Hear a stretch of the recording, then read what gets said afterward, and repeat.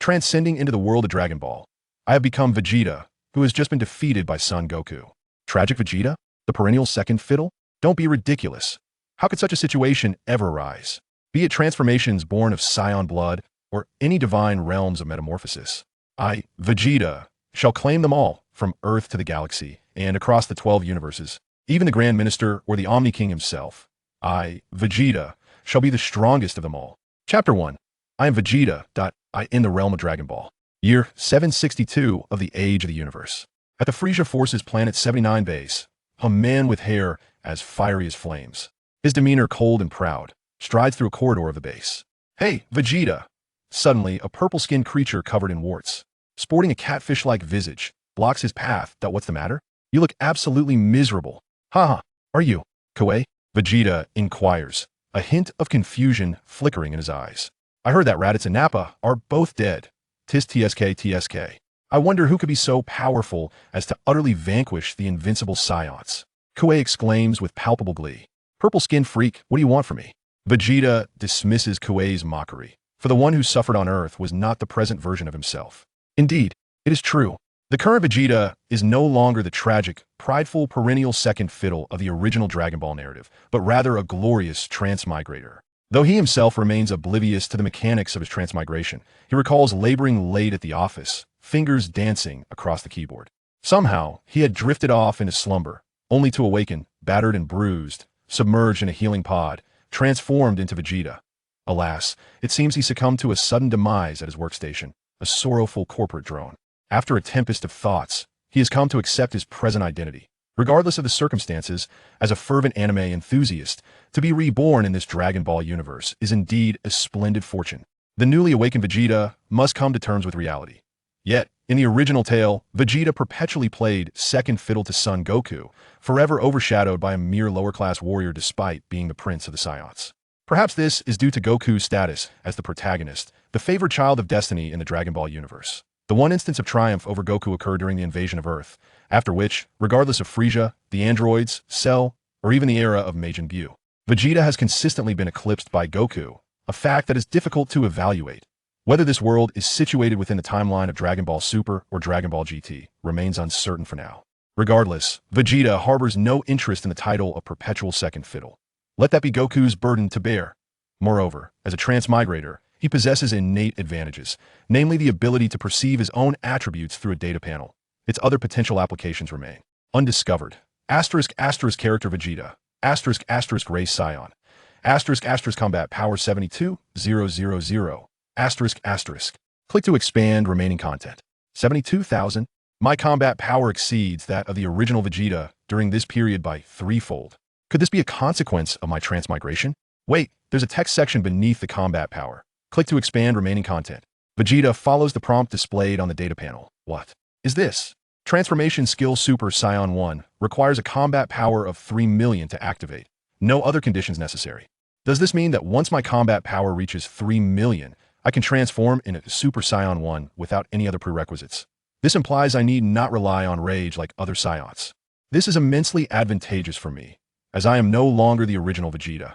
My thoughts and mindset have undergone a significant transformation, and moreover, I am devoid of circumstances that could provoke immense anger. My primary objective henceforth is to augment my combat power. By the way, I could seek out the Grand Elder on Namek to unlock my potential. I wonder how much my power can increase. I also need to acquire the Dragon Balls. If I do not venture to Namek, Goku and his companions may very well perish at the hands of Frisia. Frisia, the main antagonist of the Namek saga. Currently, my combat power is not sufficient to contend with Frisia. The disparity remains too vast. As Vegeta contemplates, he traverses the corridors of the base, only to encounter the obstructive Koei once more. Purple-skinned freak. Koei is evidently taken aback by this designation. How dare you? Vegeta, you have the audacity to address me in such a manner. Do you have business with me, or not? If not, kindly remove yourself from my path. Vegeta responds with palpable impatience. Damn it, Vegeta, you are insufferably arrogant. Initially, Lord Frisia was quite incensed by your reckless assault on Earth. However, in his magnanimity, he has forgiven your indiscretion, for your discoveries hold considerable value. And then, Vegeta regards the purple-skinned creature with exasperation, and he is exceedingly pleased. Perhaps he may attain immortality. All thanks to you. For now, Lord Frisia has set off for Namek in search of the Dragon Balls. Do you also wish to exploit the Dragon Balls for immortality? Abandon that thought. Once Lord Frisia's wish is granted, he will undoubtedly exterminate all the Namekians. Kuei declares triumphantly, as if he himself were destined for immortality. Yes, that all? Nothing more? Vegeta scoffs dismissively at Kuei's incessant prattling. Vegeta, you dare remain so haughty. While Lord Frisia may have temporarily spared you, Kuei, shall not let you off so easily, fool. With that, Vegeta delivers a powerful punch to Kuei's abdomen. Bang! Seizing the opportunity as Kuei doubles over in agony, Vegeta grasps his head with both hands and delivers a knee strike directly to Kuei's chin. Thud. Wah! Vegeta glances at the writhing Kuei in pain, then surveys the surrounding Frisia soldiers, all of whom were expressions of shock. At 164 centimeters, my height truly feels diminutive. Without leaping, I wouldn't be able to land a single strike on that purple-skinned fool's chin. Perhaps I should wish for a bit of height from the dragon. I initially intended to confront Xiao-E directly, but the thought of those ruffians from the Jinyu force lingering at the base left me wary. I am not yet a match for Jinyu. Vegeta pivoted abruptly, muttering to himself as he hastened towards the spacecraft launch pad. Damn it. That accursed Vegeta. Just wait. I shall not let you escape. Xiao-E took a moment to regain his composure, his fury igniting, and he swiftly made his way to the base's spacecraft launch pad. Thus, 2 spacecraft departed planet Frieza 79 in succession, making their way towards Namek. Time passed, though its measure was uncertain. On a certain plane of Namek. Next to the impact crater left by a spherical spacecraft, Vegeta gazed skyward.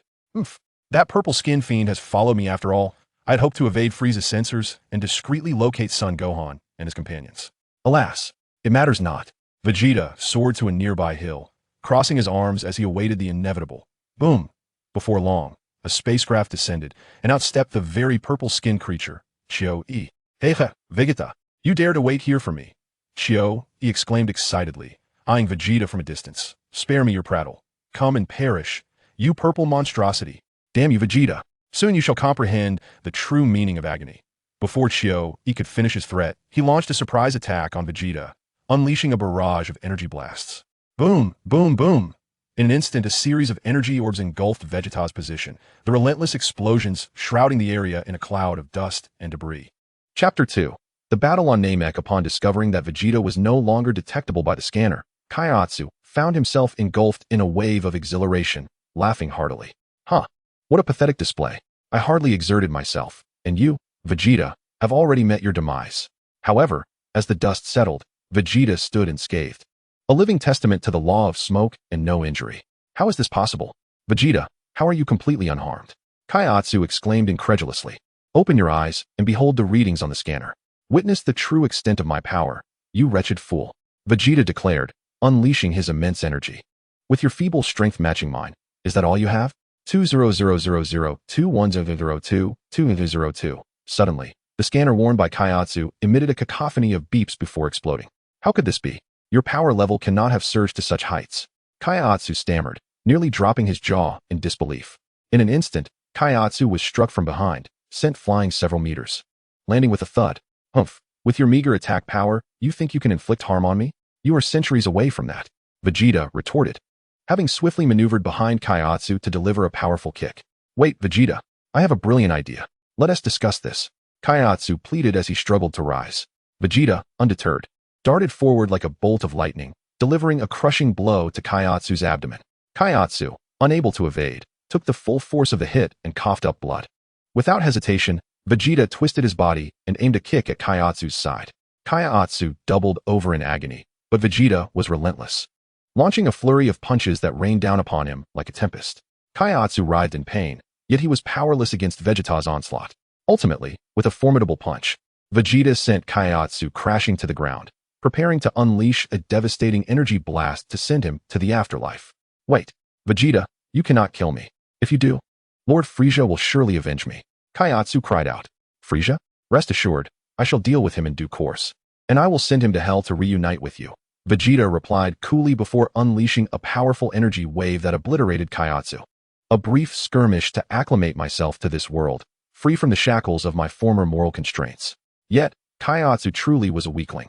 Even without holding back, he could barely withstand a few of my punches, Vegeta mused, surveying the devastation around him.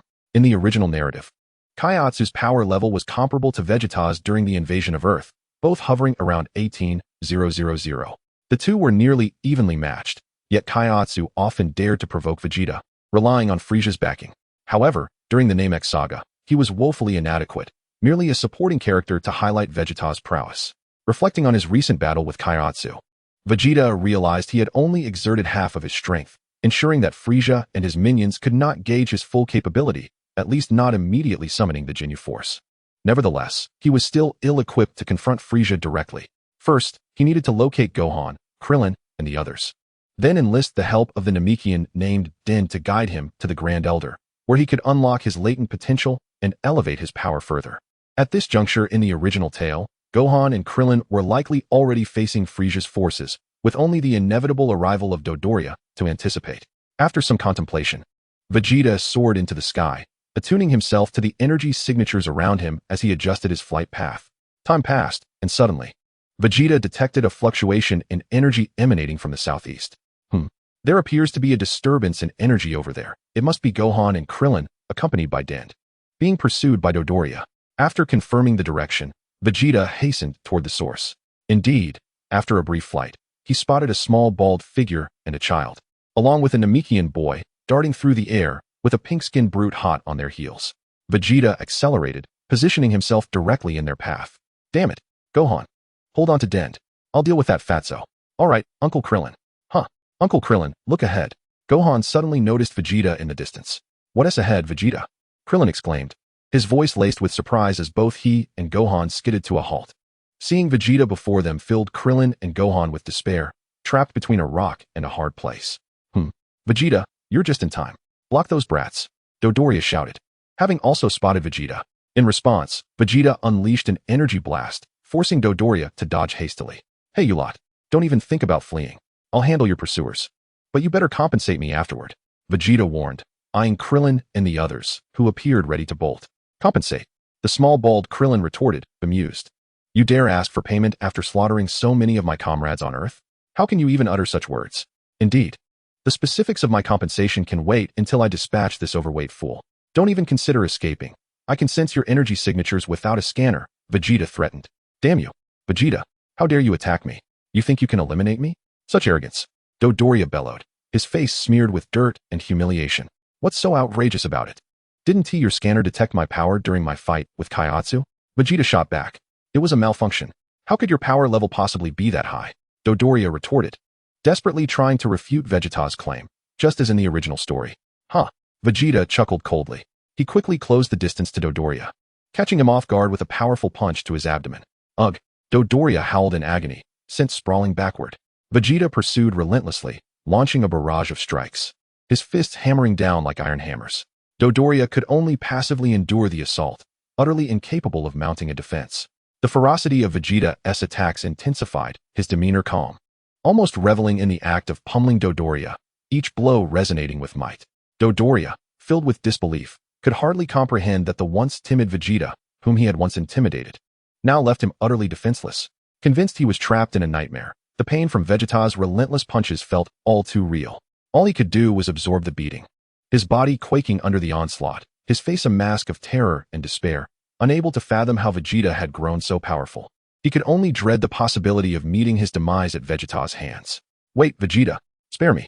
I possess a secret regarding your Saiyan planet, Planet Vegeta. Dodoria blurted out in desperation. A secret? You mean the truth that Planet Vegeta was not destroyed by a meteor, but by Frieza? Vegeta mocked. How could you possibly know this? Have you known all along? Dodoria questioned, incredulity etched across his face. Vegeta remained unresponsive to Dodoria's inquiries, once again concentrating his energy before decisively unleashing a formidable energy blast towards Dodoria. The attack struck Dodoria, who was momentarily dazed, enveloping him entirely.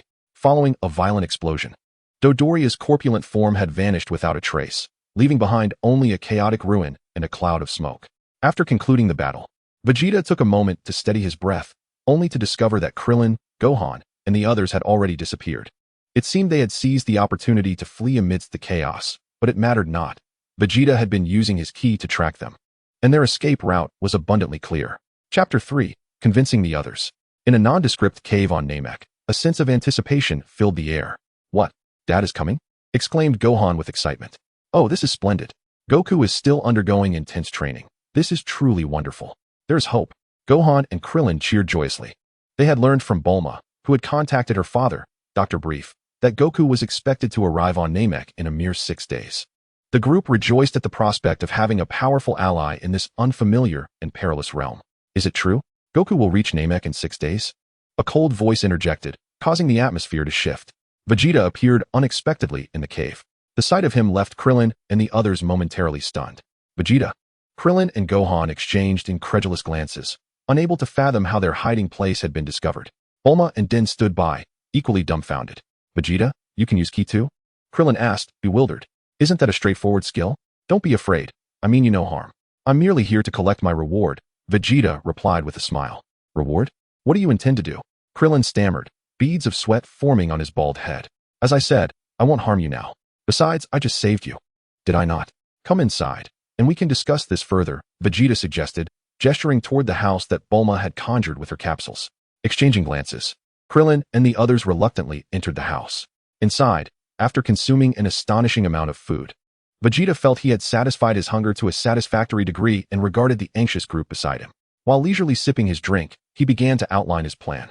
So, your reward entails collaboration? You want Din to guide us to the Grand Elder to enhance our powers? And you'll assist us in gathering the Dragon Balls? Krillin inquired, his expression one of confusion. Precisely. For the time being, I cannot confront Frieza alone. I need the two of you and Goku to stand a chance. The dragon on Namek can grant 3 wishes each time. One for me is not unreasonable, Vegeta stated calmly. What? Din, is this true? The dragon on Namek can grant 3 wishes? Krillin asked Din excitedly. Yes, it can grant 3 wishes. But how do you know the Grand Elder can help us enhance our strength? Din asked curiously. That question is inconsequential. What matters is that I need you to lead us to the Grand Elder to bolster our powers against Frieza. There should also be a Dragon Ball with him. Vegeta responded with serene determination. Krillin turned to Din once more. Is that correct? Indeed, Din confirmed, his mind racing with questions about Vegeta's extensive knowledge. Then there are no further issues. Prepare yourselves, we shall depart shortly. The sooner we leave, the sooner we return, Vegeta declared, finishing the drink in one swift motion. Vegeta, I don't know your intentions, but if Frieza is as formidable as you claim, we can temporarily cooperate. The dragon's wish can be granted to you. But I hope you won't attack Earth again, Krillin said sincerely after a moment of contemplation. Rest assured, I might even settle on Earth in the future. Vegeta responded with a chuckle.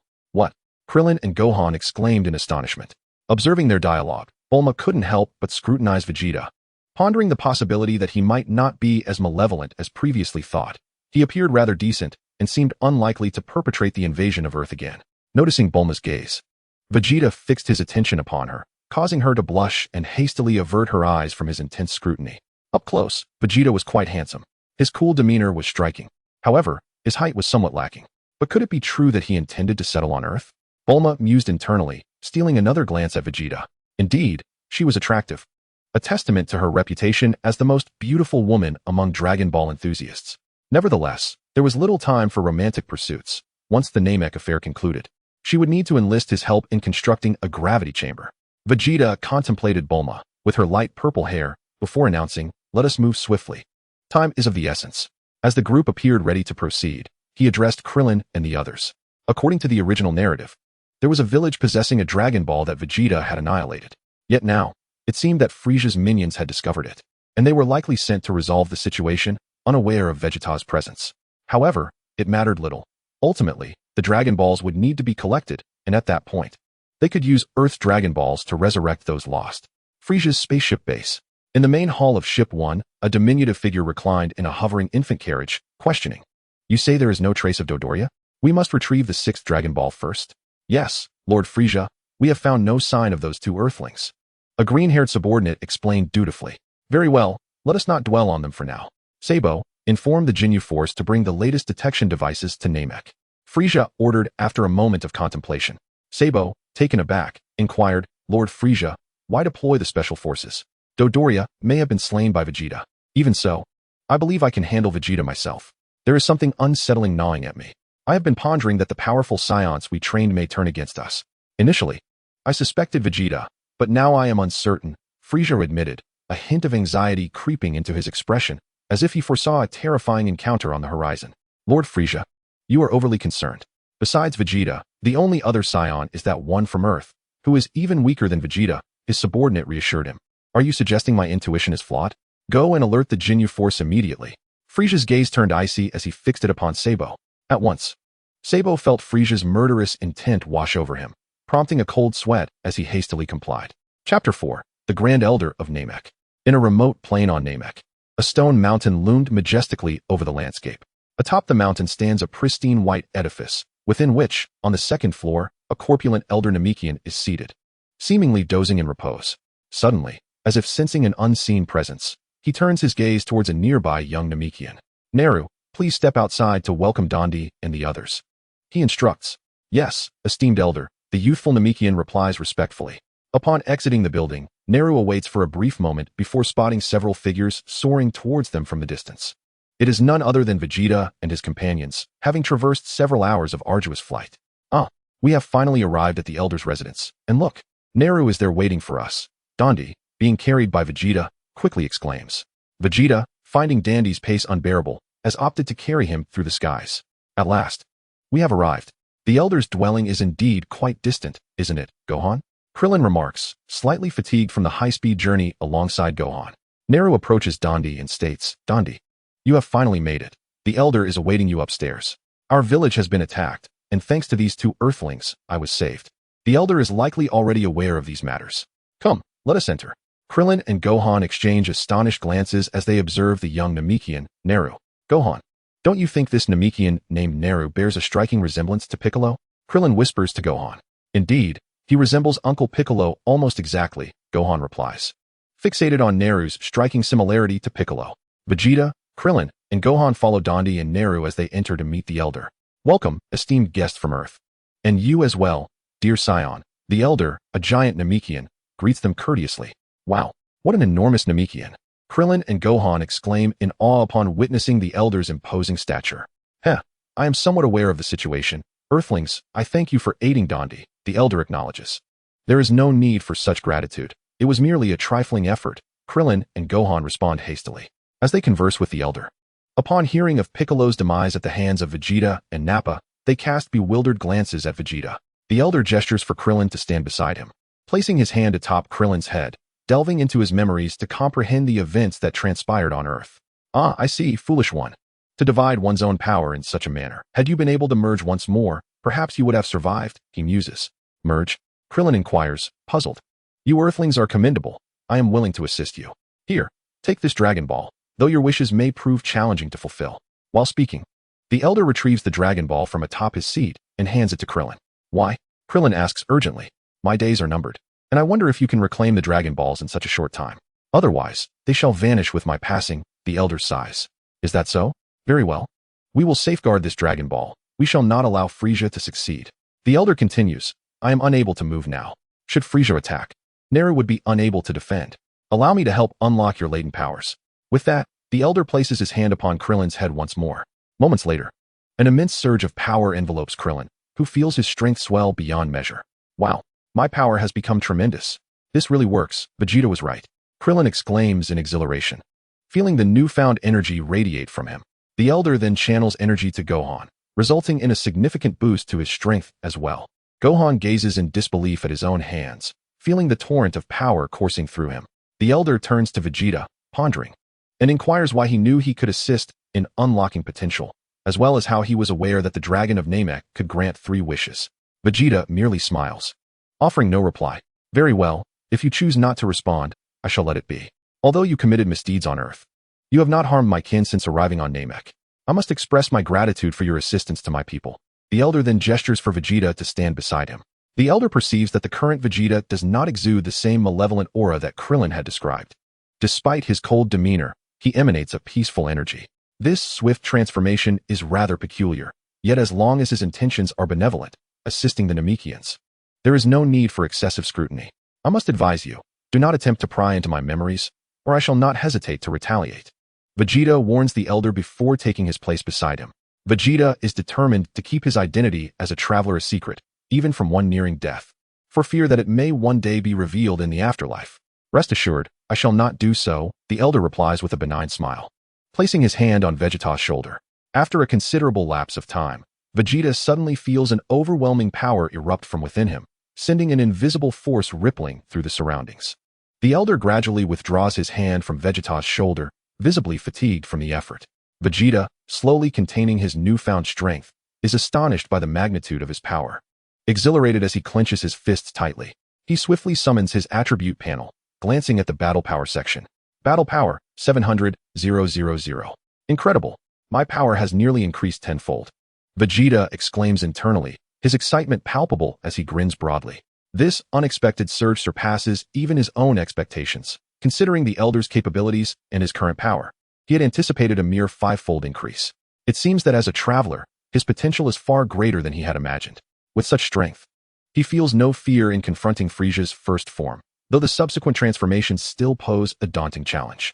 Meanwhile, Krillin and Gohan stand in stunned silence, recognizing that Vegeta's power appears even more formidable than Frieza's, instilling hope for the retrieval of the other Dragon Balls.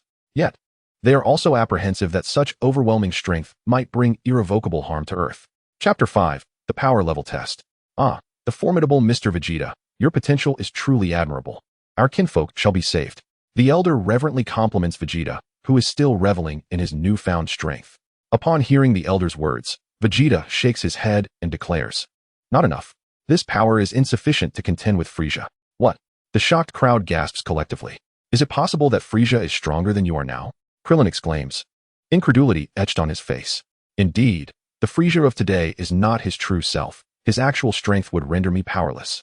Even were there 100 of me in this form. Vegeta states calmly, surely you jest. How can there be such terrifying monsters in this world? Upon hearing Vegeta's words, Krillin felt as if all his strength had drained away, causing the Dragon Ball in his hand to slip and fall to the ground. Fortunately, Gohan, ever quick-witted, swiftly caught the Dragon Ball before it could hit the ground. Vegeta glanced at the despondent faces of those around him, the atmosphere thick with an eerie silence. As I mentioned earlier, cooperation is essential. There is hope as long as Kakarot arrives, Vegeta stated languidly. Is that true? As long as my father comes, we can defeat Frieza? Gohan exclaimed, his face lighting up with excitement at Vegeta's high praise for Goku. Upon hearing that Goku's presence might bring hope against Frieza, Krillin immediately regained his composure, believing fervently in Goku's strength. He had always been capable of miracles. The Grand Elder, Nail, and the three Namekians also felt a flicker of hope in their eyes at Vegeta's words. However, Vegeta added, you cannot solely rely on Kakarot. When we return, I will train you all to enhance your strength as much as possible before Kakarot arrives. He regarded the rejuvenated duo with a cold gaze. Dent, you two must unlock your potential and accompany us back. Your healing abilities will be essential during our training. He looked at the bewildered Dend, who stood aside, confused. Me? Do I have to? Dend asked, his expression filled with uncertainty. The Grand Elder chimed in. Dend, you should return with us and contribute to the rescue of our people. Following this, Dend was able to unlock his potential, primarily enhancing his healing capabilities. After bidding farewell to the Grand Elder, Vegeta led the group back to Bulma's location. Thanks to their enhanced powers, their return journey was considerably quicker than their initial arrival, and it wasn't long before they reached the cave where Bulma was hiding. Time flowed like water, and in the blink of an eye, nearly 5 days had passed since Vegeta and the others had returned from the Grand Elder on Namek. During these days, after acclimating to his surging power, Vegeta began training Krillin and Gohan. Although their combat abilities seemed woefully inadequate to Vegeta, they at least served as suitable sparring partners, providing them with a measure of self-defense for the battles ahead. One day, after enduring a rigorous session with Vegeta, Krillin and Gohan ultimately collapsed to the ground. Dend, who had been standing by, was eager to assist them in healing their injuries, but both quickly declined his help. Dend was left puzzled, wondering why they refused treatment. The truth was that the moment they were healed, they would be dragged back for more training by Vegeta. What was termed training was, in actuality, a relentless beatdown. They had no means to retaliate against Vegeta's onslaught. However, through the training over the past few days, both Krillin and Gohan not only stabilized their previously skyrocketed power, but also managed to enhance their combat prowess slightly. Their battle awareness and teamwork had improved significantly. Vegeta, observing the two sprawled on the ground, chose to disregard them and approached Bulma, who was engrossed in a book. Bulma, have you finished modifying the new model of the scouter I gave you? Vegeta inquired. Vegeta, could you perhaps speak to me with a bit more courtesy next time? After all, you do need my help. Bulma replied, rolling her eyes at him. Nonetheless, she rose from her seat, retrieving a handheld scouter from the capsule house, and handed it to him. I didn't bring any tools or materials with me to Namek, so I could only modify the ear-mounted version into a handheld one. It's considerably bulkier, but it can detect power levels up to 5 million, Bulma said with a shrug. That's fine, for now. It will suffice, Vegeta responded, taking the scouter from her. Humph. If I had sufficient materials and tools, I could create one with a limit of 1 billion. If portability isn't a concern, I could even engineer one that reaches a staggering limit of 10 billion. Bulma proclaimed proudly, crossing her arms and wearing an expression that seemed to beckon compliments. Indeed, truly remarkable. You are undoubtedly the universe's foremost genius, the enchanting Miss Bulma. Vegeta lauded her, knowing well that he was merely flattering his partner. Bulma beamed at his praise, responding with satisfaction, "Oh, stop it. You're making me blush, haha." Vegeta then turned his attention back to studying the scouter, while Krillin and Gohan, who had been lying on the ground, hastily called for Din to help them heal before swiftly joining Vegeta in examining the scouter. Both were eager to discover the extent of their current combat abilities. The three took turns testing their power levels with the scouter. Vegeta, approximately 720,000. Gohan, around 30,000. Krillin, about 20,000. Vegeta compared the scouter's readings with his own attributes, noting the numbers were largely consistent, though his own readings would undoubtedly be more precise. He recognized that reaching near 1,000,000 was a considerable feat, and without a gravity chamber, further enhancement would be challenging. He deemed the practice of using a Saiyan's near-death revival for a power boost to be detrimental to one's health, akin to prematurely exhausting one's potential, something best avoided unless absolutely necessary.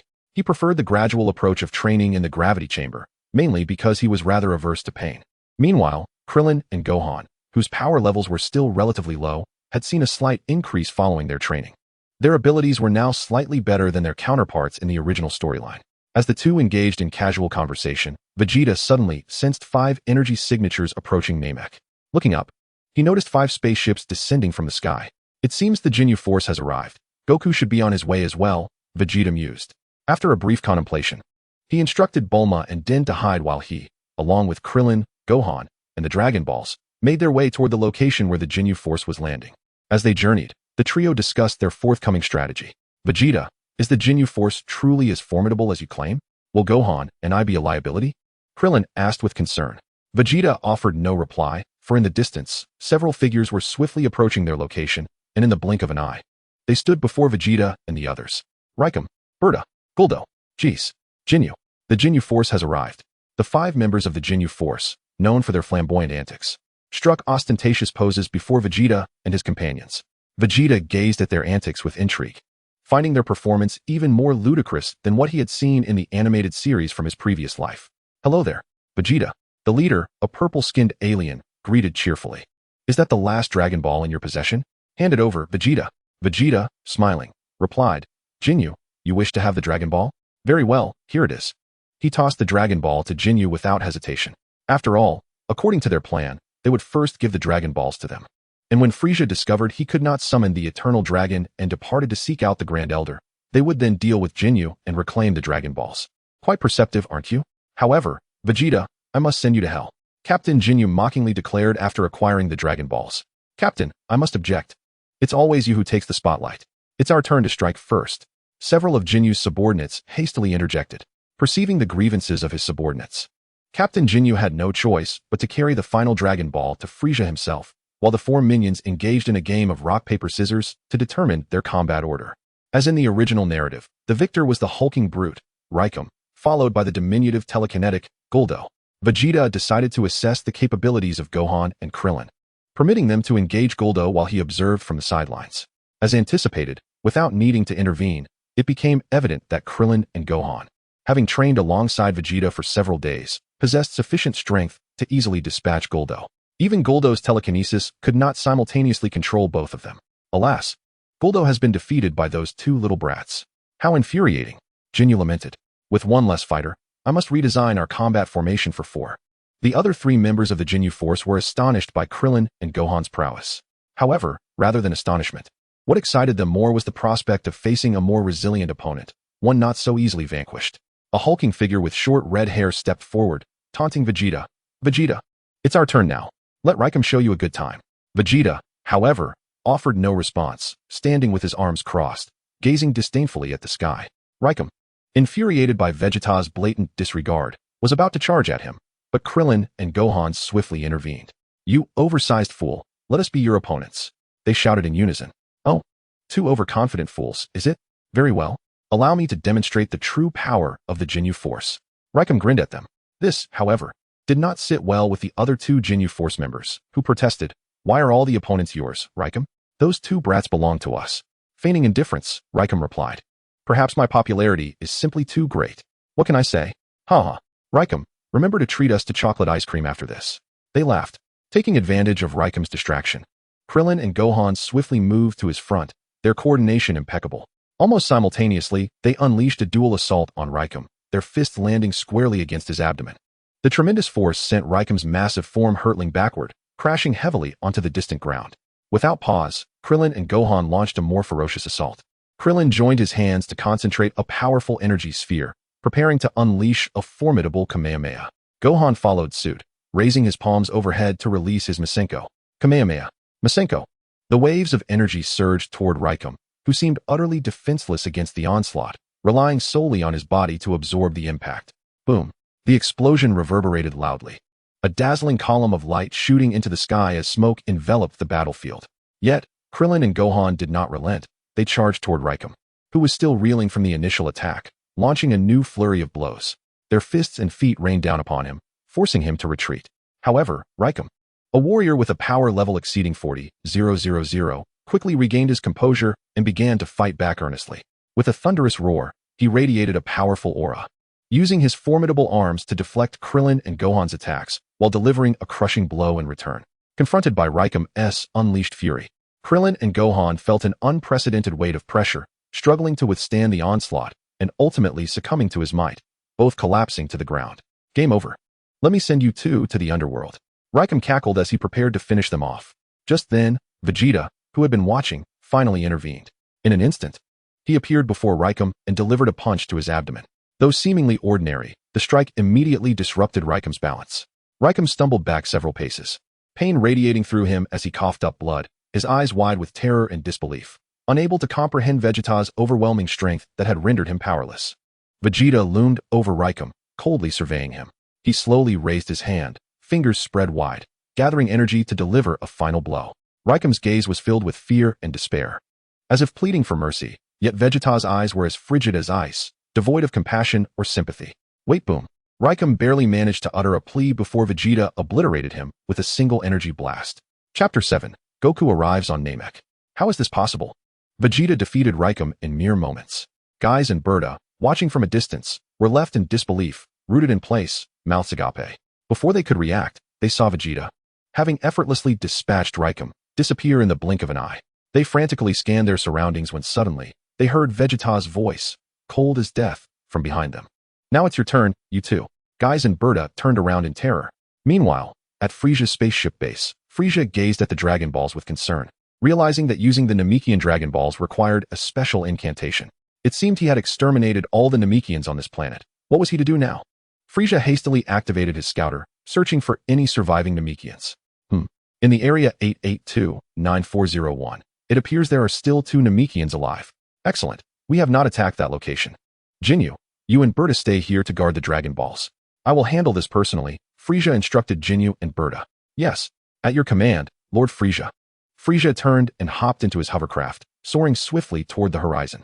Meanwhile, after Vegeta had easily dispatched Guys and Berta, he prepared to carry the unconscious Krillin and Gohan back to Bulma for Den to heal them. Suddenly, Vegeta paused, looking up at the sky, where a circular black and white spaceship was descending. Goku, you have finally arrived.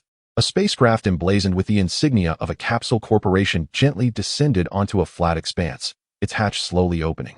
From within emerged a man clad in an orange martial arts uniform, sporting a hairstyle reminiscent of a crab. Ah, at last, I've arrived on Namek, he exclaimed. I must locate the 3 of them immediately. I hope Krillin, Gohan, and Bulma are safe. That's Gohan's energy. And Krillin's too. They appear to be injured. Their life forces are faint. Hang in there. I'm coming. The man with the crab-like hairstyle soared into the sky, racing towards the locations of Krillin and Gohan. Upon reaching them, he was taken aback to find Vegeta standing nearby. Vegeta? What brings you here? I didn't sense your energy just now, he queried. Kakarot. You finally made it. Vegeta replied icily. The man scratched his head and said, just call me Son Goku. I'm not quite accustomed to being addressed as Kakarot. By the way, did you conceal your energy? I never noticed you. When did you learn to do that? Have you grown even stronger? Keep this up and your son and that little bald one might not make it, Vegeta interjected, noticing Goku's idle chatter. Hastily, Goku administered a Senzu bean to both Gohan and Krillin, revitalizing them instantly. They sprang to their feet, eager to recount the myriad experiences they had endured on Namek. I see. Vegeta, I'm not sure what caused your transformation, but I must thank you for aiding Krillin and Gohan. However, it seems you have grown even more formidable. I would love to spar with you right now. I feel I may not even be your match. Goku exclaimed, his eyes sparkling with excitement. I, too, would relish a match, but not at this moment. There will be opportunities ahead. Our immediate priority is to reclaim the Dragon Balls. Krillin, Gohan, you two go fetch Dent. Kakarot and I will head to retrieve the Dragon Balls, Vegeta commanded, succinctly outlining their next steps before he and Goku set off towards Frieza's ship. At the Frieza spaceship base, Captain Ginyu and Jis were engaged in idle conversation when they noticed two figures approaching from the distance. It seems Ginyu and the others have dealt with Vegeta. It took them quite a while, Jis remarked. Wait, something feels amiss. Captain Ginyu sensed an anomaly and quickly activated his scouter. He was astonished to find that the figures approaching were not his team members, but Vegeta and a man with a crab-like hairstyle. Vegeta? How could it be you? Have my team members been defeated? Ginyu questioned, alarmed, ignoring Jinyu's inquiries. Vegeta turned to Goku. Kakarot, let us give you the chance to choose your opponent, but make it quick. We don't have much time. Goku's eyes widened in surprise at Vegeta's generosity, realizing he was indeed a different person from the one he knew on Earth. Without hesitation, he chose to confront Ginyu, while Vegeta faced the astonished Jis. How dare you underestimate me, Captain Ginyu? Even if you've defeated my team, it matters not. As long as I, Captain Ginyu, remain, I can form a new Ginyu force at any time. Ginyu fumed, feeling a surge of indignation. Your power level is merely 5,000. Ginyu stated, initially cautious. He then scanned Goku's power level with his scouter. What? Only 5,000? Ginyu, could there be an error? That level of power can't possibly contend with my team. Jis exclaimed, bewildered. It seems the scouter's readings are inaccurate. His power likely surges at the moment of attack. I would estimate it to be no less than 60,000. Ginyu analyzed coolly. Impossible. How could a Saiyans power reach 60,000? Jis gritted his teeth in disbelief. Nothing is impossible. He is undoubtedly a prodigious warrior. This battle should be exceptionally entertaining. I shall unleash my true abilities. Come, little one. Let me witness your strength and see how you dispatched my team. Ginyu declared, assuming a combat stance. Though you have praised my prowess. It was actually Vegeta who defeated your team, not me, Goku replied earnestly. What? It was Vegeta?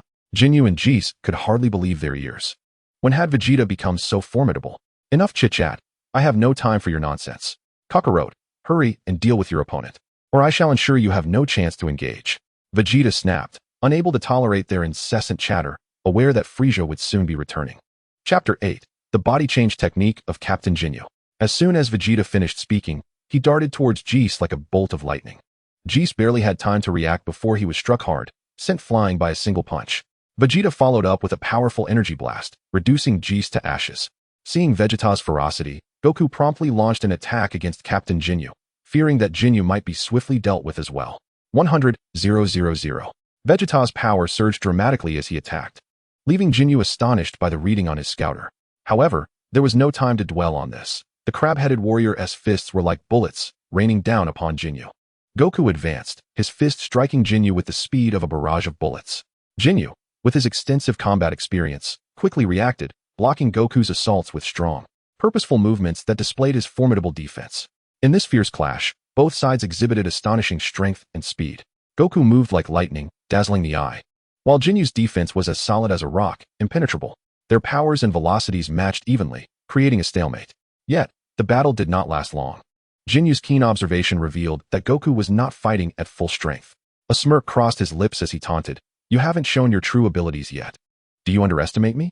Bring forth your full power, and let us have a serious battle." Goku smiled slyly in response. "Then keep a close eye on your scouter and witness my true power.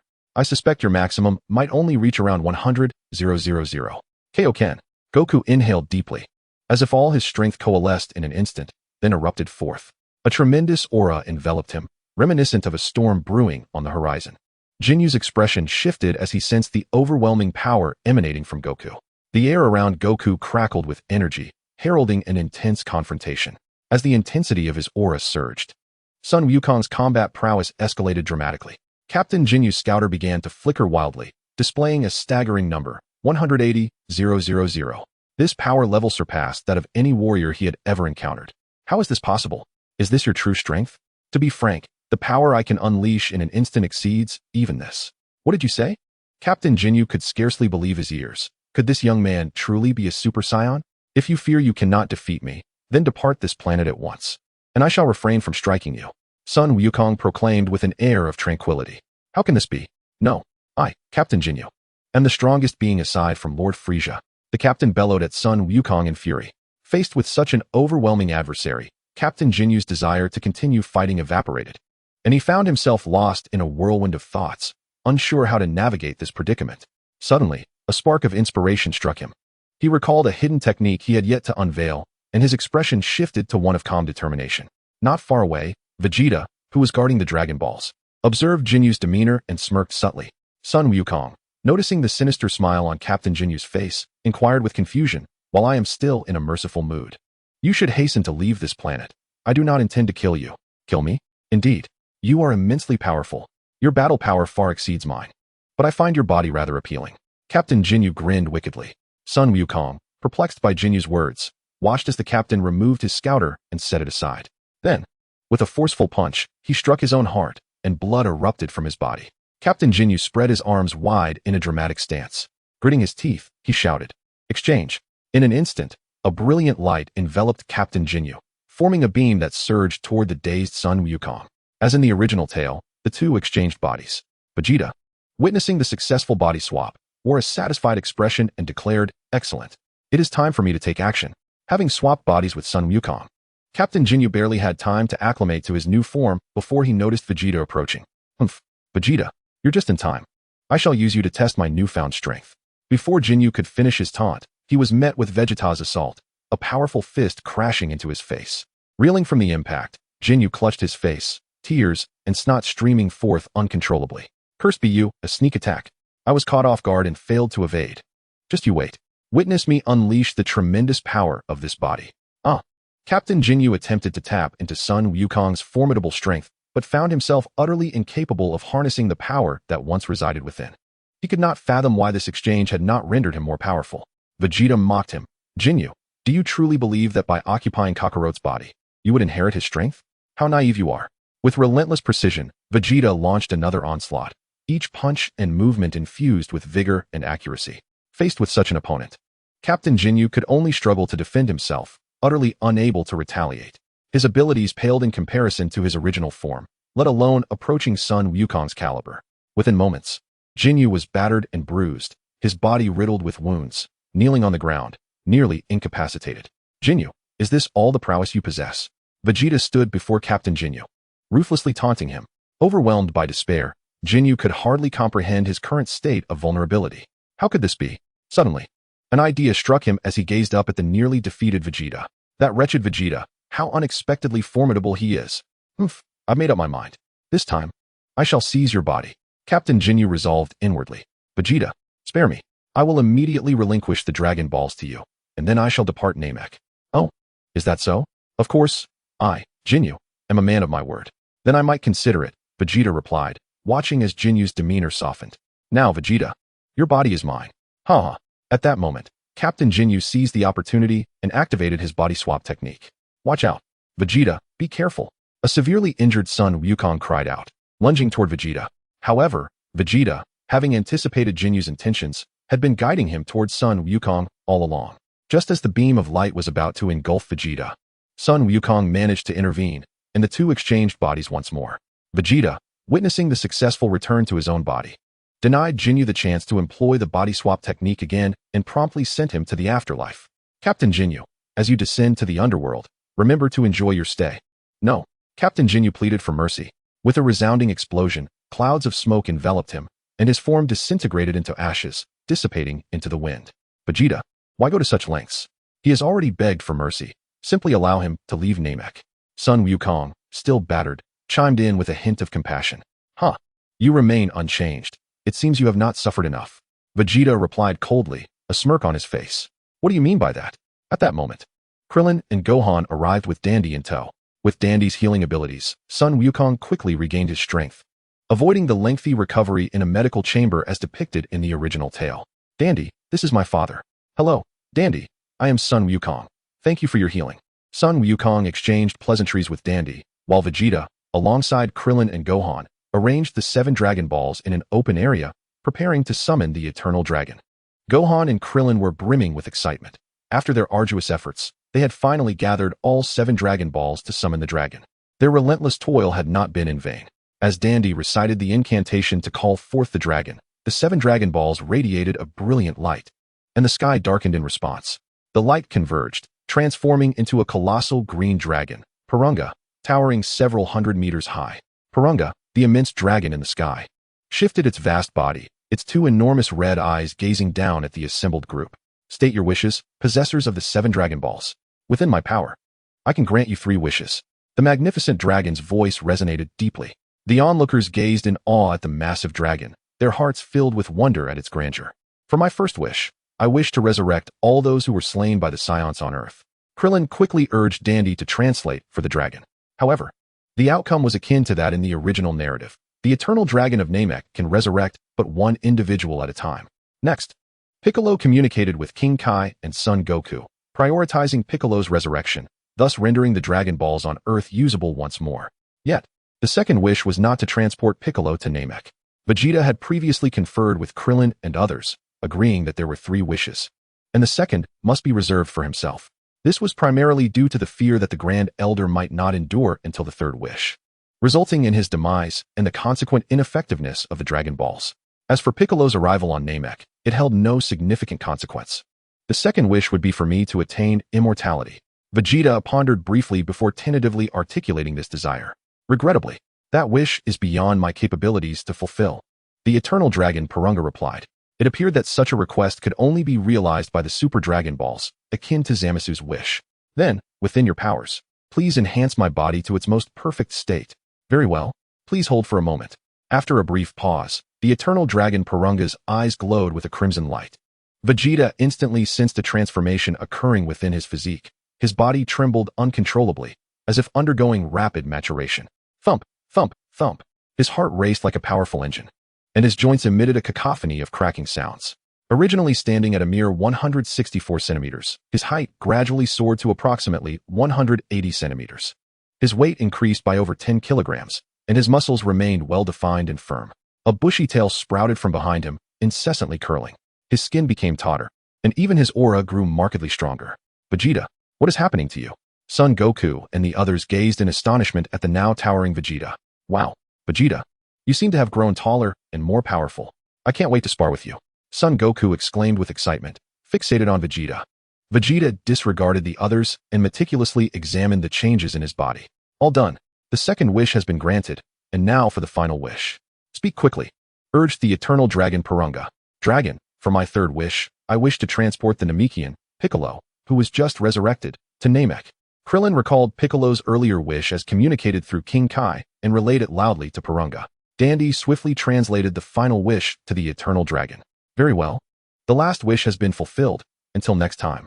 Suddenly, before Purunga could finish his statement, he vanished. The sky returned to its normal state, and the 7 Dragon Balls fell to the ground, transformed into stone. Oh no, the Grand Elder has passed away. Dandy exclaimed in shock upon witnessing the scene before him. What? How could it happen so swiftly? Krillin and the others were engulfed in sorrow. But why haven't we seen Piccolo? Did he not have time to be transported? Krillin inquired, scratching his bald head in confusion. Dandy quickly explained. Perhaps he did not specify the location for the transportation and was randomly sent to some place on Namek. Hey Goku, what's wrong? Krillin asked helplessly, turning to find Son Goku gazing eagerly into the distance. Goku did not respond, for he sensed a formidable energy approaching at great speed. Here it comes, Goku suddenly announced.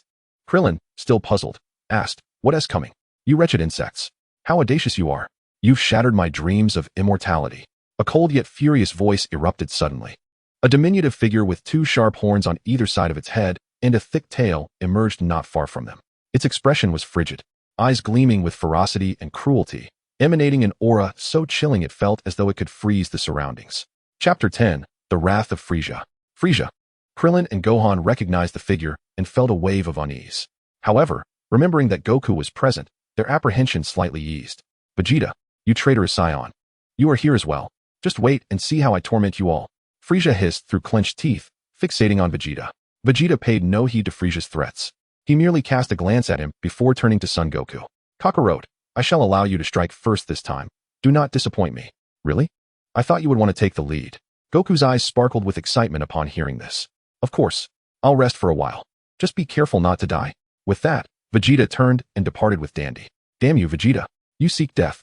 Frieza, infuriated by Vegeta's demeanor, unleashed a deadly beam from his fingertip aimed at Vegeta. Smack! The beam was effortlessly deflected into the air by Son Goku, who had rushed forward. You damn it.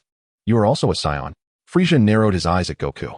Goku did not respond to Frieza but turned to Krillin, saying, Krillin, you and Gohan should follow Vegeta and keep your distance. I will handle Frieza. Be careful, Goku. You can do it. Krillin encouraged as he and Gohan hurried towards Vegeta. Oh, by the way, are you the Saiyan who was sent to Earth years ago? What is your name? Frieza asked, intrigued, as he scrutinized Goku, who bore a striking resemblance to the Saiyan who had once defied Frieza's army alone. That fearless Saiyan ultimately met his demise at Frieza's hands, along with the destruction of planet Vegeta. My name is Son Goku, but they all call me Kakarot. Goku replied, his gaze calm and smile unwavering. Kakarot. Indeed a Saiyan name. Since you seem so perceptive, allow me to share a secret before you meet your end. Your home planet, planet Vegeta, was not destroyed by meteors. Rather, it was annihilated by my own hand. Frieza sneered. I have heard that from Vegeta. Thus, I shall defeat you. Goku responded with a serene smile. Frieza, witnessing Goku's unwavering grin, erupted in fury, roaring, impudent. Accursed Saiyan, I shall shred you into pieces and ensure you suffer a fate worse than death to quench my wrath. In an instant, Frieza unleashed his full energy, his aura surging violently. He then lunged forward, delivering a punch toward Goku, which Goku effortlessly intercepted. Frieza hastily threw another punch, only to have it similarly thwarted by Goku. Goku, facing Frieza's onslaught, remained remarkably composed. Having easily blocked Frieza's 2 punches, he suddenly erupted in power, his aura rapidly intensifying. Beep, beep, beep, boom. Frieza, observing the readings on his scouter, was astounded as Goku's battle power skyrocketed, ultimately obliterating Frieza's scouter. Impossible. A mere Saiyan. Yet your strength is astonishing. Frieza gazed at Son Goku, his expression one of utter disbelief. Indeed, I too am quite astonished. It feels almost surreal. When I first arrived on Namek, my power was incomparable to what it is now. It's like night and day. Son Goku clenched his fists, his face reflecting a deep sense of wonder. Once Frieza regained his composure, he arrogantly declared, do not grow complacent. My power extends far beyond this. Is that so? Might I trouble you to demonstrate? Son Goku's excitement surged at Frieza's words. Of course. After I transform, you shall witness what true power looks like. With a gleeful laugh, Frieza tore through his battle suit. Oh, is this the transformation? Son Goku queried, confusion etched on his face. Frieza merely smiled, offering no reply, and then clenched his fists, his aura intensifying exponentially. Frieza bellowed, his form beginning to shift. First his torso, then his limbs, gradually expanding and thickening, and finally his head, with his black horns morphing into robust, sharp appendages akin to bull horns. Upon completing his transformation, Frieza towered nearly 25 meters tall, his energy amplified more than twofold. Son Goku, eyes alight with excitement, exclaimed, incredible. You look entirely different. You seem so powerful. Frieza sneered. Are you frightened? Such immense power is difficult for me to control. My battle strength now exceeds 1 million. Yet, Son Goku displayed no hint of fear. Instead, he was consumed with impatience. Let us commence our duel without delay. I can hardly wait. Foolish Saiyan, you shall regret this. With a thunderous clash, Son Goku and Frieza engaged in a fierce battle on the plains of Namek. In the fray, Son Goku moved like an agile monkey, darting nimbly between Frieza's strikes. Although his movements appeared chaotic, each maneuver skillfully evaded Frieza's attacks, while simultaneously launching counteroffensives. Frieza, in his second form, was imposing and muscular, his strength markedly enhanced. With a resounding smash, he swung his massive fist downwards, causing the ground to tremble. However, Son Goku leapt gracefully into the air, flipping as if unperturbed by the seismic vibrations below. Mid-air, Son Goku abruptly altered his attack trajectory, his feet converging to strike at Frieza's face. Yet, Frieza's reflexes were equally swift. He deftly sidestepped and retaliated with a knee strike. Unable to gain leverage in the air, Son Goku braced himself for the impact, merely taking a small step back, sustaining minimal damage. He continued to exploit his unique fighting style, alternating between rapid movements that rendered him nearly invisible to Frieza and deliberate slow motions that created illusions, before launching lethal strikes. After evading another of Frieza's attacks, Son Goku suddenly surged from the opposite side, unleashing a potent energy blast aimed directly at Frieza. However, Frieza was unyielding, retaliating with an energy wave of his own. A thunderous collision erupted as the two forces clashed in the air, illuminating the surroundings with brilliant light. In the aftermath, Son Goku was pushed back a few meters, while Frieza staggered nearly 10 meters. Their strengths appeared evenly matched. However, Son Goku had yet to unleash his full potential, reveling in the thrill of battle rather than hastening its conclusion. Haha, Saiyan, you are quite formidable. You can hold your own against this form of mine, Frieza boasted with haughty demeanor. Really?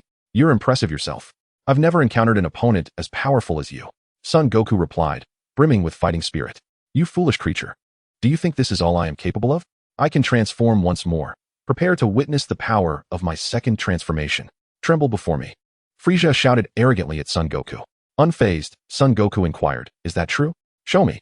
Frieza, irked by Son Goku's lack of fear, began his second transformation. His aura swelling once again, muscles expanding further, his form becoming grotesque, adorned with massive bone spikes, and his head evolving into an even more bizarre shape. The air around them swirled violently with Frieza's escalating power. Son Goku, exhilarated by Frieza's enhanced energy, found joy in the strength of his adversary. The fervor for combat coursed through his Saiyan blood. Meanwhile, in a distant location on Namek, a white silhouette raced towards Son Goku and Frieza. After ensuring Dandy's safety, Vegeta observed his own body with a newfound awareness. Meanwhile, Gohan and Krillin joined Dandy. Vegeta felt the transformation granted by the Dragon Balls, not only enhancing his physique, but also making it more suitable for combat. It was perplexing that, despite being a Saiyan prince with remarkable talent and lineage, he had always found himself overshadowed by Son Goku, permanently occupying the second place. Particularly during the Namek saga, Goku's power escalated unreasonably. After much contemplation, it could only be attributed to Goku being the protagonist, blessed with the protagonist's halo and the buff of a destined child. This left Vegeta with no choice but to seek enhancement through the Dragon Balls, hoping to surpass Goku's monstrous progress. As Vegeta felt the power surging from his Saiyan bloodline, he summoned his attribute panel. Battle Power 800,000. Transformation Skill Great Ape Transformation Super Saiyan 1 requires 3,000,000 battle power to use, no other conditions. He noted the addition of the Great Ape Transformation, which slightly boosted his power, but he was still far from the 3,000,000 target. Was he destined to rely on that technique once again? Vegeta pondered, his expression troubled as he gazed at the panel. Thus, he resolved himself, recalling the old adage that one must endure suffering to rise above others. With newfound determination, he turned towards Krillin and the others. Goku is truly impressive. Although Frieza is terrifying, I feel Goku is handling it effortlessly, Krillin remarked in awe. Indeed, Uncle Krillin, Dad has become incredibly strong, Gohan declared proudly. Hey bald guy, come and inflict some serious injuries on me. Vegeta's unexpected comment left Krillin bewildered, unsure if he had misheard. What are you saying, Vegeta? We Saiyans have a unique trait. When we are near death and recover, our strength increases dramatically. Inflicting harm upon oneself proves futile. It is solely through the aggression of others that one can achieve any effect. With a grave expression, Vegeta elucidated this to Krillin. Why must we resort to such measures? With Goku confronting Frieza, is it truly necessary? What do you understand? We cannot rely entirely on Kakarot. Frieza possesses transformations of even greater potency. We may all find ourselves exterminated. Vegeta admonished, his tone laden with foreboding. But how could my strength possibly inflict severe injury upon you? Krillin stuttered, momentarily flustered. It's quite simple. I shall temporarily diminish my battle power to its nadir, allowing you to harm me grievously, after which Dend can employ his healing abilities on me. Vegeta then turned to instruct Dend with fervent urgency. Very well. Just inform me when I may strike. Krillin acquiesced reluctantly. Indeed, prepare yourself. Suddenly, before Vegeta could finish his sentence, Krillin unleashed a ki blast that penetrated Vegeta's abdomen. Gohan and Dend stood by, their expressions a blend of shock and disbelief at the unfolding scene. Ouch, that hurts. Damn you little bald head. I hadn't even concluded my statement. Vegeta clutched his abdomen, cursing incessantly. Was it not you who said you were ready? Krillin countered, bewildered. Uncle Krillin, let's not focus on that right now. Dend, quickly assist Vegeta. Gohan, regaining his composure, hastily pulled Dend toward Vegeta. Mr. Vegeta, I will tend to your wounds immediately, Dend declared anxiously. At that moment, a tall figure draped in a white cloak descended from above. What is this aura? Gohan exclaimed, suddenly sensing something. Uncle Piccolo. Gohan felt a surge of excitement as a towering silhouette materialized before them. Gohan, are you unharmed? Piccolo inquired as he appeared before them. Piccolo, we've been awaiting your return. Krillin and Gohan exclaimed in unison, their faces alight with enthusiasm. You've all endured much. Particularly you, Gohan. You've grown so much stronger. Well done, Piccolo remarked, gazing at Gohan with admiration. Gohan, wiping away a tear, responded, Uncle Piccolo, your resurrection is all that matters. Everything else pales in comparison. Is that creature currently battling Goku truly Frieza? Piccolo queried as he shifted his gaze toward the battlefield where Goku and Frieza clashed. Indeed it is, Gohan affirmed, awe evident in his voice. It's astonishing to discover such a terrifying entity exists within this universe. Piccolo reflected, contemplating his own strength after training with King Kai and merging with Nail, yet still feeling dwarfed by Frieza's overwhelming power. Apologies, Gohan. I squandered a wish to transport myself here from Namek, which proved futile. My power is insufficient to confront Frieza. We must rely on Goku. Piccolo's expression revealed his resignation. It's all right. As long as Goku is with us, we possess hope. Krillin reassured him hastily. Yes, Uncle Piccolo, I believe my father can defeat Frieza. You must be Dend. Piccolo addressed the Namekian behind them. Dend, who had just healed Vegeta, gazed at Piccolo with curiosity, recognizing the striking resemblance to Nail. I am Dend. Who are you? How do you know my name? Because he has fused with Nail. Vegeta interjected, having regained his composure. You know this too? Saiyan. Piccolo frowned, perplexed by Vegeta's knowledge. Vegeta, your injuries have healed? Splendid. Krillin and Gohan turned to admire Vegeta, who appeared notably revitalized. Piccolo, however, observed that Vegeta had grown significantly taller, seemingly surpassing even Goku. He pondered the anomaly, convinced that this Saiyan could not have been so tall before. Yet, it mattered little. After training with King Kai and merging with Nail, Piccolo's power had surged to nearly 1.5 million, instilling him with newfound confidence. This Saiyan, who had invaded Earth. I could easily dispatch him now, Piccolo thought, his gaze fixed on Vegeta with an icy intensity, contemplating vengeance for his fallen comrades. Wait, Piccolo. Vegeta is not our enemy anymore. Krillin interjected, alarmed by Piccolo's intent to engage. Indeed, Uncle Piccolo, Vegeta has allied with us on Namek. He has been aiding us. Gohan added swiftly, what are you two saying? Have you forgotten his reign of terror on Earth? Piccolo's eyes widened in disbelief as he scrutinized Krillin and Gohan. They promptly recounted their experiences on Namek and Vegeta's assistance. Is it possible that the Saiyan who once wreaked havoc has truly changed for the better? Piccolo mused. Still skeptical, yet recognizing that Gohan and the others would not deceive him. He reluctantly addressed Vegeta. Even so, I shall remain vigilant, Saiyan. Huh. Your opinion matters little to me. Your current power is far too weak to pose any threat, Vegeta replied coldly, dismissing Piccolo's animosity. What did you say, Saiyan? Piccolo retorted, brimming with indignation. Should you doubt my words, let us resolve Frieza first, and I shall entertain you afterward, Vegeta stated, turning away to examine his attribute panel. Piccolo, enough. Let us not escalate this, Krillin urged. Yes, Uncle Piccolo, our true adversary is Frieza. Krillin and Gohan hastily attempted to pacify Piccolo. Character Vegeta. Race Saiyan. Battle power 3.2 million. Transformation skills, Great Ape, Super Saiyan. After narrowly escaping death, his battle power astonishingly surged to 3.2 million. He could transform into a Super Saiyan now. Haha. Vegeta reveled in exhilaration but couldn't shake the pain from the earlier injury. He contemplated whether subsequent transformations could be triggered directly and resolved to investigate further when time permitted. Vegeta steadied his excitement and continued to gaze at the distant battlefield, where Frieza and Goku's clash raged on. At that moment, Frieza, now in his third form, boasted a battle power exceeding 2 million. The two faced off at the center of the battlefield, with Goku maintaining a relaxed smile, as if all was well within his grasp. Frieza, with a grotesque expression, had transformed into his third form, his stature considerably larger and his power immensely heightened. Yet, he remained incapable of unsettling the Saiyan before him. With a sudden swing of his arm, he unleashed a wave of energy aimed at Son Goku. However, Goku merely sidestepped with ease, effortlessly evading the attack. A mocking smile played on Goku's lips, as if to convey that such an assault was trivial in comparison to his capabilities.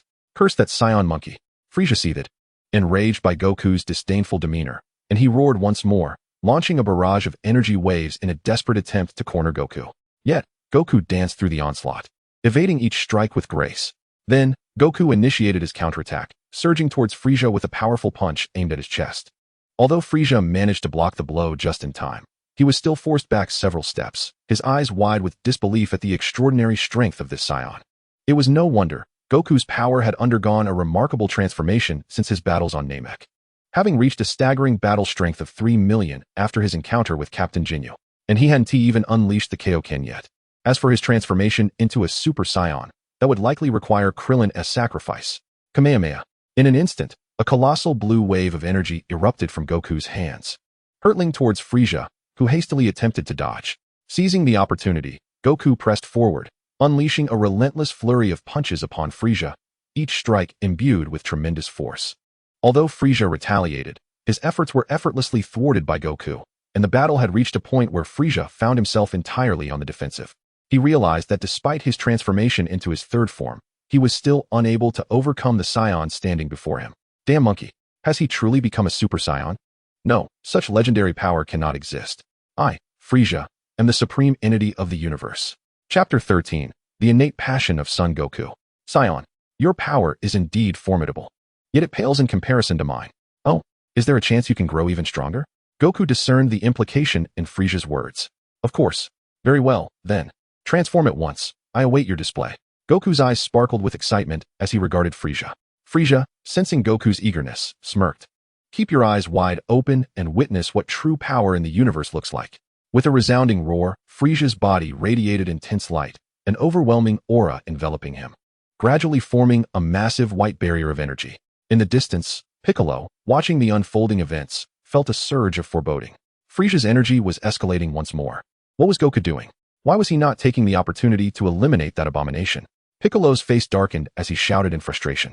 Alas, Goku, what are you thinking? Krillin said helplessly. Don't worry, I have faith in Dad. He will surely defeat Frieza. Gohan declared confidently. Vegeta, however, attributed the entire situation to the Saiyan race's inherent combative nature, deeming it incurable. Boom. The battlefield reverberated with thunderous sounds.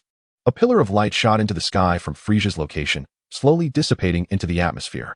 As smoke enveloped the area, a formidable aura swept through, clearing the haze to reveal a diminutive white figure, radiating an overwhelmingly powerful presence, though seemingly simple in appearance. Frieza now exuded an icy and potent energy that pressed upon Goku. The tyrant of the cosmos, Frieza, had at last revealed his ultimate form, his compact physique emanating a chilling and formidable aura. Is this truly your full power? Indeed, it is impressive. Goku marveled at Frieza's final transformation. Humph. Feeling intimidated, are we? The last time I assumed this form was in the presence of my father and that wretched brother of mine. But be careful, in this state. My power is somewhat difficult to control, Frieza sneered at Goku.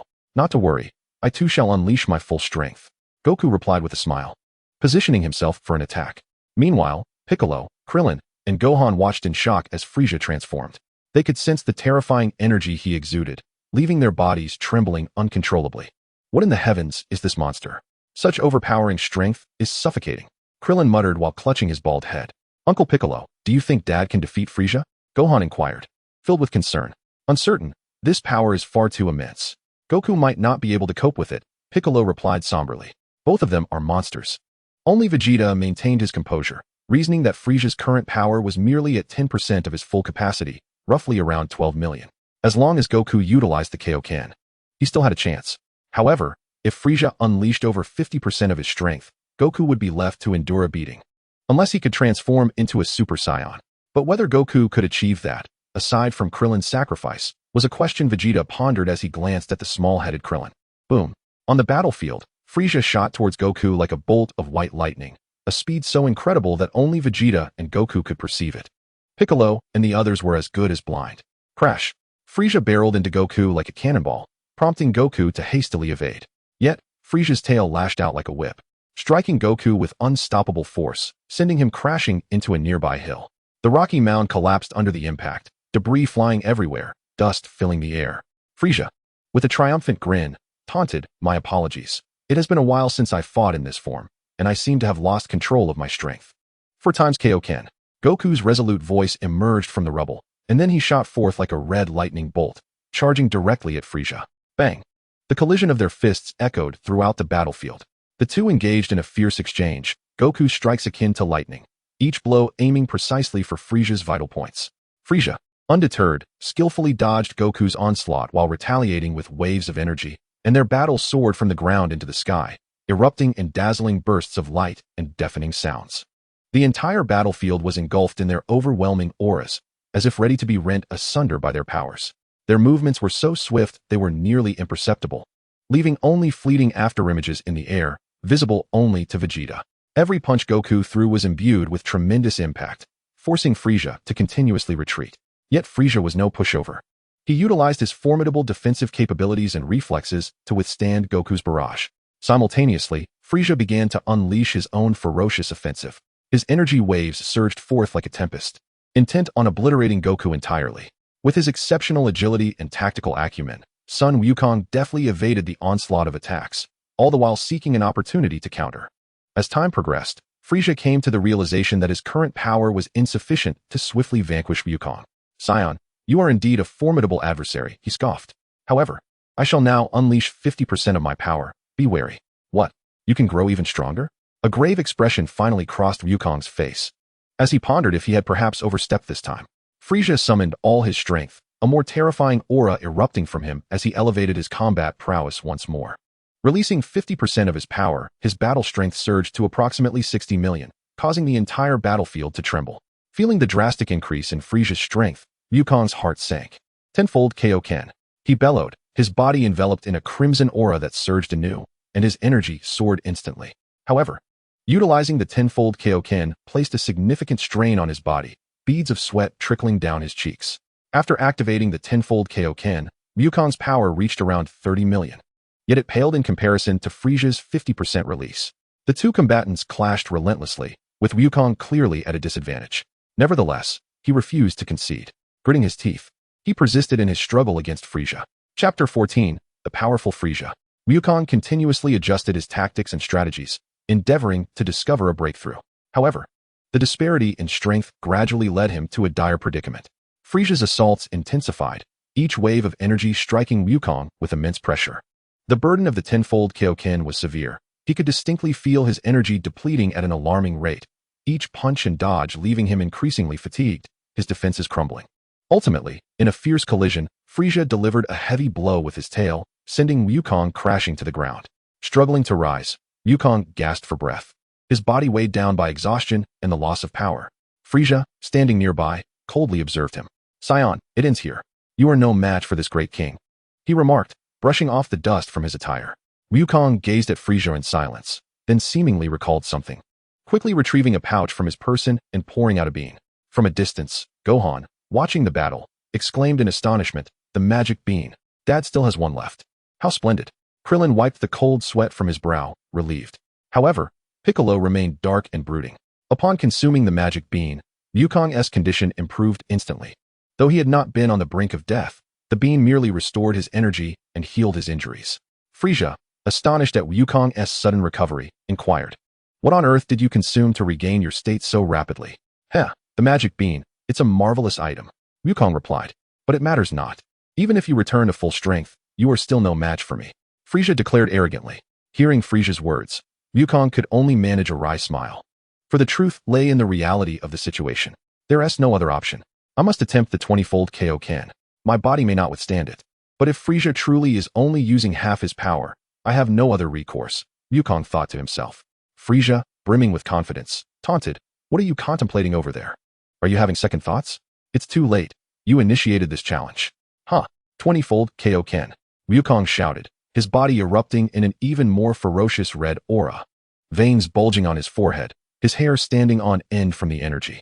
He then lunged at Frieza like a human missile, landing a punch that sent him flying. Before Frieza could react, Wukong seized his tail and, with a swift rotation, hurled him skyward. Kamehameha. A powerful, red-glowing Kamehameha wave erupted from Wukong's hands, surging toward Frieza in the air. Ugh! As Frieza steadied himself midair, he spotted the formidable wave barreling toward him and hastily extended his left hand to defend. Ugh! Ugh! As Frieza's left hand made contact with the Kamehameha, he felt a tremendous force surge through him, compelling him to extend his right hand for additional resistance.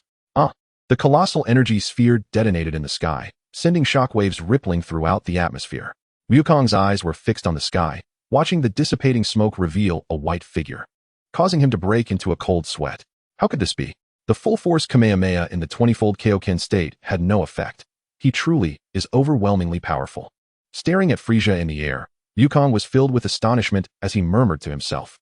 Meanwhile, Piccolo and the others watching from afar were equally stunned into silence. This is truly unbelievable. Wukong's earlier immense power couldn't even harm Frieza. How can such a terrifying being exist in this world? He is a monster, Krillin stammered, cold sweat pouring from his bald head.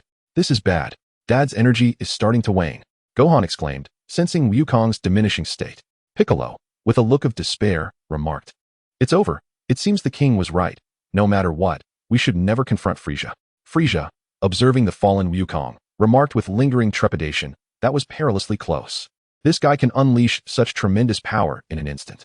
Glancing at his still smoldering hands, marked with blackened scars, he seethed, "Curse Saiyan," clenching his fists in fury. Frieza swiftly descended near Wukong. "Kid, you've hurt me. Now you shall experience pain in return," he declared, charging at Wukong. Bang! Wukong, too exhausted to react, was struck in the abdomen by Frieza's headbutt, sending him flying backward, tumbling to the ground. "Weren't you just so arrogant? What is wrong now?"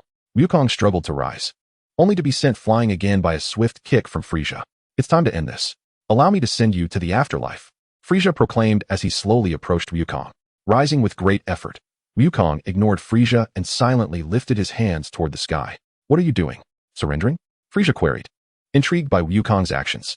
From a distance, Gohan, who had intended to rush in for aid, was halted by Piccolo. "Wait, Gohan. It seems Wukong has another plan.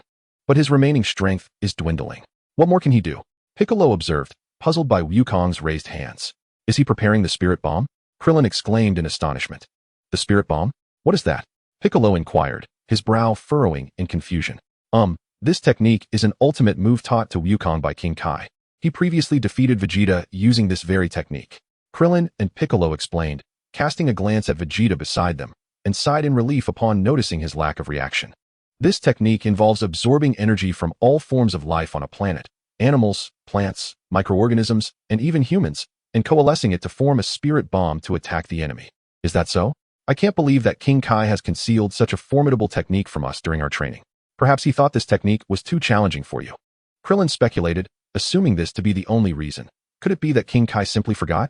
In truth, the reality was that King Kai had indeed forgotten about this technique. Chapter 15, Spirit Bomb. Gohan inquired with a hint of concern. But will this be sufficient to contend with Frieza? There are too few life forms on this planet. There's no other choice. Goku must be aware of this as well. But given the current circumstances, we have no alternative but to take a gamble. Krillin said with a resigned expression. "What? Do you still intend to attack me despite your exhaustion?" Frieza questioned, his gaze fixed quizzically on the elevated hands of Goku. Meanwhile, above the battlefield, a blue energy sphere was gradually expanding in size. Upon sensing the spirit bomb, Vegeta immediately looked up at the sky. Piccolo noticed Vegeta's movement and hastily turned his gaze upward, spotting the gathering spirit bomb. "Krillin, is that energy sphere in the sky the spirit bomb?" "Indeed, Piccolo. That is the spirit bomb, but it's significantly larger than when we were on Earth." Krillin observed the sphere in awe, noting that its diameter might exceed 50 meters. Piccolo pondered, Frieza is still unaware. Why hasn't Goku launched the spirit bomb yet? Krillin replied, "To obliterate Frieza, we must gather sufficient energy. Goku is making adequate preparations." Meanwhile, Gohan cheered for his father. "Come on, Dad. You can do it. Damn it. If this continues, Frieza will easily grow suspicious." Piccolo expressed his concern. "If you wish to assist, you can voluntarily transfer your energy to the spirit bomb." Vegeta reminded them slowly, observing their anxious demeanor. "What? Is that possible?" Krillin exclaimed. And Piccolo quickly inquired, "Is that really feasible?" "It should be." Piccolo urged, "Gohan, Krillin, let us channel our energy to support Goku. But remember to conserve some for your own protection." "All right, Uncle Piccolo." Gohan readily agreed, eager to assist his father. Thus, the three of them, filled with urgency, extended their palms and transmitted the vast majority of their energy into the spirit bomb. Vegeta silently observed the scene, paying little heed, for as a time traveler, he understood that their efforts would ultimately be futile. Even with his own power added to the spirit bomb, it would not suffice to defeat Frieza. The only viable method was for Goku to transform into a Super Saiyan, as his base power had now reached the threshold for transformation. In the original tale, attaining this transformation required a pure and calm mind to enhance the S cells within, followed by an explosive surge of these cells triggered by extreme rage, allowing for a successful transformation. All Saiyans possess a small number of S cells, but Goku and Vegeta's descendants can transform into Super Saiyans with relative ease due to their inheritance of abundant S cells. For instance, Goten and Trunks could transform at a young age despite minimal training, likely because Goku and Vegeta were already capable of transforming into Super Saiyans during their conception, resulting in a rich supply of S cells. The key to increasing S cells lies in maintaining a stable mind, which is particularly challenging for Saiyans. Comparatively, Earth's environment is more conducive to the enhancement of S cells than planet Vegeta. However, Vegeta, as a time traveler with an advantage, could bypass this hurdle entirely. Enough. How long do you intend to remain like this? Frieza glared darkly at Goku. Why should I care what you think? Humph. You insolent fool. Seeking your own demise. Boom. Frieza, incensed by Goku's retort, kicked him away. What? Are you still not attacking? Humph. What? Are you growing impatient, Frieza? Just bluster. Frieza then delivered a punch, sending Goku flying several meters. Damn it. Goku, hang in there. Piccolo and the others continued to cheer him on. All right. The spirit bomb is complete. Struggling to rise. Goku realized the spirit bomb had finally materialized, thanks to the energy provided by Gohan and the others. Frieza, observing Goku's invigorated state, wore a perplexed expression. Frieza, your doom is at hand. Huh. Goku gestured towards Frieza with both hands raised from above. What? What nonsense are you spouting? Suddenly, Frieza felt something ominous descending from above and hastily looked up. What is this? Before he could finish, the colossal spirit bomb descended upon him, forcing him to brace himself against its weight with both hands. No, this can't be. Damn it. Wah. Yet, Frieza's resistance proved futile as the spirit bomb relentlessly drove him into the ground. Boom. A tremendous mushroom cloud erupted, visible even from outer space, marking the catastrophic explosion on Namek. Krillin, Piccolo, Gohan, and Dandy were instantly swept away by the shockwave. The powerful gust and shockwave swept across a radius of nearly 100 kilometers. After a considerable time, they managed to stabilize themselves and hurriedly gazed towards the battlefield. Where the spirit bomb had detonated, no land remained. A massive crater had formed, and the surrounding seawater was rushing in to fill the void. What an astonishing display of power. Piccolo gazed vacantly at the immense crater, utterly astounded. Piccolo, Gohan, Dandy, are you all unscathed? Krillin inquired, looking at everyone. I'm fine. Uncle Krillin, but I'm worried about Dad. He was so close to the explosion, Gohan said, his face etched with concern as he stared toward the giant pit. Mr. Vegeta is missing, Dandy exclaimed, searching the area for Vegeta. Humph, that guy probably managed to escape, Piccolo remarked disdainfully, still harboring significant resentment toward Vegeta. Look, what is that in the sky? Gohan pointed upwards at two figures. It's Vegeta and Goku. Krillin squinted at the sky, pleasantly surprised to see Vegeta carrying Goku.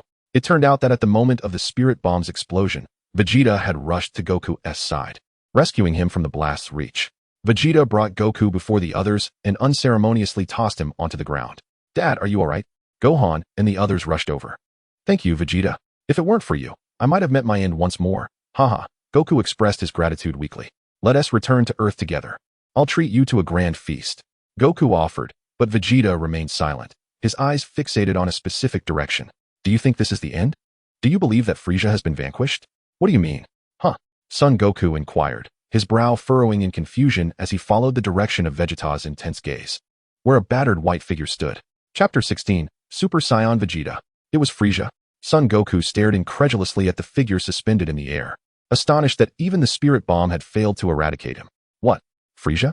A chorus of gasps erupted from Piccolo and the others.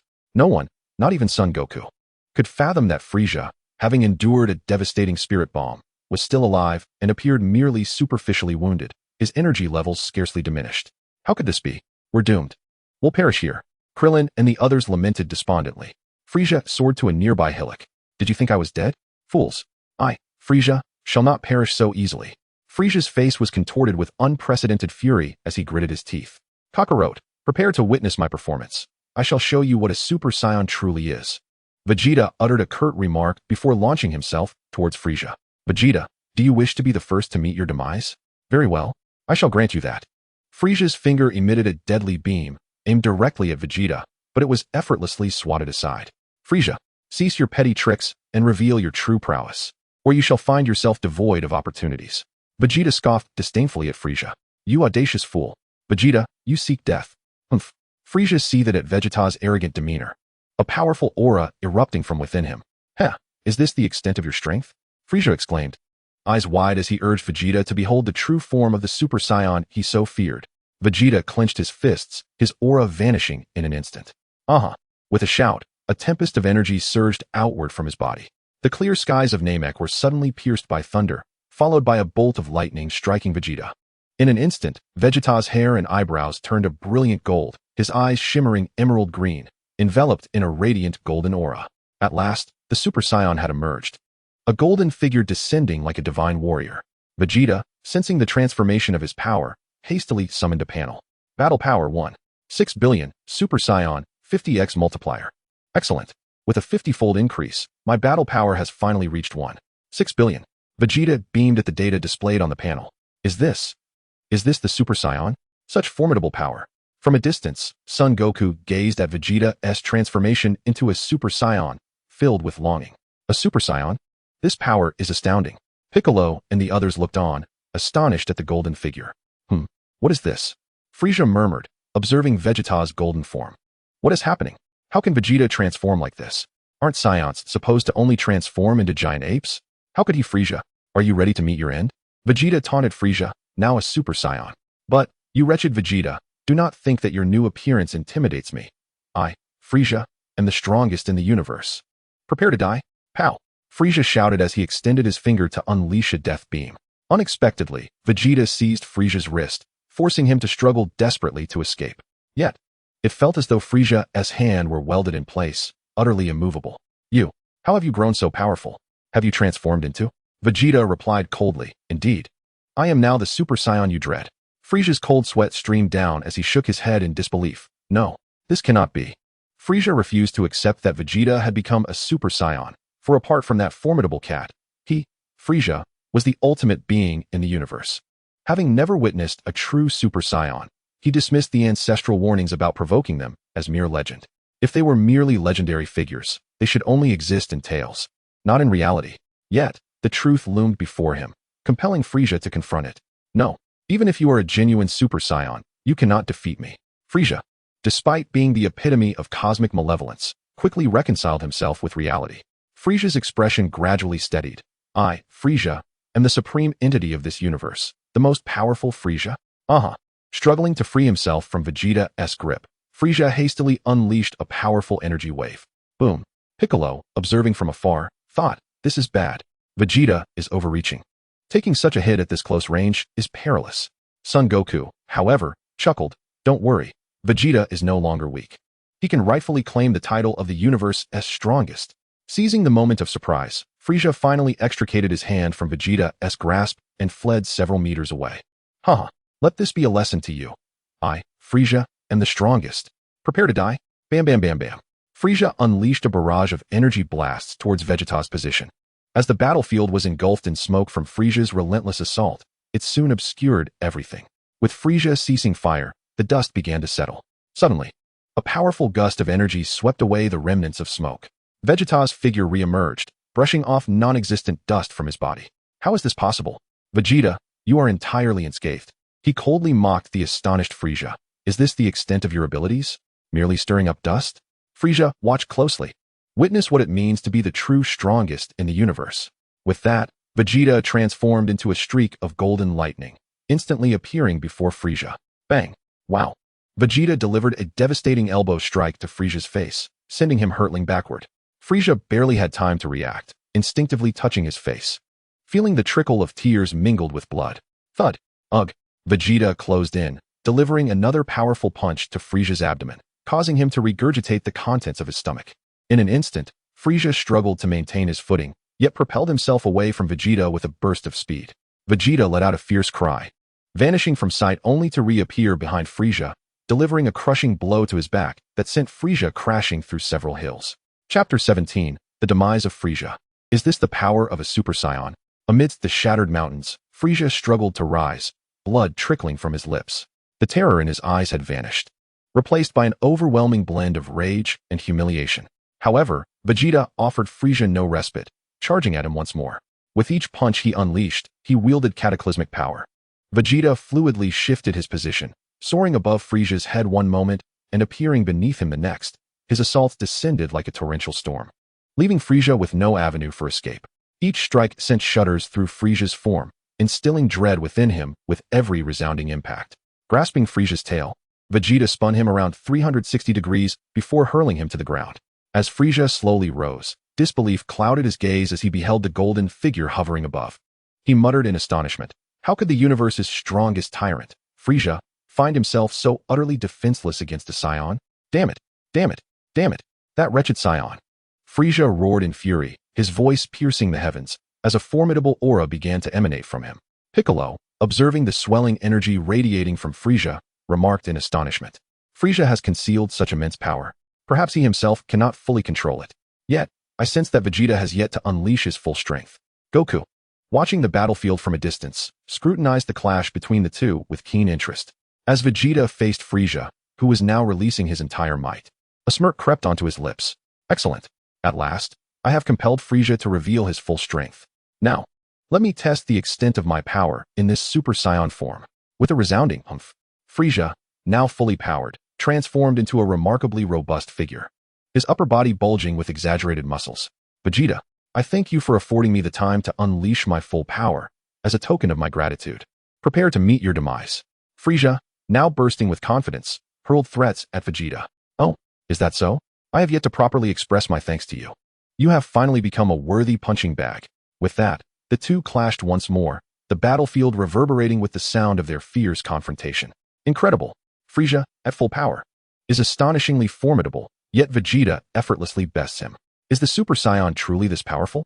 Goku, who had been healed by Dent, pondered in awe as he observed the devastation around them. In a 10-kilometer radius, the battlefield lay in ruins, a wasteland of destruction. A white figure in the air gazed in terror at the distant golden silhouette. Impossible!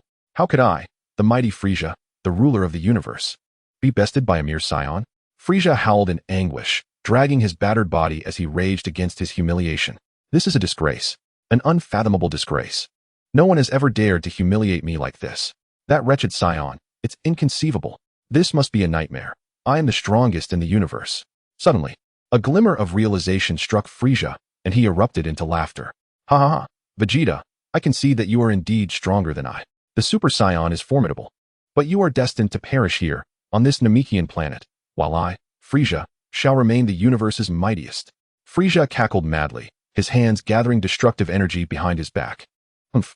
Frieza, do you think I am unaware of your intentions? Gallic gun. In an instant, a powerful energy wave erupted from Vegeta's hand, hurtling toward Frieza. No. Wait, Vegeta. Frieza shouted, attempting to plead for mercy, but it was too late. Boom. Frieza's form was obliterated by the overwhelming energy wave, vanishing without a trace from existence. Finally, it is over. Vegeta sighed in relief, gazing at the spot where Frieza once stood as he reverted to his normal state. Hooray, we've finally defeated Frieza, shouted Krillin and Gohan, pulling Dend into their celebration. Piccolo turned to Goku and asked, Goku, can you transform into that golden form as well? Goku initially shook his head, but then, looking at Vegeta who had returned to the group, nodded and replied, I may not be able to now, but I believe I will be able to in the future. Hearing this, Vegeta laughed heartily. Ha ha ha, of course, Kakarot. You can achieve it. It's merely a matter of time. Really? Vegeta, do you think I can do it? Will you teach me? Goku eagerly inquired, his face bright with hope. Well, I suppose I could. But now that the situation on Namek is resolved, I must depart for a distant planet. Vegeta replied with a hint of reluctance, glancing at Goku, who was desperate to learn how to transform into a Super Saiyan. Goku scratched his head and asked, Are you going to invade another planet, Vegeta? That doesn't seem right. Humph. Kakarot, are you an idiot? I'm going to train on that planet. What? Train? Can I come with you? I want to learn how to become a Super Saiyan from you. Ignoring Goku, Vegeta turned and flew toward Frieza's spaceship. Hey, Vegeta, wait for me. If you're going to train on that planet, remember to take me with you. Goku shouted, chasing after Vegeta. The others could only sigh in resignation at the scene. With Frieza's demise, Namek finally welcomed peace. Following this, the King Kai and the God of Earth communicated, using the Dragon Balls to wish back the Namekians who had perished due to Frieza's arrival. The Grand Elder was also revived, but due to his advanced age, he appointed a new Grand Elder and, after imparting his final instructions, soon passed away again. Vegeta and the others discussed the safety of Namek, deciding it was no longer secure. In order to prevent retaliation from Frieza's minions, they resolved to transport all Namekians to Earth using Frieza's massive spaceship. Although the Namekian Dragon Balls were temporarily unusable, they would be available again in 130 days, a far shorter wait than the year required for the Earth Dragon Balls. Once Yamcha, Kaiatsu, and Tien were resurrected, they planned to use the Namekian Dragon Balls again to wish for the Namekians to be transported to a habitable planet. As for Vegeta, After giving Bulma some instructions, he boarded the Ginyu Force's ship, setting off toward the planet he had initially intended to invade. Naturally, Goku followed Vegeta. By the way, Vegeta, what is the name of the planet we are heading to? Yardrat. I've never heard of it. Why do you want to go there? Is there some powerful foe awaiting us? Chapter 18, Yardrat. In a distant galaxy, two small spaceships were slowly flying toward their destination. After what felt like an eternity, the two ships finally descended upon a yellow planet. From the perspective of the diverse structures adorning the surface of the planet, it is evident that the civilization here is remarkably advanced, replete with high-tech facilities that surpass the technological prowess of Earth. Bang! Bang! Two spacecraft descended abruptly into the heart of the high-tech metropolis, their tremendous impact creating two substantial craters. Before long, a throng of pink-skinned extraterrestrials gathered around the craters, pointing and chattering in an unfamiliar tongue about the two vessels nestled within the depths. Suddenly, the doors of the spacecraft swung open, and two dark-haired men emerged, gradually levitating from the pits. At last, we've arrived. Hey, Vegeta, is this the planet Yardrat? Queried the man with a crab-like hairstyle, glancing around. It is Yardrat. You imbecile cockroach. The other, a more austere figure, retorted. Indeed, it was Vegeta and Son Goku, who had come to Yardrat after resolving matters on Namek. As Vegeta observed the appearance of the pink-skinned aliens below, he pieced together the memories in his mind and confirmed that he had indeed landed on Yardrat, the place where Son Goku mastered the technique of instant transmission. Suddenly, the crowd stirred as a group of diminutive green beings squeezed through, waving at Vegeta and Goku as if to greet them. Exchanging glances, Vegeta and Goku descended slowly before the cluster of little green folk. The green beings bore an uncanny resemblance to one another, appearing as though they had been molded from the same template, save for slight variations in height. Familiar with the original narrative, Vegeta recognized that these creatures, resembling slimes, were in fact manifestations of a single individual utilizing a technique of duplication. This duplication technique appeared highly sophisticated. Even with his ability to sense energy, Vegeta could not discern the original from its copies, as each seemed to possess an independent essence. Greetings, esteemed visitors from afar. Welcome to Yardrat. May I inquire how to address you both? The larger of the green beings said courteously. Hello, Yardration. Hehe. I am Son Goku, and this is Vegeta, Son Goku replied, shaking the leader's hand as if they were long-lost friends. It is a pleasure to meet you, Mr. Son Goku and Mr. Vegeta. You may call me Nemeli, the leader responded with polite enthusiasm. Do you not harbor any suspicion towards the sudden appearance of strangers surrounding us in such curiosity? Are you not concerned that we may be here to invade Yardrat? Vegeta inquired, regarding the inquisitive Yardratians encircling them. Haha, I assure you. We can sense that you bear no ill intentions, despite your craft resembling the reconnaissance ship of the notorious Ginyu Force. They were ultimately driven away by Elder Pibra. Nemeli explained, a hint of exasperation in his tone. However, they did threaten to return with a larger force to forcefully assault Yardrat.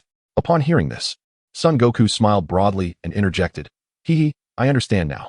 You possess the ability to sense whether another's energy harbors malice, correct? And as for the Ginyu Force you mentioned, they have been dealt with by Vegeta and can no longer threaten your planet. Is that truly the case? We are immensely grateful to you for saving Yardrat, Nemeli exclaimed, though confusion clouded his features. But what is this energy you speak of? The energy we refer to is what you Yardratians call Spiritito, Vegeta clarified. Ah, I see. In gratitude for your assistance to Yardrat, I have prepared a sumptuous feast for you both, Nemeli announced excitedly. Food. Where is it? I'm quite hungry, Son Goku exclaimed, saliva involuntarily escaping the corner of his mouth. After a hearty meal, Nemeli inquired, by the way, Mr. Son Goku, Mr. Vegeta, might I ask what brings you to Yardrat? With his mouth wiped clean, Vegeta replied, I have come to Yardrat to train and learn the mastery of energy control, which you refer to as Spiritito. As Son Goku swallowed his last morsel, he added, I came along with Vegeta, wishing for him to teach me how to transform into a Super Saiyan. But I am also intrigued by what Vegeta mentioned. Understood. I shall take you to Elder Pibra shortly. He is the foremost expert on Spiritito on Yardrat, Nemeli responded. Within a grand edifice in the central region of Yardrat, a blue-skinned being close to 3 meters in height greeted them with a smile. Welcome, welcome. Esteemed guests who have aided Yardrat. You may call me Pibra. Nemeli informed me that you wish to learn to control Spiritito? Indeed. Not only that, but I also seek to learn instant transmission, Vegeta replied, eyes gleaming with excitement, eager to master that coveted teleportation skill. Though not entirely clear on the details, Son Goku expressed his desire to learn alongside Vegeta, confident that following Vegeta's lead would yield positive results. Do you truly possess knowledge of instant transmission? Well, we don't have a multitude of techniques. Rather, We grasped various abilities through the process of mastering Spiritito, Pibra explained.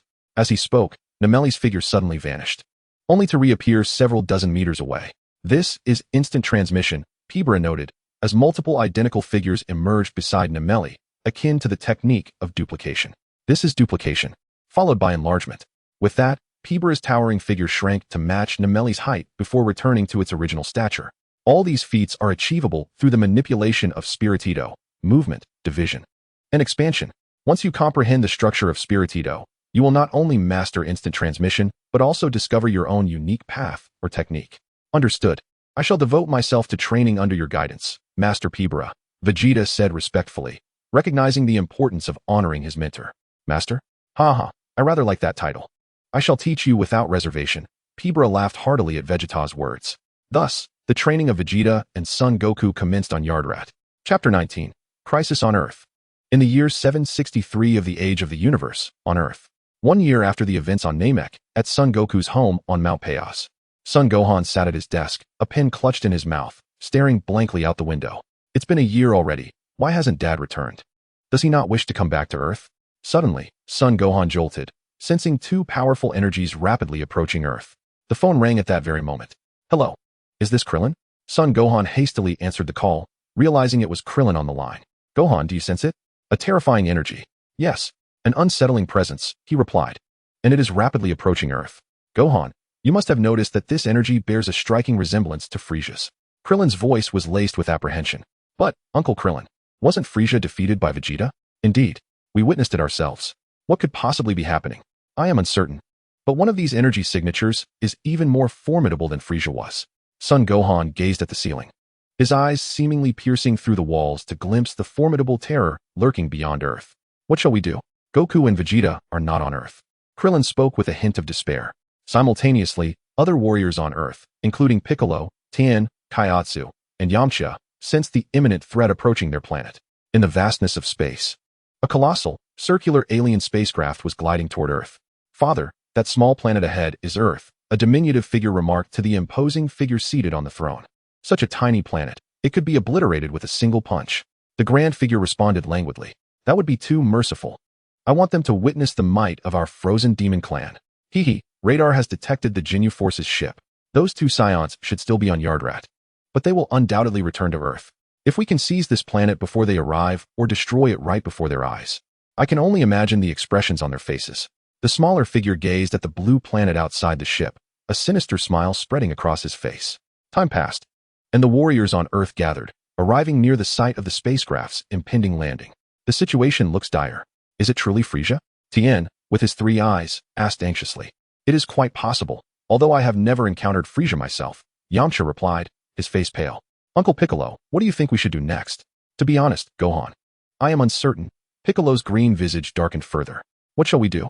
Goku and Vegeta have yet to return. Krillin fretted like a restless ant atop a hot pan.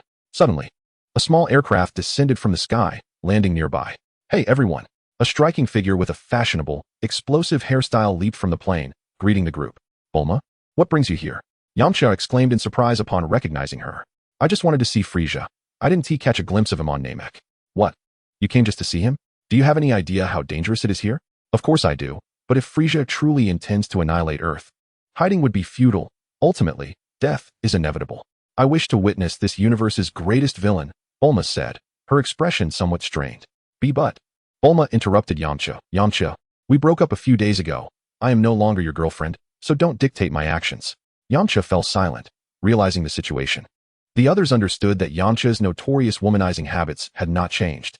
At that moment, the most powerful among them, Piccolo, suddenly jolted. They're coming, he warned urgently. What? Indeed, a massive circular spacecraft appeared in the sky, slowly descending toward a distant plane.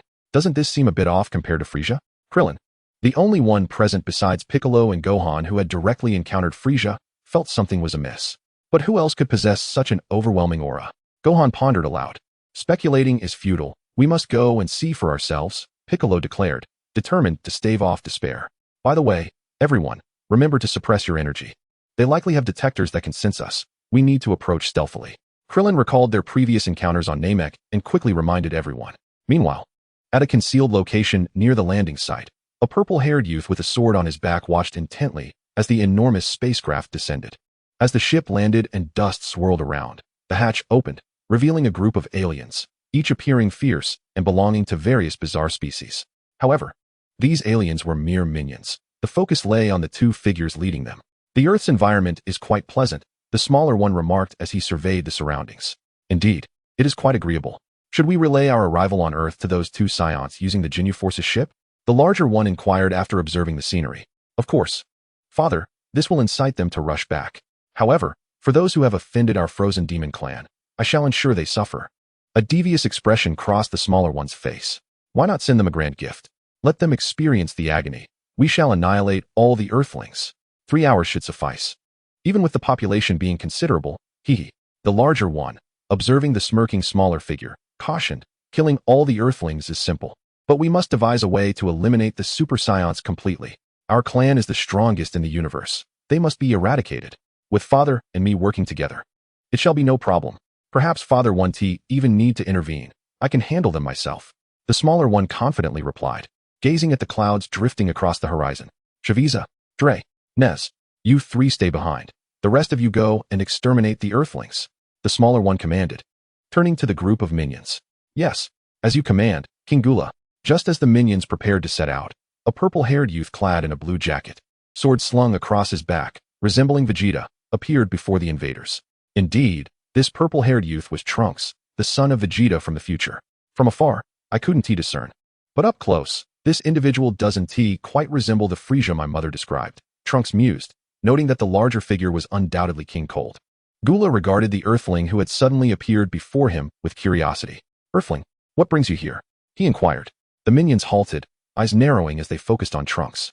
I am here to annihilate you, Trunks declared resolutely, uncertain if the aliens before him were Frieza, but determined to eliminate anyone who threatened Earth and disrupted its peace. Regardless of these extraterrestrials before us or those two malevolent demons who delight in slaughter, they are all the same. Trunks' words momentarily stunned the group of invaders. To eliminate us? Such audacity. Huh, how foolish. Gula could not help but chuckle upon hearing this. Trunks shook his head and said, though I do not know who you are, you must be connected to Frieza? It was surprising to learn that even on planets throughout the galaxy, they were aware of the name of our frozen demon clan's disgraceful Frieza.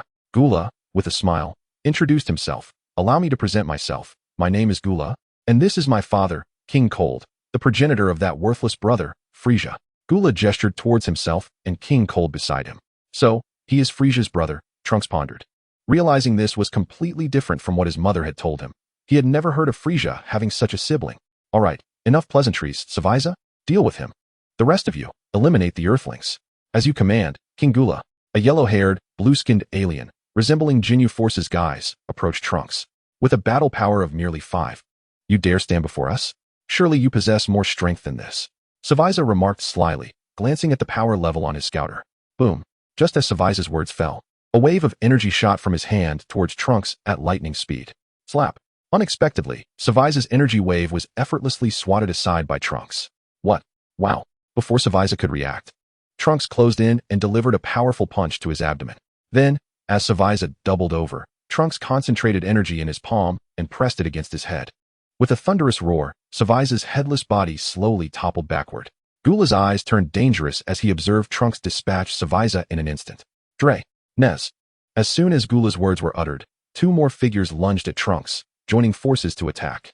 The remaining lackeys were poised to assist in surrounding Trunks. On a distant hillside, the Earth warriors heading towards Gula and King Cold's spacecraft suddenly fell to shiver, as if sensing something amiss. What is happening? Bulma inquired, puzzled. Krillin wiped the cold sweat from his brow and said, just now, an overwhelming energy appeared, and in the blink of an eye, many energy signatures vanished. What in the world is going on? Bulma asked anxiously, regretting joining this chaotic scene. It seemed something was amiss on the other side of the mountain. Gula, I didn't expect him to possess such strength, King Cold said with a smile as he watched Trunks slowly retracting his sword. Considering the capabilities of Earthlings, he has done well to eliminate all my subordinates. Gula's expression darkened at the loss of the 3 formidable generals he had painstakingly trained, each boasting a combat power exceeding 150,000. It was not easy to find such capable aides, and it would be disingenuous to claim he was not pained by their loss. However, the deaths of the other minions mattered little. Yet, recalling his father King Cold's previous promise, that once the Saiyans were dealt with and vengeance for Frieza was exacted, he would abdicate the throne and grant Gula dominion over the frozen demon clan. Gula refrained from expressing too much anger. After all, his father had always favored Frieza. The shame of the frozen demon clan who had been vanquished by the Saiyans. Once he ascended to the throne, the territories ruled by Frieza, along with King Cold and his own, would amalgamate into the most formidable power in the universe. At that point, even that detestable cat would not dare to underestimate him. Yet, the mere thought of that hairless feline sent a shiver down Gula's spine. Perhaps it would be best to avoid provoking that hairless cat. Trunks gazed at the remaining father and son duo and declared, "Now, it is time to deal with you two." "Oh, how surprising. Gula, did you hear? He claims he will take us on. Father, allow me to handle him." Gula, having suffered the loss of numerous subordinates, desperately sought an outlet for his rage. "I will annihilate you in the blink of an eye. Understand? You had best go all out." Trunks spoke without reservation. "Ha ha, aside from that Super Saiyan, who may give me some trouble, as for you." Gula maintained a remarkably nonchalant demeanor, as if the Super Saiyan were nothing to fear. "Super Saiyan? Are you referring to Son Goku?" Gula, intrigued by Trunks' words, responded, "Son Goku? Is that the name of the Super Saiyan? I believe one of those two Saiyans is indeed named Son Goku. The other should be called Vegeta. Regardless of which of those Saiyans is the Super Saiyan, they must be eradicated." Hearing Gula's words, Trunks felt a twinge of confusion. He was not quite grasping his meaning and even mentioned his father. "You have miscalculated. It is you who will be vanquished by me, for there is not just one Super Saiyan. There is another, and that is me." "What? You are also a Super Saiyan?" Upon Trunks' declaration, Gula and King Cold were taken aback in shock. "Huh?" As Trunks shouted, his hair began to stand on end, gradually transforming from purple to golden, his eyes turning a vibrant green, surrounded by a golden aura. "You two, prepare to meet your demise." Chapter 21, Trunks vs. Gula and King Cold. Meanwhile, on the side of the Earth Warriors, what is happening? Such powerful energy, they exclaimed in astonishment. This feeling is akin to when Vegeta transformed into a Super Saiyan on Namek. As a Saiyan, Gohan was most attuned to such energy. Hearing this, Krillin hastily asked, "Is that so, Gohan?" Boom, boom, boom. At that moment, a tremendous explosion resonated from the direction of the spacecraft's landing site. A colossal mushroom cloud rising slowly into the sky. "The battle has commenced over there. We must hurry." "Well done, Gula." "Humph, this Super Saiyan is no match for us." King Cold watched as the young Super Saiyan was struck by a massive energy wave from Gula. However, Gula furrowed his brow, gazing towards a rocky hill in the distance. Indeed, there stood a golden figure, hands raised, gathering energy to unleash a ki blast. "Father, this Super Saiyan is no weakling." Just as Gula finished speaking, he hurled an energy sphere towards the rocky summit, colliding with the ki blast fired by Trunks. Bang! The two energy waves clashed, and Gula's energy sphere was instantly obliterated. With Trunks' ki blast barreling toward him, boom! Another massive mushroom cloud erupted into the sky. Gula and King Cold hastily leaped into the air to evade the fierce onslaught. Yet, this played right into Trunks' strategy. He drew his sword and transformed into a golden streak of lightning, charging towards Gula and King Cold. Whoosh! A flash of the sword cleaved through the air, saturating the atmosphere with a strong scent of blood. With a piercing scream, Gula found his tail severed by the young warrior in an instant. How did he manage to evade that? Trunks pondered in bewilderment, for he had aimed directly at Gula's head, yet somehow the foe had dodged his strike. Boom! Though confused, Trunks' reflexes kicked in immediately as a fierce shockwave erupted from his palm, propelling towards Gula. Caught off guard, Gula was struck, plummeting to the ground like a kite severed from its string, crashing into the forest below. "Uncle Piccolo, Uncle Krillin, look over there." The Earth Warriors, having just arrived, witnessed the unfolding spectacle. That individual doesn't appear to be Frieza," Piccolo remarked, a hint of confusion in his voice. "Goodness, he just defeated someone nearly as powerful as Frieza in one blow." Gohan exclaimed, gazing skyward in awe. "Your vision is commendable. How can I not see it at all?" "Is that Goku? I never expected him to be so formidable, dispatching his opponent so swiftly," Bulma murmured, her eyes fixed on the figure above. "Earth has been saved once more by him."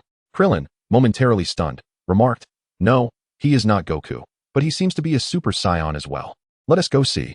Piccolo felt a surge of confusion regarding the sudden appearance of this young Super Saiyan. Whoosh, whoosh. As Piccolo soared into the sky, the others followed suit, racing towards the battlefield. On the battlefield, with Gula downed, King Cold and Trunks landed simultaneously. King Cold glared at Trunks with a dark expression. "Impressive. You have exceeded my expectations by defeating Gula in mere moments. Become my son in his stead. You are the strongest in the universe." Only you possess the right to be a member of our Frisia clan, even to claim all planets as your own. Realizing Trunks was not to be trifled with, King Cold attempted to persuade him with words, but it bore no fruit. Not interested, Trunks replied coldly, thinking to himself, is this man out of his mind? I just dispatched your son, and you speak to me of this? Well, you truly lack appreciation. However, I am quite intrigued by your sharp sword. May I have a look? Trunks regarded King Cold's request with disdain. What is the matter? Are you afraid? As soon as King Cold uttered those words, Trunks drew the sword from his back and tossed it to him. King Cold caught the sword and weighed it in his hands. Indeed, it is exceptionally sharp. It must be this blade that allowed you to defeat Gula, correct? He slowly swung the sword, pointing its tip at Trunks. What exactly do you mean? Upon hearing this, King Cold's intentions became clear as he swung the sword down towards Trunks, shouting, it means that without this sword, you would be doomed. Smack! To his astonishment, Trunks caught the sword in one hand. Seeing this, King Cold attempted to wrest the sword from Trunks, only to find he could not move it, as if it were welded in place. So this is how you perceive things? Trunks smirked, his expression dripping with disdain. Wait a moment. Boom. By the time the Earth Warriors arrived at the battlefield, Trunks had already dealt decisively with King Cold. The Earth Warriors stared in shock as Trunks, after dispatching King Cold, unleashed a Kamehameha wave that obliterated the spaceship. Panting, Trunks deactivated his transformation, exhaling softly as he surveyed the group. Odd, where is Dad? He wondered. His young mother was present, as was the earlier foe named Gula. The discrepancies between this past timeline and his future were perplexing. Could it be that his memories were flawed? Or was it a temporal distortion? Never mind, I'll head to Goku's landing point first. I'm going to greet Goku. Would you all like to join me? Trunks called out to the Earth Warriors. What? How does he know about Dad? Gohan inquired, intrigued by Trunks' words. He should be nearby, follow me, Trunks urged. But just then, a towering figure materialized behind him. Who is that? The Earth Warriors, facing Trunks, immediately noticed the imposing silhouette looming behind him. Be careful. They attempted to warn Trunks, but it was too late. The figure had already lunged, swiftly drawing Trunks' sword and striking down towards his back. Trunks, alerted by the shouts of the Earth Warriors, realized too late the danger he was in. He thought to transform into a Super Saiyan again, but it was regrettably too late. A scream escaped him as the sword cleaved a deep wound into his back, exposing bone. Chapter 22, The Return of Vegeta and Goku. Trunks hastily distanced himself from the spot, transforming into a Super Saiyan in an instant. He flashed to the front of the Earth Warriors, his gaze now solemn as he regarded his assailant. The figure bore a striking resemblance to Gula, yet was taller and more muscular, with 4 horns extending backward from his head. His mouth was masked, and his eye sockets were devoid of pupils, shrouded in red. His shoulders jutted out like armor, and 2 additional horns sprouted from his back, with blade-like protrusions adorning his arms. Moreover, his aura was significantly more potent than that of Gula. Who are you? Trunks questioned the figure gripping his sword, his eyes filled with concern. Me? Weren't you the one who just severed my tail with this very sword? Have you forgotten so soon who I am? The figure flicked the blood from the blade, sneering. Gula, how can this be? Trunks stammered, disbelief etched across his face. Internally, he cursed himself for not finishing Gula off when he had the chance. The form you just defeated was indeed me, but I can transform into this state now, making me at least 3 times stronger than before, Gula said with a smile. What? How is that possible? Trunks exclaimed, struggling to comprehend Gula's newfound power, which seemed to surpass even Frisia and King Cold. Gula's strength now eclipsed Trunks in his Super Saiyan form, and though he was not as powerful as the 2 androids, he was certainly beyond Trunks' current capabilities. There is nothing impossible. As a genius of the Frisia clan, I am far superior to my feeble brother and father. Trunks, already pale from blood loss, appeared even more so. This was dire. He realized he might not stand a chance against Gula, and the other Earth Warriors were no match either. Goku wouldn't return for several hours. There was no choice but to stall for time. Gula seemed to have discerned Trunks' intentions. Coldly, he said, Don't think I'm oblivious to your plans. You aim to delay until that other Super Saiyan returns to Earth. Dream on. I will eliminate you all before he arrives, and then deal with him. Ha! Gula erupted into a maniacal laughter. At that moment, Krillin stealthily approached Trunks, producing a small pouch from his person and extracting a bean, which he promptly offered to him. Quick, consume this bean, and your injuries will be healed.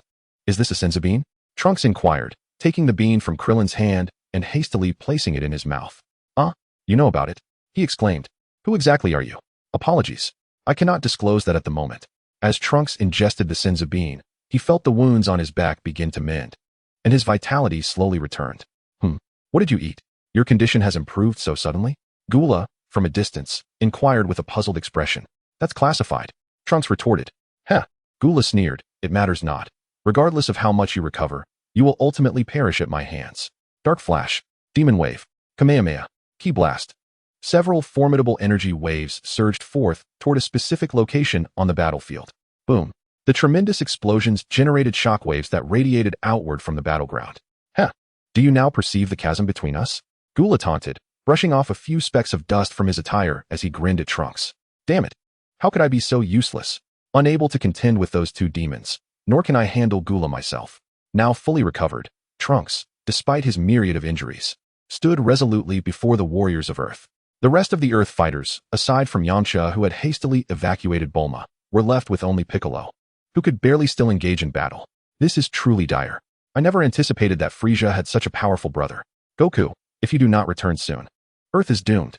Krillin lamented, lying on the ground, his eyes vacant as he gazed at the sky. Trunks turned to the Earth warriors behind him, addressing the grim-faced Piccolo. Mr. Piccolo, I will hold Gula at bay. You should flee as far as you can with everyone. No, it's futile, even if we escape for a time. We cannot evade him forever. It would be better to fight with all our might. Piccolo understood that the warriors on Earth could not escape. They would be annihilated one by one unless Goku and Vegeta returned promptly. Damn it, I am the Demon King Piccolo. Why do I feel this way? Why do I always wait for someone else to save me? Piccolo pondered this troubling question, yet the harsh reality remained. He was still too weak. Enough games. Let's wrap this up swiftly. I still have another Super Saiyan to eliminate. Gula coldly declared, announcing the grim fate awaiting them all. At that moment, a derisive laughter echoed from a distant part of the battlefield. The assembled warriors turned towards the source of the sound, spotting two figures clad in identical attire slowly approaching. Humph. Gula, what were you just saying? Planning to eradicate me? One of the taller figures coldly interjected. Is it Vegeta and Goku? Piccolo's keen eyes quickly recognized the newcomers, prompting gasps from the other Earth warriors. Jigoku? Dad's back? Upon hearing Piccolo's words, Krillin and Gohan, who lay on the ground, struggled to rise. Tien, Kaiatsu, and the others wore expressions of exhilaration. At last, help had arrived. Is that my young father? Why does he look different from the photos? Trunks stared intently at Vegeta, scrutinizing his features. He noticed that while Vegeta resembled the man in the photograph, his physique and stature were markedly different. Who are you? Vegeta? The Prince of Saiyans. Gula regarded the sudden presence of the two with a perplexed expression. Correct. But alas, there is no reward for your correct answer. I didn't expect the illustrious King Gula of the Frost Demons to recognize me. Vegeta replied with a mocking grin. Vegeta, last time on Namek, you dealt with Frieza. Allow me to handle this fellow. Goku interjected, eager to take on Gula. Chapter 23, Goku vs. Gula. Seeing that the Earth warriors were relatively unharmed, Goku quickly made his request to Vegeta. He feared that if he didn't act quickly, this capable sparring partner, rather, formidable opponent, might be swiftly dispatched by Vegeta. While training on planet Yardrat with Vegeta, Goku often joked about the training being beneficial, yet in truth, he had been subjected to a relentless barrage of punches, often to the brink of exhaustion, all under the guise of it being for his own good. Had it not been for the timely rescue from the Yardrat people, he might have perished there, never to return to Earth. Do as you wish, but do not show mercy, otherwise. Vegeta was well aware of Goku's little schemes. After being thoroughly taught a lesson on Yardrat, the current Goku seemed to harbor some trepidation towards him. Not a problem. I promise to fulfill my task, haha. Goku responded with a cheerful demeanor. Those damn Saiyans. Do you truly consider me insignificant? Gula roared in fury upon hearing their dismissive remarks. Do you think I am like that worthless Frieza, someone you can easily dispose of? Your so-called Super Saiyans are nothing but a joke. Look at that boy. He was defeated by me. Are you referring to him? Vegeta pointed at Trunks with a puzzled expression. Indeed, he too is a Super Saiyan, and yet he was utterly vanquished by me. Wait. Do you not realize that he is merely a child? Vegeta interjected, his tone laced with disdain. So what if he is? Gula snapped back, his anger rising. Does age even matter? The so-called child you speak of has already slain my father and numerous subordinates. Who in the universe has witnessed such brutality from a young one? Thus, I assert that your Frost Demon lineage is nothing but a cowardly breed. Bullying the young is no true feat. Kakarot now? Alright, Vegeta, I can hardly contain my excitement. Goku replied, unable to wait any longer as he observed the verbal sparring between Vegeta and Gula. Trunks, beside them, looked on in astonishment at Vegeta, contemplating how his father seemed so different from the image his mother had painted, proud, arrogant, and overly concerned with appearances, always comparing himself to Goku. Now, however, This younger version of his father projected a surprisingly articulate and bold demeanor. Yet, this version of his father appeared even more reliable and trustworthy. Vegeta paid no heed to Trunks' curious and fervent gaze, focusing instead on the impending battle between Goku and Gula. Goku began to surge with energy, his hair standing on end, transforming into a brilliant golden hue, enveloped by a golden aura. Instantly, a powerful presence swept across the battlefield. This is magnificent. Goku has transformed into a Super Saiyan. The Earth warriors, who had been recuperating at a distance, gasped in awe at the sight of Goku, resembling the purple-haired youth. Fantastic! Dad has finally become a Super Saiyan, Gohan exclaimed, filled with excitement. After transforming, Sun Wukong appears to possess an even greater strength than the previous purple-haired youth. Just how formidable is Vegeta, who could also transform during their time on planet Namek? Piccolo, with his keen intellect and meticulous observation, understands that Vegeta must indeed surpass Sun Wukong in power. This realization only deepens his resentment towards his own inadequacy. Boom. Bang. On the battlefield, two figures, one yellow, one purple, move like bolts of lightning, colliding and separating, only to collide once more. Kamehameha. Super Death Ray. The two shockwaves clash with tremendous force, resulting in a colossal mushroom cloud erupting in the center of the battlefield. The violent air currents buffet all surrounding objects. The onlookers, aside from Vegeta and Trunks who remain steadfast, have long retreated 10 kilometers away. Trunks gazes at the devastation of the battlefield, astonished that, despite being a Super Saiyan himself, Sun Wukong's power seems to eclipse his own by such a margin, rivaling even that of Gohan 20 years hence. Mr. Vegeta, may I pose a few questions to you? He casts a glance at Vegeta, pondering the strength of his father, suppressing the excitement of their first encounter, and finally musters the courage to speak. What do you wish to inquire about, Trunks? Vegeta glances toward the far distance, contemplating that at such a range, the tumult of battle must render Piccolo unable to hear them. Oh, I just wanted to. Trunks suddenly resembles a mouse confronted by a cat, his expression shifting drastically. Cold sweat beads on his forehead as he wonders, what is happening? How could father know my name? I don't believe I've mentioned my name to you. Is there some sort of mistake? Trunks forces himself to regain composure and hastily questions. As a father, isn't it only natural to know my son's name? Vegeta responds with a smirk directed at Trunks. What? What do you mean? There must be some mistake. I can't possibly be your son, Trunks exclaims, panic flooding over him. Rest assured, Bulma will still be with me, and you will indeed be born in the future, Vegeta says. Observing this unexpected offspring with a strange shift in his mindset, recalling the hardships he endured in the future timeline, which evokes a certain sympathy for Trunks' plight. Oh, how do you know all of this?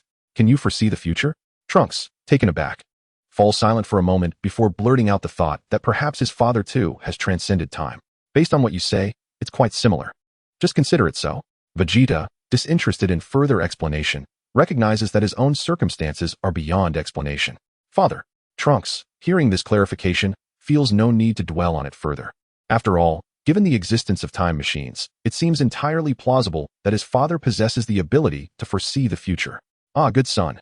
Vegeta feels an inexplicable unease, deciding it best to continue calling Trunks by his name for the time being, rather than embracing the title of son just yet. Father, since you can see the future, do you know everything that will transpire? Trunks, buoyed by Vegeta's acceptance of his existence and the use of the term son, feels a sense of clarity wash over him. Nevertheless, he still needs to discuss the events of the future to avert impending tragedy. You wish to tell me about the two androids that will appear 3 years from now, and how Sun Wukong will succumb to a heart disease, while everyone except Gohan will perish at the hands of those androids, correct? Vegeta articulates the future events word by word. Trunks remains silent, contemplating Vegeta's assertions, inwardly acknowledging the truth of his father's foresight. Indeed, father, you are correct. I even brought a miraculous medicine to treat Sun Wukong's heart condition. You must be aware of it as well. Of course, I was already aware of your arrival here. However, the appearance of Cooler on Earth is somewhat unexpected.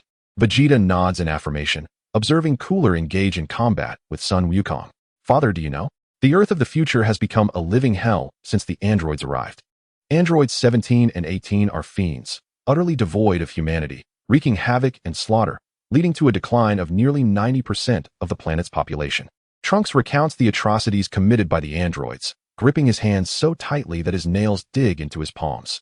Thus, in a bid to alter this tragic history, I traveled back 20 years in time using the time machine constructed by my mother to deliver the medicine to Sun Wukong, Trunks explains. as Vegeta listens intently to his account of the future. Taking a deep breath, Vegeta adopts a serious expression and addresses Trunks. Trunks, what I am about to say requires you to maintain your composure, understood? Trunks nods in agreement, eager to learn what prompted his father's solemn demeanor. In truth, the history that has already transpired cannot be altered. Or rather, any changes would only affect parallel timelines and not the history that has already unfolded. As Vegeta concludes, he fixes a serious gaze upon Trunks. Father, are you implying that even if I alter the history of this timeline, the future of my original timeline will remain unchanged? Trunks inquires, a hint of disappointment creeping into his voice. Precisely. While history cannot be modified, the future holds potential for change. Alas, Father, I am fine. I have been mentally prepared for this. Trunks exhales deeply, though a tinge of despondency lingers within him. The power of time is not something mere mortals can manipulate at will. Trunks, what are your plans moving forward? As for me, once I deliver the medicine to Sun Wukong, I shall return to the future, Trunks replies. A shadow of melancholy cast upon his expression as he gazes at the clouds in the sky. Cheer up. Trunks, what kind of demeanor is that? Didn't I just tell you that the future can be altered? Vegeta exclaims, his voice rising to snap Trunks out of his gloom. Father, I am too weak. After Gohan's death in the future, I am no match for the androids and cannot protect the Earth. Here, I am powerless against Cooler. I still cannot safeguard the planet. Trunks begins to wallow in self-pity. Idiot. Snap out of it. With a swift motion, Vegeta seizes Trunks by the collar and delivers a resounding slap across his face. Father. You. Trunks instinctively covers his swollen cheek, staring at Vegeta in disbelief. Having never been struck by a family member, he is momentarily dazed. You need not rush back to the future. Stay here and train with me. You shall return only when you have passed my trials. Vegeta observes Trunks regaining some clarity, finally releasing his grip on his collar. Train? Indeed. Once you attain the strength necessary to vanquish the androids, you may return to change the future. Vegeta encourages Trunks with a reassuring pat on the shoulder. Can I truly do that, Father? Trunks, with a hint of uncertainty, posed a question. Hearing this, Vegeta burst into hearty laughter, exclaiming, Of course. I am the mightiest Super Saiyan, Vegeta. Besides, you are my son, the scion of the Saiyan Prince. Observing Vegeta's radiant smile, Trunks couldn't help but smile himself. Yes, I believe in you, Father. I will train diligently alongside you to become stronger. That's the spirit. That's my good son. Fear not. Your father will guide your training with utmost care. Meanwhile, Vegeta and Trunks continued their father-son moment, while on the battlefield. Goku and Cooler were locked in a fierce struggle for survival. Their powers were nearly equal, each delivering and receiving blows with fervor. With a resounding crash, both fighters quickly separated, gasping for breath. You're quite formidable, even more powerful than Frieza, Goku remarked, drawing a comparison that infuriated Cooler. Baka, do not compare me to that worthless disgrace. I, Cooler, am a genius of the Frost Demon clan. Oh, come now, don't be so sensitive. I'm merely complimenting you. Goku retorted playfully. No need for your flattery. Today, Saiyan, you meet your demise. Cooler's fury surged, his aura intensifying. I will obliterate you in one strike, and along with you, this entire planet. Ha ha. With a laugh that echoed, Cooler unleashed his destruction ray. His crimson eyes fired two violet beams towards Goku. Not good. Kamehameha. Goku swiftly joined his hands and retaliated with a Kamehameha wave. The two energies clashed in a colossal explosion. Taking advantage of the smoke that momentarily obscured Goku's vision, Cooler soared into the sky, extending his left hand. He began to gather energy rapidly. As Goku's sight cleared, he realized Cooler's sinister intent. What? Are you trying to destroy Earth? This is outrageous. But it was too late. Cooler's planet-destroying technique was fully charged. Ha ha ha, farewell. No. Until our next life, Saiyan. Cooler cackled madly. The colossal golden energy sphere he had amassed radiated an unfathomable destructive power. This is bad. Cooler intends to annihilate Earth. Piccolo and the others watching from a distance exclaimed in alarm. The apocalyptic energy within the golden sphere sent a chill down their spines. Humph, Kakarot, that fool. Vegeta scoffed, observing Goku's moment of indecision. Father, what should we do? Cooler is going to destroy the Earth. Trunks exclaimed, his expression filled with panic. Saiyan, prepare to die. Chapter 25, Gallic Gun. Go. Supernova Destruction Ball. Cooler roared, hurling the energy sphere towards Goku. Not good. Full power Kamehameha. Goku shouted, channeling all his energy into his hands. A powerful Kamehameha, unlike anything seen before, erupted from Goku's palms. The formidable blue shockwave collided with Cooler's Supernova Destruction Ball, creating a stunning standstill of energy forces. Wah! Ha! Both Goku and Cooler engaged in a battle of strength, channeling energy into their attacks, striving to overpower one another. Thus commenced a test of endurance, each seeking to outlast the other. Kakarot, you have disappointed me gravely. Suddenly, a cold voice pierced Goku's ears. Hey Vegeta, Goku began. But Vegeta's icy words left no room for rebuttal. No need for excuses. If this continues, the Earth will be caught in the crossfire. Turning to Trunks, he commanded. Watch closely, Trunks. Witness the true might of a Super Saiyan. As the words left his mouth, Vegeta transformed into a Super Saiyan in an instant. Swish. Boom. In the blink of an eye, he appeared beside Goku and delivered a kick that sent him flying. Without Goku's support, the Kamehameha wave faltered against Cooler's supernova destruction ball, which bore down relentlessly. The two energies converged, hurtling towards Vegeta. Ha ha ha, foolish Vegeta. Prepare to meet your end, Saiyan. Cooler seized the moment, increasing his energy output to ensure Vegeta and Earth would perish together. Father, be careful, Trunks shouted desperately. This is bad. Vegeta may not withstand this attack. That reckless Vegeta, Piccolo cursed from a distance. Just when everyone believed Vegeta had miscalculated and that Earth was doomed, the Prince of all Saiyans wore a relaxed smile. He slowly extended his right hand, palm facing the oncoming energy wave. Cooler, once you descend to the underworld, be sure to say hello to Frieza for me, Vegeta said with a grin. What? Cooler's expression turned to confusion, wondering if Vegeta had lost his mind. Isn't he the one about to be obliterated along with Earth? Gallic Gun. Vegeta's aura surged as he gathered immense energy in his right hand, transforming it into an extraordinarily powerful shockwave, which he shot directly at the supernova destruction ball. What? Cooler, the first to sense this overwhelming power, froze in shock. How can Vegeta possess such terrifying strength, surpassing even Goku's? Vegeta has finally made his move. Goku, still recovering from being kicked aside, watched the scene unfold with a resigned expression. Memories of their time on planet Yardrat flooded back, reminding him of the surprises and shocks Vegeta had given him before. He had long since grown immune to Vegeta's displays of strength. The gap between him and Vegeta was still vast. Upon returning, he would need to train twice as hard to keep up, hoping to endure longer against Vegeta in their next encounter. Is this the power of a father? Truly formidable. As a Super Saiyan, he is leagues ahead of me and Goku. Trunks realized that in comparing himself and Goku to Vegeta, they would likely fall short even when united. Moreover, with such power, any single android would meet their end against him, unless two androids teamed up for a slight chance of resistance. Damn it. Vegeta has become even stronger. This power surpasses even Goku. Piccolo watched in astonishment, his heart heavy as he beheld Vegeta on the battlefield. No, this is impossible. Gulda relentlessly strained his body, striving to amass greater energy to retaliate against Vegeta. Yet, all was in vain. Vegeta's Gallic Gun, coupled with his supernova, struck directly at Gulda's form. Under the forceful shockwave, Gulda was propelled from the Earth, hurtling towards the sun. No, I won't accept this, damn it. Unfortunately, before Gulda could utter his final words, he was engulfed by the dual energy waves, vanishing into the explosive conflagration of the solar body. Thank you all for your hard work. There are plenty of drinks in the fridge. Feel free to help yourselves. Trunks retrieved a capsule from his pocket, pressed the switch, and a small refrigerator materialized on the ground. After the fierce battle, the group gathered, and Trunks warmly invited everyone to quench their thirst. They accepted without hesitation, each grabbing a drink while engaging in conversation. Have we met before? Bulma inquired curiously, observing the boy before her who shared her hair color, finding it somewhat peculiar. No, we haven't, Trunks replied quickly, noticing Bulma's keen interest. What is your name? I'm sorry, but I can't disclose that. What? Is it really necessary to be like this? Not even willing to tell us your name? Krillin asked, equally intrigued by Trunks' mysterious demeanor. Indeed. Is it really necessary to be so secretive? What about your age? Bulma persisted. I'm 17, but I'm still unable to share my name, Trunks said, beads of cold sweat forming on his forehead, feeling somewhat helpless. There's really no need to keep such things secret. Tianjin and Yamcha also eyed Trunks with great curiosity. Come on, don't press him. After all, he did save the Earth. Bulma kindly interjected, recognizing Trunks' reluctance to answer. Ahem, you can call him Big Trunks. Vegeta chimed in, witnessing his son's embarrassment and quickly assigning him a nickname. After all, Dragon Ball fans commonly refer to the future Trunks in this manner. Big Trunks. The inhabitants of Earth exchanged curious glances, pondering this peculiar name. Indeed, you may call me Big Trunks. Trunks responded, surprisingly pleased with the nickname bestowed by his father.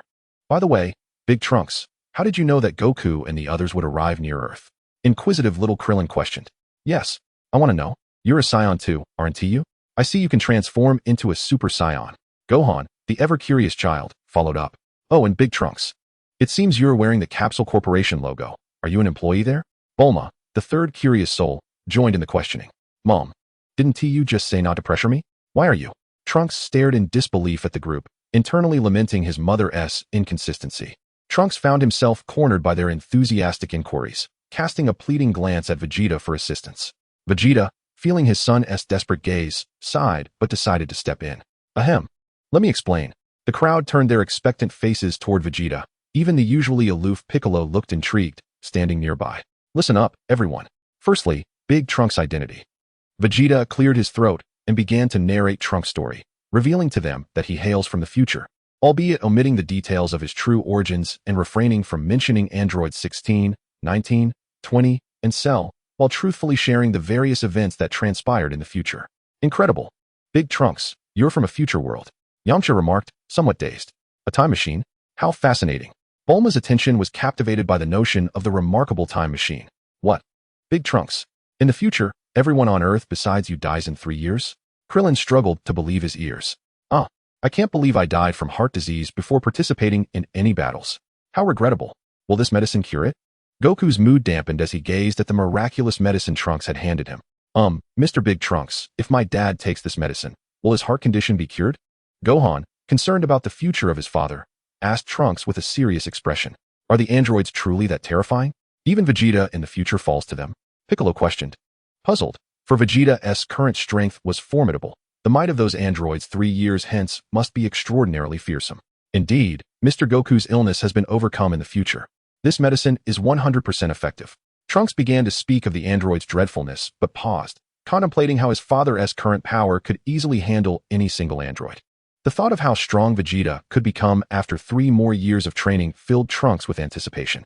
Piccolo, sensing Trunks' hesitation, fixated his gaze on Big Trunks, eager to learn how Vegeta met his fate at the hands of the androids. All right, if you don't believe me, then go ahead and enjoy yourselves. I, however, will continue to train rigorously in preparation for the battles 3 years from now. Vegeta shouted, interrupting the ongoing discussion. I will train too. Me as well. I refuse to die in 3 years. Same here. I'll be with you, Tianjin. The group, including Tianjin, Krillin, Yamcha, and Kaiatsu, expressed their determination. By the way, Vegeta, Goku, what happened to the spaceship you used to return to Earth? I haven't seen it, Bulma suddenly noted. Right. I want to know how you two appeared so suddenly. Piccolo and the others were equally curious, having noticed the absence of the spacecraft despite returning from beyond the stars. Haha. Vegeta and Goku exchanged knowing smiles. That's because we didn't use a spaceship. Goku exclaimed excitedly to the crowd. You didn't use a spaceship? Did you use some kind of magical teleportation? Gohan's imagination ran wild with possibilities. Half right.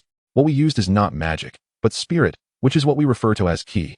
Goku affectionately ruffled Gohan's hair. Ki. Indeed. The technique we use to teleport is called instant transmission. Instant transmission? The group, intrigued by this novel term, eagerly awaited Goku's demonstration of the technique. Absolutely.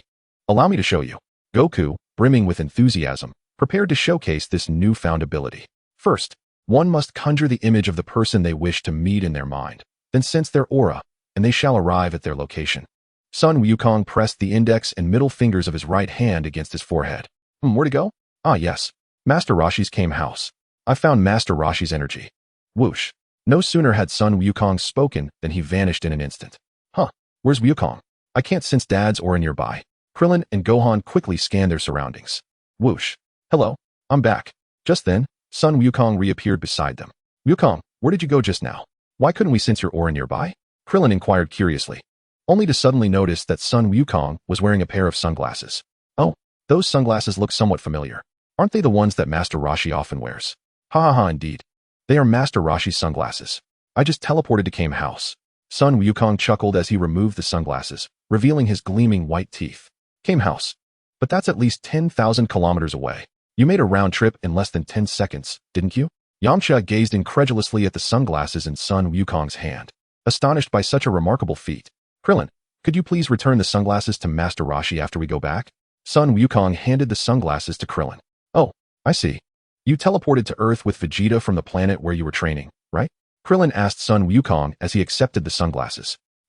Actually, it was Vegeta who brought me to Earth. My instant transmission can only cover short distances at the moment, and I haven't mastered such long-range travel yet. Sun Wukong scratched the back of his head and chuckled awkwardly. At this time, Sun Wukong's instant transmission wasn't as proficient as it was in the original story, primarily because, over the past year, he had been training with Vegeta to master the Super Saiyan transformation, and he had only just recently learned instant transmission.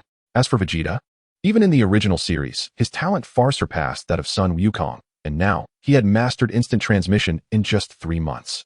Chapter 27. For the Peace of the Future. What? It's Vegeta. Krillin looked at Vegeta in shock, astonished by his formidable talent, which always seemed to position him ahead of Wukong. Vegeta is the Prince of the Saiyans, and he has been teaching me how to transform into a Super Saiyan. To Sun Wukong, Vegeta was both a mentor and a friend. Trunks, standing nearby, gazed at Vegeta with admiration. Alright, remember the time. Around 10 in the morning on May 12th, 3 years from now, on the small island 9 kilometers southwest of South City, the androids will appear there. Keep that in mind.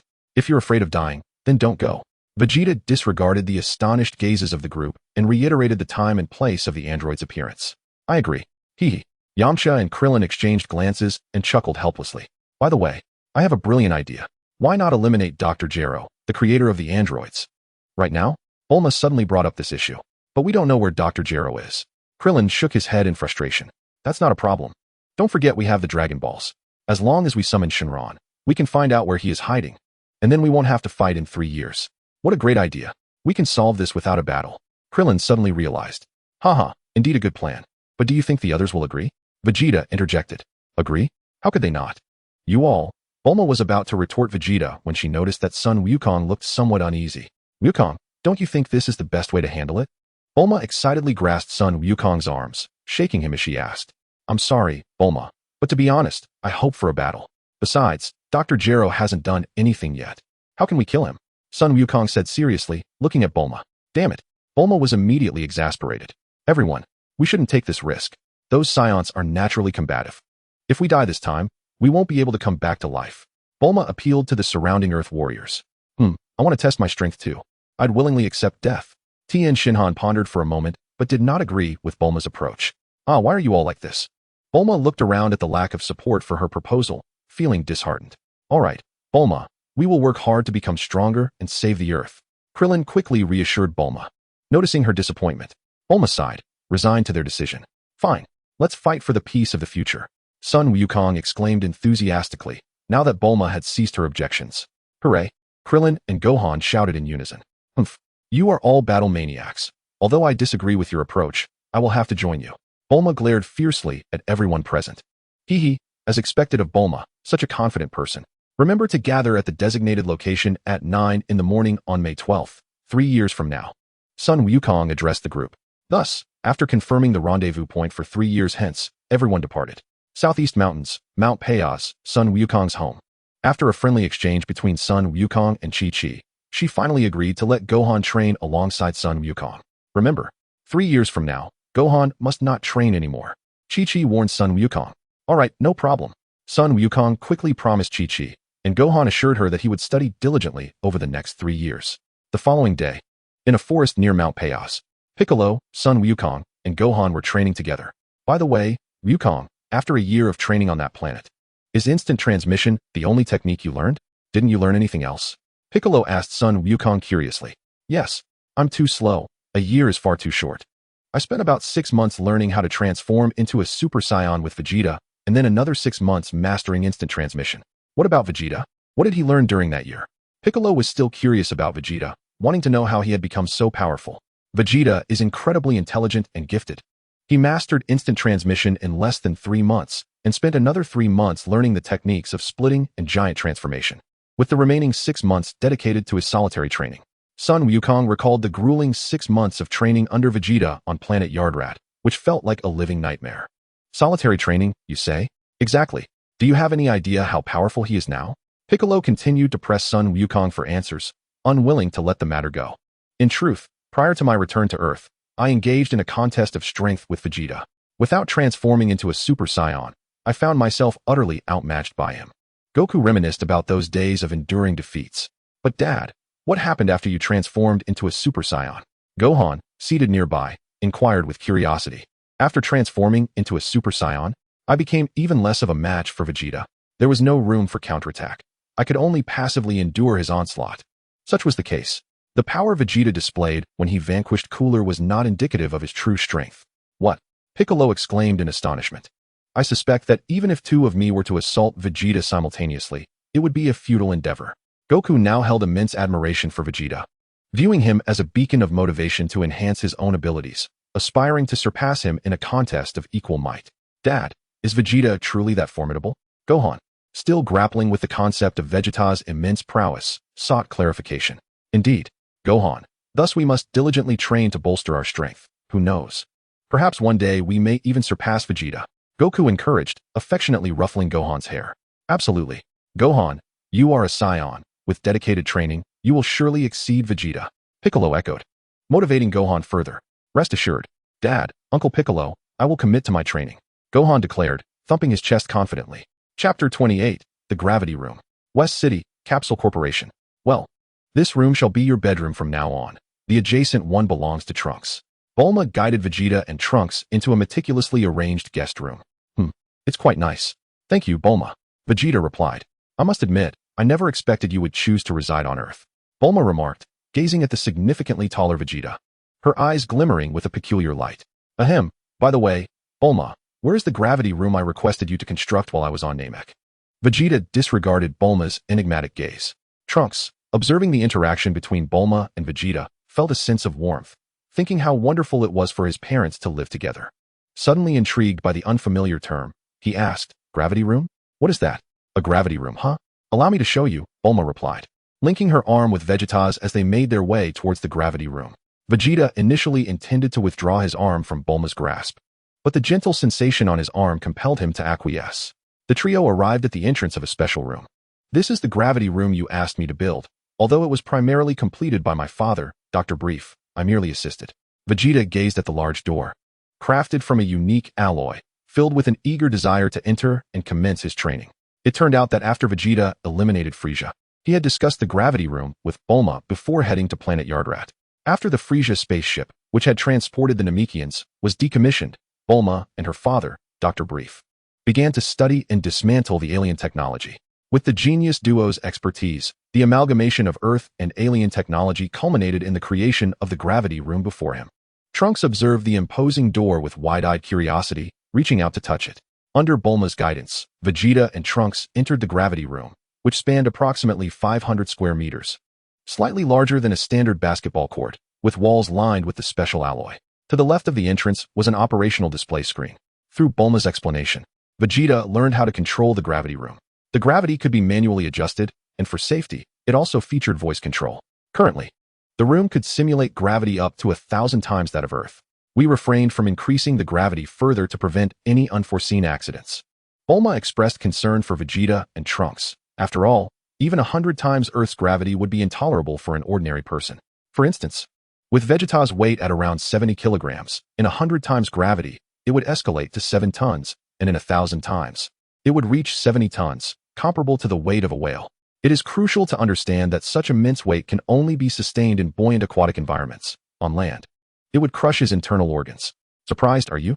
Bulma observed Vegeta staring blankly at the gravity room, assuming he was taken aback. Indeed, I am quite astonished. Thank you, Bulma, Vegeta replied, his gaze shifting from the void before him to Bulma, a smile gracing his face. In truth, Vegeta was not in a stupor. He was examining his attribute panel. Character Vegeta. Race Saiyan. Combat power 21 million, normal state. Transformation skills. Oozuru, Super Saiyan, full power. Super Saiyan 2 requires combat power of 100 million to master. Vegeta had achieved the full power of Super Saiyan. His next objective was to enhance his base combat power in its normal state, progressing thereafter to Super Saiyan 2. After determining the primary direction for his training, he turned to Bulma, who was gazing at him intently. Bulma, I too shall astonish you in the future, Vegeta said with a grin. I don't fight. You won't have the chance to surprise me, Trunks remarked, his expression mirroring the lightheartedness of the banter between his parents. And while using the gravity room, you too must exercise caution. If it becomes unbearable, utilize the voice control to shut it off, understood? Bulma's tone carried a hint of concern. Understood, Mom, Bulma. I'll be careful, Trunks caught himself just in time, almost addressing her as Mom. Rest assured. Bulma, you need not worry about me. I am aware of my limits and will not overreach, Vegeta assured her, his tone softening. Who said I was concerned about you? I merely don't want you and Trunks to perish in my home, Bulma retorted, her gaze lingering on Vegeta's handsome visage, her words betraying a teasing nature. Haha. Very well, no one is concerned for me. It's merely my overactive imagination. Just know, don't expect anything to happen between us. I, Bulma, am the most beautiful girl in West City, and those who harbor thoughts about me could line up from West City to East City. Bulma's radiant face flushed with a hint of embarrassment. Yes, dear Miss Bulma, your words are indeed true.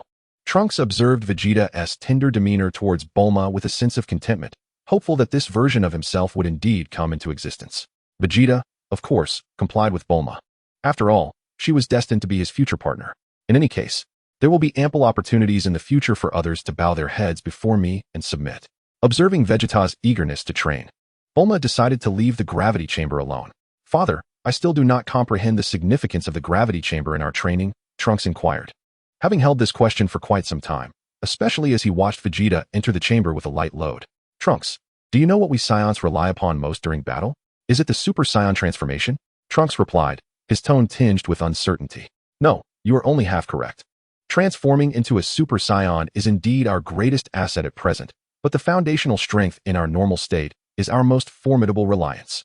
In Chapter 29, titled Human Plans and Divine Observations, Vegeta patiently elucidated to Trunks various aspects of the Super Saiyan transformation, as well as how to enhance the combat power of their normal state, including the transformations and differences among the 3 stages of Super Saiyan 1, the complete power-perfected form, and finally, insights into Super Saiyan 2. Father, I understand now. I will strive diligently to reach the full power form of Super Saiyan, and even attain Super Saiyan 2, Trunks exclaimed, his spirit invigorated by the revelation of the many realms beyond Super Saiyan. He resolved to work hard under his father's guidance to become stronger, with the ambition to defeat all androids and bring eternal peace to Earth. This was also for his master, Gohan, for his mother, and for all those who had fallen victim to the android's wrath. Thus, Vegeta and Trunks settled into Bulma's home, commencing their training in the gravity chamber. In the northern regions of Earth, one of the 4 major cities, lies a secluded mountain range, hundreds of kilometers north of the city. Hidden within is a clandestine experimental base, filled with an array of peculiar mechanical apparatuses. At the center of the facility stand nearly 10 coffin-like devices, 3 of which have their hatches ajar, yet remain empty. The remaining 4 devices are sealed, marked with numerical symbols on their surfaces. In the heart of the laboratory, a colossal computer system resides. Before the massive display screen stands a venerable man with snow-white hair, clad in a white lab coat adorned with the insignia of the Red Ribbon Army, none other than Dr. Gero himself. Blast it! The number 13, 14, and 15 androids, designed for permanent energy absorption, blatantly refuse to obey my commands. They are far too prone to rebellion. They must be destroyed. Dr. Gero clenched his fists in anger and pounded the computer. At this rate, the number 16, 17, and 18 units cannot be activated either. They must be temporarily shelved. It seems I will have to alter the subsequent android designs to focus on energy absorption. Dr. Gero's spirits sank as he scrutinized the data on the screen. Suddenly, the monitor before him flickered incessantly. This is information transmitted by the spy robot number 857. Dr. Gero activated the screen, revealing a video. As he watched, his expression shifted dramatically. The footage displayed Trunks, Gula, and King Cold, along with Vegeta and Goku. Who is this golden figure? Such immense power. Even those 2 formidable extraterrestrials are no match. Dr. Gero mused, astonished by the images unfolding before him. What? That diminutive alien has transformed, amplifying his strength to such an extent. Ah, Goku, you have finally made your appearance. And Vegeta, too, has attained that golden state. Witnessing Goku's transformation into a Super Saiyan left Dr. Gero utterly astonished. The sight of Vegeta effortlessly dispatching Gula only deepened his shock. After a prolonged moment, Dr. Gero regained his composure. It appears my plans require significant revision. Relying solely on the energy-absorbing number May 19th not suffice against them. He began to pace the laboratory, his mind racing with countless thoughts. Suddenly, he stumbled over a cable, crashing to the hard floor, pain radiating throughout his body. Damn it! My age is catching up with me. My body is becoming increasingly frail. Struggling, Dr. Gero rose to his feet and made his way to the rest area. Seated on the couch, he disinfected the wound on his knee with alcohol, the intense sting causing beads of sweat to form. Abruptly, a realization struck him. Gazing absently at his hands and feet, he seemed to reach a momentous decision. Alas, it seems I must also become an android. Otherwise, this body cannot endure much longer. However, I must first complete the creation of number 19, after which he can assist in my own transformation and implement that plan. The embryo should also be activated. Doctor. Zero cast a glance toward the basement entrance, his eyes gleaming with an unusual light. Yet, the embryo's growth would take far too long. It would take at least 20 years to mature. As he pondered, he returned to the giant computer. Fixating on the screen, he fell into deep contemplation. After a considerable time, a spark of inspiration illuminated his mind, prompting him to begin manipulating the computer. Hours passed before Dr. Zero finally ceased his activities, rising slowly with a smile illuminating his face as he beheld the myriad data on the screen. He erupted into laughter, exclaiming, "Ha ha ha, splendid. Let us proceed with this plan. Ha ha, Goku. If I can execute this plan flawlessly, you shall meet your demise. Ha ha ha." As a remnant of the Red Ribbon Army, Dr. Zero was consumed by a frenzied new scheme, laughing maniacally. In an enigmatic region of the 7th universe, a colossal inverted triangular structure floated in the void, atop which rested a massive, leafless tree. This was the dwelling place of Beerus, the god of destruction of the 7th universe. The structure resembled a conical flower pot harboring a tree, within which Beerus and the angel Whis resided. This realm was devoid of the cycle of day and night, perpetually bathed in eternal light, surrounded by a multitude of floating celestial bodies. Gods are eternally unique. For them, even time holds no significance. Their lifespans are boundless, filled only with an endless void. Each deity has their own way of combating this emptiness. For instance, Beerus prefers to pass the time in slumber. 10 years, 100 years, even 1,000. He will not awaken unless provoked by hunger or the need to obliterate a planet. Meanwhile, Whis, who is not asleep, lounges on a luxurious sofa, fixated on the black crystal orb atop his staff. Whis gazed curiously at the crystal ball, seemingly engrossed in observing something rather intriguing. Chapter 30, Father and Son Duel. Is this truly the Super Saiyan? Quite impressive indeed. Whis marveled at the obsidian sphere. This Vegeta is rather fascinating. He previously vanquished Frieza, and now, an even mightier brother has met his demise at his hands. Such prowess is indeed rare within the 7th universe. One can only ponder whether he will grow even stronger in the future. As Whis spoke, he glanced in the direction of Beerus's chamber, a glint of mischief flashing in his eyes. Perhaps in time, Lord Beerus will take notice of you. Vegeta, do strive to excel. In West City, at Bulma's residence, within the gravity chamber, Vegeta and Trunks stood in opposition, neither having transformed into a Super Saiyan, both maintaining their regular states. Vegeta occupied the center of the arena, his muscles taut and powerful under the immense pressure of gravity. His gaze was resolute and cold, akin to a beast poised to pounce. Trunks faced him, his youthful visage still bearing a hint of innocence, yet his eyes radiated determination and resolve. Suddenly, Vegeta made his move. His figure sliced through the air like a bolt of lightning, charging towards Trunks. His fist, propelled by a fierce gale, struck toward Trunks with great force.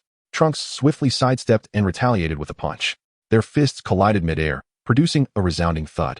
Huh, Vegeta scoffed, his body vanishing in an instant. Trunks's pupils dilated. He sensed that familiar aura rapidly approaching. He immediately turned, only to find Vegeta had materialized behind him, delivering a powerful blow to his back. Trunks had no time to react and could merely grit his teeth, bracing for the impact. With a resounding crash, Trunks was propelled like an arrow from a bow, hurtling towards the special alloy wall. In a moment of desperation, he executed a flip, bracing himself against the wall with his foot, then rolled onto the ground. Well done, Trunks, your reaction speed has improved, Vegeta acknowledged, a satisfied smile gracing his face. He recognized that Trunks was evolving through combat, far surpassing his initial training days. Trunks remained silent, taking a deep breath to steady himself. He understood that this was merely the commencement of their training, and he had to exert himself fully to live up to his father's expectations. Father, be cautious. I shall not hold back from here on. Trunks realized that unless he unleashed his full potential, inflicting harm upon his father would be a formidable challenge.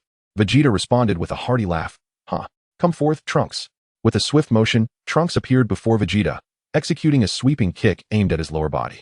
However, he struck nothing but air. Vegeta had already vanished. Not good, Trunks thought, hastily flipping backward to evade. To his dismay, Vegeta had anticipated his intentions and was blocking his retreat. Bang! Trunks cried out as Vegeta landed another heavy blow to his back, the searing pain eliciting a yelp. Trunks, is this what you refer to as holding nothing back? Vegeta remarked, shaking his head at Trunks, who was hastily distancing himself. Father, Trunks stammered, momentarily at a loss for words, having just boasted to his father about his intent to fight fiercely, only to be immediately rebuffed. Trunks, heed my words. The battle is not over. Be on your guard. As soon as Vegeta finished speaking, he lunged at Trunks, delivering a fierce punch to his chest. Under the immense gravity of the chamber, the force of that blow was magnified several times, akin to a meteor crashing down. Trunks was sent flying, crashing against the gravity chamber's wall. This time, he felt as if his very insides were being jolted, nearly coughing up blood. Yet, Trunks refused to yield. Gritting his teeth, he struggled to rise. He understood that in this environment, training alongside his father meant that each failure was an opportunity for growth. Taking a deep breath, Trunks steadied himself, ready to face Vegeta's next onslaught. Vegeta, observing Trunks' performance, felt a flicker of admiration. He did not show mercy, launching another attack with renewed vigor. This time, his strikes were even swifter and more ferocious, as if testing the limits of Trunks' capabilities. At first, Trunks found himself merely enduring the onslaught. But gradually he began to evade some of Vegeta's attacks. Though his movements were still somewhat clumsy, his speed and strength were undeniably on the rise. As time passed, Trunks adapted to the relentless pace of Vegeta's high-intensity strikes. No longer was he easily struck down, enduring longer, and on occasion, managing to counterattack. He began to take the initiative, harnessing his speed and agility to seek openings, aided by the fact that Vegeta was not exerting his full strength. Trunks' combat techniques grew increasingly refined and precise, each strike eliciting a semblance of surprise from Vegeta. He learned to leverage the gravity chamber's unique environment to hone his reflexes and control his power. However, Vegeta, being a seasoned warrior, did not lower his guard despite Trunks' advancements. On the contrary, he became more focused, continuously adjusting his tactics and strategies. Vegeta oscillated between ferocity and composure, leaving Trunks unable to predict his next move. Thus, the father and son engaged in a fierce contest within the training ground. Their clash was not merely a test of strength, but also a trial of wits and courage. Each transition between offense and defense was charged with tension and excitement, eliciting cheers for their displays of prowess. Such training would surely fortify Trunks, equipping him to face future battles with greater composure and confidence. The two figures darted across the training arena, their fists and footfalls intertwining into a surreal tableau, each collision and engagement a harmonious amalgamation of power and technique. Observing Trunks' growth, Vegeta felt a profound sense of satisfaction. He recognized that Trunks was gradually mastering the art of combat under immense gravitational strain. In this environment of intense pressure, not only did Trunks experience growth, but Vegeta also reaped considerable benefits. Yet, this encounter was merely a microcosm of their daily training. Within the gravity chamber, both their strengths would advance at an extraordinary pace. Chapter 31. Trunks' Journey Back to the Future. Time flowed like a swift river, and a year had swiftly passed since Vegeta and Goku returned to Earth. In West City, in Bulma's backyard, a peculiar machine stood prominently on the ground, resembling the time machine that Trunks had once used. "Big T, are you truly going to leave?"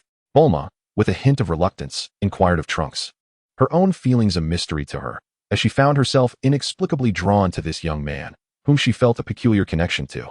Even her parents shared this uncanny sensation, as if they were one family. Bulma's mother, Panchi, even speculated whether Trunks might be a distant relative or possibly the illegitimate child of her husband. Yet, Bulma reminded them that Trunks hailed from a future world. "Indeed, I find myself somewhat concerned for the mother in that future realm," Trunks replied with a smile. "Very well, it is what it is. The time machine has been thoroughly repaired by my father, Dr. Brief, and the energy source has been replenished sufficiently for your round trips. However, I am quite eager to meet your mother, the genius who constructed such an extraordinary time machine." Bulma gazed at the peculiar time machine beside her and chuckled. "Ha, Trunks. Remember to send my regards to your mother when you return to the future. Indeed, crafting such a remarkable time machine by oneself is truly impressive," the Briefs chimed in. "Rest assured, I shall convey your greetings," Trunks assured them. "Just be cautious of those androids upon your return.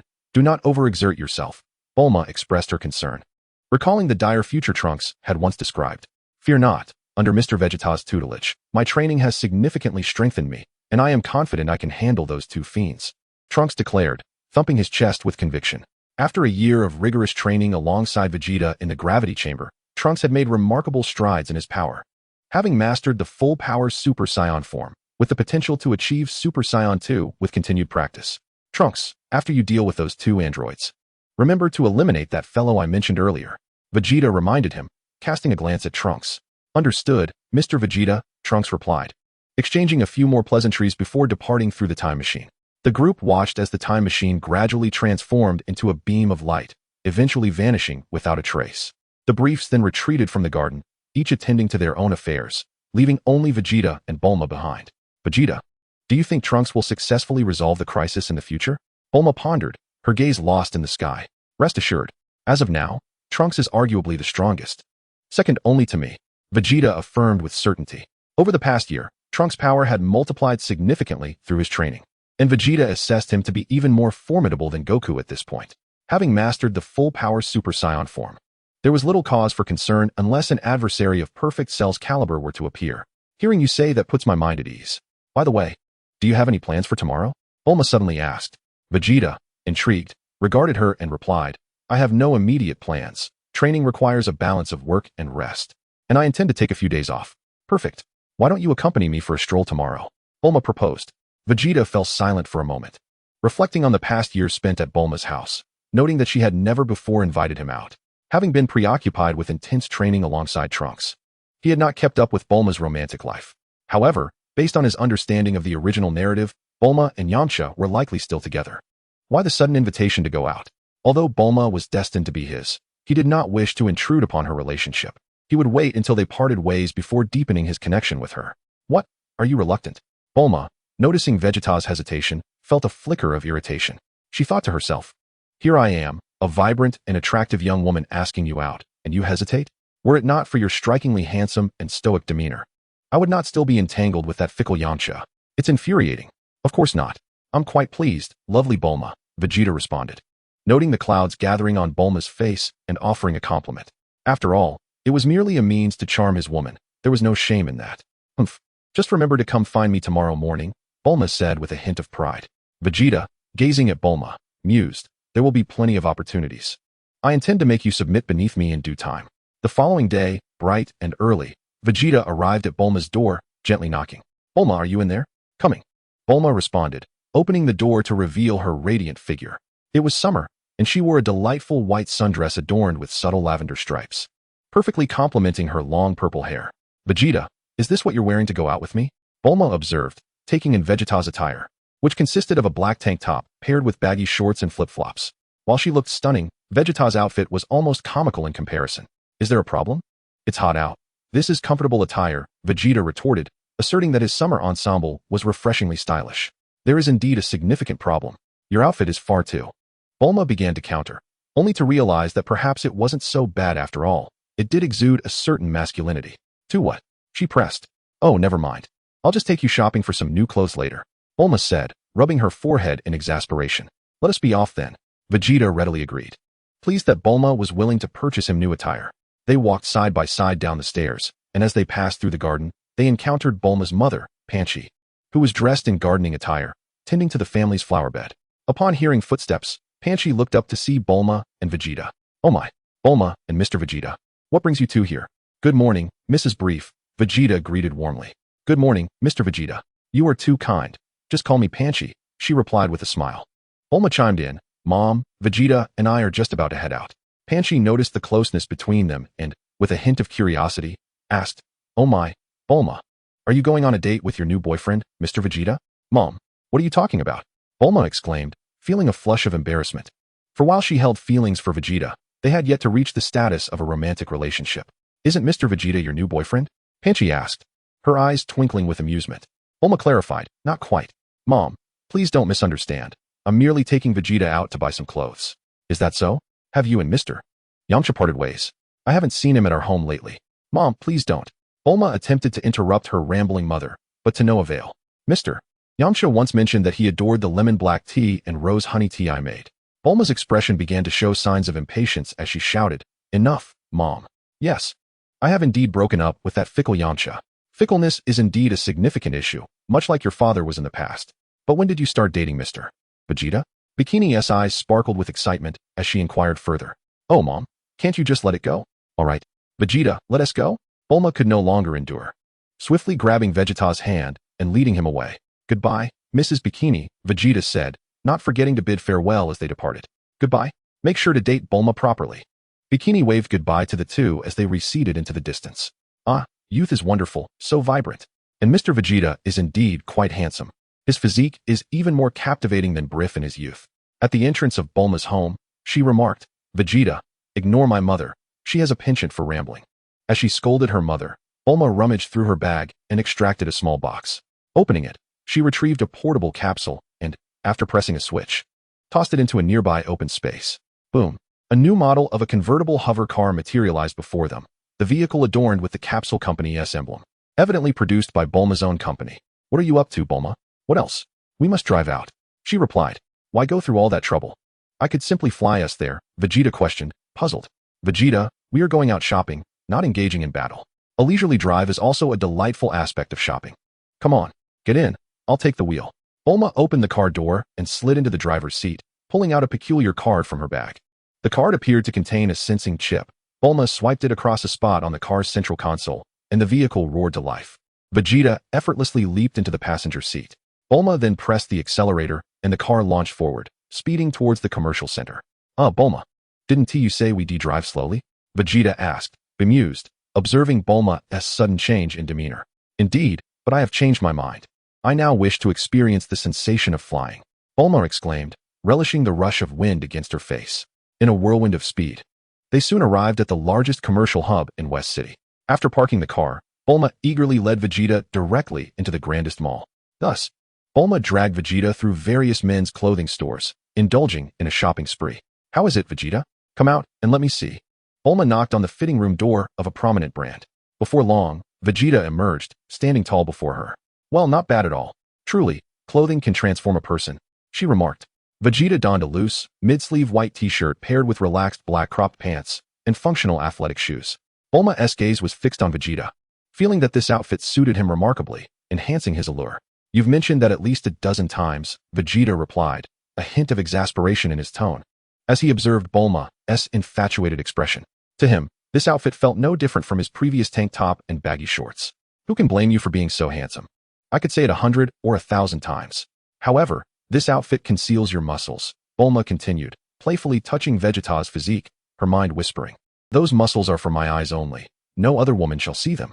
Bulma, if you keep this up, I might have to retaliate, Vegeta declared with a mischievous grin, as he watched Bulma's hands wander. Retaliate? What do you mean? Bulma inquired, intrigued.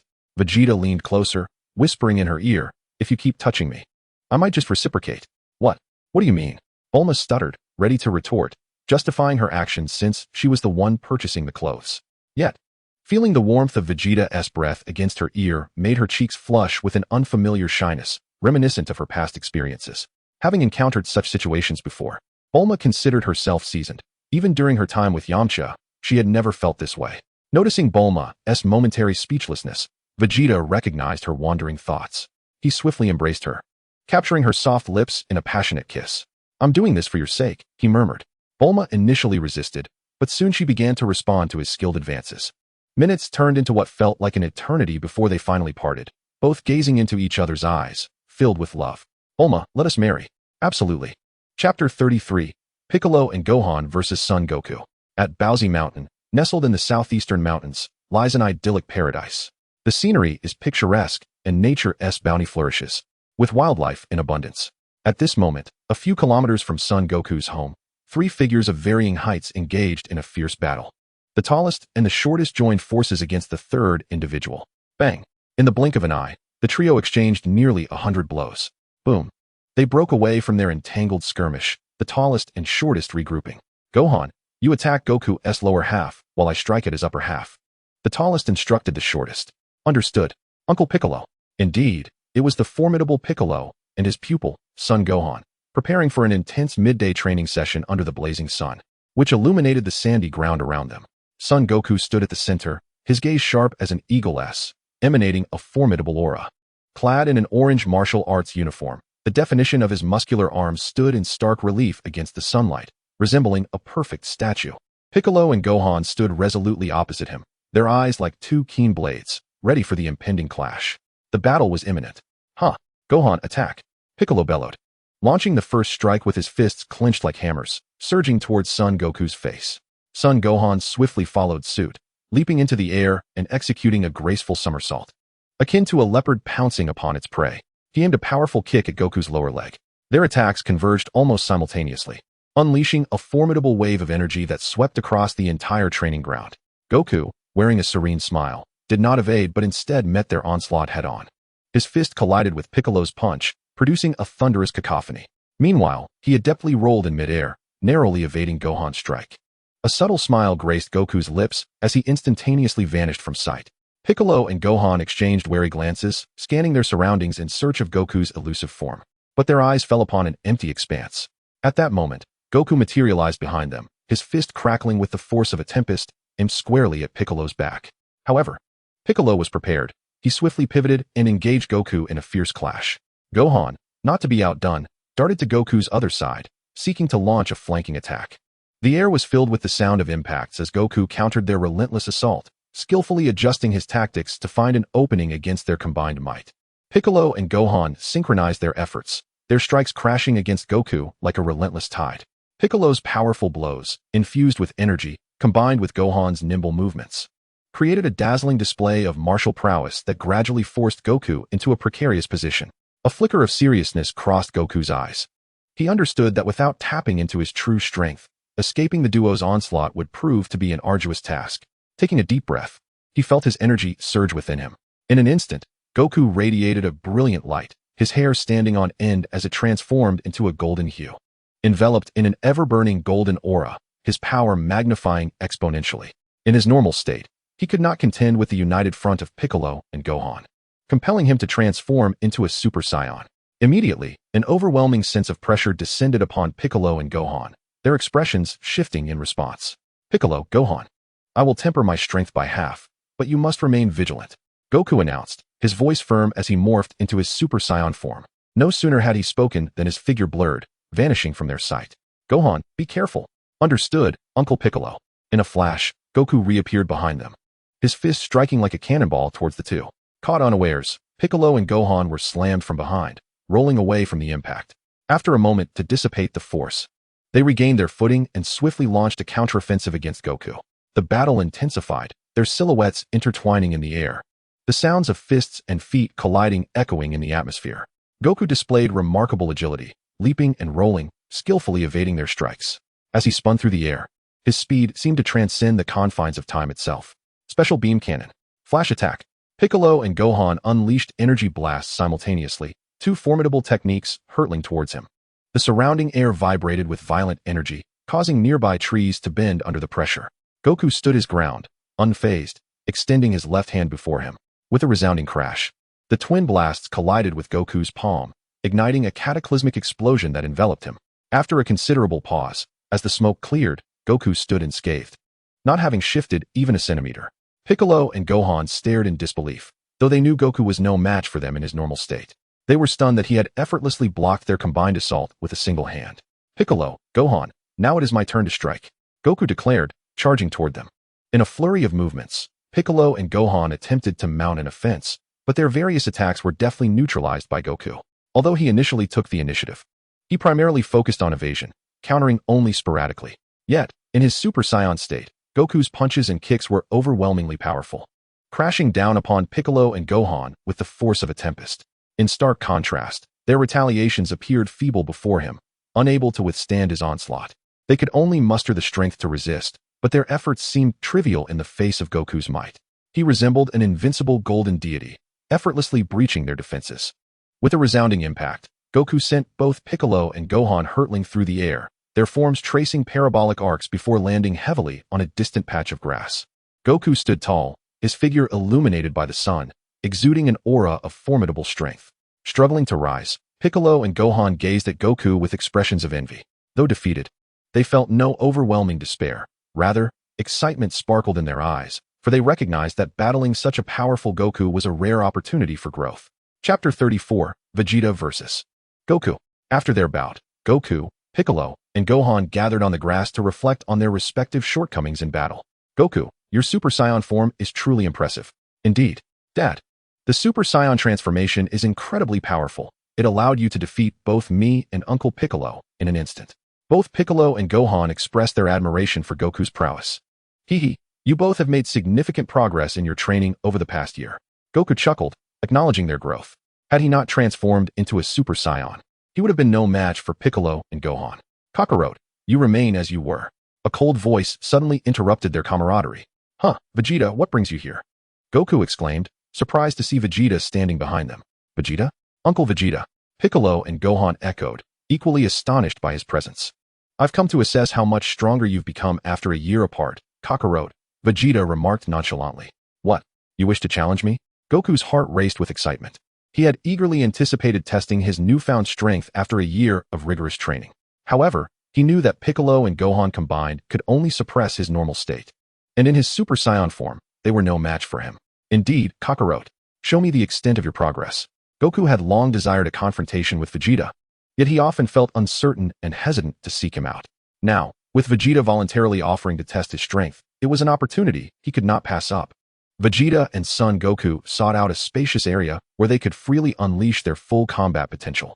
Eagerly, Goku quickly assumed a fighting stance, ready to engage Vegeta at any moment. Kakarot, are you not going to transform into a Super Saiyan? Vegeta inquired, observing Goku in his base form. I wish to test my strength against you in my normal state first, Goku replied, his eyes alight with a fierce battle spirit. His muscles taut and power surging within him, poised to erupt at any instant. Kakarot, if you do not transform, you won't be able to withstand even a few of my blows, Vegeta cautioned, fully aware that his current strength far surpassed what it had been on planet Ardatra, with his base combat power exceeding 100 million. In contrast, Goku's battle power upon returning to Earth barely reached 10 million, and despite a year of diligent training, he could only estimate his current power at around 30 million at most. Without transforming into a Super Saiyan, he would be unable to withstand even a fraction of Vegeta's might. No matter, I simply wish to see how much I have improved compared to you, Goku insisted, resolute in his decision not to transform. With that, Vegeta had nothing more to say. Let us begin, Kakarot. As Vegeta's words fell, Goku's figure shifted, vanishing from sight, leaving behind only an afterimage. He surged towards Vegeta like a bolt of lightning, his fist poised to strike at Vegeta's face. However, Vegeta's strength far exceeded Goku's expectations. Even in his base form, he was a formidable opponent. He effortlessly evaded the attack and retaliated with lightning speed, delivering a seemingly ordinary punch aimed at Goku's chest. Goku instantly felt a tremendous force penetrate his body, a searing pain erupting in his chest. The overwhelming power coursed through him, propelling him like an arrow shot from a bow, crashing through dozens of towering trees before finally coming to a halt. What just happened? Goku was sent flying back so far by Vegeta's punch. Piccolo exclaimed in astonishment, watching the battlefield unfold. Just moments before, he and Gohan had to cooperate to inflict damage on Goku in his base form. Could there truly be such a vast disparity between Saiyans? Uncle Vegeta is incredible. He knocked Dad back in an instant. Gohan marveled, equally shocked by the extent of Vegeta's power, realizing he had underestimated it greatly. So, are you still not planning to transform into a Super Saiyan, Kakarot? Vegeta coldly questioned the disheveled Goku. No rush. I want to hold out a bit longer. Goku replied with a cheerful grin, struggling to rise from the rubble. You truly cannot change that habit, Vegeta scoffed. In an instant, Vegeta vanished from sight, becoming an almost imperceptible shadow as he charged straight at Goku. Kaioken times 10. Although Goku refrained from transforming into a Super Saiyan, he unleashed the Kaioken technique. Instantly, a crimson aura erupted around him, a powerful energy flooding forth and engulfing everything in its vicinity. You dare to use the Kaioken, a technique that places immense strain on your body? You truly are reckless, Vegeta derided, fully aware that this technique contributed to his heart condition. In a blink, Vegeta and Goku collided, their formidable energies clashing and dissipating. Under the astonished gazes of Piccolo and Gohan, Vegeta and Goku exchanged blows countless times. The shockwaves from their battle reverberated across a radius of over 10 kilometers. Gallic Gun, Kamehameha. Two powerful energy blasts collided violently. The earth-shattering explosion caused nearby mountains to tremble. Piccolo and Gohan had long since retreated to a safe distance, and when the dust settled, they discovered that Vegeta and Goku had ascended from the ground to engage in aerial combat. Kakarot, you could easily transform into a Super Saiyan with far fewer side effects. Yet you continue to rely on the taxing Kaioken. Have you forgotten about your heart condition? Vegeta grunted, enduring a kick from Goku and staggering back several meters. Haha, indeed. The side effects are severe. However, I want to ascertain whether my body is truly as fragile as it seems, whether the heart issue will incapacitate me. Goku chuckled in response. Sometimes I truly wish I could pry open your skull and see if there's anything but mush inside. Vegeta shook his head, chuckling lightly. Goku was indeed a peculiar individual. Kakarot, the warm-up ends here. Chapter 35, The Disparity. With Vegeta's declaration, he instantly transformed into a Super Saiyan, entering the full power form. His aura now remarkably subdued. Piccolo, watching from a distance, was filled with confusion as he observed Vegeta's transformation into a Super Saiyan. "What's wrong, Uncle Piccolo?" Gohan inquired, intrigued by Piccolo's murmurs. "Gohan, do you not find it peculiar that Vegeta's state after transforming into a Super Saiyan differs from your father's?" Gohan, puzzled by Piccolo's observation, pressed for clarification. "Different? How so?" "In fact, a year ago, during the invasion by Cooler and his father, I noticed that Vegeta's demeanor upon transforming into a Super Saiyan was distinct from Goku's. Vegeta appeared more composed than Goku after his transformation," Piccolo articulated thoughtfully. A year prior, he had only observed from afar as Vegeta transformed to defeat Cooler before reverting to his base form, without the opportunity for close inspection. This time, however, he could closely observe Vegeta's transformation, noting the differences in their states. While Goku was often filled with exuberance and excitement upon transforming, his energy fluctuations were much more volatile compared to Vegeta's calm and collected demeanor. "From what you're saying, I can indeed sense that Uncle Vegeta maintains a more stable aura after transforming, almost as if he hasn't transformed at all," Gohan acknowledged, recognizing the differences in Vegeta's transformation. Yet, he remained curious as to why Vegeta's Super Saiyan form diverged from his father's. On the battlefield, Goku stared at the now transformed Vegeta, his expression tinged with confusion. During his training on planet Ardatra, after learning to transform into a Super Saiyan alongside Vegeta, Goku had felt an overwhelming surge of confidence, eagerly anticipating the opportunity to battle Vegeta, who initially had shown little interest in engaging him. After being persistently pestered by Goku on multiple occasions, Vegeta found himself thoroughly exasperated and agreed to engage in a contest of strength with him. The outcome was a swift and effortless defeat for Goku, who, unwilling to accept this humiliation, sought out Vegeta several more times. However, each encounter yielded the same result. Goku proved no match for Vegeta, merely serving as a punching bag in their confrontations. Eventually, unable to tolerate Goku's incessant harassment any longer, Vegeta unleashed his full might, leaving Goku gravely injured and unconscious on the ground. Subsequently, Vegeta retreated to a secluded area on planet Yardrat to train, while Goku, now acutely aware of the disparity between them, ceased his attempts to engage Vegeta further. Yet, Vegeta's transformation into a Super Saiyan brought forth a notable difference. He lacked the exuberant, combative spirit that characterized Goku's own transformation. Instead, Vegeta's aura remained remarkably stable, devoid of the chaotic fluctuations that accompanied Goku's transformation, which resembled steam escaping uncontrollably from a boiling kettle. "Hey, Vegeta, how can you remain so composed after transforming?" Goku inquired directly, his curiosity piqued. "Want to know? Face me in a serious battle, and I will enlighten you afterward." Vegeta replied, a hint of amusement in his tone. "Really?" Goku's eyes sparkled with excitement at the prospect. "Of course. I, Vegeta, am a man of my word," he coldly chuckled, summoning his long-forgotten attribute panel. Character Vegeta Race Saiyan Battle Power 5. 1 billion. Super Saiyan Full Power 50 times Multiplier. Transformation Skills Great Ape Transformation Super Saiyan 2 Excellent. Having surpassed 1 billion in base power, I have unlocked the transformation into Super Saiyan 2. Even should the formidable Cell appear before me, I possess the confidence to defeat him. In that instant, a radiant light erupted from Goku, his hair standing on end and turning golden. His demeanor shifted to one of heightened excitement, muscles swelling with power. Upon transforming into a Super Saiyan, an immense aura radiated outward from him. With a roar, Goku surged forth like a bolt of yellow lightning towards Vegeta. Vegeta felt a tremendous force barreling toward him, a wave of pressure enveloping him. Goku launched a powerful punch at Vegeta's chest. Yet Vegeta deftly evaded it with a swift sidestep. With a sharp motion, Vegeta seized Goku's arm and executed a throw, sending him crashing to the ground. Goku, still reeling from the impact, barely had time to register the pain in his back before Vegeta's foot came crashing down toward his chest. Desperate to shield himself, Goku crossed his arms defensively. Vegeta's kick struck with such force that it caused Goku to grunt in pain. Enduring the excruciating ache, Goku retaliated with a kick aimed at Vegeta's head. However, Vegeta effortlessly blocked it, seizing Goku's foot and executing a swift 180-degree spin, flinging him into the air. Without hesitation, Vegeta unleashed a barrage of small energy blasts toward Goku. Caught off guard, Goku could only brace himself, focusing on defending against the onslaught. The intensity of Vegeta's energy blasts resembled a tempest, overwhelming Goku's defenses. Finally managing to withstand Vegeta's relentless assault, Goku found a moment to catch his breath.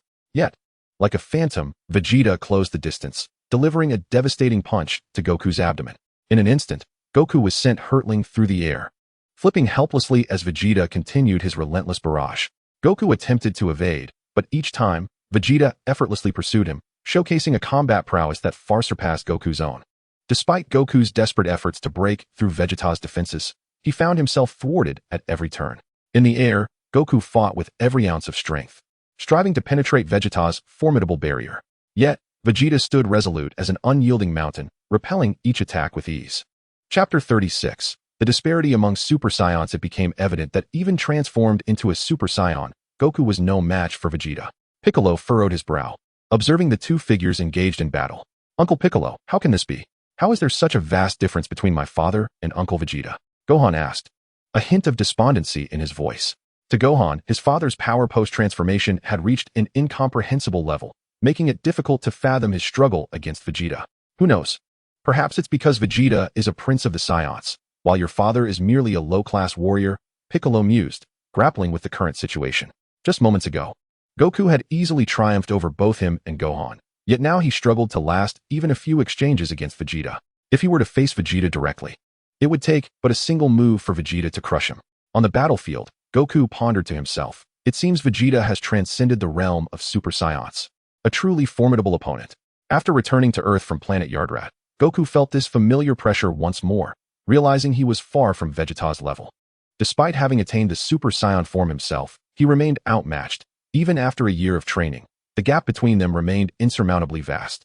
Goku could distinctly sense the chasm of power separating him from Vegeta, his rival's strength exceeding his own by 3 or 4 times. Yet, Goku was not one to back down. He resolved to give it one last attempt. Yeah! With a mighty shout, Goku's aura surged dramatically, unleashing his full power as he prepared to discover his limits. In an instant, he vanished from sight, leaving only an afterimage behind. When he reappeared, he was directly behind Vegeta, delivering a fierce kick to his back, while simultaneously throwing a punch aimed at his head. Sensing the immense force approaching from behind, Vegeta instinctively leaned forward. He skillfully evaded Goku's attack, swiftly repositioning himself to brace for Goku's next onslaught. Goku's assaults bore the weight of cataclysmic energy, while Vegeta remained eerily calm, each action executed with precision and ferocity. In an explosive exchange, the two combatants clashed, their movements becoming a blur as they traded blows. Each collision ignited brilliant flashes of light, resonating with thunderous booms across the battlefield. Despite Goku's relentless efforts, he could not shake off the overwhelming dominance Vegeta exerted over him. Vegeta's power was undeniably overwhelming. His assaults left Goku struggling to keep pace, akin to a mere punching bag in a relentless bout. During one particularly fierce encounter, Goku was struck squarely in the chest by Vegeta's fist. His body spun through the air, utterly fatigued, unable to maintain even his Super Saiyan form. Ultimately, he crashed heavily to the ground, immobilized. Gasping for breath, Goku lay on the ground, his martial arts uniform in tatters. As he gazed up at Vegeta, who had reverted to his normal state, he recognized his complete defeat in this conflict. Yet, he felt neither despondency nor despair. On the contrary, a resolute glimmer shone in his eyes. He understood that failure was merely a transient state. With relentless training and enhancement of his abilities, there would come a day when he could challenge Vegeta once more and emerge victorious. Dad, are you alright? Gohan and Piccolo rushed to Goku's side as the battle concluded. Gohan, quickly give Goku a senzu bean to restore his energy. Gohan swiftly retrieved a small pouch from his person, extracting a bean to feed to Goku. Moments later, Goku regained his strength and rose to his feet. Hey, Vegeta, would you like to consume a senzu bean as well? Goku, now revitalized, inquired brightly. Humph, no need. I haven't exhausted much energy, Vegeta replied nonchalantly. Piccolo and Gohan exchanged astonished glances, incredulous that after such an intense battle, Vegeta's energy seemed scarcely diminished. As if he had not fought at all. Indeed, the Prince of Saiyans, Vegeta, is far superior to me, haha. Goku laughed heartily at the revelation. Enough flattery, Kakarot. You simply wish to discern why my transformation into Super Saiyan surpasses yours, Vegeta stated, piercing through Goku's intentions with ease. Can you enlighten me? What is your training regimen? Goku asked eagerly. Patience. I shall pose a question before divulging my secrets, Vegeta replied with an air of confidence. A question? Go ahead. Ask away. Goku urged impatiently, with Piccolo and Gohan watching with keen interest. Do you know how many times your power increases upon transforming into a Super Saiyan? Vegeta queried. Well, I reckon it's perhaps a several dozen-fold increase, Goku mused, scratching his head. 50-fold. The transformation into Super Saiyan yields an approximate 50-fold increase, Vegeta asserted. Piccolo's eyes widened in shock. No wonder your strength becomes so formidable post-transformation. it's a 50-fold enhancement. However, whether one can fully harness that 50-fold increase remains uncertain. What do you think, Kakarot?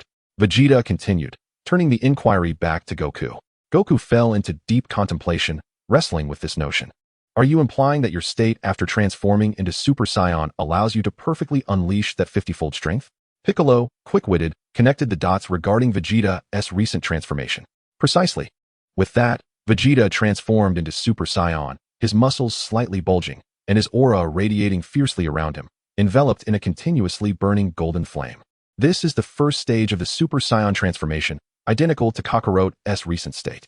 Goku watched, intrigued, as this transformation mirrored his own. It appears no different from mine. What comes next? Piccolo and Gohan observed attentively, awaiting Vegeta's next move. Well, the next step is the second stage of the Super Saiyan transformation. Chapter 37, Clarification. As Vegeta's words hung in the air, he clenched his fists. His aura surged once more, the golden flames intensifying around him. His hair began to lengthen, and his muscles swelled significantly, enhancing his stature and imposing presence. A more potent wave of energy rippled outward from him. Is this the transformation that surpasses the Super Saiyan threshold? Goku gazed, astonished, at the newly empowered Vegeta, realizing that the Super Saiyan form could indeed evolve further. The winds howled around Piccolo and Gohan, their expressions a blend of awe and excitement. Incredible! This aura is significantly more powerful than the previous transformation, Gohan exclaimed, marveling at the comparison between Vegeta's two forms. Piccolo, however, remained solemn, scrutinizing Vegeta intently. While this second stage was markedly stronger, its drawbacks were equally pronounced. This transformation, although more potent, is not without its flaws, Vegeta noted, sensing the changes within him. The second stage of Super Saiyan has its limitations. Not only does it dissipate energy at a quicker rate, but it also consumes stamina more rapidly than the first stage. Of course, the advantages are evident. Overall strength significantly increases, albeit with limitations. To quantify, it's roughly a 60-fold enhancement in its normal state. In the original series, this form was sufficient to combat numerous androids and even the second form of Cell with ease. However, it is not suitable for prolonged battles due to its excessive energy consumption. It is not a perfect form, Vegeta articulated calmly. Goku, impatient, interjected, so, the next transformation is the state you exhibited while battling me? Not quite. The next is the third stage of the Super Saiyan transformation. A third stage? There is still more? Piccolo was astonished, sweat trickling down his brow. Vegeta bellowed, unleashing a tremendous surge of energy. A more formidable aura erupted from within him, climbing steeply as the air around him surged violently. Before the astonished eyes of Goku and the others, Vegeta's form underwent yet another transformation. Veins bulged prominently on his forehead and neck, his golden hair elongated dramatically. His muscles inflated rapidly, akin to a balloon, and the tips of his golden flames flickered and danced erratically, rendering him a towering figure, almost giant-like. What immense power! Unbelievable! Piccolo marveled, utterly captivated by Vegeta's prowess. The Saiyan race was indeed a formidable lineage. Gohan, still in shock, finally managed to stammer, so powerful. Vegeta, you are truly remarkable. You have traversed far down the path of Super Saiyan. Goku gazed in awe at Vegeta, recognizing him as the Prince of Saiyans. Amidst the praise, Vegeta remained unfazed, continuing. While this state boasts significantly developed muscles and increased power, it also comes at the cost of speed and rapid energy depletion. Possessing immense strength is futile if one cannot connect with the enemy. Thus, when evaluating these three stages holistically, the first stage of Super Saiyan remains the most balanced.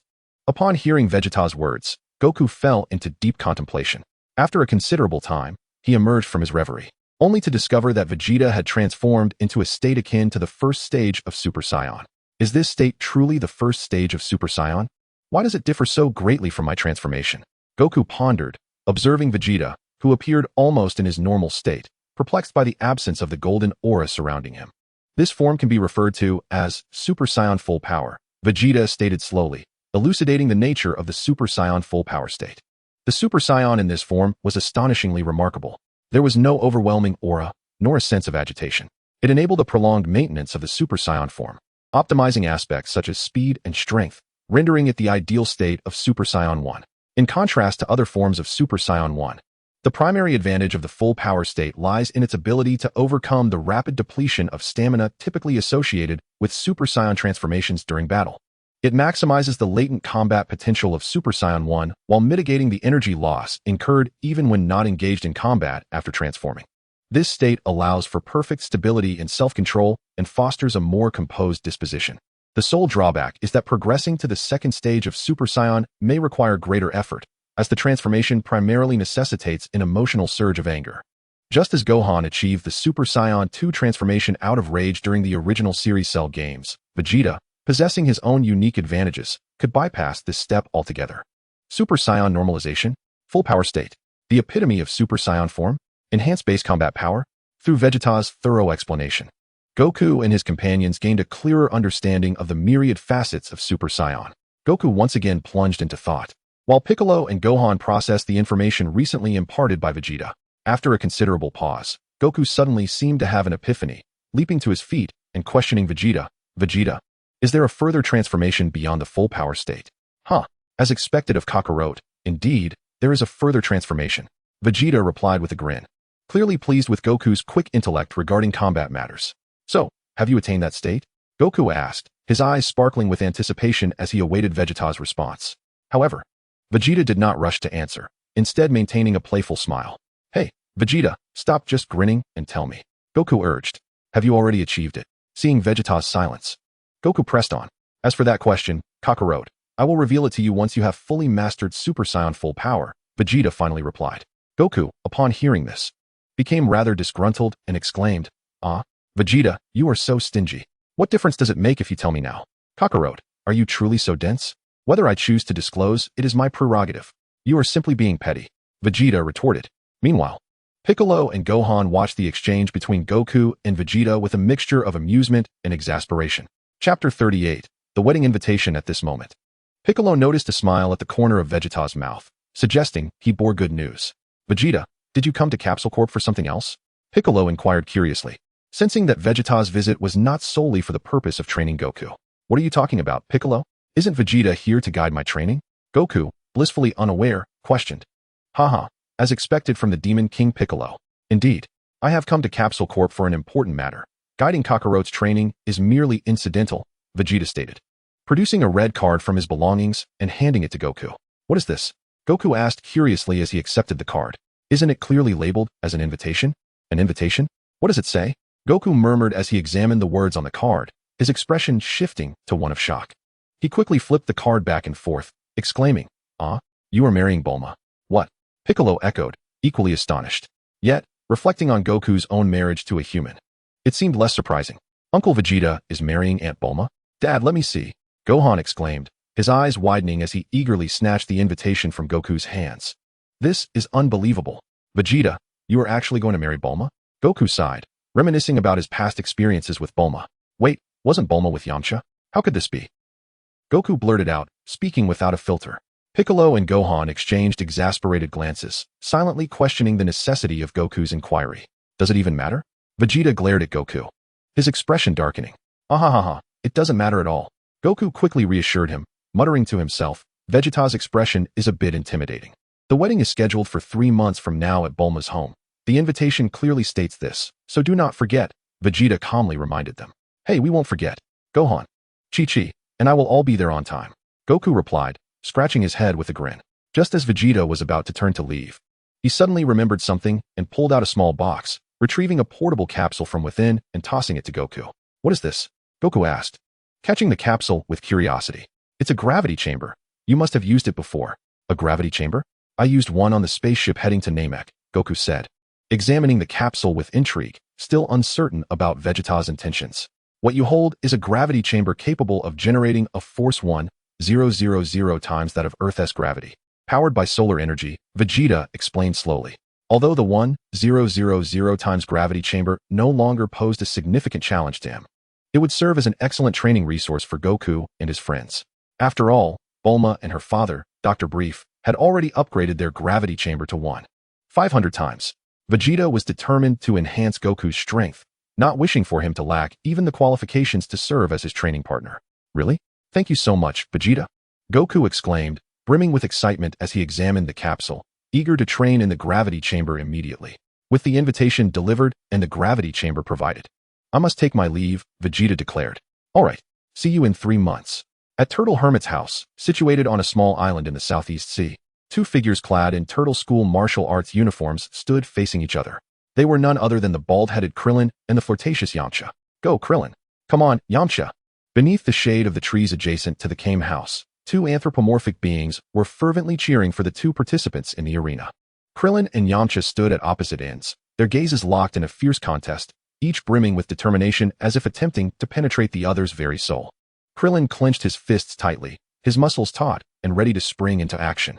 Meanwhile, Yamcha gently swayed his body, regulating his breath as he sought to attain his optimal state. As a gust of wind swept through, both figures sprang into motion almost simultaneously.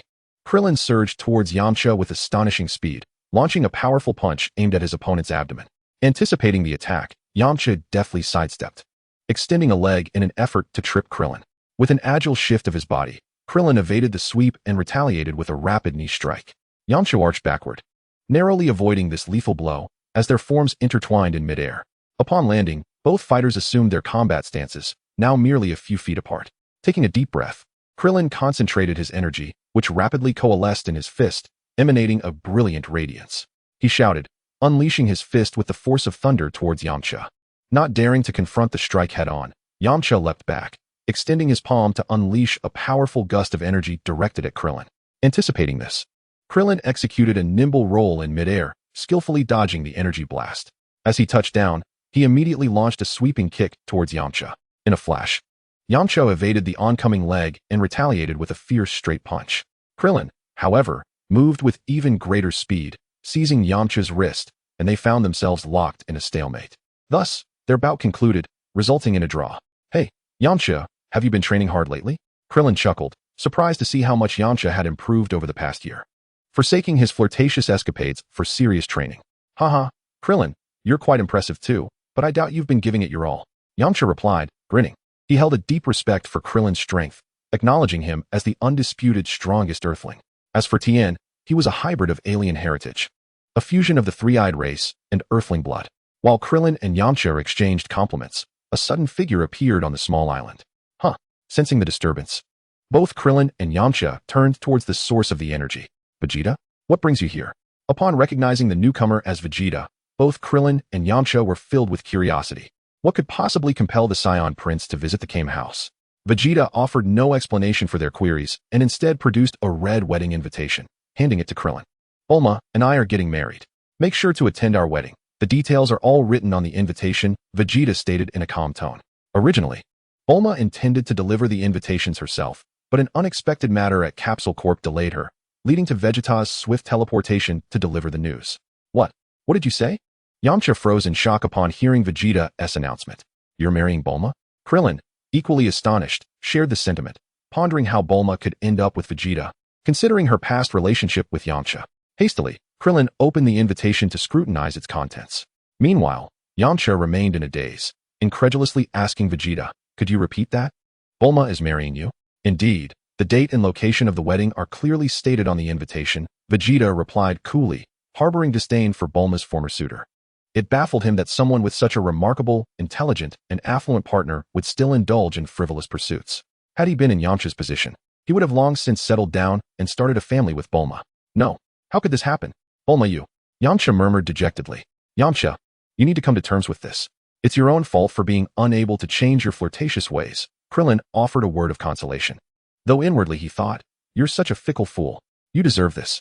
Nearby, Oolong and Puar hurried over to comfort Yamcha, and Master Roshi emerged from the Kame house, taking the invitation to examine it closely. Congratulations, Vegeta. Rest assured, we will be there on time, Master Roshi remarked cheerfully, casting a glance at the forlorn Yamcha. Then I shall take my leave, old man Roshi. In an instant, Vegeta vanished from the island using his teleportation technique, subsequently delivering invitations to Tien, Kaiatsu, Launch, and even the cat deity Kirin and the Kaioshin of the universe. Of course, attendance was entirely up to them. Chapter 39, Future Time Arc, The End of the Demons. In the year 783, 20 years into the future of Earth, West City, once one of the four bustling metropolises of Earth, now lay in ruins, a desolate wasteland. Occasional gusts of wind swept through, stirring up the dust of the abandoned city. In the vast expanse of West City, not a single living soul or animal could be found.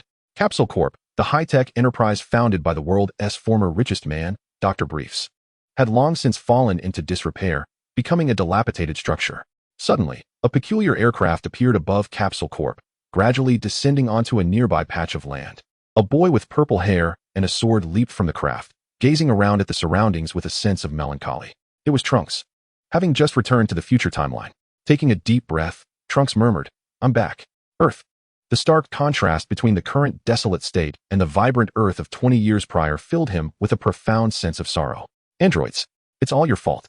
If it weren't for your wickedness, I would be living happily with my family," he thought. A surge of anger igniting within him as memories of Gohan flashed through his mind. After standing still for a considerable time, Trunks gradually calmed himself and made his way towards the basement. "Mom, I'm home." As Trunks entered the basement, he spotted the frail figure of his mother, engrossed in repairing machinery. An overwhelming sense of sympathy washed over him, recalling how vibrant and youthful she once was. "Trunks, you finally returned." Middle-aged Bulma turned to face him, her anxious heart finally easing. She rushed to embrace Trunks, tears streaming down her cheeks. "Mom, I'm sorry.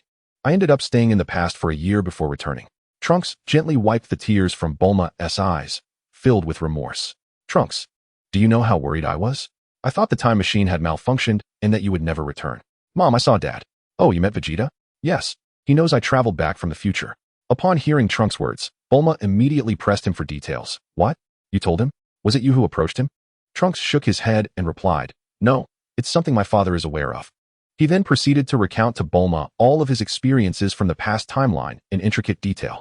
Upon grasping the entirety of the situation, Bulma couldn't help but wonder why the Vegeta she knew was so different from the one Trunks described. Especially when she learned that Vegeta had the ability to foresee the future. How could she have been oblivious to such a remarkable fact? It was truly perplexing. However, as she pondered this conundrum, she decided to set her thoughts aside. What mattered most was that Trunks had returned safely. "Trunks, no matter the circumstances, I am truly relieved that you are back from the past unscathed." "Mom, peaceful days are just around the corner, very soon," Trunks declared, clenching his fists and assuring Bulma. "Are you going to confront those two androids?" With a smile, Trunks confirmed, "Indeed, Mother, the day of reckoning for those two demons has arrived. Can you handle it?" "Rest assured, my father and I have trained for an extensive period in the gravity chamber precisely to vanquish these two fiends," Trunks replied with unwavering confidence. In a desolate city, the air was filled with the cacophony of explosions reverberating above the abandoned landscape. Bang! Bang! A dashing boy with black hair and a red scarf was unleashing a barrage of energy blasts with fervor. "Hey, number 17. Why are you so irate?" "It's merely a game we lost," remarked a stunning blonde with piercing blue eyes and a slender figure. Number 17, his expression darkened, retorted, "Spare me your chatter." Number 18, "I will act as I please." "Ha, you truly are a child who never grows up," Number 18 sighed, shaking her head as she turned to retrieve her makeup kit for a touch-up. At that moment, a powerful energy blast hurtled towards the two androids. Bang! A thunderous explosion enveloped their vicinity. However, the attack failed to inflict harm upon them, as they swiftly evaded and ascended into the sky. "Damn it! Who dares to ambush us?" Number 17 bellowed in outrage. Beside him, Number 18, her demeanor equally grim, pulled out a mirror to scrutinize her marred visage. "It's me." A clear voice echoed in the ears of the androids, and Number 17 spun around to see Trunks standing not far behind him. "Trunks, you're still alive? You really are a fool, always engaging in futile endeavors. Have you come to be our human punching bag again?" Number 17 sneered, secretly relishing the thought of having a target to strike. "How infuriating. Number 17, you better not lay a finger on him. He has ruined my freshly applied makeup. This time, I will not hold back. I will kill him." Number 18's face was as dark as thunder, her resolve to eliminate this insolent boy unwavering. Number 18, if you proceed with that mindset, you might just deprive yourself of future amusement. But do as you please. Number 17 remarked, shaking his head in resignation. "Fear not. Once we deal with him, I shall accompany you to seek new thrills." Number 18 chirped, stretching her limbs with a smile. "That's a promise, no backing out. Rest assured. Hey, have you two finished your chit-chat? Don't waste my time. Let us engage together," Trunks stated with a steely expression, confident that whether facing one android or two, they would not pose a threat to him. What? Number 17 and Number 18 could hardly believe their ears. This was the same Trunks they had once bested effortlessly. How could he now speak with such audacity? Had he forgotten the humiliation he had suffered at their hands? Had they not shown him mercy countless times because they found Earth's diversions too scarce to be bothered with him? If they had truly wished to eliminate him, they could have done so many years ago. Are you so eager to meet your demise? Number 18, already inflamed, found her fury exacerbated by Trunks' taunts. Didn't he catch that? Allow me to reiterate. Trunks' eyes glinted with menace as he enunciated each word. I declare that this time, I will eradicate you two demons. Come at me. As Trunks' declaration echoed, he instantaneously transformed into a Super Saiyan. Chapter 40, Future Timeline Arc, confronting androids 17 and 18. Trunks' purple hair stood on end, transforming into a brilliant golden hue, his cerulean eyes fixed intently on the androids. Yet, his form was not enveloped in golden aura. His energy was remarkably restrained, clearly exhibiting the full power of a Super Saiyan. Trunks, I believe your mind has become unhinged. Number 17 scoffed, recalling how Trunks had once been left battered and broken. With a menacing glare, number 18 interjected, stop wasting time with him. Once I shatter his limbs, we shall see if he can still utter such bravado. The battle was imminent, with number 18 launching the first strike. She extended her right hand, channeling a searing energy beam directly toward Trunks. Trunks smiled slightly, his form vanishing in an instant, leaving behind only a faint afterimage. Boom. The beam struck the distant ruins, sending a cloud of dust billowing into the air. When Trunks reappeared, he had already positioned himself behind Android 18. With a swift kick to her waist, he sent her hurtling away. In that moment, number 17, who had been observing from the sidelines, transformed into a blur, surging toward Trunks from behind. His right hand formed an energy blade, aiming to slash at Trunks. Yet, as if he possessed eyes in the back of his head, Trunks swiftly turned and seized number 17's wrist. Number 17's expression shifted dramatically. He struggled to break free from Trunks' grasp, but to no avail. Meanwhile, the airborne number 18 rushed to assist number 17, her feet gathering energy as she aimed to stomp down on Trunks. Unfazed, Trunks stepped onto the void, as if standing on solid ground, using the reaction force to leap away from number 18's attack. Simultaneously, he balled his other hand into a fist and struck number 17 squarely in the chest. Number 17 let out a groan as he was sent flying, crashing into the distant ruins. In response, number 18 yelled in fury and charged at Trunks. She gathered energy in her hands, launching a barrage of energy beams at him. Trunks, agile and nimble, dodged left and right, effortlessly evading all attacks. He then appeared beside number 18, delivering a kick to her side that sent her tumbling away. Trunks pursued her, fists clenched, raining down blows upon her with relentless force. Bang! Bang! Each strike resounded like thunder, leaving number 18 utterly defenseless. In the distance, number 17 struggled to regain his footing, his eyes flashing with anger and disbelief. How is this possible? Even combined, number 18 and I are no match for Trunks? It has only been a year. Number 17 found it hard to accept the unfolding reality, as though he were trapped in a nightmare. No, this cannot be. We are the strongest beings that exist. Suddenly, a piercing scream shattered the tranquility of the skies, causing Android 17 to swiftly glance towards Android 18's direction. In an instant, his eyes widened in horror as Trunks delivered a devastating punch that pierced through 18's chest. With a thunderous impact, he followed up with a swift chop of his left hand, severing 18's head from her body, while his right hand unleashed an energy blast that reduced her remains to mere ashes. No, 18. The sight of 18's obliteration at Trunks' hands filled 17's heart with an encroaching dread known as fear. No, I do not wish to perish yet. I must flee. Terrified by the scene unfolding before him, 17 was consumed by an overwhelming desire to escape. In a flash, he transformed into a streak of light, hastily retreating towards the horizon. Trunks, however, merely smiled faintly. You cannot escape, 17. Grasping 18's severed head in his left hand, he concentrated energy into his right palm. Big Bang Attack. A formidable energy blast erupted from Trunks' hand, hurtling towards the fleeing 17. Despairing, 17 cried out, "No, please." With a resounding explosion, 17 was annihilated by Trunks' attack, effectively eradicating the two malevolent androids responsible for 2 decades of chaos in the future timeline of Earth. Taking a deep breath, Trunks exhaled slowly, murmuring, "Gohan, and everyone else. I have avenged you." At long last, the future Earth was on the brink of experiencing a long-awaited peace. In West City, within Bulma's research laboratory, she was diligently operating her computer while Trunks assisted her. "Hooray, I've finally deciphered the information contained within the android's head," Bulma exclaimed, wiping the sweat from her brow with a sigh of relief. Trunks, filled with excitement, inquired, "Is it true, Mom?" After days of relentless research, Bulma had successfully extracted the data from the head of Android 18 that Trunks had brought back. Indeed, although Dr. Gero was a villain, he was undeniably a genius. "It took considerable effort to unravel this data," she remarked, harboring a deep disdain for the mastermind behind the calamities, yet begrudgingly admiring his intellect in creating such formidable androids.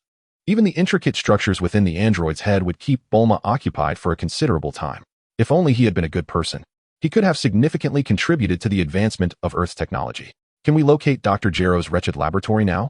Trunks asked eagerly, recalling the dire warnings from his father about the existence of that monster. He felt restless, knowing that the potential threat needed to be addressed without delay. Hearing from Vegeta that the monster could absorb both androids 17 and 18 to enhance its power had left Trunks in shock. After training diligently in the past timeline, he had rushed back to the future to eliminate the androids before they could be absorbed. According to Vegeta, if the monster succeeded in absorbing the two androids, its power would escalate to terrifying levels. Even with all his might, Trunks knew he would not stand a chance against it.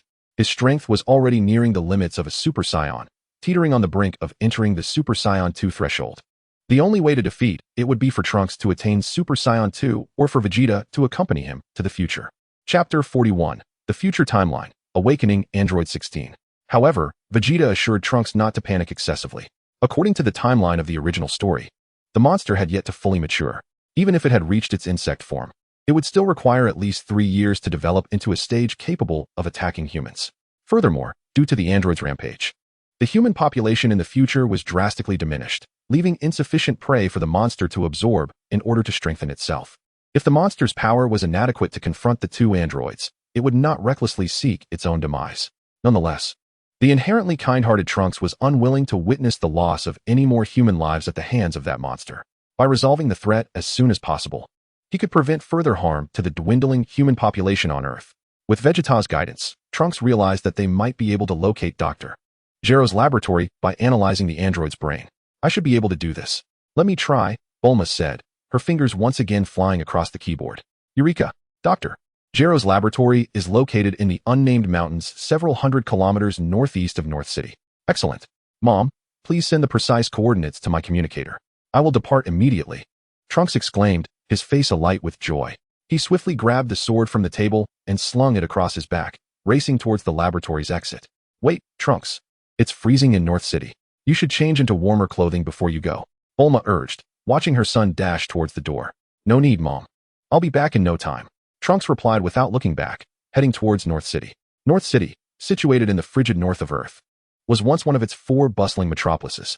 However, due to its proximity to the location where the androids first appeared, it was among the first cities to be devastated. The howling cold winds carried a mix of snowflakes, sweeping through the ruins of this once prosperous city, now strewn with debris and remnants of its former glory. A figure was soaring through the sky, swiftly approaching the desolate city, Trunks, having rushed from West City. That abandoned city ahead must be North City.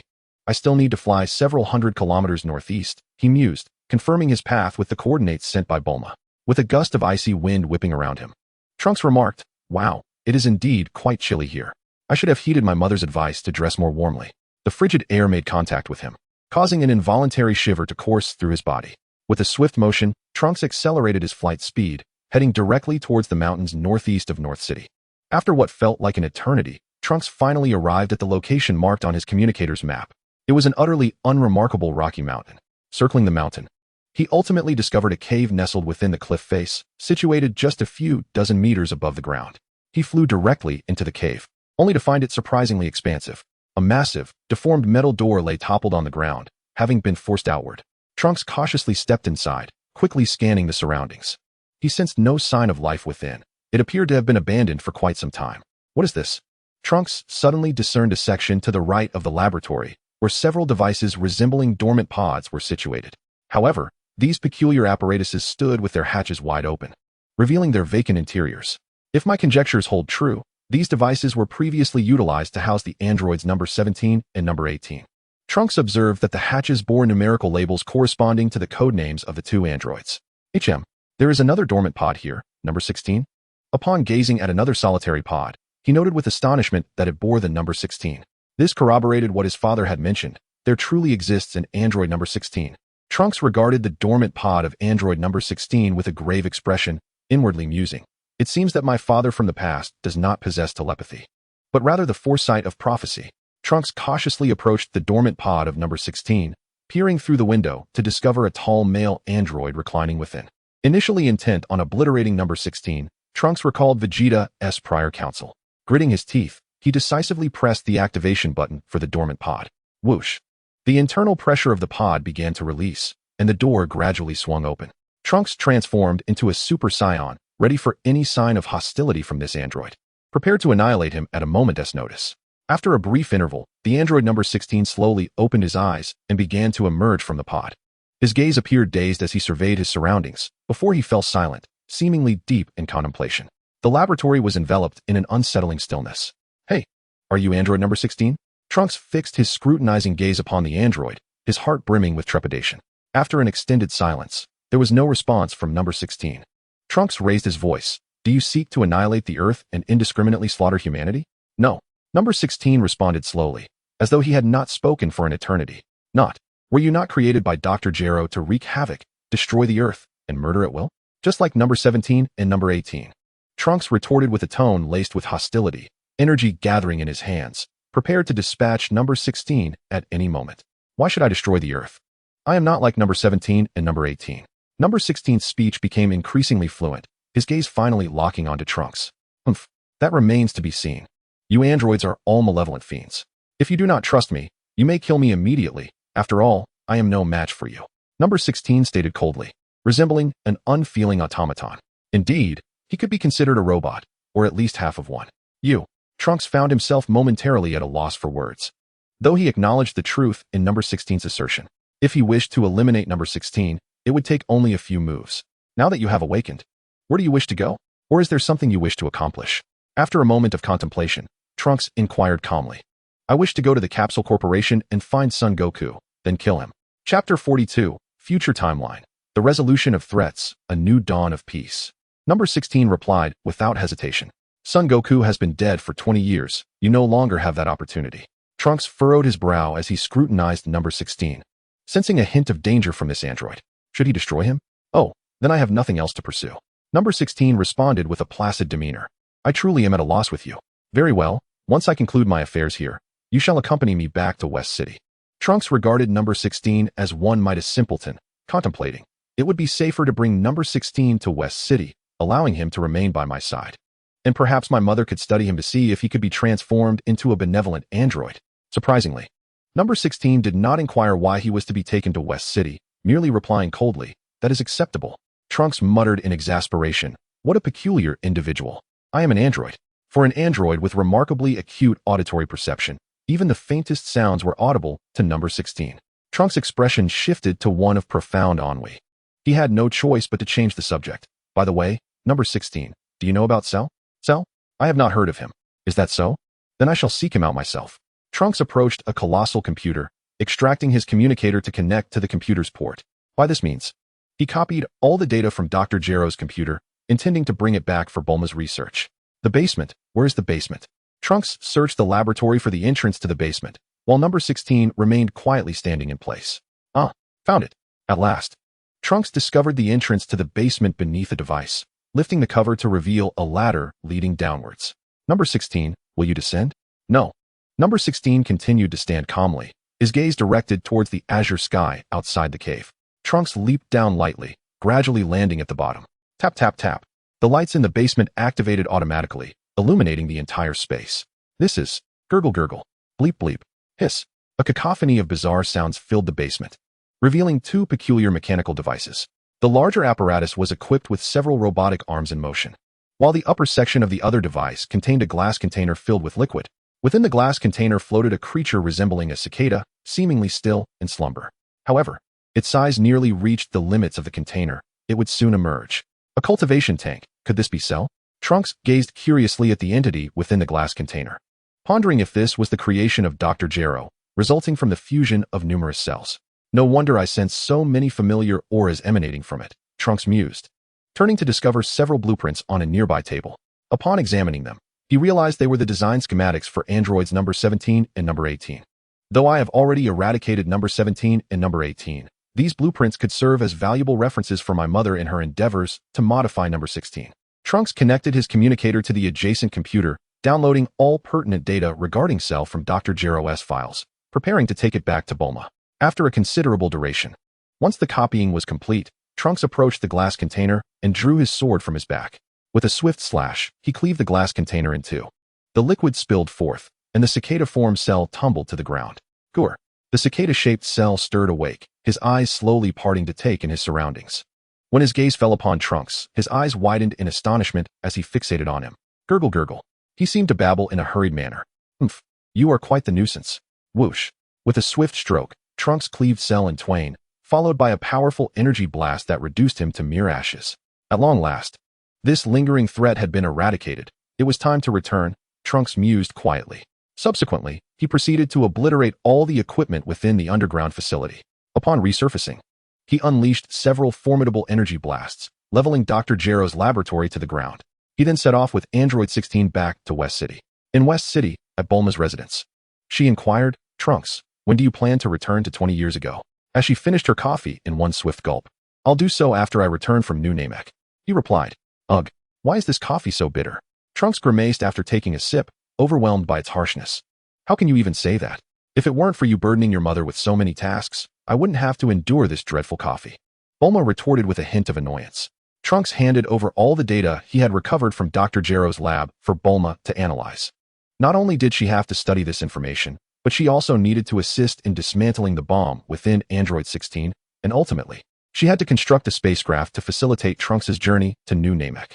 But Trunks, how did you come to the idea of seeking the Eternal Dragon on New Namek? She asked. It was Dad who told me, Trunks replied. The past Vegeta? What could he possibly desire?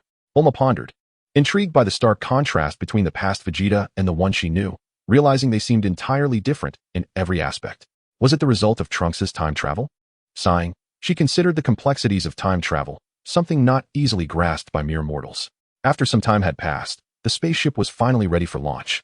Trunks, accompanied by the now bomb-free Android 16, boarded the spacecraft crafted by Bulma and set off for New Namek. After several days of interstellar travel, they arrived at their destination. Upon revealing their origin from Earth and engaging in discussions with Elder Muri and others, they shared the significant events that had transpired on Earth over the past 2 decades. The Namekians were deeply saddened and promptly gathered the 7 Dragon Balls to summon the Eternal Dragon, Purunga. The current Namekian dragon had enhanced wish-granting abilities, enabling him to resurrect many individuals. The first wish was to bring back the good souls who had perished due to the androids on Earth. However, only those whose bodies remained intact could be revived. Those who had already reincarnated could not. Thus, only the likes of Gohan and Piccolo, who had been preserved by King Yema's special care, could return. Of course, in this timeline, Vegeta had also perished in the struggle against the androids. Thus he too was resurrected. As for Goku, he had succumbed to the natural cycle of life and death, and the Dragon Balls could not restore him. He wished to continue his training with King Kai. The second wish was to restore Earth, which had been ravaged by the androids, to its former glory. The third wish sought to rejuvenate Bulma, restoring her youth and vitality, freeing her from the visage of a weary middle-aged woman. With all wishes fulfilled, Trunks and Android 16 spent a delightful day on New Namek before boarding their spacecraft for the journey back to Earth. Chapter 43, The Wedding. In the primary timeline, West City, sunlight streamed through the clouds, bathing the bustling streets of the city. Today marked the joyous occasion of Bulma and Vegeta's wedding, and the entire Capsule Corporation was enveloped in an atmosphere of celebration and well wishes. In Bulma's garden, vibrant flowers bloomed, and colorful ribbons fluttered in the breeze.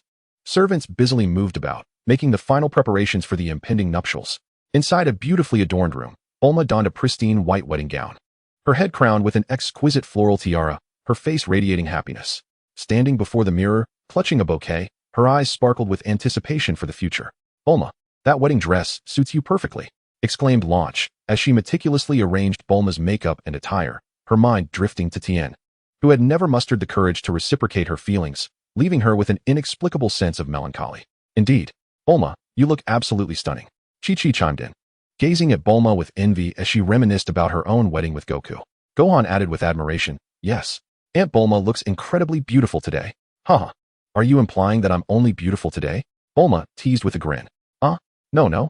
Aunt Bulma is always so beautiful, Gohan stammered, waving his hands in a flustered manner. Laughter, bright and joyful, echoed from the room, spilling into the corridor. Not far from Bulma's room, Vegeta had changed into a sharp white suit, standing before the mirror, meticulously adjusting his attire and hairstyle. Although he appeared calm on the surface, his heart brimmed with anticipation and nervousness. This was his first marriage in both this life and the last, and he wanted to present himself in the best possible light for Bulma. Hey, Vegeta, when can we spar again? I'm still struggling to maintain my Super Saiyan form for long. Could you give me some pointers? Goku persistently inquired from the side. Ever since he began training in Vegeta's gravity chamber 3 months ago, Goku had experienced significant growth in his strength and was eager to test his skills against Vegeta, the only worthy opponent on Earth. Kakarot, on this festive occasion, do not provoke me to curse. Vegeta snapped, shooting a glare at Goku. What a battle-obsessed fool. All you think about is training and fighting. Since solidifying his relationship with Bulma, Vegeta had scarcely trained. These past few months had been spent in a blissful days with Bulma, as they shared meals, journeys, and nights together, balancing work and leisure, harmonizing their energies, which benefited them both physically and emotionally. Their bond deepened rapidly, growing ever closer. Ugh, Vegeta, you're so dull. I'm starving. I'm off to grab something to eat, Goku retorted, sulking as he left the room after Vegeta's reprimand. As the sun ascended higher in the sky, guests began to arrive at the garden. Master Roshi strolled leisurely, accompanied by his turtle, taking in the scenery. Of course, he seized every opportunity to flirt with the lovely waitresses, while the turtle stubbornly clung to his clothing, trying to prevent his mischief. Krillin, Tien, and Kaiatsu were chatting while enjoying drinks nearby. Chi-Chi's father, the Ox King, sat quietly, awaiting the commencement of the ceremony. Piccolo had chosen a secluded corner, sitting alone in solitude. Yamcha, as Bulma's ex-boyfriend, also attended the wedding, dressed in a respectable suit, holding a glass of drink while standing to the side with a somewhat stiff smile, his eyes betraying a hint of complex emotions.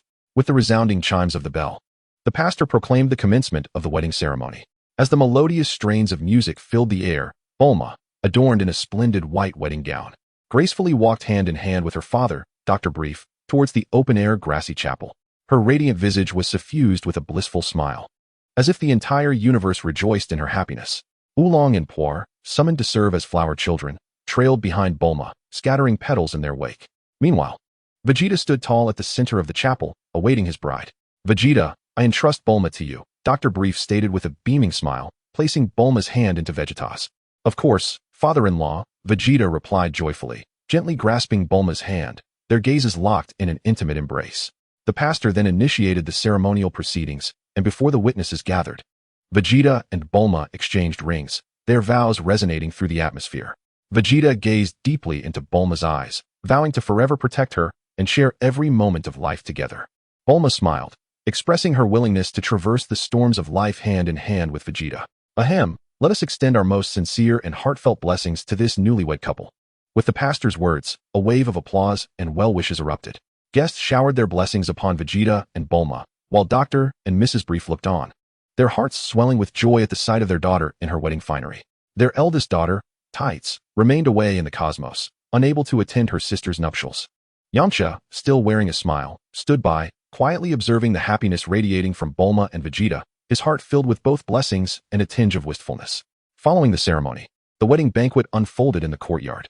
The tables were laden with exquisite fare and fine wines, the air fragrant with culinary delights and joyful laughter. Guests raised their glasses in toasts, celebrating the couple's happiness.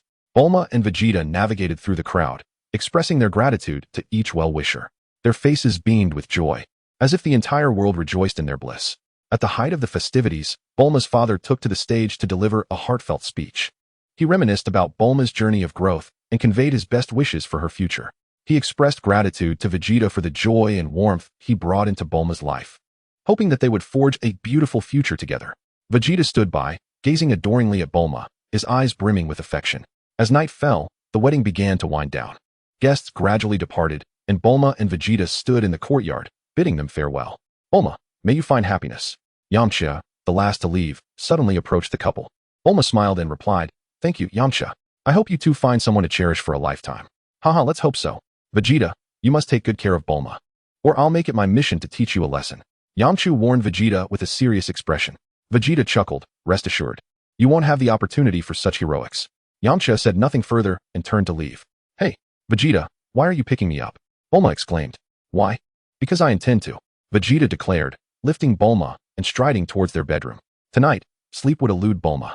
The following day, after the wedding, at Bulma's home in West City, she lay beside Vegeta, exhausted from a night of passion. What? You want to take me on a honeymoon?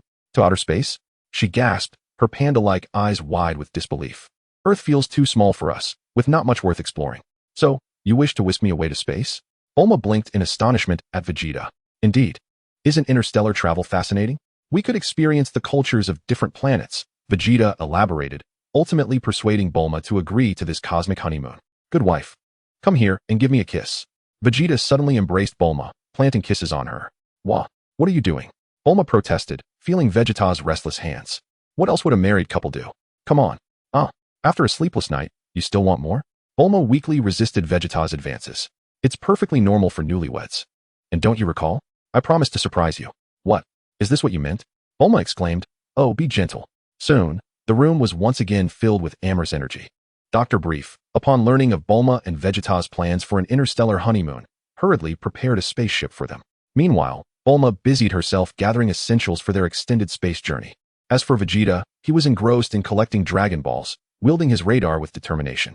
Within mere hours, Vegeta successfully gathered all 7 Dragon Balls but did not return to West City. Instead, he made his way directly to Korin Tower to visit Master Korin. Vegeta, what brings you here? Master Korin inquired, puzzled by Vegeta's unexpected appearance. He wondered if it was due to his absence from the wedding, though Yajirobe had attended and conveyed his blessings. Master Korin, how many senzu beans do you have left? Vegeta cut straight to the chase. What? You came just for senzu beans? The cat sage replied incredulously. Exactly. Surely, that glutton hasn't he consumed them all? Vegeta shot a glance at the quaking Yajirobe, causing him to break out in a cold sweat. And no, I haven't eaten them all. There are still some left, Yajirobe stammered, then turned to Master Korin, shouting, Old cat. He wants senzu beans, so hurry up and give them to him. Why be so stingy? You glutton. Who are you calling stingy? If I hadn't intervened, you would have devoured the rest yourself. Did I ever say I wouldn't give you any? Master Korin retorted defiantly. Then hurry and hand them over. You don't need to instruct me on how to do my job. Master Korin grumbled as he fetched a small jar from the storeroom and handed it to Vegeta. Here, this is the last of the senzu beans. If it's insufficient, you'll have to wait until next year. Vegeta opened the jar to find approximately 30 senzu beans, grumbling internally about Yajirobe's insatiable appetite. Fine, this will suffice. And here is something for you. Vegeta tucked the senzu beans away and tossed a capsule to Master Korin. What is this? Master Korin asked, intrigued by the capsule in his hand. It's filled with delectable treats, most of which are various kinds of fish, Vegeta explained. Fish? Master Korin echoed. Tasty? Yajirobe exclaimed, and the two of them perked up, eagerly gathering around to investigate the contents of the capsule. As Vegeta observed the two individuals eagerly activating their capsules, he promptly departed, soaring towards the temple, navigating through the dense clouds. It wasn't long before he arrived at the temple, only to discover Piccolo engaged in conversation with the Supreme Kai. What is it you summoned me for, old man? Piccolo inquired impatiently, as he had training to attend to with Goku and the others in the gravity chamber. The Supreme Kai, maintaining a serene demeanor, replied, Piccolo, my lifespan is dwindling. I have but a few years left. And then what? What exactly are you trying to convey? Piccolo pressed. Once I pass away, you too shall perish. You are aware that we can fuse. I can merge with you before my life force fades, thus ensuring your survival, the Supreme Kai elucidated, his tone suggesting that death or fusion bore little distinction for him. I have no intention of fusing with you at present. Inform me when your demise is imminent. Piccolo retorted coldly, turning to leave the temple, only to find Vegeta before him. Vegeta? What brings you here? Piccolo questioned, bewildered. It was then that the Supreme Kai and Bubbles recognized the presence of Vegeta, a living being among them. I've come to seek the Supreme Kai. Are you planning to fuse with him? Vegeta asked, curiosity etched across his face. Wait, how do you know about this? Piccolo queried, perplexed. Oh, you need not concern yourself with how I came to know, Vegeta replied with a chuckle. Surely it was that old Namekian elder who informed you. Piccolo scoffed. Cough, cough. Vegeta, what matter brings you to me? The Supreme Kai inquired, intrigued, as he recalled that he and Vegeta had little interaction. I'm actually here regarding the fusion you mentioned, but first, I need to summon the Eternal Dragon, Vegeta stated, retrieving a universal capsule from his possession and tossing it onto the ground. With a resounding boom, a square box materialized. Vegeta extracted 7 orbs from within the box and laid them upon the ground. Dragon Balls. What wish do you intend to make?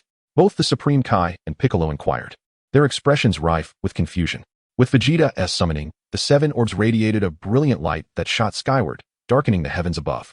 In an instant, the ascendant radiance transformed into a colossal azure dragon, hundreds of meters in length.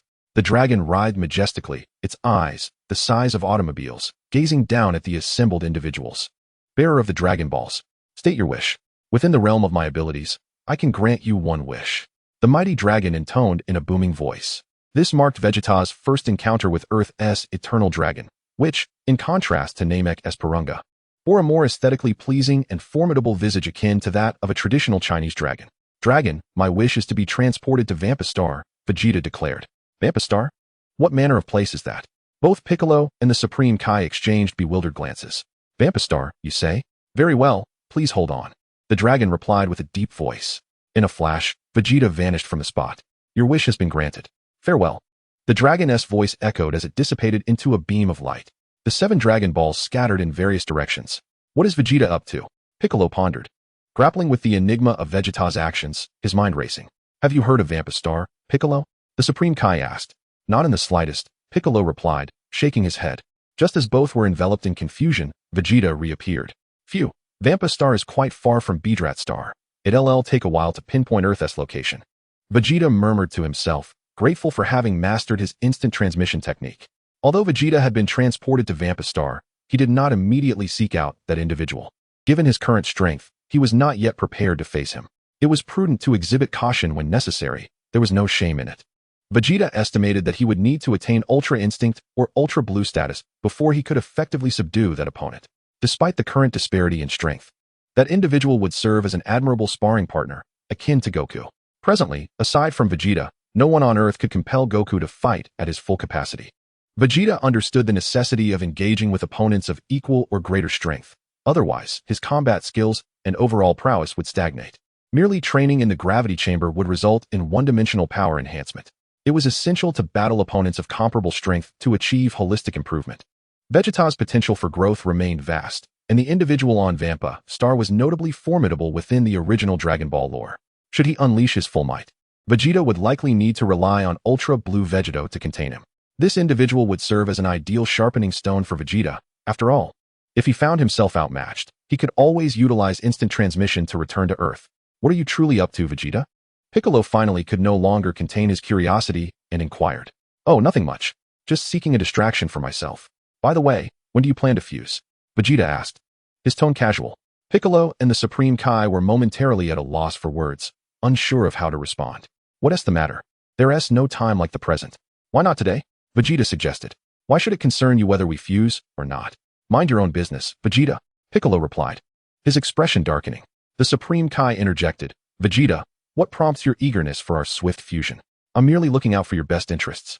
If you, Supreme Kai, exhaust your lifespan, Piccolo will perish alongside you, Vegeta explained calmly. I just discussed this with Piccolo. We could allow him to take the lead. But he, the Supreme Kai, shook his head resignedly, pondering why there was such resistance to merging when they were essentially the same being. Piccolo, you and the Supreme Kai are inherently one. Merging would not only prevent death, but also significantly enhance your power. What? You know that too? Piccolo exclaimed, astonished by Vegeta's awareness. It's not a secret, but should you fuse, the Dragon Balls may become inactive, necessitating a successor for the Supreme Kai's position, Vegeta noted. The Supreme Kai sighed. Indeed, I have considered appointing Piccolo as my successor, yet he refuses. I, the great demon King Piccolo, shall not assume the role of some celestial deity. I was born to battle, Piccolo declared defiantly. Yet with your current strength, you cannot hope to surpass even Kakarot. Vegeta retorted. Piccolo's expression darkened. He acknowledged that his present power was insufficient to contend with the Saiyans. Progress had been agonizingly slow, as if he had reached a plateau. Forget it. I'll leave the timing of your fusion to you. My focus lies on the next Supreme Kai and the Dragon Balls, Vegeta concluded. Piccolo scoffed, turning away in solitude. Vegeta, do you have any recommendations for the next Supreme Kai? The Supreme Kai inquired. Of course. In my heart, I have long had a candidate in mind. One who is exceptionally suited to the role of the Supreme Being. Vegeta remarked with a chuckle. Those who have perused the original work would undoubtedly recognize this individual. Really? Who is it? And where might he be? Can we arrange a meeting? I am willing to go and see him myself. The Supreme Being's expression transformed into one of excitement upon hearing Vegeta's response. With his own lifespan dwindling and Piccolo refusing to take over, he found himself in a quandary. As there were no suitable candidates, the thought of having no successor for the position of Supreme Being left him troubled, fearing he would have no face to show in the afterlife to his mentor, the previous Supreme Being.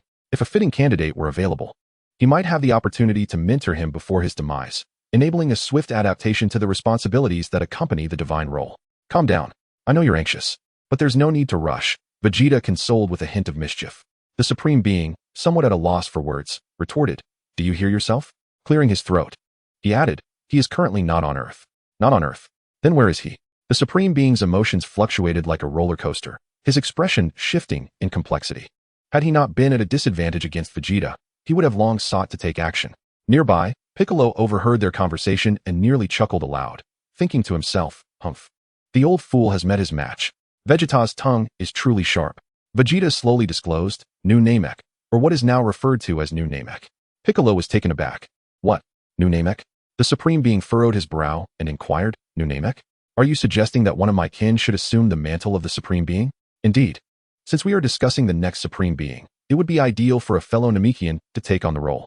Vegeta's logic seemed sound. The Supreme Being fell into contemplation, pondering the implications. While it is true that my kin would be well suited for the position, how can you be certain that any of them would be willing to leave their homeland of Namek and venture to the distant world of Earth to become the Supreme Being? Although the Supreme Being was aware that there were undoubtedly capable individuals among his kin, he recognized that they might not be inclined to abandon their home. Accepting this divine position would entail the grave responsibility of safeguarding this planet. Fear not. There will undoubtedly be those among your kin eager to come to Earth. Vegeta asserted with unwavering confidence. Dandy will absolutely come to Earth. The Supreme Being inquired, when shall we travel to New Namek to meet the candidate who could succeed me? Anytime. I can utilize instant transmission to take you there. Instant transmission? Is that the technique you just used to teleport from that planet? What was it called, Wampa? The Supreme Being gazed at Vegeta with curiosity, fascinated by such an extraordinary ability. Indeed. Let me check the coordinates for New Namek. Vegeta said as he retrieved his communicator to ascertain the location of the planet. The information regarding New Namek's position had been relayed to Bulma during Vegeta's training journey to Yardrat, where she had created a device capable of interstellar communication, which was subsequently handed to the Namekians who had relocated to the new planet. However, due to the vast distance from Earth or perhaps a malfunction in the device, Bulma had only received a single signal, providing only a rough idea of the location. Before Trunks returned to the future, Bulma had shared the general whereabouts of New Namek with him, and Trunks was fortunate enough to locate it with the assistance of Android 16. Is this the direction? Vegeta asked as he closed his communicator and began to sense the energy in the air. The Supreme Being quietly observed him, fearful of interrupting his focus. Piccolo, not far away, kept his gaze fixed on Vegeta. I've got it. I've finally found it. After an extended moment, Vegeta triumphantly declared. Is it true? Have you found it? The Supreme Being inquired, his excitement palpable. Indeed, Supreme Being, place your hand upon my shoulder. Like this? The Supreme Being hastily complied. He turned to Piccolo and asked, Piccolo, are you not coming along? Humph, there's no need. You can go by yourself. Piccolo replied dismissively, closing his eyes to meditate. At that moment, Mr. Popo, who had been silent until now, suddenly spoke up. Supreme Being, do take care. Understood.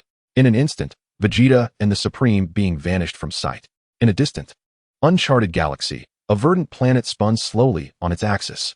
This planet's diameter was roughly a dozen times that of Earth, orbiting 3 small stars, perpetually basking in daylight without nightfall. Its landscape was dominated by vast expanses of water and island-like landmasses, covered in diverse flora and fungi, with scattered rare trees known as purple sunflowers. New Namek was the name bestowed upon this planet by a group of green-skinned extraterrestrials that had appeared one day. The first village, also known as One-Star Village, was established by the Namekians on this new world, safeguarding the One-Star Dragon Ball, hence its name. Within the village, industrious Namekians busied themselves with various tasks, some cultivating purple sunflower trees, others constructing homes with mud, and some imparting knowledge to the young Namekians. However, one young Namekian sat by the lakeside, gazing vacantly at the sky. Suddenly, an elder Namekian approached him and asked, Dandy, are you once again reminiscing about your 2 friends on Earth? Oh, Elder Muley. Dandy quickly stood up and greeted the elder with respect. Elder Muley gently replied, I understand that you miss those friends, but it is not healthy for you to be so listless every day. Dandy lowered his head, murmuring, I apologize, Elder Muley. I shall not behave this way again. I do not mean to imply that missing your friends is wrong. Rather, it is important too.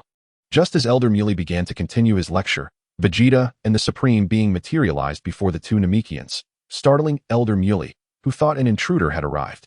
You are Mr. Vegeta? It has been quite some time. Dandy exclaimed, recognizing Vegeta and expressing his excitement. What? Our benefactor, Mr. Vegeta, greetings. And you, my fellow Namekian from Earth, greetings to you as well. Elder Muley and Vegeta exchanged pleasantries. Vegeta replied, Dandy and Elder Muley. It has indeed been a long while since we last met, especially since dealing with Frieza. Greetings to you as well, Elder Muley, and to you, my young kin. The Supreme Being felt immense joy at reuniting with his kin. Elder Muley remarked, Mr. Vegeta, We have yet to properly express our gratitude for your assistance in vanquishing Frieza the last time. Vegeta replied nonchalantly, it was merely a trifling matter. While it may have been a trivial endeavor for you, it undoubtedly saved our race of Namekians. Come to our village, and allow us to treat you with the utmost hospitality.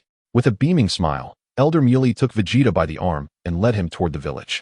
Dandy exchanged a glance with the Supreme Kai, and they followed, engaged in conversation as they returned to the village. At the heart of the village, the Namekians had prepared an exquisite array of green delicacies for Vegeta and the Supreme Kai. How do you find the food, Mr. Vegeta? Is it to your liking? Elder Muley inquired with a cheerful demeanor. It's quite satisfactory, Vegeta acknowledged, lifting a plate of assorted green dishes to his lips. After a few bites, he noted that it resembled a salad in flavor. Puzzled, Vegeta asked, but I thought you only consumed water? Elder Muley responded proudly, indeed, we primarily require hydration.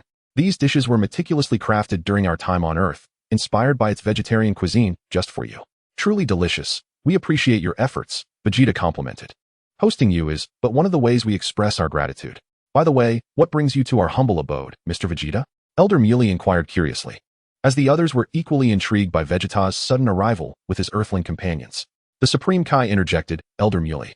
We have come in search of a suitable candidate from our kin to assume the role of Supreme Kai. The role of Supreme Kai? The Namekians expressed their curiosity.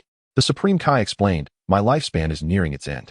Upon hearing this, Elder Muley pondered momentarily before addressing the gathered Namekians. Is there anyone willing to journey to Earth to take on the role of Supreme Kai? As expected, the Namekians fell into a contemplative silence, none stepping forward. Vegeta, what do you think? The Supreme Kai turned to Vegeta, his spirits visibly dampened. However, Vegeta's gaze drifted to Dandy in the corner. Dandy, would you be willing to accompany us to Earth? What, me? Dandy pointed to himself in disbelief. Is he truly the suitable candidate you speak of?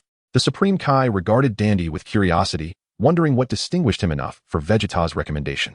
Indeed, it is Dandy, Vegeta affirmed with a smile. He is the rightful successor to the position of Supreme Kai. This is splendid. Dandy has been yearning to reunite with his friends on Earth. He shall accompany you to take on the role of Supreme Kai, Elder Muley declared after a moment of contemplation. Elder Muley, is this true? Dandy, do you accept?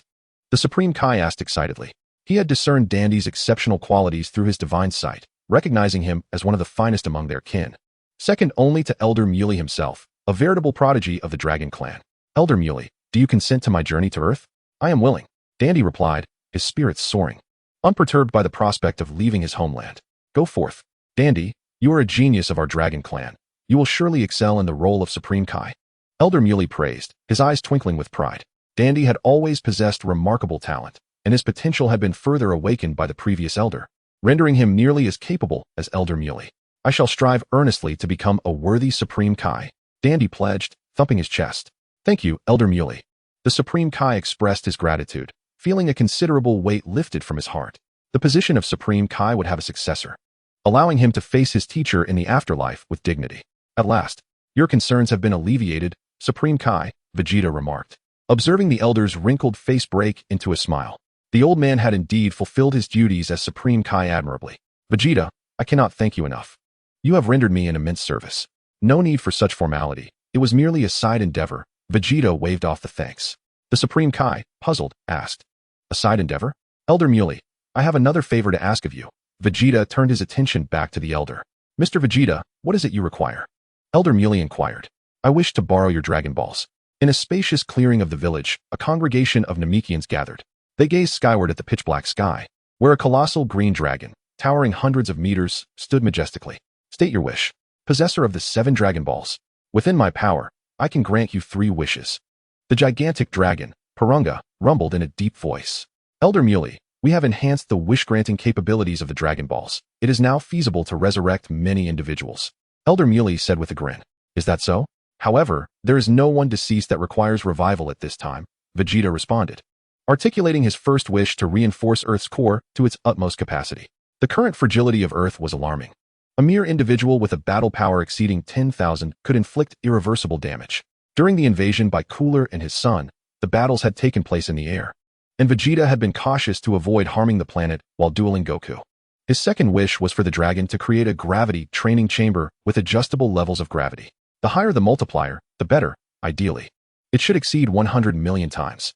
Presently, Bulma and Dr. Brief could only construct a chamber with a maximum of 3,000 times gravity, which would soon prove insufficient for Vegeta's training needs.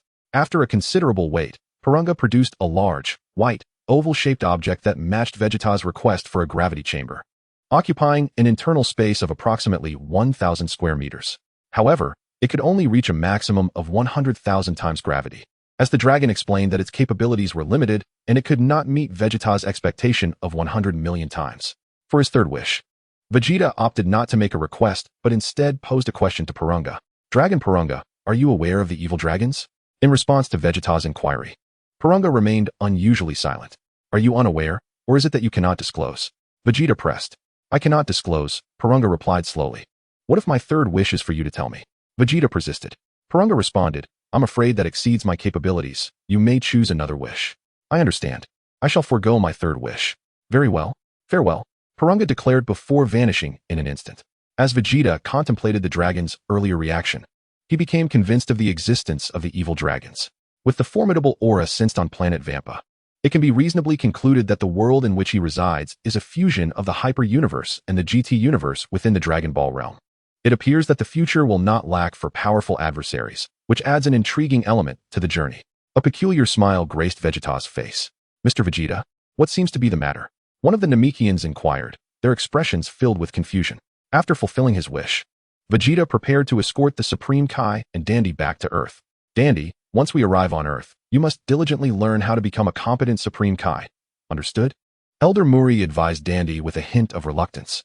Dandy nodded, affirming, I understand, Elder Muri. Suddenly, Vegeta recalled something important, reaching into his attire to produce a universal capsule. He pressed the switch and tossed it aside, revealing a peculiar mechanical device on the ground. What is this contraption, Mr. Vegeta? Elder Muri asked, curiosity etched on his face. This is an interstellar communicator. You can use it to contact us on Earth from New Namek, Vegeta explained, skillfully operating the device until he established a connection with Bulma back on Earth. The interstellar communicator had previously appeared during the Namek saga. Upon arriving on Namek, Bulma had utilized it to communicate with Master Roshi at the Kame House. However, the Namekians did not bring this device when they relocated to New Namek, as it required specific calibration for use. Wonderful. This means we can frequently stay in touch with Dandy. The Namekians cheered. Now, let us take our leave. Farewell, everyone. With that, Vegeta, the Supreme Kai, and Dandy, along with the newly acquired gravity chamber, departed from New Namek. Chapter 48. The honeymoon journey begins at the Earth's South Sacred Place. Piccolo remained rooted in place, showing no signs of departure. Damn it. What are Vegeta and that old man up to? They've been gone for such an extended period. Piccolo's impatience was palpable, and he found himself curious about who would succeed the role of Supreme Kai. Suddenly, Vegeta, accompanied by the Supreme Kai, Dandy, and a colossal circular object, materialized above the sacred place. Welcome back safely, Supreme Kai? Bu, who had been standing still, promptly approached to greet the Supreme Kai. Bu, allow me to introduce you to Dandy, the next Supreme Kai. The Supreme Kai smiled as he introduced Dandy. Hello, Dandy, you may call me Bu. Greetings, Mr. Bu. Dandy replied politely. You are Dandy? Piccolo expressed his surprise, gazing at Dandy. Indeed, Mr. Piccolo, Dandy affirmed. Piccolo chuckled. Well, old chap, you have an eye for talent. Dandy is indeed an exceptional Dragon Clan prodigy. Dandy, Gohan will be thrilled to know you are coming to Earth.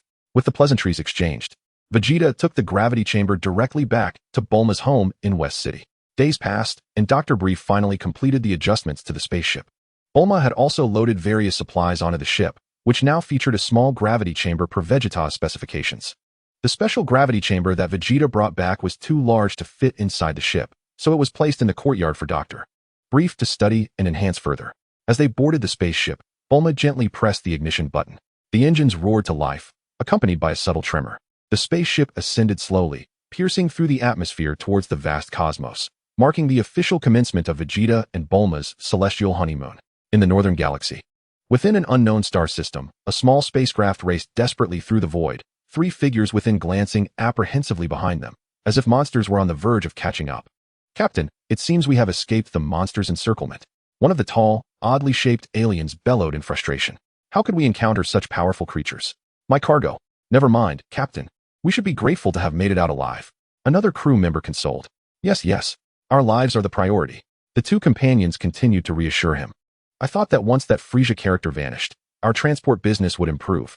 Who would have guessed we would fall prey to those interstellar marauders? We are ruined. The alien captain lamented, his voice thick with despair, while the other two could only offer comfort. Suddenly, a strange sound echoed within the ship, as if it had collided with something outside, yet the path ahead was empty. Thud! The peculiar noise resonated again, this time distinctly, as if it emanated right beside them. Bang! A sharp sound rang from above their heads. The three aliens looked up in terror, frozen in disbelief.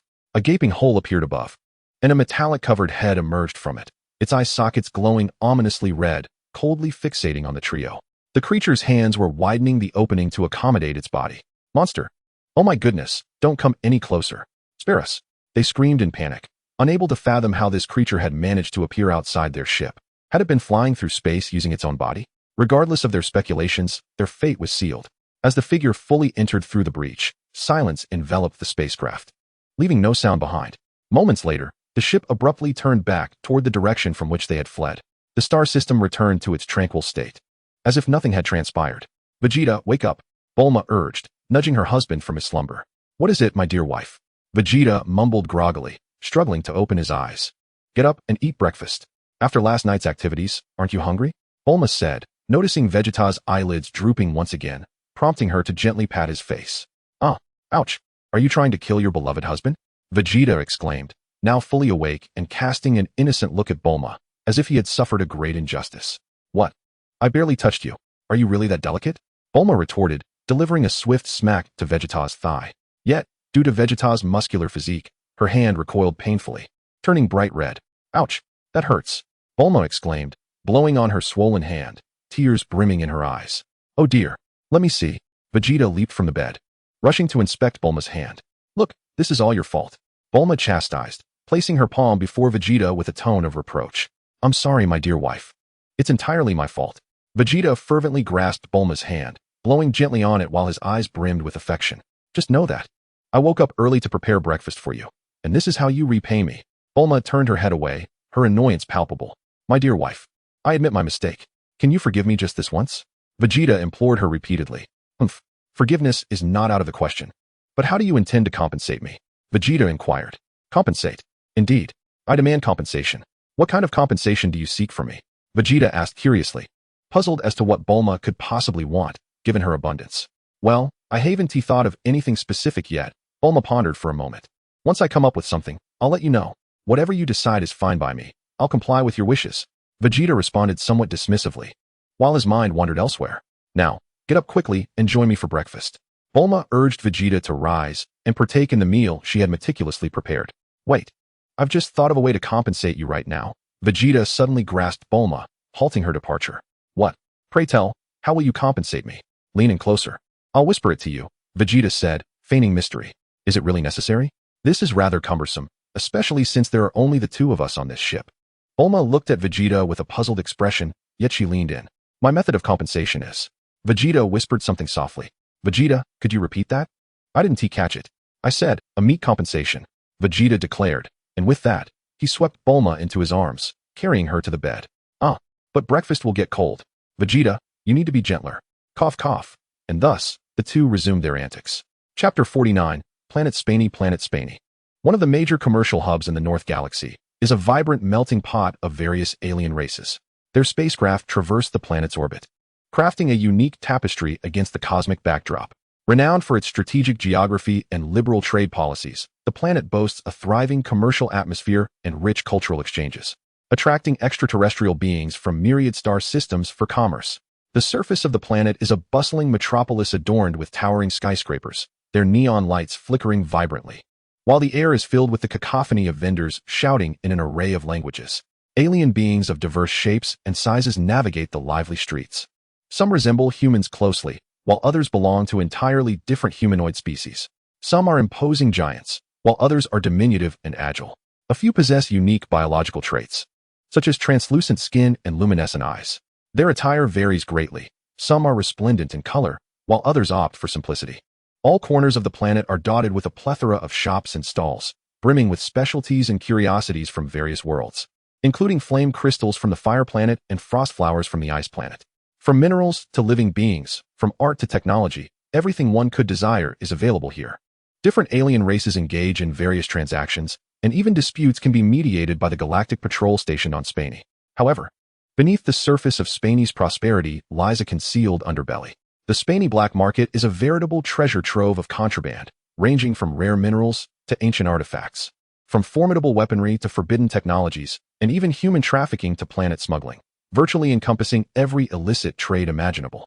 Many wanted criminals and interstellar felons congregate here, peddling their ill-gotten gains. In this realm, power and wealth serve as the only passports. With sufficient strength and resources, one can procure nearly anything desired. In the heart of Spani's commercial district stands the towering headquarters of the Zeta Group. At this moment, within a lavishly decorated room on the top floor, several aliens of similar complexion and attire convene. Brother, although the Frisia clan was annihilated by the Scions, relieving us of pressure, it has severely depleted our manpower for occupying planets. Without sufficient planets to sell, our revenue will plummet. The sole female in the room spoke up. Maki, I'm well aware of this. A temporary dip in revenue is not a significant concern, a bearded alien sitting on a black leather sofa replied, a smile gracing his face as he regarded the woman named Maki. But Maki attempted to voice her concerns, only to be interrupted by the bearded man's dismissive wave. No buts. I've stated that a temporary decline in income is inconsequential. Remember, our goal is to make the Zeta Group the dominant force in the galaxy. Are you going to let this minor loss cause you distress? How will you follow me then, or be my right hand?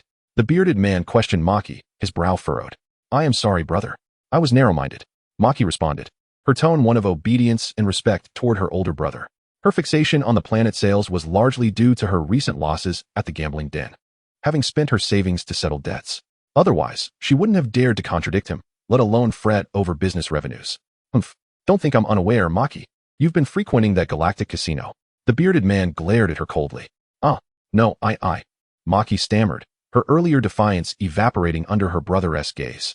The galactic casino, backed by the Galactic King, was not a place where one could simply entertain thoughts of robbery with Oyer and Jas.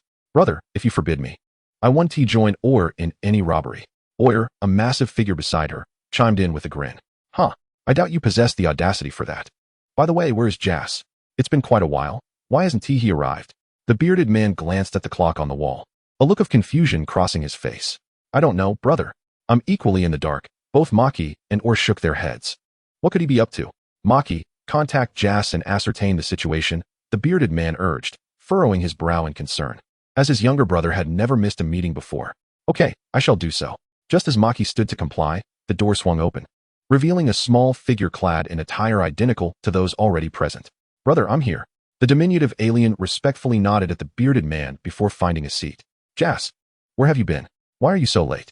The bearded man inquired with a furrowed brow, addressing the diminutive Jas. I beg your pardon, brother. I had every intention of arriving on time. However, upon passing the Galactic Patrol station on Spani, I chanced upon some intriguing news. Jas replied with a cool demeanor. The bearded man, curiosity piqued, pressed further. What news could possibly come from the Galactic Patrol? Brother, as you're aware, ever since the Frisia clan was vanquished by the Scions, we have effectively monopolized most of the lucrative enterprises, even establishing collaborations with interstellar brigands. Jas continued, indeed, the absence of Frisia's oppressive grip has allowed these pirates to regain their vigor. The bearded man nodded thoughtfully, acknowledging the ensuing disruption to transport operations across various planets. Yet, for the Zeta Group, it bore little consequence, as they too dabbled in the black market. The Galactic Patrol has been rather occupied lately, fervently pursuing these interstellar thieves. Under normal circumstances, their superior equipment and manpower would render such pursuits trivial. However, during a recent operation, a squad of patrol officers encountered formidable resistance, resulting in their complete annihilation. Jas recounted slowly, relaying the information he had overheard. Although those Galactic Patrol officers may lack individual prowess, their technological weaponry is quite formidable. Was there not a single survivor? Exclaimed Maki, astonishment etched on her face. Could it be that a band of interstellar pirates with Frisia's caliber has emerged? Chapter 50, Interstellar Pirates. In the days when Frisia still roamed the universe, the Galactic Patrol had foolishly provoked him, nearly facing obliteration at his hands. Ultimately, it was the Galactic King who intervened, negotiating a truce and permitting Frisia to conduct planetary real estate ventures across the cosmos. Moreover, Frisia had the backing of that slumbering feline, and he was keen to maintain his reputation as the Emperor of the universe. Disturbing that dormant creature would spare the Galactic Patrol from further wrath. Subsequently, wherever Frisia's presence lingered, the Galactic Patrol would retreat. Years ago, Upon learning of the Frisia clan's demise at the hands of the Scions, the Galactic Patrol celebrated heartily. They chose to ignore the Scions, who had proven capable of vanquishing Frisia. Now, the Galactic Patrol sought to reclaim their former glory and fulfill their duties as guardians of the galaxy. Little did they know, they were to confront a most troublesome adversary, a powerful band of interstellar pirates that decimated the patrol officers on their mission. This shocking turn of events compelled the Galactic King to urgently mobilize personnel to defend the headquarters and protect the high-ranking officials. So, according to you, Jas, the Galactic King must be trembling with rage. The bearded man bellowed with laughter. Indeed, brother, it is quite likely, Jas replied, his expression unchanged. That wretched octopus of a king must be red with fury. Markey and Oyer chimed in agreement. Shall we intervene? Jas asked, his tone as cool as ever. That band of thieves must possess a trove of valuables, but the Galactic Patrol will undoubtedly pursue them relentlessly. We shall wait for the chaos to unfold. He chuckled. Meanwhile, Vegeta and Bulma had arrived at Spani in their spacecraft. After securing their vessel, Bulma's eyes sparkled at the myriad of merchandise on the planet, prompting her to drag Vegeta through the bustling commercial center, indulging in a shopping spree. After an extensive shopping excursion, they found themselves at a renowned upscale restaurant. Vegeta, you simply must try this delicacy. It is exquisite. Bulma enthused, savoring a dish just served by the waiter. Is that so? Let me have a taste, Vegeta replied. Once their meal was complete, they strolled through the central commercial street of Spani when suddenly, a colossal screen on a nearby building began broadcasting an urgent announcement. Emergency alert. Emergency alert. Emergency alert. A serious-looking extraterrestrial clad in attire reminiscent of Earth suits appeared on the screen. A band of interstellar pirates has emerged near the 27th main star system of the Virgo constellation. We advise all citizens to refrain from venturing into that sector. This gang of pirates possesses overwhelming strength, prompting the Galactic Public Transport Group to suspend all voyages to the Virgo constellation's 27th main star system. Please avoid that area while piloting private vessels. The Galactic Patrol is currently mobilizing forces to apprehend these pirates. Rest assured. The news anchor continued to relay the announcement repetitively. The 27th main star system of the Virgo constellation? That sounds oddly familiar, Vegeta mused, his attention fixated on the glaring headline. Have you forgotten? That is the system where Namek is located, or rather, the former Namek. Bulma reminded him, noticing his contemplative demeanor. Namek? Ah yes, I nearly overlooked that, Vegeta exclaimed. Indeed. You mentioned that Namek feared retaliation from Frisia's minions, prompting the Namekians to utilize the Dragon Balls to relocate to New Namek. Bulma elaborated. How peculiar. That region is on the fringes of the galaxy, a desolate area. What would pirates be doing there? Vegeta pondered, a sense of something forgotten nagging at him. Vegeta, what troubles you? You seem lost in thought, Bulma inquired, observing his distant gaze. Oh, it is nothing. Let us continue our shopping. Vegeta replied dismissively. Shopping? We have completed our purchases. We were about to return to the ship. Bulma exclaimed. Is that so? Then let us return to the ship, Vegeta declared, effortlessly lifting Bulma into his arms as he soared towards their parked spacecraft. The Galactic Patrol, a cosmic police force directly under the command of the Galactic King, is tasked with maintaining order throughout the 7th universe. Many years ago, they were known as the Galactic Patrol Unit, having a significant connection with the Grand Kai. They once assisted in imprisoning a notorious universal criminal within the Galactic Prison. Currently, the force boasts 38 elite officers and over 100 regular patrolmen. The Galactic Patrol adheres strictly to the law, prohibiting time travel. However, given the vastness of the universe, their numbers remain insufficient, leaving many regions beyond their jurisdiction. At the Galactic Patrol headquarters, within a spacious conference room, the Galactic King, resembling an octopus, addressed the gathered officers. Ahem, esteemed colleagues. The band of interstellar pirates in the 27th main star system of the Virgo constellation poses a grave threat to universal peace. They have not only plundered passing vessels at will, but have also slain our officers dispatched to apprehend them, the Galactic King proclaimed, his countenance aflame with indignation. They show utter disregard for the Galactic Patrol. We must bring them to justice. Justice. Justice. The officers echoed, raising their fists in fervent agreement. The Galactic King surveyed the throng of police officers below and nodded approvingly, proclaiming, Excellent. Excellent. We, the Galactic Patrol, are the executors of justice, guardians of cosmic peace, and the nemesis of all evil. The officers, invigorated as if by an elixir, shouted their slogans with increasing fervor, executors of justice, guardians of peace, nemesis of evil. Subsequently, I called out the names of the officers. instructing them to assemble after a day of rest to embark towards the 27th primary star system of the Lyra constellation to apprehend interstellar thieves. The Galactic King adjusted his slightly askew crown with a tentacle and continued, "Ahem, quiet down. I am about to take attendance." Instantly, the throng of officers fell silent, their gazes fixed solemnly upon the Galactic King. Coleridge, Rossetti, Rupert. As the Galactic King called out the names, the officers stepped forward with earnest expressions, their faces reflecting a sense of honor, as if being named by the Galactic King was a prestigious accolade. Pierce and also Gak. Chapter 51, Turbulent Waves. The Lyra constellation, 27th primary star system, is a stellar system comprising numerous planets, including the fourth planet, Namek, formerly known as Old Namek. Namek lies a great distance from Earth. Even with the fastest spacecraft of the Namekians and Scions, the journey would take approximately a month. However, after modifications by Dr. Brief, the spacecraft carrying Sun Wukong made the journey to Namek in just about 6 days. In the early stages of Namek's evolution, its primordial atmosphere proved highly conducive to plant growth. The presence of 3 suns shining in succession intensified photosynthesis in green plants, ultimately leading to the development of a modern atmosphere. Thanks to the greenhouse effect of carbon dioxide and continuous sunlight, the surface temperature remained consistently comfortable. Although the crust consists of several tectonic plates, the movements are exceedingly slow, resulting in a scarcity of earthquakes and volcanic activity. Beneath the surface lies a wealth of natural resources, particularly rich deposits of high thermal energy and heavy metals.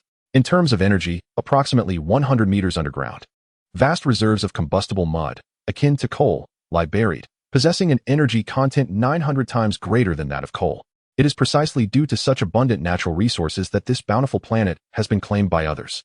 Presently, the surface of Namek is enveloped by a colossal fortress made of metal. This immense metallic bastion extends numerous gigantic mechanical arms. Clinging to Namek like the tentacles of an octopus, the fortress dispatches countless robots to extract the planet's energy. These robots transport the harvested resources to the interior of the metallic fortress, where they are processed in energy furnaces to be converted into the necessary kinetic energy and materials. Just as in a hive of ants, the presence of worker robots necessitates the existence of soldier-type robots. The primary duty of the mechanical soldiers is to safeguard the metallic fortress and participate in the plundering of nearby spacecraft, escorting the stolen resources and laborers back to the fortress. With workers and soldiers, there must also be a queen responsible for production. Deep within the metallic fortress, at its core, lies a massive machine dedicated to manufacturing the worker and soldier robots. Various extracted metals and ores are fed into this machine, allowing for the rapid production of robots. However, several hundred meters beneath this queen apparatus exists a vast underground chamber filled with peculiar machines and metallic devices. At the center stands an enormous supercomputer, before which a hunched figure is fervently typing away at the keyboard.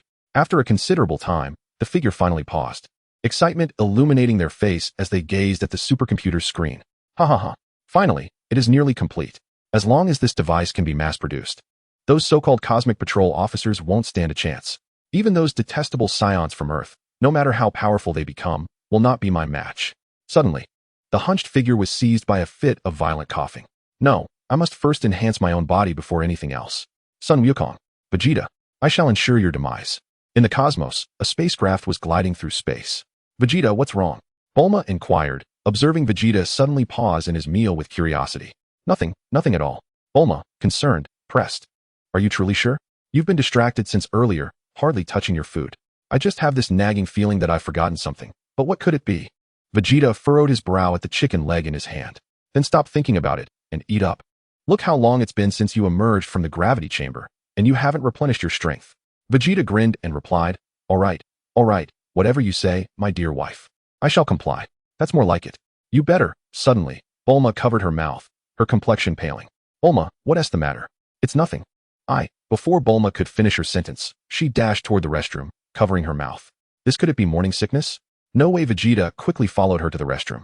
Finding Bulma, pale-faced, retching, he gently patted her back until she had composed herself. Afterward, he eagerly asked, Bulma, are you pregnant? Oh dear, I was planning to surprise you.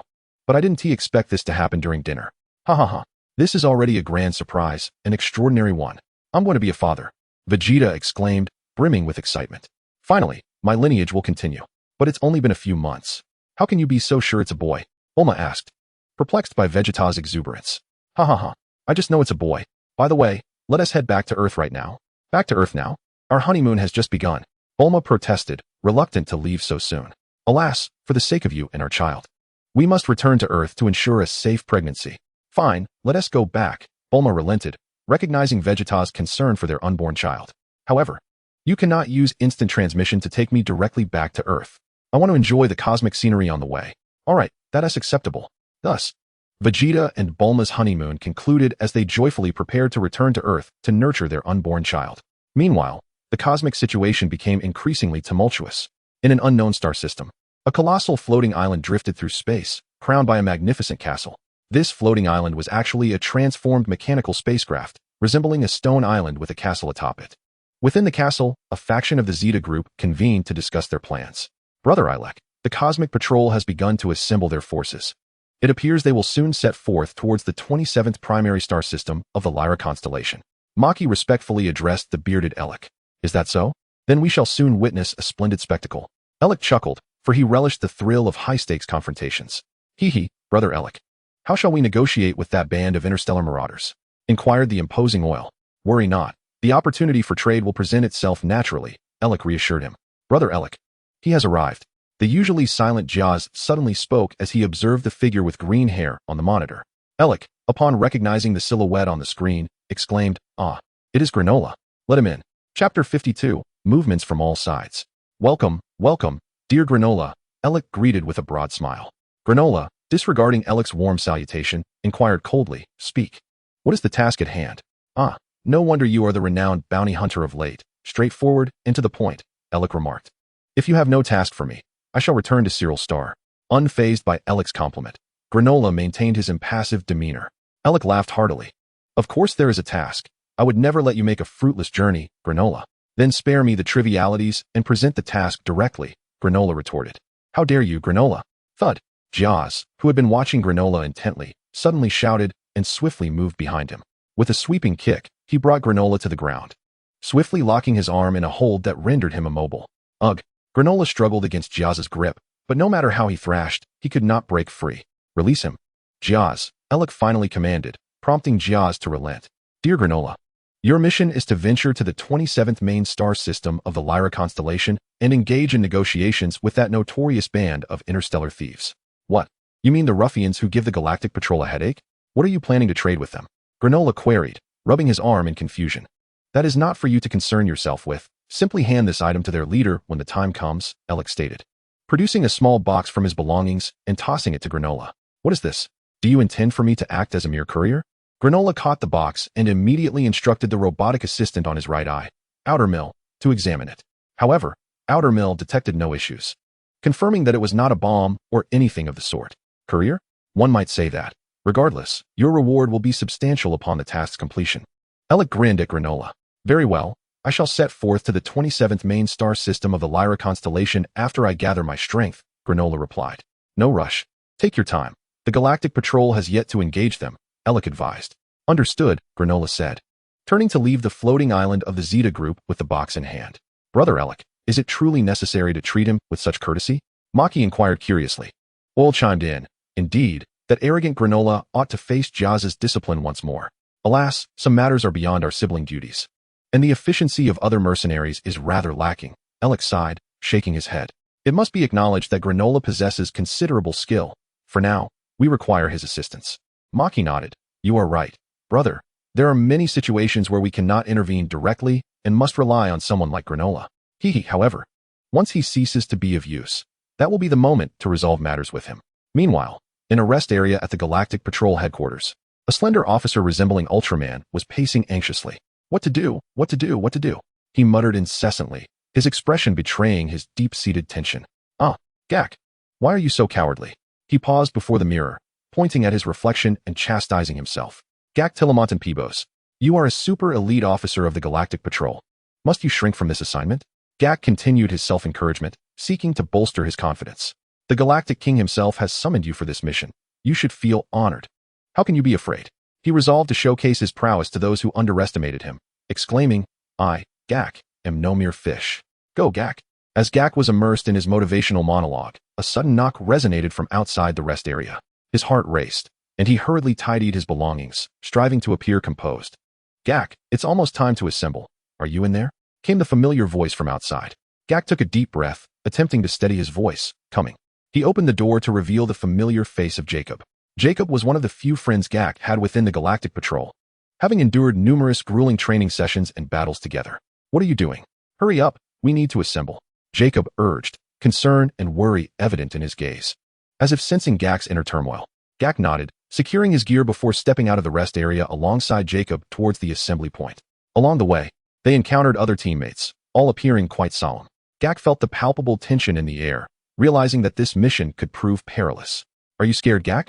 Jacob suddenly asked. What? Who? Are you referring to me? Gak feigned nonchalance, pointing to himself. Jacob chuckled, don't play coy. I know you well enough. Noticing Gak's silence, Jacob patted him on the shoulder, reassuringly saying, fear not. We shall safely complete this mission. You still owe me a chocolate cream cake. Gak laughed. You, my friend. Still remember the cake I had last time? Of course. It is my favorite treat. All right, after this mission, I shall buy you another chocolate cream cake. Gak conceded. His spirits lifted. They walked side by side down the corridor, their strides synchronized and resolute. Gak felt a sense of inexplicable comfort in Haska's company. At the assembly point, the Galactic King delivered an impassioned speech, declaring that this mission aimed to safeguard the peace of the universe and the galaxy, a noble yet challenging endeavor. Hearing the king's words ignited a fervor within Gak's heart. Are you ready, team? The Galactic King bellowed. Gak and his fellow teammates responded in unison, ready. Their voices echoed throughout the assembly area, a declaration of their determination and courage to the universe and the galaxy. I wish you all success in this mission. Let us depart. With a command from the commander, the Galactic Patrol commenced its expedition. Chapter 53, Planet Bigstar. Outside the 27th main star system of the Lyra constellation, the Galactic Patrol had arrived at their temporary base for this mission. Following extensive deliberations among the higher-ups, it was decided that the patrol should immediately launch a surprise attack on the band of interstellar thieves. As the order to advance was conveyed, the Galactic Patrol swiftly entered a state of heightened alert. Once the location of the interstellar thieves' stronghold was confirmed, they piloted dozens of spacecraft, arranging themselves in a formation reminiscent of an intricate net, and set course for the fourth planet of the 27th star system of the Lyra constellation. The fourth planet of the 27th star system of Lyra?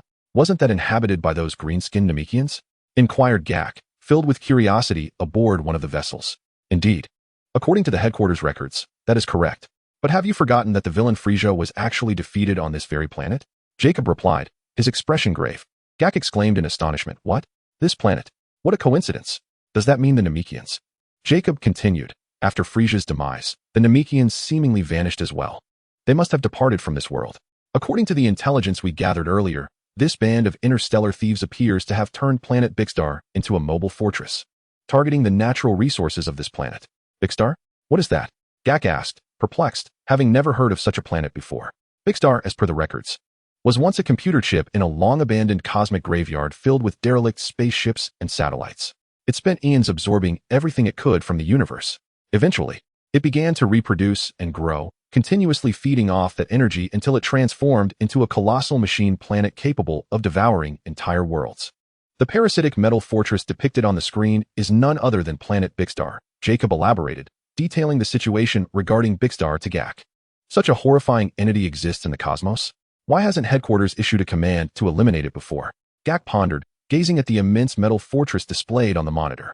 That's because the former Bigstar did not actively invade planets. It typically collected space debris or targeted lifeless worlds nearing exhaustion. This time, however, it seems to have been commandeered by the interstellar thieves to invade this resource-rich planet, Jacob mused, scrutinizing various data on Bigstar, secretly chastising Gak for his ignorance of such widely known information. According to headquarters intelligence, the last assailant who killed several of our comrades was reportedly a metal being. Gak's face contorted in confusion. A metal being? Is it one of those massive metallic entities from the 77950 series of the galaxy? No, Jacob replied gravely. It is a metal being of similar size to us. Headquarters has analyzed that this entity possesses formidable strength, potentially rivaling that of Frisia. Gak lamented, you must be jesting. An opponent with Frisia's capabilities? Are we merely marching to our doom? Our galactic patrol has grown significantly stronger since then. Had it not been for the Galactic King's orders to avoid provoking Frisia, we might have apprehended him long ago. Aside from a select few high-ranking officials, the rest were unaware that Frisia had powerful backing. So, according to your assertion, we are certain to triumph over this band of interstellar thieves? Gak asked, his confidence wavering. Jacob smiled enigmatically, absolutely. Moreover, we are equipped with a secret weapon this time. What secret weapon? The Annihilation Cannon. Meanwhile, planet Bixstar had detected the approach of the Galactic Patrol's vessels. The entire metal fortress transformed into a colossal steel beast, with every component functioning in unison. Within the fortress, a vast number of mechanical soldiers were assembling, clad in heavy armor and armed with an array of potent thermal weapons. Their gazes were cold and merciless, as if no force could impede their advance. As the Galactic Patrol's ships drew near, a massive warship laden with mechanical soldiers surged forth from the metal fortress, heading directly toward the Galactic Patrol's fleet, signaling an imminent clash. The vessels of the Galactic Patrol blazed through the dark cosmos like brilliant meteors, their cannons and energy waves relentlessly targeting the colossal warship of Bixstar. Yet, the warship sustained little damage, barreling through the ranks of the Galactic Patrol as if it were a gigantic steel beast. In the next moment, countless mechanical soldiers poured forth from the warship like a relentless tide, launching an assault on the Galactic Patrol's ships. The mechanical soldiers unleashed streams of fire from their thermal weapons, transforming the battlefield into a fiery inferno. Unyielding, the Galactic Patrol quickly mounted a counterattack. Their firepower and energy waves intertwined, creating dazzling beams of light. The mechanical soldiers of Bixstar clashed fiercely with the ships of the Galactic Patrol. Although the number of mechanical soldiers was overwhelming, their weaponry could not match the advanced technology of the Galactic Patrol. Under the relentless assault of the Galactic Patrol, the mechanical soldiers began to falter. However, as these mechanical soldiers resorted to suicidal tactics, the Galactic Patrol also suffered significant losses. Explosive flames traced tragic arcs across the inky void of space, resembling ephemeral fireworks illuminating the night sky, beautiful yet fleeting. After an indeterminate period, the mechanical soldiers on the battlefield were nearly eradicated by the Galactic Patrol. The metal fortress ceased dispatching additional soldiers, seemingly abandoning this tactic of overwhelming numbers. Just as the Galactic Patrol believed they had cornered the interstellar thieves, a silver figure erupted from the metal fortress, hurtling directly toward the Galactic Patrol in space. Its speed rendering the onlookers speechless. Everyone be cautious. That creature is the metal being that slaughtered our comrades last time. The urgent voice of the Galactic Patrol commander echoed through the ships. Boom. The metal being collided with one of the vessels like a cannonball, instantly perforating it. The ship erupted into a brilliant explosion, claiming the lives of all officers aboard. Quick, retreat from that monstrosity. Boom, boom, boom. In an instant, several more ships were obliterated by the metal being. Activate that weapon now. Otherwise, we will all perish here. The commander's frantic voice resonated over the communicator. Yes, we are activating the annihilation cannon immediately. Behind the Galactic Patrol's position, a colossal warship emblazoned with the Galactic Patrol insignia was slowly adjusting its cannon's aim. Target locked and confirmed. Commander. The commander bellowed. Fire. Boom. A wave of energy, potent enough to annihilate a planet, surged toward the metal being. Chapter 54. The Arrival of Future Trunks and Son Gohan. In the year 767 of the Age of the Gods, at the Bulma household of the West City Universal Capsule Corporation, a peculiar flying machine suddenly appeared in the sky and gradually descended into the courtyard. A young boy with violet hair leaped from the craft, surveying his surroundings. Turning to the black-haired youth who followed closely behind, he exclaimed, Gohan. We have returned to West City 20 years in the past. Trunks, this time machine is truly remarkable. If it weren't for those towering skyscrapers in the distance, I might have thought we were somewhere else, the short-haired youth mused, gazing wistfully at the scenery around him, letting out a deep sigh. Indeed, these two were none other than the future Trunks and Son Gohan, who had traversed 2 decades through time via the time machine. As they continued their conversation, a figure materialized before them. Trunks, you've arrived. Father. The future Trunks beamed with joy at the sight of Vegeta, silently acknowledging to himself, indeed, this version of my father is entirely different. He is not at all like the one from my timeline. After being resurrected, the Vegeta of this timeline learned about the events of the past from Trunks. Initially, he found it hard to believe the immense power he possessed in the past timeline. Why is it that we both bear the name Vegeta and are princes of the Saiyans, yet you surpass me by such a margin? Where did things go awry? You could transform into a Super Saiyan, even on Namek? That scoundrel Frieza fell at your hands, and even Kakarot was no match for you. Moreover, you have discovered the methods for cultivating strength beyond Super Saiyan. And here I am, unable to defeat even my own son, Trunks. Is this not a testament to my ineptitude? Absolutely not. If the Vegeta of the past could grow so powerful, then the Vegeta of the future can certainly do the same. Just wait, past Vegeta. I will surpass you. The future Vegeta fervently motivated himself, immersing himself in relentless training, leaving future Bulma utterly speechless. She envied her past self for having a Vegeta with such emotional intelligence, imagining their married life to be exceedingly warm and blissful. And you must be Son Gohan. Vegeta remarked, glancing at the short-haired youth clad in the same martial arts gi as Son Goku. Noticing Gohan's intact left hand, he surmised he must have made a wish upon the Dragon Balls. Gohan nodded, smiling as he replied, "Yes, Uncle Vegeta, I am Son Goku's son, Son Gohan. You've come to meet this timeline's Kakarot, haven't you?" Gohan responded, "Yes, if given the chance, I would like to see my father again." Due to the unfortunate demise of Son Goku from a heart disease in the future timeline, the Dragon Balls were unable to resurrect him. After being slain by the androids, Gohan encountered Goku in the afterlife and trained with him for a time. You might have that opportunity, and perhaps in the future timeline, you could meet Kakarot once more. Gohan, filled with excitement, inquired, "What do you mean, Uncle Vegeta? Is there a way for me to see my deceased father in the future timeline?" "Indeed. But you must seek out the sister of the old martial arts master, the fortune teller Baba. Once you find her, you will undoubtedly have the means to meet Kakarot." Vegeta explained slowly, "Baba should not have perished at the hands of the androids. She may be hiding in the realm of the underworld. However, Kakarot may only have one day to spare. You will know when the time comes." Gohan's spirits dampened slightly as he remarked, "Just one day? But that may be sufficient. Well then, your timing is impeccable. Come, let us share a meal together." Vegeta called to future Trunks and Gohan, leading them into the house for dinner. "Trunks, your mother in this timeline misses you dearly," Vegeta said, patting future Trunks on the shoulder, his heart swelling with pride at the sight of his grown son. As they entered the dining area, a surprised voice exclaimed, "Oh my, isn't this my great-grandson?" It was Bulma's mother, Panchi, also Trunks' grandmother. She rushed forward, enveloping future Trunks in a warm embrace, tenderly caressing him while exclaiming, "You look just like Trunks. How did I not notice this before? Grown-up Trunks is quite handsome too." Future Trunks gazed in astonishment at Vegeta and then at Panchi, who was examining him with great curiosity. Vegeta chuckled, "Trunks, I have already explained everything about you to them." At that moment, Bulma entered, cradling an infant and joyfully exclaimed, "Big Trunks, my dear son, you've finally come back." "Yes, mother, I'm here," future Trunks stammered, his attention drawn to the baby in Bulma's arms. "Would you like to hold little Trunks?" Bulma asked, noticing the dazed expression on Big Trunks' face as she offered the infant to him. Aye. Big Trunks accepted the baby, and the two Trunks locked eyes. An inexplicable feeling washed over him. He was holding himself? This was identical to Trunks in his childhood. No, this was indeed Trunks as a child. He could recall those days of bedwetting.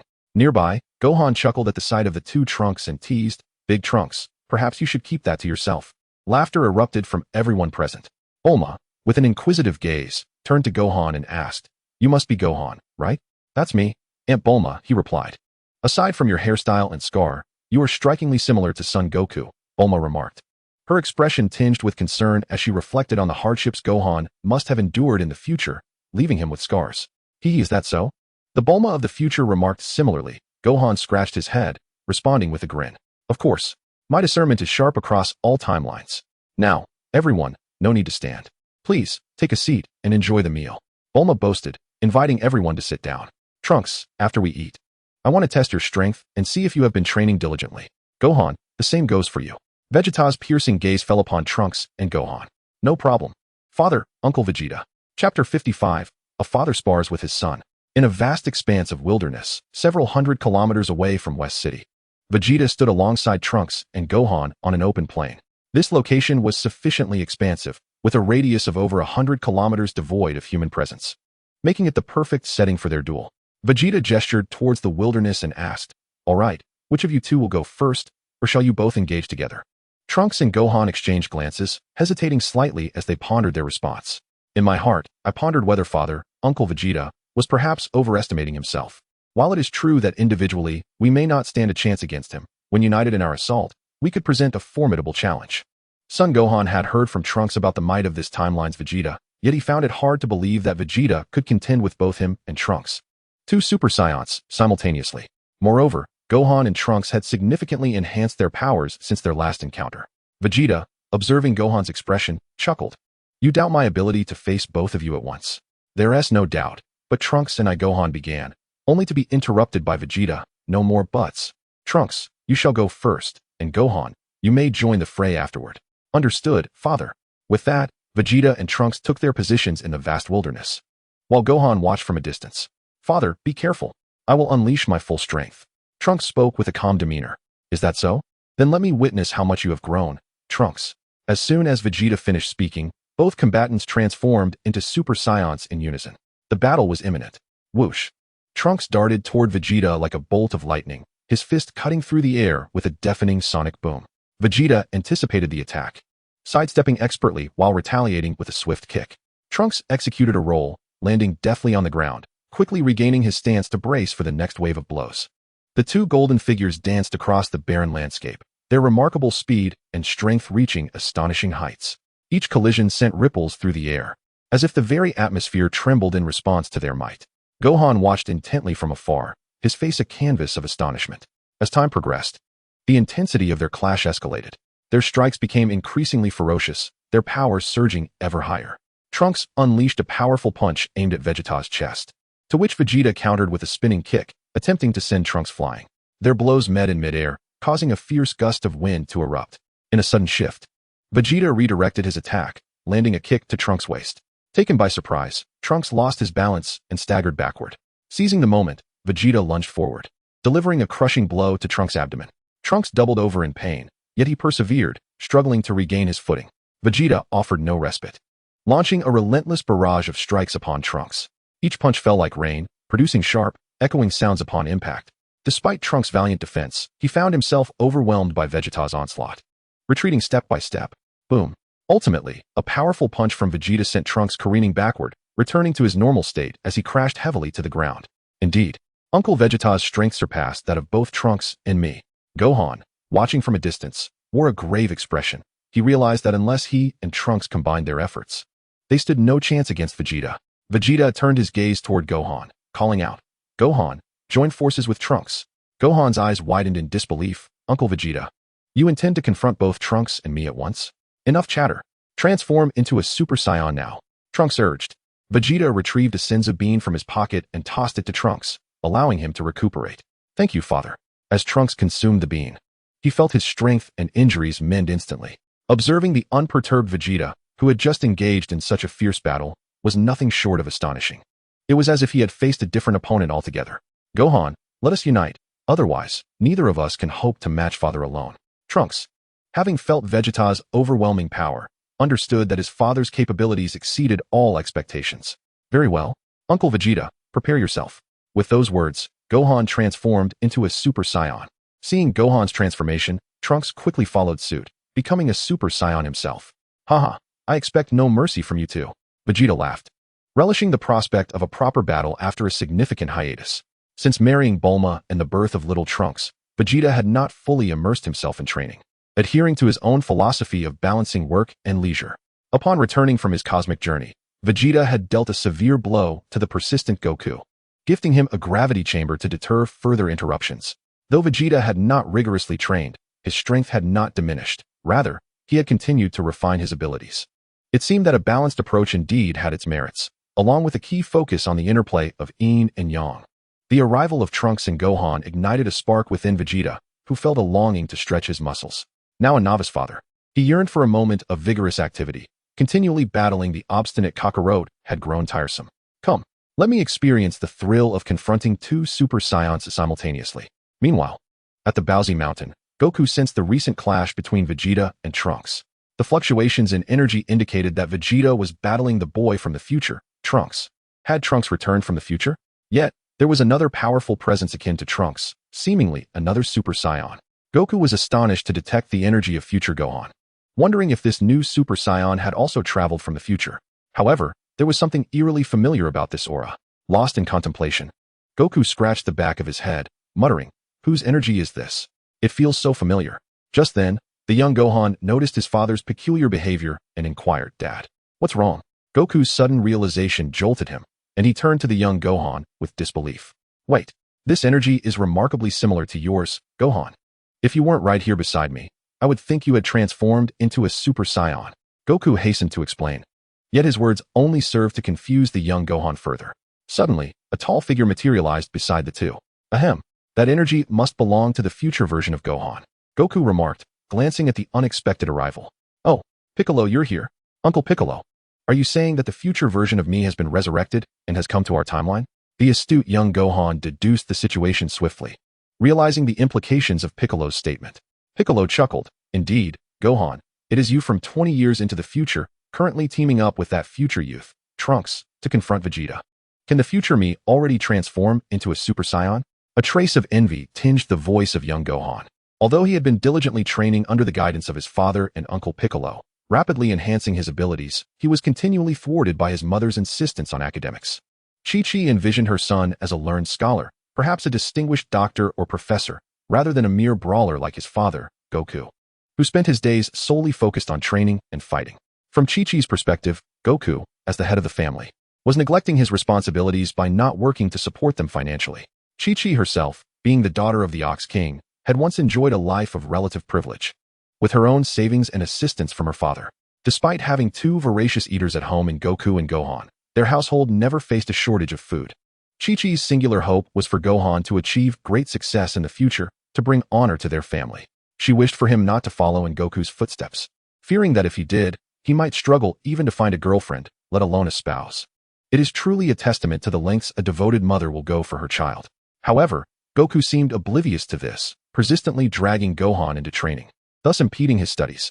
Young Gohan found himself torn, indecisive about whether to heed his mother's aspirations for him to become a scholar.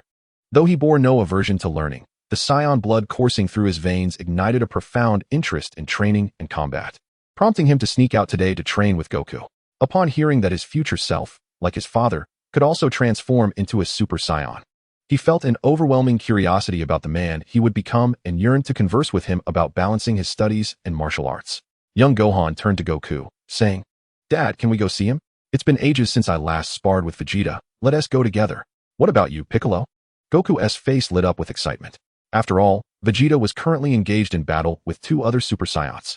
The prospect of challenging different formidable opponents thrilled him, and he could hardly contain his eagerness to teleport to the scene. Piccolo, unusually cheerful, replied, "Let us go together. I'm eager to see how Gohan has fared in 20 years. Thus, they set off, with Goku instructing them to place their hands upon him. In a flash, Goku transported himself, Piccolo, and young Gohan to the battlefield. After a brief moment, Chi-Chi's irate voice echoed across the landscape. "Goku, where have you taken Gohan now?" Her exasperation startled countless creatures nearby. On a massive boulder in the wilderness, Goku, Gohan, and Piccolo materialized, immediately directing their gaze towards the tumultuous clash of Vegeta, Trunks, and future Gohan in the distance. "Is that the one in the same martial arts uniform as Dad? Incredible." Young Gohan marveled at the sight of his future self, who was coordinating a powerful assault alongside Trunks. "So, I could become that strong?" Gohan pondered, realizing that his future self must have dedicated himself to training. Piccolo regarded the battlefield with a sense of pride, observing the resolute expression on future Gohan's face. Goku exclaimed, "No wonder he's my son. He's a natural martial artist." Then, with a hint of envy, he added, "But Vegeta, come on. He could have left me one opponent to face instead of taking on two at once." In the heat of battle, Vegeta sensed Goku and the others' arrival with a glance, yet resumed his fierce engagement with Trunks and future Gohan without missing a beat. Swiftly, the duo of future Gohan and Trunks executed their moves with exceptional synchronicity, launching a fierce assault on Vegeta. Their strikes came like a tempest, yet Vegeta stood unfazed. He effortlessly evaded their attacks and countered with a swift blow that sent them reeling. Future Gohan and Trunks, undeterred, quickly regrouped, readying themselves for another onslaught. They understood the necessity of pouring all their strength into overcoming such a formidable opponent as Vegeta. Future Gohan inhaled deeply, gathering his energy into a dazzling aura around his fist, and with a thunderous shout, he hurled himself towards Vegeta. Trunks, not to be outdone, maneuvered to Vegeta's flank, attempting to deliver a fierce spinning kick. Vegeta smirked, effortlessly dodging Gohan's assault and retaliating with a powerful punch. Future Gohan had anticipated this, executing a roll in midair to evade the blow, while Trunks' strike was easily countered as Vegeta seized his leg and flung him away with tremendous force. Seeing this, future Gohan rushed forward to catch Trunks, but Vegeta was relentless, charging at them and delivering a crushing blow to their chests. Both future Gohan and Trunks coughed blood, sent sprawling backward to the ground. Yet, they refused to yield, struggling to their feet, prepared for another attack. They lunged at Vegeta once more, their strikes more fierce and relentless. Future Gohan aimed a rapid whirlwind kick at Vegeta's midsection, while Trunks followed up with a powerful punch to his chest. Bang! Bang! The impact resonated, and as future Gohan felt the gratifying contact, he exclaimed, "Yes, I hit him." Chapter 57, The Impatient Goku. Indeed, the combined assaults of future Gohan and Trunks struck Vegeta simultaneously. Nonetheless, Vegeta emerged unscathed, as if their attacks had scarcely grazed him. "How is this possible? Trunks and I clearly landed our blows." Why is Uncle Vegeta not reacting at all? Future Gohan and Trunks exchanged incredulous glances, their hearts racing with disbelief. While they acknowledged Vegeta's superior strength, they had not anticipated his effortless composure amidst their fierce onslaught, as if he were a seasoned martial arts master toying with children. I don't even need to dodge. Just take it. Vegeta seemed to taunt, exhibiting an ease that bewildered them. Aren't we all Super Saiyans? How can Uncle Vegeta be this formidable? Future Gohan struggled to comprehend the scene before him, questioning if he were caught in a dream. Trunks stood in stunned silence as he gazed at Vegeta, believing that his rigorous training alongside Gohan had significantly enhanced his strength. To his astonishment, even when he and Gohan joined forces, they were still no match for his father. What's wrong? Are you both feeling timid? Vegeta remarked with a smirk, his demeanor unwaveringly calm and confident as he looked at future Gohan and Trunks. A sense of impotence washed over future Gohan and Trunks. They realized that they truly could not compete with Vegeta. Despite their utmost efforts, their current strength seemed utterly feeble in the face of Vegeta's prowess. Observing the downcast expressions of future Gohan and Trunks, Vegeta scoffed, "Is this truly your limit? It's a shame that Saiyan blood flows through your veins." He then turned to the distant Goku, calling out, "Kakarot, do you wish to engage in a duel?" Upon hearing Vegeta's challenge, Goku's eyes widened with excitement. "Absolutely, Vegeta. I've been awaiting this moment."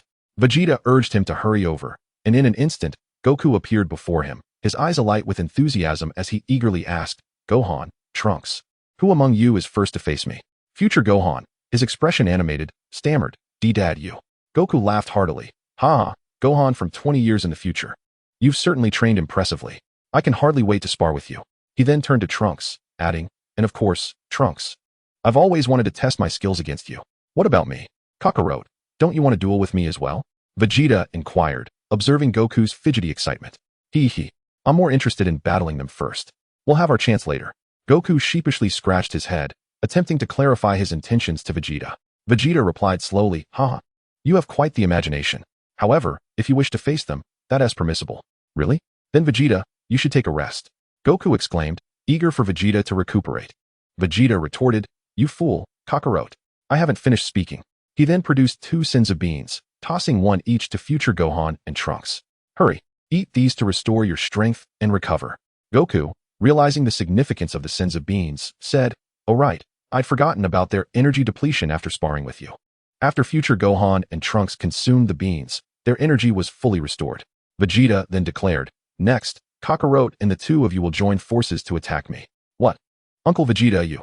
Future Gohan and Trunks were taken aback by Vegeta's assertion. Was he truly aiming for a relentless series of matches? Moreover, Vegeta had yet to consume a single senzu bean. How could he possibly not be fatigued? He appeared as vigorous as ever, as if he hadn't fought at all. "Isn't that cheating, Vegeta? You promised us a fair match." Goku complained, bemused by Vegeta's audacity to take on 3 Super Saiyans simultaneously. Yet, the prospect excited Goku. He mused, If 3 Super Saiyans attack together, perhaps this time I might finally get a chance to vent my frustrations on Vegeta." Vegeta, noticing the glint of mischief in Goku's eyes, thought, "Thinking of taking the opportunity to strike me? We'll see if you can manage that." Meanwhile, Piccolo and young Gohan observed the 4 Saiyans from a distance, intrigued by their conversation. After watching for a while, young Gohan turned to Piccolo and asked, "Uncle Piccolo, what are Dad and Uncle Vegeta discussing?" "Vegeta wants Goku and the others to team up and spar against him," Piccolo explained, his keen ears picking up their exchange even from afar. In the original story, after merging with Kami, Piccolo had developed the ability to hear and see anything on Earth as long as his line of sight was unobstructed, akin to having a 1,000-mile eyesight and a wind-sent ear. Has Uncle Vegeta truly become this formidable? Does he have the confidence to take on 3 Super Saiyans at once? Young Gohan marveled, his mouth agape in disbelief. While Vegeta is certainly someone I find quite detestable, I cannot deny his strength," Piccolo remarked, furrowing his brow as he regarded Vegeta, who consistently exceeded his expectations. Young Gohan inquired, "Uncle Piccolo, do you think Dad and the others can defeat Uncle Vegeta?" Chapter 58, 3 Super Saiyans versus Vegeta. Piccolo, after a moment of contemplation, responded, "Even if Goku and the others doubled their power, they might still not be Vegeta's match. He undoubtedly has hidden strength." Piccolo's astute perception and seasoned gaze led him to believe that Vegeta was concealing even greater power. "That's impossible," young Gohan exclaimed incredulously. "If that's the case, just how terrifyingly strong has Vegeta become?" Piccolo turned to his disciple, his tone grave as he said, "Gohan, there's nothing impossible about it. Perhaps one day, you two will attain strength akin to Vegeta's." Young Gohan gazed blankly at Vegeta, then at his own youthful hands, murmuring, "Really? Uncle Piccolo? Will I truly be able to possess such immense power in the future? Of course. I believe in you, young Gohan. Your potential is exceptional, dare I say, even surpassing your father Goku's." Piccolo smiled warmly at young Gohan, convinced that his martial arts achievements would eventually eclipse Goku's. If only he could somehow get Gohan to deliver a blow to Vegeta on his behalf. On the battlefield, Vegeta looked at the still grinning Goku and asked, "Kakarot, have you made your decision? Are we fighting or not?" Goku promptly replied, "Yes. I agree to your proposal, Vegeta." Vegeta let out a cold chuckle. "Very well. Let the battle commence. Gohan, Trunks, I shall not hold back." Trunks and future Gohan exchanged resigned glances, realizing that poor Trunks was set to face Vegeta in 3 consecutive bouts. Dad's about to have a real challenge. Sun Wukong transformed into the formidable Super Saiyan form, his aura surging with newfound power. At this moment, the 4 Super Saiyans stood poised to embark on an unprecedented confrontation. For golden figures shimmered across the desolate wilderness, their combined energy waves radiating outward, unsettling the very air around them. In the distance, Piccolo and young Gohan observed the quartet with grave expressions. Sun Wukong, future Gohan, and Trunks positioned themselves strategically across the barren plain, their gazes resolute and fervent, fixed intently upon the formidable figure of Vegeta. Clad in his signature orange martial arts gi adorned with the character Wu on his back, Sun Wukong stood tall and athletic. His eyes sparkled with a golden sheen, a reflection of the battle fervor inherent in Saiyan blood. Future Gohan, not far from him, exuded a calm wisdom, donning a similar orange gi emblazoned with the character Fun. The hem of his attire fluttered gently in the breeze, symbolizing his steadfast conviction taking flight. Trunks, in contrast, wore a black tank top paired with gray cargo pants. His striking purple hair and visage reminiscent of Vegeta exuded undeniable charisma. His expression was one of cold determination, with a glint of unyielding resolve in his eyes, as if no obstacle could sway his convictions. Facing them, Vegeta donned his familiar blue and white battle attire, his gaze brimming with confidence and combat readiness. Exuding an air that suggested the combined might of his 3 opponents would barely compel him to unleash his full potential. With arms crossed and a hint of disdain gracing his lips, he declared, "Come on, don't waste my time." As Vegeta's words hung in the air, the epic clash between Sun Wukong, future Gohan, Trunks, and Vegeta commenced. The battle erupted with Sun Wukong taking the initiative. He inhaled deeply, gathering energy within him. In an instant, he transformed into a streak of golden light, hurtling toward Vegeta with breathtaking speed. His fist, infused with potent energy, seemed capable of tearing through the very fabric of the atmosphere. Future Gohan and Trunks followed suit, their assaults equally swift and fierce. However, Vegeta's prowess surpassed their wildest expectations. With a mere smile, he vanished from sight, reappearing just in time to evade their onslaught. In a fluid motion, he launched a retaliatory kick at Sun Wukong, while simultaneously striking at future Gohan and Trunks with fists. Caught off guard, the trio was struck simultaneously, sent crashing backward. Sun Wukong executed a roll mid-air, landing deftly on the ground. He grimaced, rubbing his chest where Vegeta's kick had landed, the pain forcing him to grit his teeth. A glimmer of concern flickered in his eyes. He recognized that Vegeta's strength far exceeded their own. This battle would prove to be more arduous than they had anticipated. Yet he refused to concede defeat. Future Gohan and Trunks quickly regained their composure, preparing to launch another offensive. Having endured 2 previous encounters with Vegeta, they understood the necessity of giving their all against such overwhelming might. The 3 exchanged determined glances and nodded in unison.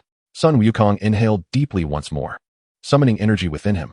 His gaze sharpened, as if aiming to penetrate Vegeta's very being. "Huh!" he shouted, his form transforming into a radiant golden streak as he charged at Vegeta with thunderous force. Sun Wukong initiated the attack once again, with future Gohan and Trunks providing vital support. The trio of Super Saiyans unleashed a renewed assault, their strikes more fierce and relentless than before. The air crackled with energy as their blows collided, the sound echoing like thunder.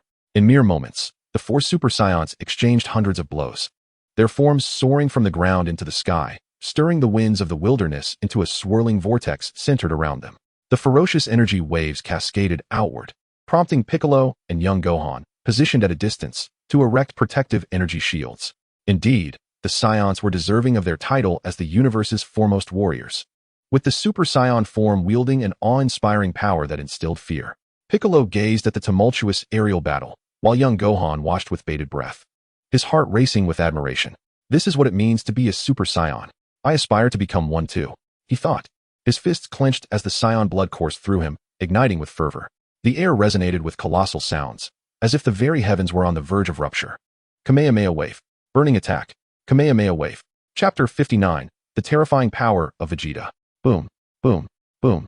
3 potent energy blasts surged toward Vegeta. He chuckled lightly, showing no inclination to evade, instead channeling energy into his fists and meeting the approaching blasts head-on. Bang, bang, bang. With 3 decisive punches, Vegeta effortlessly dissipated the trio's formidable energy waves. What? How is this possible? Father's strength is still as terrifying as ever. Son Wukong, future Gohan, and Trunks were left bewildered by Vegeta's display of power, as if they were witnessing a cruel jest. The sight was unfathomable. It felt like a dream.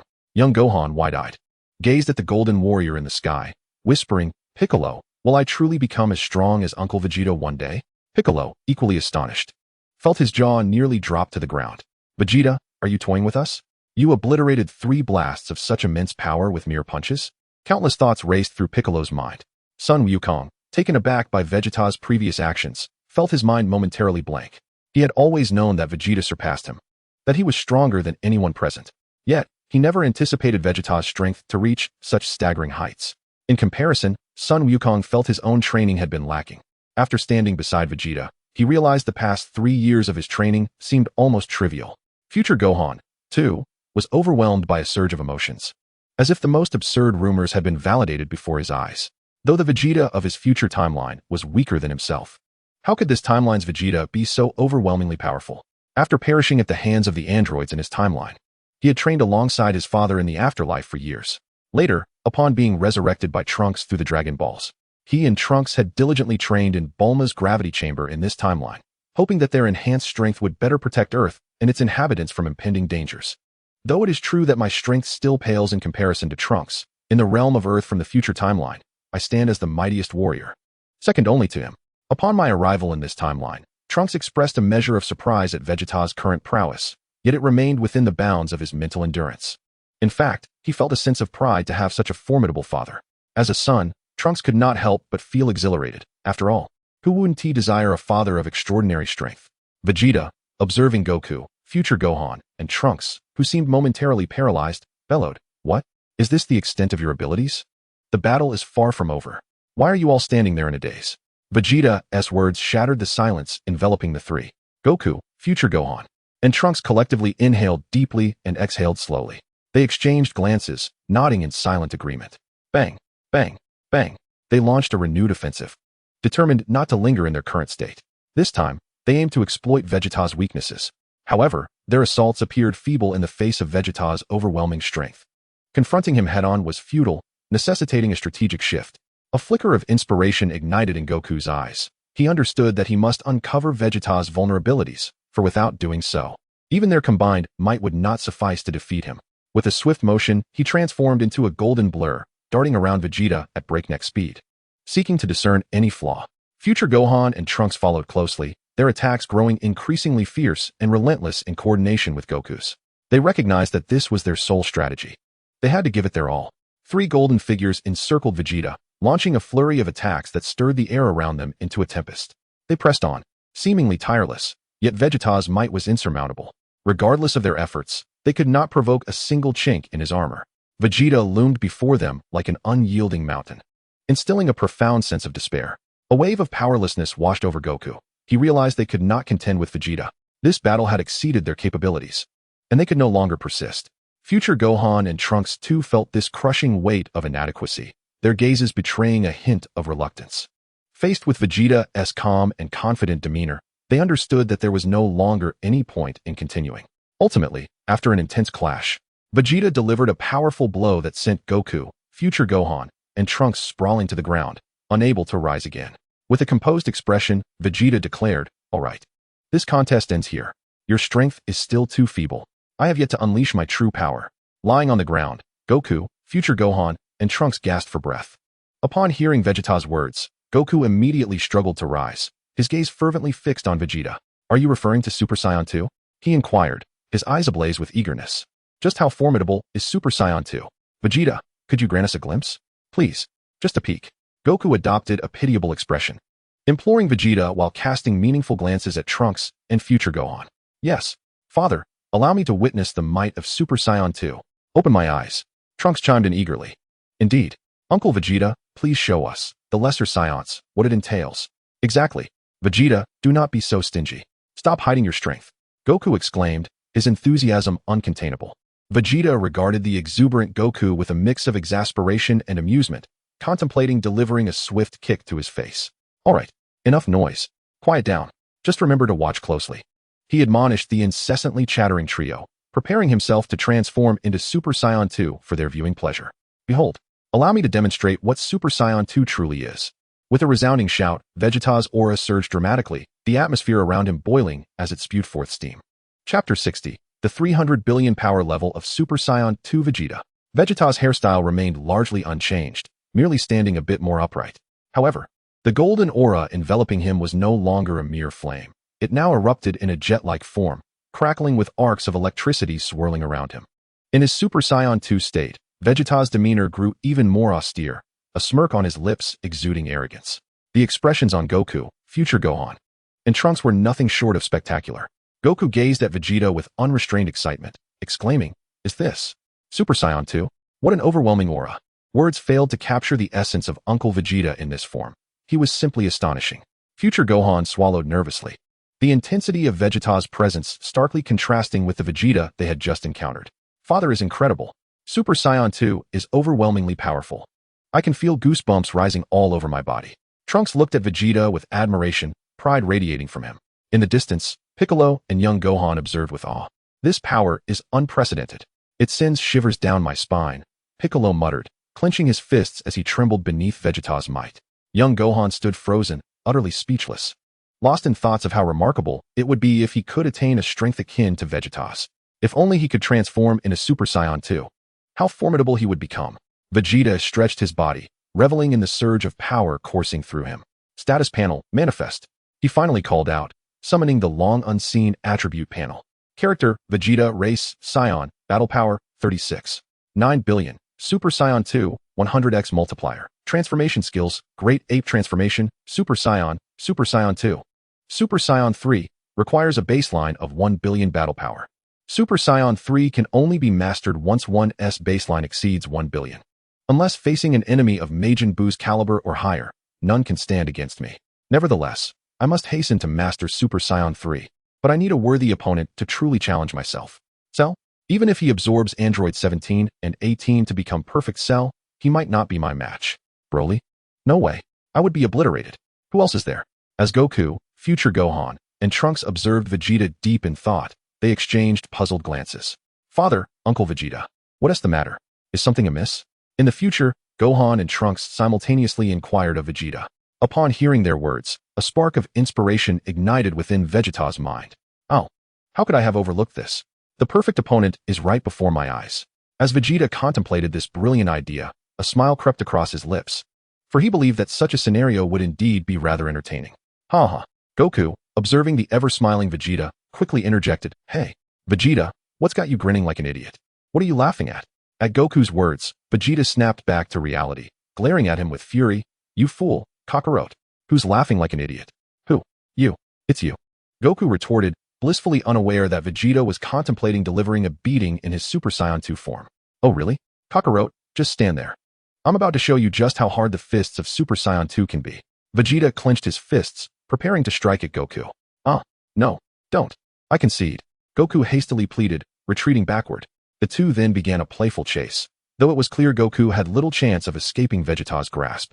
With all their abilities to instantaneously move, where could Goku possibly flee? Ugh, Vegeta, I was wrong. Future Gohan and Trunks exchanged glances, feeling exasperated as they watched their fathers behave like children, internally lamenting how these two were even more immature than themselves. At Capsule Corp, the food was ready. "Everyone, come and eat," Chi-Chi called as she brought out the last dish. "Wow, Chi-Chi, your cooking today looks extraordinarily lavish." Goku, sporting a bruised visage, gazed at the feast laid out before him, drooling with delight. "Goku, you fool. Isn't that future Gohan visiting us?" Chi-Chi scolded. Her eyes filled with affection as she noticed the scars adorning future Gohan's face and body. A wave of sadness washed over her. How much suffering had this child endured in the future? To have ended up in such a state surely meant he had fallen behind in his studies. "Thank you, Mom. It smells amazing." Future Gohan expressed his gratitude, feeling a profound sense of nostalgia. How long had it been since he had shared a meal with his family like this? It seemed to have been since the death of his father. With that thought, Future Gohan cast an envious gaze at his younger self. What's wrong, future me? Young Gohan asked, sensing his counterpart's glances with a hint of confusion. What do you mean, future me? Gohan, you should call me older brother, Chi-Chi reminded young Gohan. Mom, why? He is me, and I am him. Young Gohan replied, perplexed, for they were essentially the same person. Just listen, even though you are the same. He is older than you, so you must call him older brother. Oh, understood, Mom. Young Gohan reluctantly complied, addressing future Gohan as brother. Haha, it's fine, Mom. We are both Gohans. It doesn't matter what we call each other, future Gohan chuckled. Meanwhile, Goku had already begun to stuff his face with food, mumbling, Yura, let us eat. We'll just keep eating. Thus, the 4 members of the Sun family commenced their cherished family feast. As future Gohan savored his meal, he engaged Chi-Chi in conversation about the future, with young Gohan and Goku occasionally chiming in. When Chi-Chi learned of future Gohan's arm being broken, she immediately grasped it. Inspecting it closely, tears welled in her eyes, fearing that future Gohan might be left disabled. Mom, don't worry. Shenron has restored my arm. I'm perfectly fine. Future Gohan reassured her, prompting her to relent, though her eyes remained red-rimmed. Future Gohan hastily fetched a tissue to wipe her tears, soothing her gently. Meanwhile, Goku and young Gohan wore solemn expressions, taken aback by the hardships that future Gohan had endured. Outside, perched on a massive rock, Piccolo sat in meditation. With a gentle exhale, he remarked, Well done, Gohan. Uncle Piccolo is proud of you. Chapter 61, Gohan meets Gohan. After the family feast, young Gohan wandered alone to a small river behind the house. Sitting on the bank, he gazed into the shimmering water illuminated by the moonlight, lost in thought. After an indeterminate period, a figure suddenly appeared behind him. What troubles you, little brother? It was future Gohan, who had sensed young Gohan's unspoken concerns at the dinner table. Ah, brother. Young Gohan turned, surprised that this future version of himself could discern his inner turmoil. Future Gohan chuckled. Are you wondering how I knew you had something on your mind? Yes. Future Gohan took a seat beside him and continued. You are me, and I am you. How could I not know what I am thinking? Young Gohan's face lit up with understanding. That's true. So, you must know what I'm troubled about now. I suspect your worries revolve around our mother, future Gohan replied with a smile. Exactly, young Gohan exclaimed. I bet you're torn between following our mother's dream of becoming a scholar and pursuing your own aspiration of martial arts. Future Gohan added with a knowing grin. Young Gohan nodded, absolutely correct. He had been wrestling with this dilemma for quite some time, torn between 2 divergent paths. Should he adhere to his mother's wish to become a learned scholar or follow his heart and become a martial arts master like his father, Goku? The clash of ideals and dreams left him paralyzed with indecision. Actually, no matter which path you choose, it will be the right one. Young Gohan, puzzled, asked. I don't quite understand what you mean. Future Gohan gazed at the starry sky, listening to the chirping of insects in the grass, and began to speak. I truly envy you in this moment. Your parents are alive, your family is harmonious, and the world is at peace. In my future, I lack the luxury of choice. All I could do was train relentlessly to defeat the androids and protect everyone and the Earth. I once resisted the idea of becoming a scholar, wanting to be a powerful martial artist like Dad, but when the time came for me to bear the responsibility of protecting the Earth and its people, I suddenly found the prospect of becoming a scholar appealing, no daily battles to fight. However, reality offered me no choice. I had to train diligently every day in hopes of resolving the android crisis and restoring peace to the Earth. Unfortunately, in the end, I perished at their hands, failing to protect the Earth, but thankfully, Trunks fulfilled that mission for me. Future Gohan slowly recounted his journey of self-discovery to young Gohan. Young Gohan remarked, The future timeline has been restored to peace, so you can now resume your studies and strive to become a great scholar. After a moment of silence, future Gohan replied, While it is indeed possible, some opportunities, once missed, lose their significance upon retrieval. Furthermore, I have already resolved to become a martial artist like my father, dedicating myself to honing my skills and evolving into martial artist Gohan. Hearing this, young Gohan fell into contemplation. After a long pause, he finally spoke.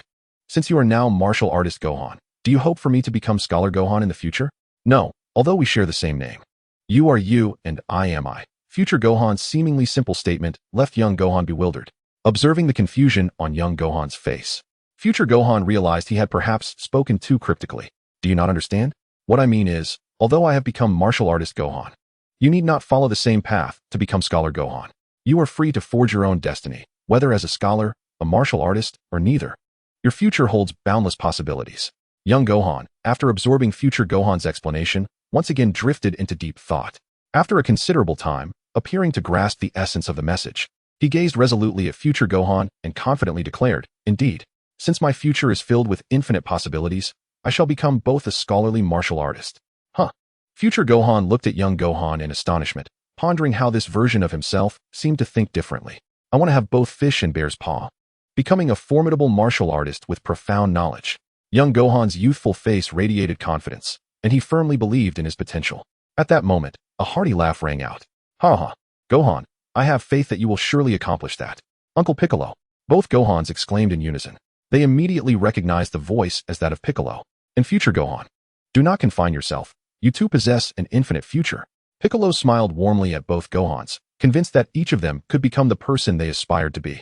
As future Gohan and young Gohan exchanged determined glances, a shared resolve blossomed between them. The following day, in West City, at Bulma's home, within the training room, future Gohan and Trunks stood dumbfounded, watching Vegeta demonstrate a series of movements. Once he completed the demonstration, Vegeta paused to inquire, "So, have you two memorized the movements?" Trunks, his expression somewhat stiff, hesitantly asked, I remember, but isn't this motion?"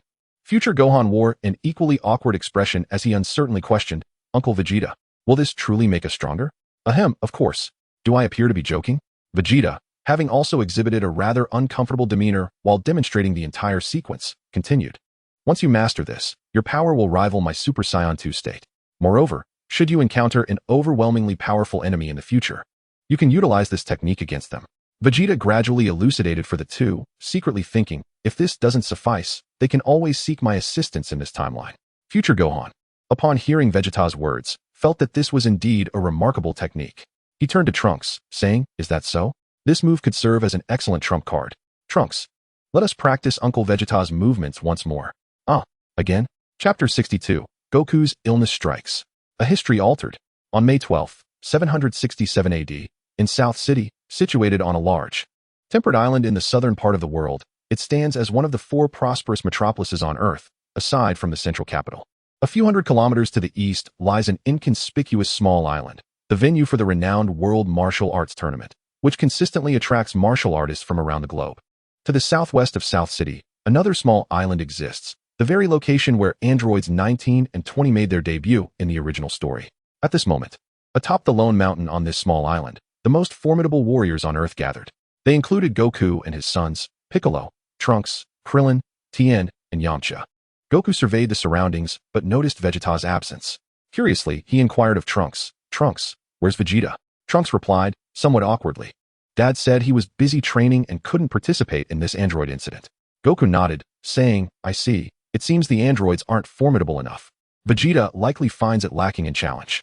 Young Gohan gazed down at the densely packed houses at the foot of the mountain, expressing his thoughts. This island is quite large. Krillin sighed. Indeed, if a battle ensues, innocent civilians may be caught in the crossfire. Tien, with a serious expression, added, "We must do our utmost to prevent such a scenario." Yamcha proposed, "Perhaps we can lure the androids to a remote area to avoid harming civilians." However, Trunks pointed out, "The androids don't emit any energy, we might not even catch a glimpse of them." At that moment, future Gohan interjected, "Actually, we have brought a secret weapon from the future that can assist us in handling this situation more effectively." With that, he pulled out a device resembling a Dragon Ball radar. The group quickly gathered around to inspect it, their curiosity piqued by the radar-like instrument. Krillin eagerly asked, "What is this?" "It looks just like the Dragon Ball radar.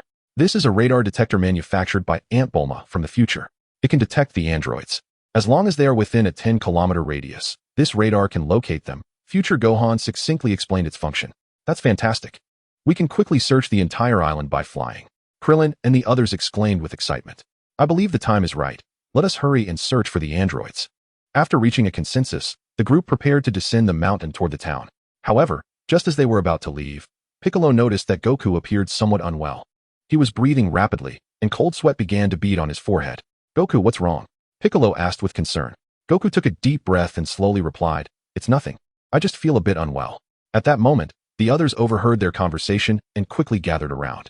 "Dad, your heart is beginning to undergo a transformation," future Gohan observed, feeling a heaviness in his heart as he recognized the signs of his father's heart condition. In a future timeline, Gohan expressed his concern, asking, "Father, what became of the special medicine Trunks previously provided you?" Goku, clutching his left chest, replied slowly, "It's at home. Over the past 3 years, I haven't noticed any issues with my health, so I haven't taken the medicine. I presumed my newfound strength rendered me immune to illness."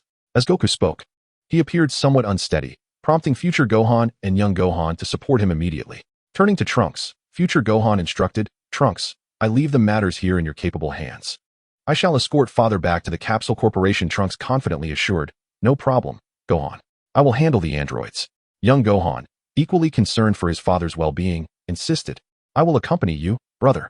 Thus, the two Gohans carried Goku away from the small island, soaring towards Capsule Corporation.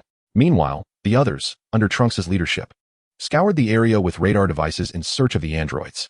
However, after thoroughly examining the island, they found no trace of the androids. Krillin, puzzled, inquired, what is going on? It's already afternoon, yet there's no sign of the androids. Trunks, equally bewildered, gazed at the radar device in his hand, musing. Could there be a malfunction? No, I tested it with Android 16. Yamcha suggested, what if the androids suddenly changed their minds and chose not to appear on this island? We could search elsewhere. Tien Shinhan queried. That is a possibility, but with Earth being so vast, where should we begin our search? After a moment of contemplation, Trunks slowly replied, it seems we must investigate that location. Hopefully, we will not come up empty-handed.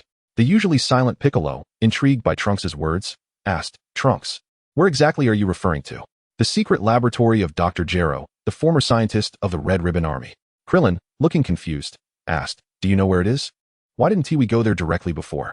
With a sigh, Trunks explained, Dr. Gero's lab is located near North City, thousands of kilometers from here. Since the androids lack a detectable energy signature, I feared they would have already departed by the time we arrived. Moreover, Uncle Goku advised against heading straight to Dr. Gero's lab to eliminate them, reasoning that they had not yet committed any wrongdoing and that it was unnecessary to eradicate them entirely. As for my father, he believed that encountering these androids would help us hone our resolve to become stronger. Upon hearing Trunks' words, Krillin wore an expression of disbelief, internally cursing. What on earth is Vegeta thinking? Observing the concerned expressions on Krillin, Tien Shinhan, and Yamcha, Piccolo declared, we have no time for idle chatter. We must set off immediately. If the three of you find it too perilous, you needn't join. No sooner had he spoken than Piccolo shot off towards North City. Chapter 63, The Proposal of Android 16. The fate of Androids 17 and 18. Several hundred kilometers northeast of North City, amidst a secluded mountain range, Trunks and his companions found themselves hovering above an inconspicuous rocky hill. The secret laboratory of Dr. Gero lay hidden within the mountain beneath them. Trunks pointed toward the unremarkable hill, stating, this is the location. It resides in the frigid northern region, with biting winds swirling around us. Krillin rubbed his somewhat numb hands and urged, let us descend quickly. It's rather too cold here. Wait, I'll take the lead. You all follow closely behind me. Trunks, being the strongest among them, naturally took the role of the vanguard. Bang! This alloy door is incredibly sturdy. Let's blast it open with a Kamehameha. Despite their collective efforts to kick and ram the door, it remained steadfastly shut. Allow me. Trunks extended his right hand, unleashing a shockwave from his palm. The massive alloy door was instantly obliterated, twisting and collapsing to the ground.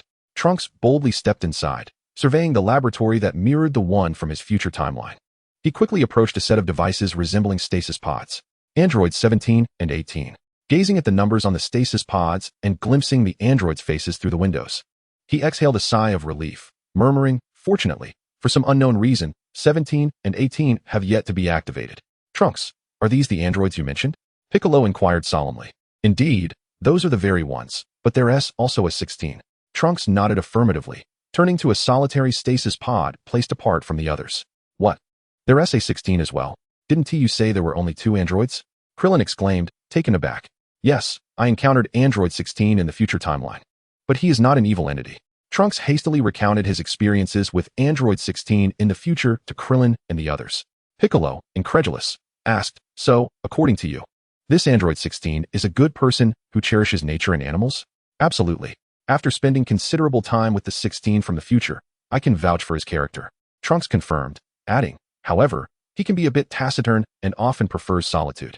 Tien Shinhan inquired curiously, what do you intend to do with these 3 androids? Will you simply destroy them? Krillin, entranced by the beauty of Android 18 within the stasis pod, interjected, destroy her?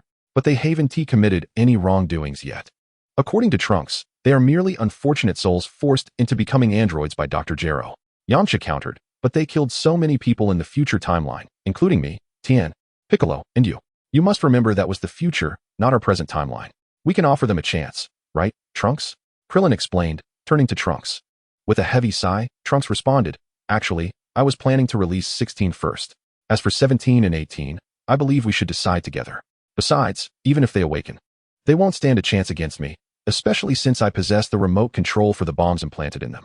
Upon hearing Trunks' words, Yamcha found himself at a loss for a rebuttal. After all, he was the strongest among them, and since Trunks had spoken, Yamcha and Tien could only resign themselves to sigh in agreement. With a click, Trunks pressed the activation button on Android 16's stasis pod, and the internal pressure began to equalize, the pod's door gradually opening. A tall man arose from the midst, his head adorned with a vivid orange mohawk. With a somewhat bewildered gaze, he surveyed his surroundings, casting his eyes over Piccolo, Krillin, and the others, ultimately resting his curious stare upon Trunks. Greetings, number 16. I am Trunks. Are we acquainted? After a prolonged slumber, number 16's linguistic faculties appeared not yet fully revived. Well, if you insert this USB drive into your body, you shall find out. Trunks withdrew a small USB drive from his person and handed it to the still sluggishly responsive number 16. What is this? Number 16 inquired, his expression a blend of confusion as he examined the USB drive and then glanced back at Trunks. With a smile, Trunks reassured him. Once you access the information contained within, you will comprehend everything. Very well. Without further hesitation, number 16 took the USB drive and inserted it into a designated slot at the back of his head. In an instant, a torrent of information and memories cascaded through his mind. After a brief moment, number 16 regained his composure, a broad smile illuminating his face as he regarded Trunks. I see now, we have been friends all along, Trunks. Indeed, you and I have been friends for quite some time, Trunks replied, equally beaming. It became evident that the USB drive Trunks had provided contained the memories of number 16 from a future timeline, thus allowing this version of number 16 to grasp the entirety of the situation instantly. Trunks then posed a question, so, number 16, how do you believe we should handle numbers 17 and 18? Number 16 approached the dormant capsules of 17 and 18, peering through the glass for a moment before responding. I am uncertain whether they will exhibit the same ruthless tendencies as their future counterparts. Krillin, nearby, hastily interjected, should we then eliminate them? No, I propose we release them. What? Tianjinhan and Yamcha were immediately taken aback by this statement. Both silently mused. Could it be that this number 16 intends to ally with those two androids against us? Number 16 reassured them. Rest assured, I will ensure they pose no threat to you or to Earth. After a prolonged silence, Piccolo suddenly inquired, what if they too prove as merciless as the androids from the future? Chapter 64, Android Infighting. Number 16 takes action. Upon hearing Piccolo's question, number 16 remained calm and replied slowly. My strength surpasses theirs. Should that be the case, I will swiftly eliminate them, especially with Trunks at my side. Given number 16's confidence, Piccolo found no grounds for dissent. Indeed, with Trunks' formidable power, the androids were unlikely to cause significant upheaval. Tianjinhan and Yamcha, witnessing Piccolo's acquiescence, had no further objections. Krillin exhaled a sigh of relief, his previously anxious heart finally at ease. With a hiss, the capsules of numbers 17 and 18 began to release air pressure, and the doors gradually opened. A striking young man with black hair and a red scarf, alongside a slender, blonde-haired, blue-eyed beauty, stepped out from the capsules, both curiously surveying their surroundings. Their eyes scanned the assembly of people, seemingly in search of something. Number 16, observing their demeanor, asked, numbers 17 and 18, are you looking for Dr. Gero? Number 17 regarded number 16 with curiosity, asking, huh? And who might you be? Number 18, equally intrigued by the tall figure of number 16, remarked, he appears to be another android, although of an older model. Indeed, I am Android 16. And these are my friends, number 16 responded with a warm smile. Friends? Are you mistaken, 16? They are not friends of ours, they are the allies of Goku, whom Dr. Gero ordered us to eliminate. Number 17 furrowed his brow, recalling the extensive database they possessed on Goku and his associates. But who is that purple-haired fellow? His data does not appear in our records, as if he materialized out of nowhere. Quite peculiar. Correct, but, number 17 interrupted, his tone icy. Well then, do you have any idea where Dr. Gero has gone? I am unaware of Dr. Gero's whereabouts. I have only recently awakened, number 16 replied. Acknowledging that number 16 was equally uninformed about Dr. Gero, number 17 ceased to dwell on the matter, muttering, well, he will undoubtedly seek us out eventually, but for now, I am uncertain what we should do. At that moment, the striking number 18 suggested, 17, why don't we explore the nearby city and purchase some fashionable attire? Number 17 glanced at his own attire, which had clearly seen better days, and nodded in agreement. Indeed, this outfit has begun to fade. I would also like to visit an arcade. Then, with a sudden thought, he proposed, how about we eliminate Goku instead? Hearing this, Piccolo and Tianjinhan exchanged grave expressions. Their brows furrowed as they focused intently on the two androids. Huh, that's a splendid idea. After dispatching Goku, we can track down that old fool, Dr. Zero, and deal with him as well. Number 18 expressed enthusiastic support for number 17's suggestion, her face alight with a smile. Number 17 turned to number 16 and inquired. 16, would you care to join us? No, I shall not accompany you, number 16 replied firmly. Though he was created by Dr. Zero, he felt no obligation to follow orders to take lives. Having assimilated the memories of his future counterpart, he recognized that allowing androids to roam freely would result in catastrophic consequences for Earth. Moreover, number 16 himself cherished peace and held an affinity for nature and small creatures, resolutely refusing to permit the two androids before him to perpetuate the atrocities of their future selves. Humph, what a dull individual.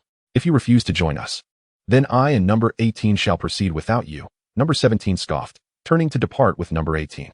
Stop. Number 17 and number 18, you cannot leave my side, number 16 declared, his imposing figure suddenly blocking their path. What do you intend to do, number 16? Number 17 furrowed his brow, eyeing the obstructive android, while number 18 regarded him with curiosity. I have stated that you cannot leave. Henceforth, you are to remain by my side, number 16 replied, his expression unwavering. Number 17, growing impatient, demanded, what do you want? I invited you to join us, yet you declined. Now you insist we follow you? Do not presume that just because we are both androids, I will hesitate to eliminate you. I'll say it once more. Step aside. Confronted by the obstinacy of androids 16 and 17, the last remnants of patience were on the verge of depletion. With an expressionless visage, android 16 slowly uttered, are you planning to eliminate me? Perhaps you might give it a try, 17. Of course, 18. You are welcome to join forces with 17 to assault me as well. What? You 16? How arrogant. This brazen provocation instantly ignited the already simmering ire of android 17. Clenching his fists, 17 lunged at 16, exclaiming, look at me. I will reduce you to a cripple. Thud. Bang. Crack. However, within mere moments, the towering form of android 16 had 17 pinned to the ground, rendering him utterly immobile. Nearby, android 18 gazed at 16 in astonishment, disbelief etched on her face. It was well known that 17's prowess surpassed her own. Yet the ease with which 16 subdued him was astonishing. This indicated that 16's strength far exceeded that of either of them. It was no wonder that Dr. Zero had never activated 16 before. Nevertheless, no matter how formidable 16 might be, if 17 and she joined forces, they would surely be able to defeat him. Damn it. 16, release me. 17, humiliated beneath 16's imposing stature, felt an affront to his dignity. He had not even exerted himself fully. Yet 16 had resorted to underhanded tactics to subdue him. You have the audacity to hold me down. Let us take this outside. I wish to engage you in a proper duel. With his face pressed against the floor, 17 yelled at 16. Very well, let us proceed outdoors, replied 16, releasing 17 and turning toward the laboratory's exit. The moment he was freed, 17 sprang to his feet, casting a dark glare at 16's retreating figure. Chapter 65, Android 16 versus Android 17. 17 clenched his fists tightly, his eyes brimming with murderous intent. Yet he obediently followed 16 to a remote, open area of the research facility. Android 18 trailed behind, refraining from launching an immediate attack alongside 17. She understood her brother's character well. Unless he faced hardship first, he would not readily accept assistance. Only after he had experienced some adversity would she intervene to aid him in defeating 16. Piccolo, Krillin, Tien, and Yamcha also arrived near the open space, eager to observe the internal conflict among the androids and see if the towering 16 could contend with the other two. Meanwhile, Trunks chose not to watch the spectacle, confident that 16 could handle both 17 and 18 on his own. He scanned the laboratory until he located the hidden entrance to the basement, concealed beneath a piece of equipment. With a swift kick, Trunks kicked open the iron door and leaped inside. Shortly thereafter, he emerged from the basement, extending his right hand to launch a powerful energy wave downward. He then blasted several energy waves toward the laboratory, leveling the entire mountain before finally soaring back toward the others. In the distance, Piccolo and the others, hearing the explosions, gazed curiously in the direction of the laboratory. Upon realizing it was Trunks who had unleashed his power, their attention shifted back to the three androids. Bang! Bang! The two androids had already commenced their skirmish, their figures intertwining in the air, creating a symphony of sonic booms. Suddenly, a resounding thud reverberated through the arena as Android 17 was sent careening backward, colliding violently with a massive boulder. The sheer force of the impact shattered the rock into countless fragments. Not only does his strength surpass mine, but his speed is also beyond me. A flicker of shock crossed 17's eyes as he realized he had not even witnessed 16's movement. A colossal force had propelled him backward, uncontrollably. Shall we continue, 17? Android 16 observed his opponent with a frigid demeanor, his voice laced with disdain. Enraged, 17, who had always been held in high regard, could hardly tolerate such condescension. Humph, that was merely a warm-up. Now the real battle begins. Rising from the rubble, Android 17 brushed the dust from his attire. Oh, let us proceed then, 16 responded, seemingly unfazed by 17's defiance. With a derisive laugh, Android 17 concentrated the surging energy within him, directing it to his hands. Behold my technique. Explosive wave. As he gathered the tumultuous energy into a massive wave, it surged toward Android 16. A glimmer of surprise flickered in 16's eyes.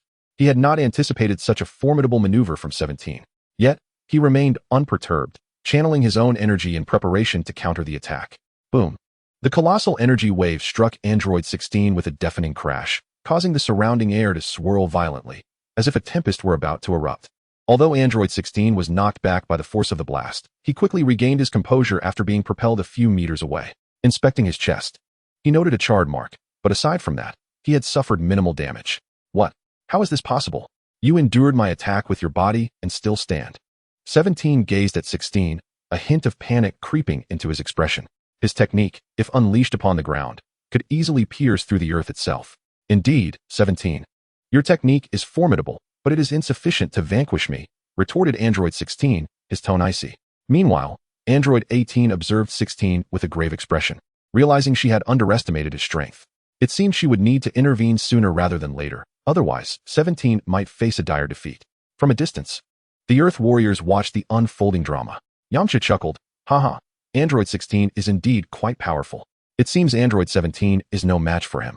He couldn't help but feel astonished and awed by the prowess of the two androids. Tien frowned, his expression serious as he remarked, indeed. But 17's strength is already remarkable compared to us. It seems that the foes emerging on Earth are growing increasingly formidable, beyond the capabilities of mere mortals. We must rely on extraterrestrial beings to save our planet. Thankfully, we have the even more powerful Trunks on our side. Krillin chimed in with a grin. Meanwhile, Trunks and Piccolo remained silent, their eyes fixed on the clash between the two androids. On the battlefield, Android 17 coldly remarked, I never anticipated you could withstand my attack. But this is merely the beginning. Humph. Prepare yourself. With a disdainful snort, Android 17 vanished from sight in an instant. His speed was astonishing, and before one could blink, he appeared right before Android 16, delivering a powerful punch. Android 16, however, was well prepared. He deftly evaded the blow with a slight shift of his body and extended his right hand, accurately seizing Android 17's fist. Not bad in strength. But your speed leaves much to be desired, he stated nonchalantly. Android 17's expression shifted, taken aback that his attack had been so effortlessly neutralized by his opponent. He attempted to retract his fist, but found Android 16's grip to be as unyielding as a vice. Humph. Don't think this means you've won. Android 17 sneered, launching a fierce kick towards Android 16's abdomen. With a resounding thud, Android 16 remained steadfast, his body not even flinching from the impact. Nor did he release his hold on Android 17's fist. Instead, he extended his left hand and firmly grasped Android 17's ankle, pulling him closer with a sudden force. The two androids collided, their bodies almost pressed together, rendering Android 17 immobile. Android 16 tilted his head slightly backward and then thrust his forehead towards Android 17's face. Bang! Bang! Android 17 began to wail in agony after just a few strikes, grimacing in pain, and blood, or perhaps some form of oil, dripped from his nose. At that moment, a figure darted towards Android 16 with a speed that was nothing short of astonishing. Chapter 66. Android 18 joins the battle. The formidable Android 16. The figure was none other than Android 18, who had been observing from the sidelines. Seizing the opportunity while Android 16 was preoccupied, she launched a surprise attack. Bang! Caught off guard due to entanglement with Android 17, Android 16 was struck by Android 18's assault. She kicked him in the side, sending him hurtling backward until he crashed into a small hill. This is bad, exclaimed Piccolo and the others from a distance. Astonished that Android 18 would launch an ambush at such a critical moment, successfully knocking Android 16 away. Android 16 slowly rose to his feet, his expression still composed. Clearly, the recent blow had inflicted no damage upon him. He regarded Android 18 with a smile, saying, I never imagined you would resort to a sneak attack. Android 18 retorted with a cold laugh. Humph. In battle, strategy and cunning are paramount. A surprise attack is merely a tactic. Android 16 chose not to respond to her. Instead, turning his attention to Android 17, who had wiped the blood from his nose and was glaring fiercely at him. Android 17, do you wish to continue this fight? Or would you prefer to join forces with Android 18 to take me on? I'm open to either. Android 16 spoke in a calm tone. Upon hearing this, Android 17's expression changed. Ever since his transformation into an android, he had considered himself a powerful warrior. Unwilling to acknowledge that he needed Android 18's strength to escape Android 16's grasp. However, the situation had become dire, compelling him to temporarily set aside his pride and dignity to ally with his sister against the formidable Android 16. As long as it leads to your defeat. I have no qualms about teaming up with Android 18, Android 17 replied coldly. Android 16 fell silent, aware that the outcome of this battle had already been predetermined. Only by defeating both Android 17 and Android 18 could he compel them to heed his counsel. The howling cold wind swept across the land, stirring up clouds of dust that danced between the three combatants, as if cheering on their fierce confrontation. Bang! The battle was about to erupt, with Android 17 and 18 simultaneously launching their assaults. Android 17 charged towards Android 16 with astonishing speed, delivering a devastating punch, while Android 18 attempted a surprise attack from the opposite side to divert Android 16's attention. Reacting swiftly, Android 16 skillfully dodged Android 17's strike, simultaneously executing a rapid kick that sent Android 18 reeling backward. Yet this was merely the beginning. The intensity of their clash was destined to escalate. Android 17 renewed his attack, vanishing and reappearing before Android 16 to unleash a punch aimed at his chest. Android 16 chuckled lightly, effortlessly sidestepping the blow and countering by seizing Android 17's arm. Meanwhile, Android 18 surged forward from another angle, aiming a kick at Android 16's waist. However, Android 16's reflexes were equally remarkable. He evaded the kick with ease and retaliated with a punch that sent Android 18 staggering back. Bang! Bang! Bang! The three androids engaged in a fierce exchange, battling through hundreds of rounds, rising from the ground to the air and back again. Yet, despite the combined efforts of the two twins, they failed to inflict significant damage upon Android 16. This left them somewhat astonished, although they were all androids. How could the older, entirely mechanical Android 16 surpass the capabilities of the newer models by such a margin? Nevertheless, Android 17 and Android 18 refused to relent, continuously seeking opportunities to exploit weaknesses. They adapted their strategies and coordination, striving to unveil a flaw in Android 16's defenses. Throughout the onslaught, Android 16 maintained his composure and poise, seemingly able to counter their attacks with ease while delivering powerful retaliations in return. From a distance, Krillin, Tien, and Yamcha watched in utter disbelief. Their inferior strength left them unable to discern the movements and techniques of the three combatants, only able to hear the deafening sounds of their clashes and the howling winds. Even Piccolo could barely make sense of the action, while only Trunks managed to grasp the entirety of the battle between the three androids. Die! Explosive wave. Infinite energy blast. Adadadada. Android 17 concentrated all his energy, unleashing a formidable energy wave straight at Android 16. Simultaneously, Android 18 fired a barrage of small energy blasts from her hands, saturating the area around Android 16. Boom. The continuous explosions sent shockwaves throughout the battlefield, causing the very air around them to surge chaotically. Ha ha ha, Android 16. Let us see if you can survive this. Android 17 laughed triumphantly. After a considerable time, the smoke that had enveloped the vicinity dissipated, revealing a tall figure emerging into view, Android 16. He appeared to be merely dusted with dirt, suffering no real harm. With a faint smile, he gazed calmly at Android 17 and 18 and slowly spoke. Is this the extent of your combined efforts? Well then, it seems I must now reveal my true capabilities. Brace yourselves. In the distance, Android 17 and 18 were taken aback by Android 16's words, their expressions reflecting disbelief. Had he not yet unleashed his true capabilities? Was Android 16 truly jesting? Meanwhile, Krillin, Tien, and Yamcha, who were observing from a greater distance, were equally astonished by 16's exceedingly audacious remarks. Piccolo, too, wore a grim expression as he gazed at the trio of androids, each of whom possessed strength that far surpassed his own. The realization that any one of them could effortlessly extinguish his life rendered Piccolo's rigorous training over the past 3 years utterly meaningless. The era when he was powerful enough to dominate the Earth and leave Goku in a state of near defeat was now a distant memory. Was he truly destined to compromise with that old man? Furrowing his brow, Piccolo contemplated the conversation he had with the Supreme Kai, his mind racing with thoughts. Beside him, Trunks remained remarkably composed as he observed the androids, possessing full confidence in 16's capabilities. In the future timeline, he had already engaged in battle with Android 16. Even if 17 and 18 joined forces, they would likely prove no match for 16, especially with Trunks standing by. How infuriating. Android 16, you are insufferably arrogant.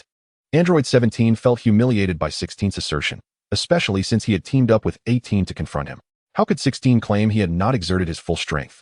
Who did he look down upon? Android 18 also cast a dark glare at 16. His power was indeed significantly greater than that of her and her brother. She could not fathom why such vast differences existed among beings that were all androids. How had that ancient fool, Dr. Gero, managed to create an android as formidable as 16? Chapter 67. The conclusion of the android incident. Outside West City, Android 16 maintained a calm demeanor, a subtle smile gracing his lips before vanishing without a trace. With a swift motion, he reappeared behind Androids 17 and 18, moving with a ghostly speed. He extended his enormous hands and effortlessly seized the napes of 17 and 18. In one fluid motion, he hurled the two androids toward the ground with tremendous force. The sheer impact reverberated through the earth, announcing 16's absolute power. In an instant, Androids 17 and 18 found themselves overwhelmed, their bodies colliding intimately with the ground. The violent shock inflicted varying degrees of injury upon them, leaving them unable to resist the iron grip of 16. There's no need to struggle any longer. As androids, I will not terminate your existence, but that boy with purple hair will not show mercy. With his strength, it would merely take him a few moves to handle me. Android 16 explained, observing the subdued 17 and 18. He elaborated on their current predicament and the fate that awaited their counterparts in the future timeline, clarifying his reasons for keeping 17 and 18 by his side. First, it was to better monitor them and prevent any reckless behavior. Second, it was to safeguard their lives, for powerful warriors were not scarce on the present earth. Third, it was because they each harbored a bomb within them that needed to be disarmed promptly. Listening to 16's explanation, 17 and 18 glanced up at Trunks hovering in the air, his expression cold as he stared down at them, seemingly poised to eradicate them at any moment. Coupled with 16's words, a wave of fear swept over the siblings, causing them to swallow hard. Androids 17 and 18. Do you understand what I have said? The two exchanged resigned glances and nodded in agreement. They comprehended that they would remain by his side. Yes, we will not run off on our own, they quickly assured, their voices tinged with resignation and compliance. The duo realized they were no match for 16, especially with the more powerful Trunks present. Thus, the three androids, 16, 17, and 18, proceeded to accompany Trunks to Bulma's residence in West City. Piccolo, seeing that matters had been adequately resolved, soared towards the direction of the sacred temple, intending to have a serious discussion with the Supreme Kai regarding their fusion. Tien and Yamcha departed to their respective abodes, smiles on their faces, relieved that the android crisis had finally subsided. Krillin, however, silently watched as Android 18's figure faded from view, his heart brimming with complex emotions, both reluctance and anticipation. Ultimately, he turned and flew towards the Kame house. Thus, the incident involving the androids was resolved splendidly.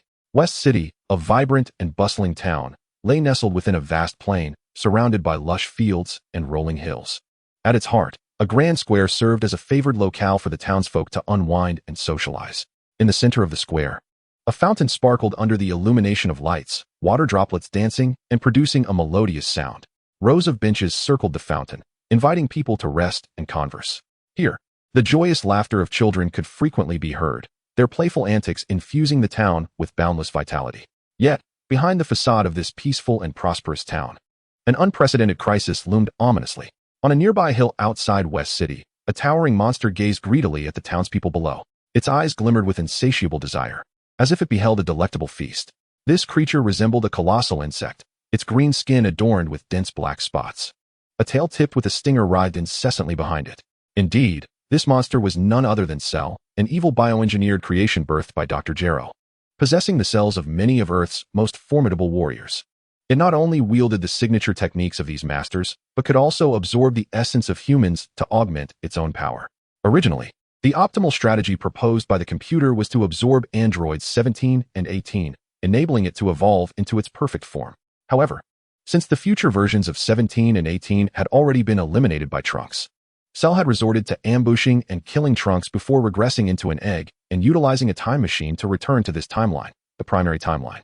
After a year, it transformed into a larval form and spent 3 additional years evolving underground into its bipedal form, Cell's first stage. capable of beginning to absorb human essence to enhance its strength. Eager to surpass androids 17 and 18, it chose West City, the nearest town to its emergence, as its stage for debut. As Sheru gazed upon the distant town, he murmured to himself, "Excellent. This town boasts at least tens of thousands of humans. Such numbers are ample to rapidly enhance my power." He paused momentarily before continuing. "However, it remains insufficient for me to reach the level required to defeat number 17 and number 18. Shaking his head, a sly smile crept upon his lips. "Never mind. I shall first absorb the humans in this town. Number 17 and number 18 do await my arrival." "Ha ha." Sheru's laughter resounded with arrogance and confidence, as if the defeat of number 17 and number 18 was already a foregone conclusion. Suddenly, a cold, icy voice pierced his ears. "What has brought you such joy? Pray, enlighten me, Sheru." The abruptness of the voice startled Sheru, as if struck by lightning, causing him to leap in surprise. Frantically glancing around, he sought the source of the voice. "Who?"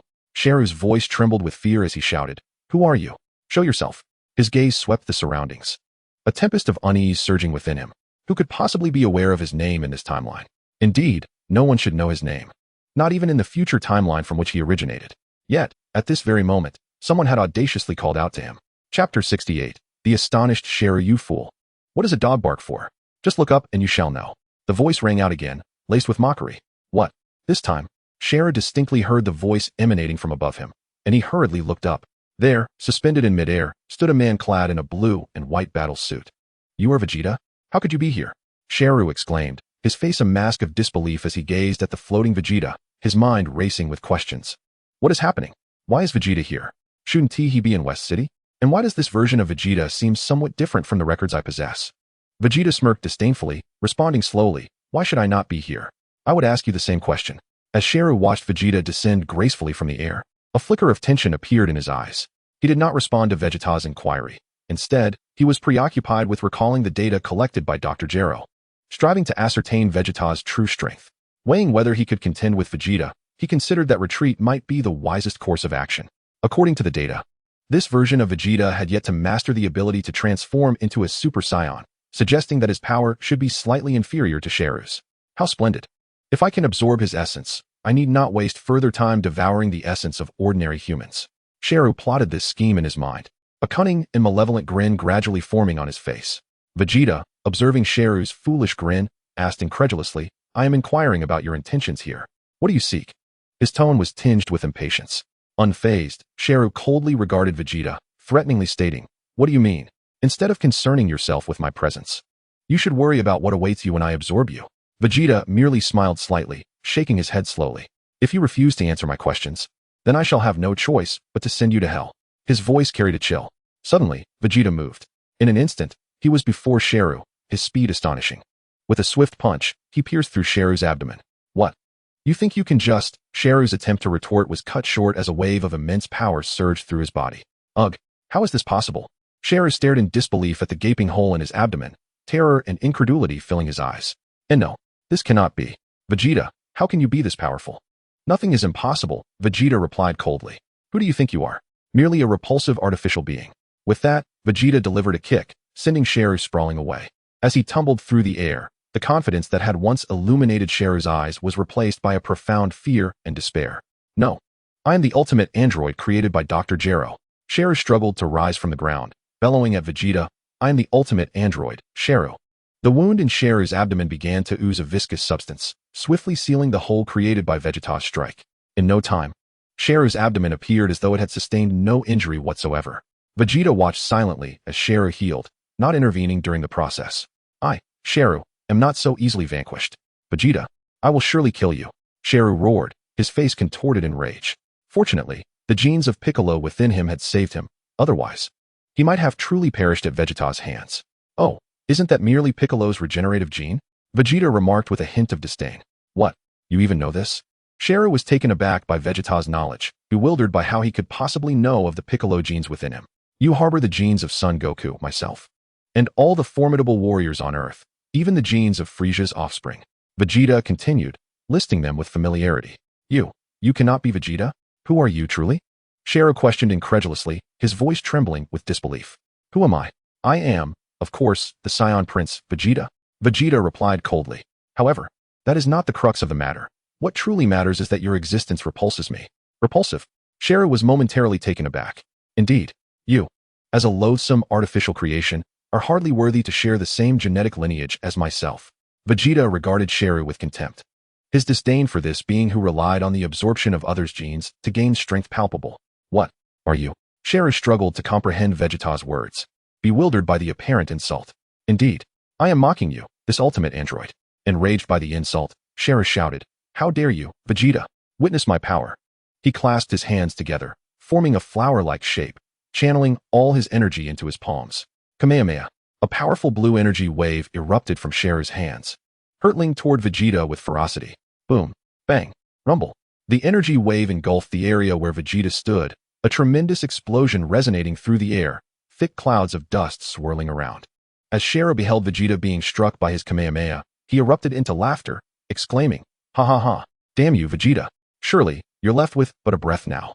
However, as the clouds of smoke and dust dissipated, Vegeta remained unscathed, arms crossed, standing firmly in place. Not a speck of dust nor dirt adorned him, as though he had not been the target of Sheru's devastating attack. Yet, the ground around him, marred by deep craters from the impact, testified to the sheer magnitude of Sheru's power. How could this be possible? That was my ultimate strike. Chapter 69. The Annihilation of Sheru. Sheru gazed in disbelief at the composed Vegeta, utterly baffled as to why his assault had not affected him in the slightest. Yet, no one offered him an explanation for his bewilderment. Vegeta, fixated on the still-stunned Sheru, sneered, Ambush? Have you had your fun, Sheru? Now it's my turn. In an instant, Vegeta vanished from sight, only to reappear before Sheru, launching a punch directly at his abdomen. With a resounding thud, Sheru's stomach was pierced once more, a gaping hole manifesting on his form. Aya! He cried out, blood spewing forth as he suffered yet another grievous blow. Wait, please, Vegeta, spare me. Sheru began to plead for his life, desperate for mercy. Are you dreaming? Vegeta retorted coldly, extending his right hand to channel energy into his palm, preparing a devastating energy blast to reduce Sheru to ashes. No. Solar flare. Realizing the imminent threat to his existence, Sheru instinctively unleashed the solar flare, a technique from the original story capable of temporarily blinding his adversary. In an instant, a blinding light radiated from Sheru, engulfing the surrounding area for hundreds of meters. Seizing the opportunity, Sheru dashed towards the distant woods, hoping to escape while Vegeta remained disoriented. His speed was remarkable, and soon he vanished into the dense forest. Excellent. As long as I suppress my energy, that wretched Vegeta won't be able to find me, he thought, glancing back to see Vegeta had not pursued him. Elation surged within him. If he could merely evade Vegeta for the time being, he could absorb enough humans before returning to deal with him. Ha ha ha. The next time we meet, your demise awaits you, Vegeta? Sheru cackled, never having felt such fear or hatred towards another. Is that so? Does this count as our next meeting? Suddenly, Vegeta's voice echoed ominously in Sheru's ears. What? Vegeta? Sheru halted abruptly, terror-stricken as he scanned the woods around him. He could hardly fathom how Vegeta had managed to detect him despite having temporarily blinded him and suppressed his energy during his escape. You fool, still searching for me? Didn't I tell you to look up more often? Vegeta's voice reverberated from above Sheru. Trembling, Sheru dared to raise his gaze, only to behold the very figure he dreaded the most. Did you truly think you could flee? Vegeta taunted, a glimmer of mockery in his eyes. Sheru chose silence, turning to flee deeper into the forest, but Vegeta would not grant him that chance. He closed the distance in an instant, delivering a crushing blow that sent Sheru sprawling to the ground. Did you think you could escape? Vegeta inquired once more, a glint of murderous intent flashing in his eyes. Unforgivable, unforgivable, unforgivable. Sheru roared in anger as he struggled to rise. If I were still in my perfect form, how could you possibly stand against me, Vegeta? Unforgivable. Enraged, Sheru unleashed a torrent of furious howls. Not quite. Even in your perfect form, you would not match my strength, Vegeta replied calmly. His current power was more than sufficient to dispatch Sheru's first form with ease. Should he transform into a Super Saiyan, his power would surge 50-fold, reaching over 18 billion. Even the lightning-fast Sheru would fall effortlessly, let alone the standard perfect form. What? I am the ultimate android Sheru, engineered by Dr. Gero. How could I possibly be defeated by a filthy monkey like you? Sheru bellowed, eyes wide with outrage, vehemently refuting Vegeta's assertion. Ultimate, my foot. Go die. With that, Vegeta denied Sheru the opportunity to continue his insolent tirade, unleashing a powerful energy blast that obliterated Sheru into ashes. Sheru's remnants scattered into the air, ultimately vanishing from existence. Observing that Sheru had no chance of survival, Vegeta let out a sigh of relief, muttering to himself, I knew something felt amiss earlier, now it's all settled. Without another word, Vegeta instantaneously vanished from the scene, teleporting away. Meanwhile, the inhabitants of West City remained blissfully unaware of the cataclysmic events that had transpired, continuing their peaceful and harmonious lives. The town exuded an aura of tranquility and serenity. At Capsule Corporation, Bulma and Trunks were deliberating the best course of action regarding the 3 androids they had brought back. Mom, when do you think we should disarm the bomb inside Android 16? Trunks inquired. Bulma's gaze remained fixed on her computer screen, her fingers dancing deftly across the keyboard. I've reviewed the schematics you brought from the future with your grandfather. There shouldn't be any major issues. We can schedule the disarmament for tomorrow. Trunks nodded, a relieved smile breaking across his face. That's wonderful. Thank you, Mom. Bulma shook her head slightly, a hint of regret in her eyes. It's a shame, really. Dr. Gero was a genius, yet he chose a path of darkness. Dr. Briefs nodded in agreement, sharing the same sentiment of loss. Indeed, Dr. Gero's achievements in mechanics, artificial intelligence, and human enhancement were unparalleled. Suddenly, Bulma recalled something and turned to Trunks. By the way, Trunks, aren't we also disarming the bombs in the other 2 androids? Trunks appeared hesitant. Well, I'm actually torn about whether to disarm their bombs as well. He furrowed his brows in contemplation, evidently weighing the pros and cons of the decision. Bulma, perplexed, asked why not. Isn't it the same whether we disarm 1 or 2? If we're going to do it, we might as well get it all done at once. As Trunks contemplated his response, ready to explain, suddenly, Vegeta appeared before them. He cast a glance at Trunks and declared, just disarm them all. Trunks, I am aware of your concerns. You fear that once liberated from the constraints of their bombs, they will become uncontrollable. Indeed, Father, Trunks nodded in affirmation. Vegeta's confident smile emerged. Rest assured, with their limited power in this present Earth, even if they aspired to revolt, they would hardly stir up any significant turmoil. Chapter 70, Vegeta's Arrangements. In the original narrative, the androids had presented formidable challenges to Super Saiyans like Vegeta and Trunks. However, the current Vegeta and Trunks have long since surpassed their counterparts from that timeline. These androids pose no threat to them whatsoever. There is no need for concern about potential calamities wrought by these androids, especially considering that the androids 17 and 18 from this timeline are entirely different from the merciless killing machines of the future. Let us proceed as you suggest, Father. Trunks inhaled deeply, agreeing with Vegeta's perspective. With such a powerful presence as his father in this timeline, they truly need not worry about any impending issues. Bulma smiled reassuringly. Do not fret. Your father is the strongest. So, Trunks, do you have any prudent suggestions regarding the future arrangements for these androids? Trunks scratched his head, pondering for a moment before responding. In the future timeline, Android 16 chose to seclude himself in a remote mountainous area after assisting us in rebuilding Earth, drawn by his love for nature and small creatures. I believe the 16 from this timeline would likely make a similar choice. He paused and continued. As for the other 2 androids, perhaps they could join 16 in finding a suitable place to reside.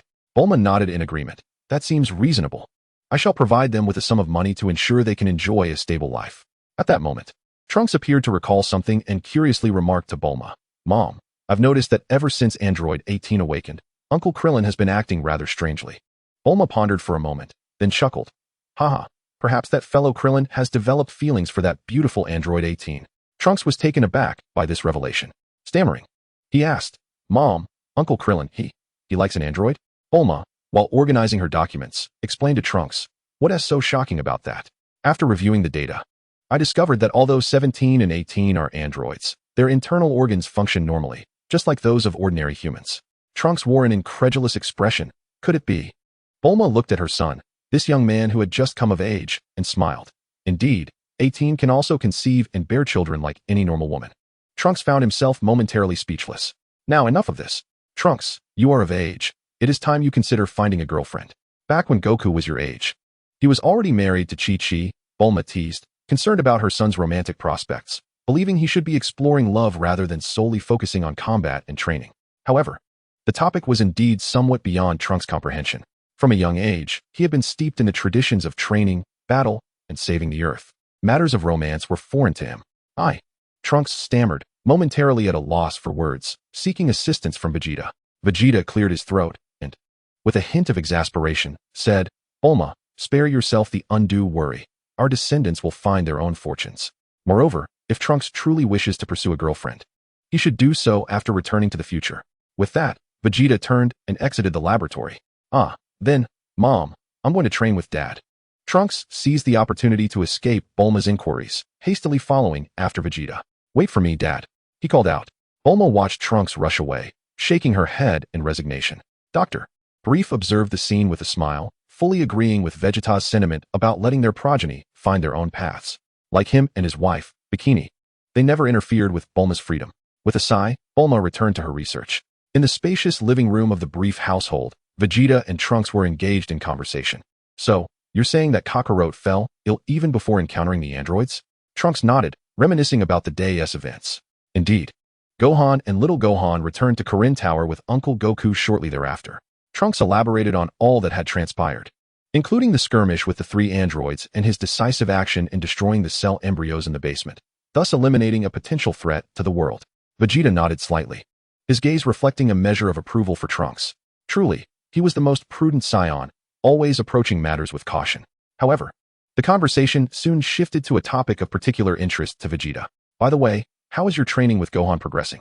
Trunks, feeling somewhat sheepish, scratched his head and admitted, not a single successful attempt thus far." He explained that he and Gohan had practiced over 100 times without success. Vegeta fell silent for a moment, then stated, "You both need to practice more. This technique could prove invaluable in the future timeline." Vegeta himself could not impart much experience, as he was merely guiding them through the steps as he remembered them. If they could succeed, that would be splendid. If not, there was little to be done. "How about this, Trunks? Gohan is worried about Kakarot. I'll send you to Korin Tower to practice that move with him." Vegeta contemplated, resolving to expedite the training for future Gohan and Trunks, so he could have a worthy opponent with whom to unleash his full power in battle. "Well, all right then." Trunks acquiesced, though he was puzzled as to why his father placed such significance on this seemingly peculiar technique. Was that embarrassingly awkward move truly so formidable that it occupied his father's thoughts, compelling him to hasten their practice? Nonetheless, he nodded in agreement with Vegeta's decision. Thus, Trunks was instantaneously transported by Vegeta to Korin Tower, where he and future Gohan would continue their practice of the technique. This scene left young Gohan, Chi-Chi, and Ox King utterly bewildered. They observed Trunks and future Gohan striking what appeared to be a peculiar, dance-like posture, culminating in loud proclamations. However, after a few repetitions, their interest waned, and they dispersed, leaving future Gohan and Trunks to persist in their dedicated practice. Fully immersed in their training, Trunks and future Gohan continually adjusted their steps, breathing, and movements, striving to discover that elusive point of perfect harmony. "Brother Gohan, ensure your index finger is aligned." Trunks earnestly pointed out the discrepancy in future Gohan's hand gesture. "Trunks, you must synchronize your energy with mine," future Gohan countered, noting that Trunks' power was excessively strong and needed to be harmonized with his own. "Trunks, do not rush your steps. Slow down. Brother Gohan, it's you whose steps are too slow. No, it is you who is too fast." The two engaged in a spirited exchange of corrections as they practiced together. Despite the gradual progress, they remained steadfast in their belief that persistence would one day enable them to master this formidable technique. Meanwhile, Vegeta had already immersed himself in the gravity chamber for rigorous training. Chapter 71, The Sovereign of Planet Big Star. Piccolo merges with the Supreme Kai. In the 27-star system of the Lyra constellation, the 4th planet, the former Namek, floated silently in the cosmos. Its surface was shrouded by an immense metallic fortress, marred by numerous signs of mechanical excavation. Countless pits, both large and small, dotted the verdant planet's surface, a testament to the consequences of resource overexploitation. Within the vast metallic fortress, at the control center of Planet Big Star, a figure was furiously typing away at a colossal computer. "My metallic legion grows increasingly formidable, and those so-called cosmic patrols dare not venture into this star system," he muttered to himself, his eyes gleaming with boundless ambition. "However, should I discover another planet rich in sludge resources, my power would ascend to even greater heights." His gaze deepened as he envisioned the resplendent future. "Oh, last time that group from Zeta sent me an interstellar encryption communicator. I should inquire whether they can locate a planet abundant in sludge resources." He retrieved a palm-sized box from his desk, the very interstellar encryption device sent by Zeta. Swiftly connecting it to the giant computer, he input a lengthy series of digits. Gradually, a video call window materialized on the screen. With a crackle of electromagnetic waves, an alien with blue skin and a beard appeared in the window. This was none other than the leader of the Zeta group, Elec. "Ha ha ha, the powerful sovereign of Planet Big Star, you have finally contacted me," Elec exclaimed, a broad smile adorning his face, his tone laced with flattery. "Cut the pleasantries," the sovereign of Planet Big Star interrupted coldly. "I need to find a planet rich in sludge resources. Do you have a way?" A glimmer of cunning flashed in Elec's eyes. Though he feigned reluctance, sovereign of planet Big Star, to be frank, planets rich in sludge resources are exceedingly rare. Aside from the one you currently occupy, I have yet to discover another. In reality, he had already discreetly located the coordinates of a second sludge-rich planet. The sovereign of planet Big Star, growing impatient, interjected, I am not concerned with your excuses. If you can assist me in locating a planet abundant in sludge resources, I might reconsider the cooperation you previously mentioned. Upon hearing this, Alec's eyes brightened. He hastily assured, I will immediately dispatch people to search for a planet rich in sludge resources and will inform you of the location as soon as it is found. However, regarding our cooperation, the sovereign of planet Big Star regarded Alec's eager expression with a cold smirk. Rest assured, as long as you can find a planet rich in sludge resources, our partnership will be solidified. Is that so? That is splendid. I genuinely wish to collaborate with you. The powerful sovereign of planet Big Star, Alec replied with feigned reverence. Such a formidable metallic legion could surely sweep through the universe. For someone with such immense strength, Alec recognized the necessity of aligning himself with them. To realize his own aspirations of cosmic dominance, a powerful ally was indeed indispensable. It's settled then. I await your news. The sovereign of planet Big Star replied indifferently before severing the communication. The screen went dark, and Alec's smile faded, a chill glint appearing in his eyes. Humph. Merely a cosmic brigand fortunate enough to occupy planet Big Star, thinking himself formidable? At the Earth Temple, Piccolo had remained there since the android incident. The Supreme Kai understood Piccolo's presence was due to his current inadequacy in power. Not only was he unable to contend with Goku and Vegeta, but even the mechanical puppets created by Earth's evil scientists could easily overpower him. The disparity in strength was vast, and Piccolo's current abilities felt severely outdated. He must elevate his power swiftly, otherwise, he would soon be relegated to the role of a mere spectator. Piccolo, have you made your decision? The Supreme Kai gazed wistfully at Piccolo, reminiscing about the time he had separated the evil from him. Enough with the rambling. If I hadn't made my decision, I wouldn't have spent so many days here speaking to you. Piccolo replied with growing impatience. Indeed. The great Demon King Piccolo is known for his decisiveness. Let us commence. A faint smile appeared on the Supreme Kai's aged visage. Once we merge, my persona will take precedence. Piccolo frowned, concerned about losing his own identity in the process. The Supreme Kai reassured him, do not worry, I will adhere to your wishes. You are younger and stronger than I am. It is only fitting. Place your hand upon my chest, the Supreme Kai instructed. Piccolo nodded and placed his hand on the Supreme Kai's chest. Nearby, Mr. Popo and Din watched with apprehensive expressions, both loyal companions of the Supreme Kai. Mr. Popo had served the Supreme Kai for many years, while Din was the sole disciple chosen by the Supreme Kai to succeed him. Supreme Kai, Master, they thought, feeling a twinge of sorrow as they observed the impending fusion. Piccolo has transformed. His malevolent heart has dissipated. This merger may very well be irreversible. The Supreme Kai remarked, turning to Mr. Popo and Dend. I truly appreciate your care over the years, and Dend, I believe you will become an exceptional Supreme Kai. The Earth will be entrusted to you. Hearing this, both Mr. Popo and Dend fell into a contemplative silence. Now Piccolo. The Supreme Kai bellowed, and blinding light erupted from his form. With a whoosh, the radiance enveloped everyone present, rendering them momentarily sightless. After a while, the Supreme Kai's presence had vanished from the temple. All that remained was a Piccolo radiating immense energy, alongside the astonished Mr. Popo and Dend. Piccolo clenched his fists, feeling the surge of power within him. This power, he realized his strength had significantly increased, and his mind brimmed with a wealth of knowledge. He even possessed abilities akin to the Supreme Kai, enabling him to perceive events occurring on Earth from the temple. As Piccolo was still becoming acquainted with the powers he had attained through his fusion, a figure suddenly materialized within the temple. So you two have finally merged. Should I refer to you as Piccolo or as the Supreme Kai? Chapter 72, The Hyperbolic Time Chamber. The Spirited Piccolo. Vegeta. Piccolo gazed at the unexpectedly appearing Vegeta. His initial excitement from the surge in power swiftly dissipating, replaced by a frigid demeanor as he scrutinized Vegeta. What brings you here, Vegeta? Vegeta chuckled, naturally. I am here to congratulate you on your successful fusion with the Supreme Kai. Upon hearing this, Piccolo let out a derisive snort. We were always one and the same. He continued, now speak plainly. What is your true purpose for being in the temple, Vegeta? Piccolo harbored no illusions that Vegeta would make a special trip merely to extend his congratulations.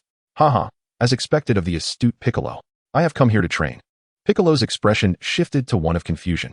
Train? Here in the temple? With your prowess, Vegeta, is it truly necessary to train in the temple? Are you jesting?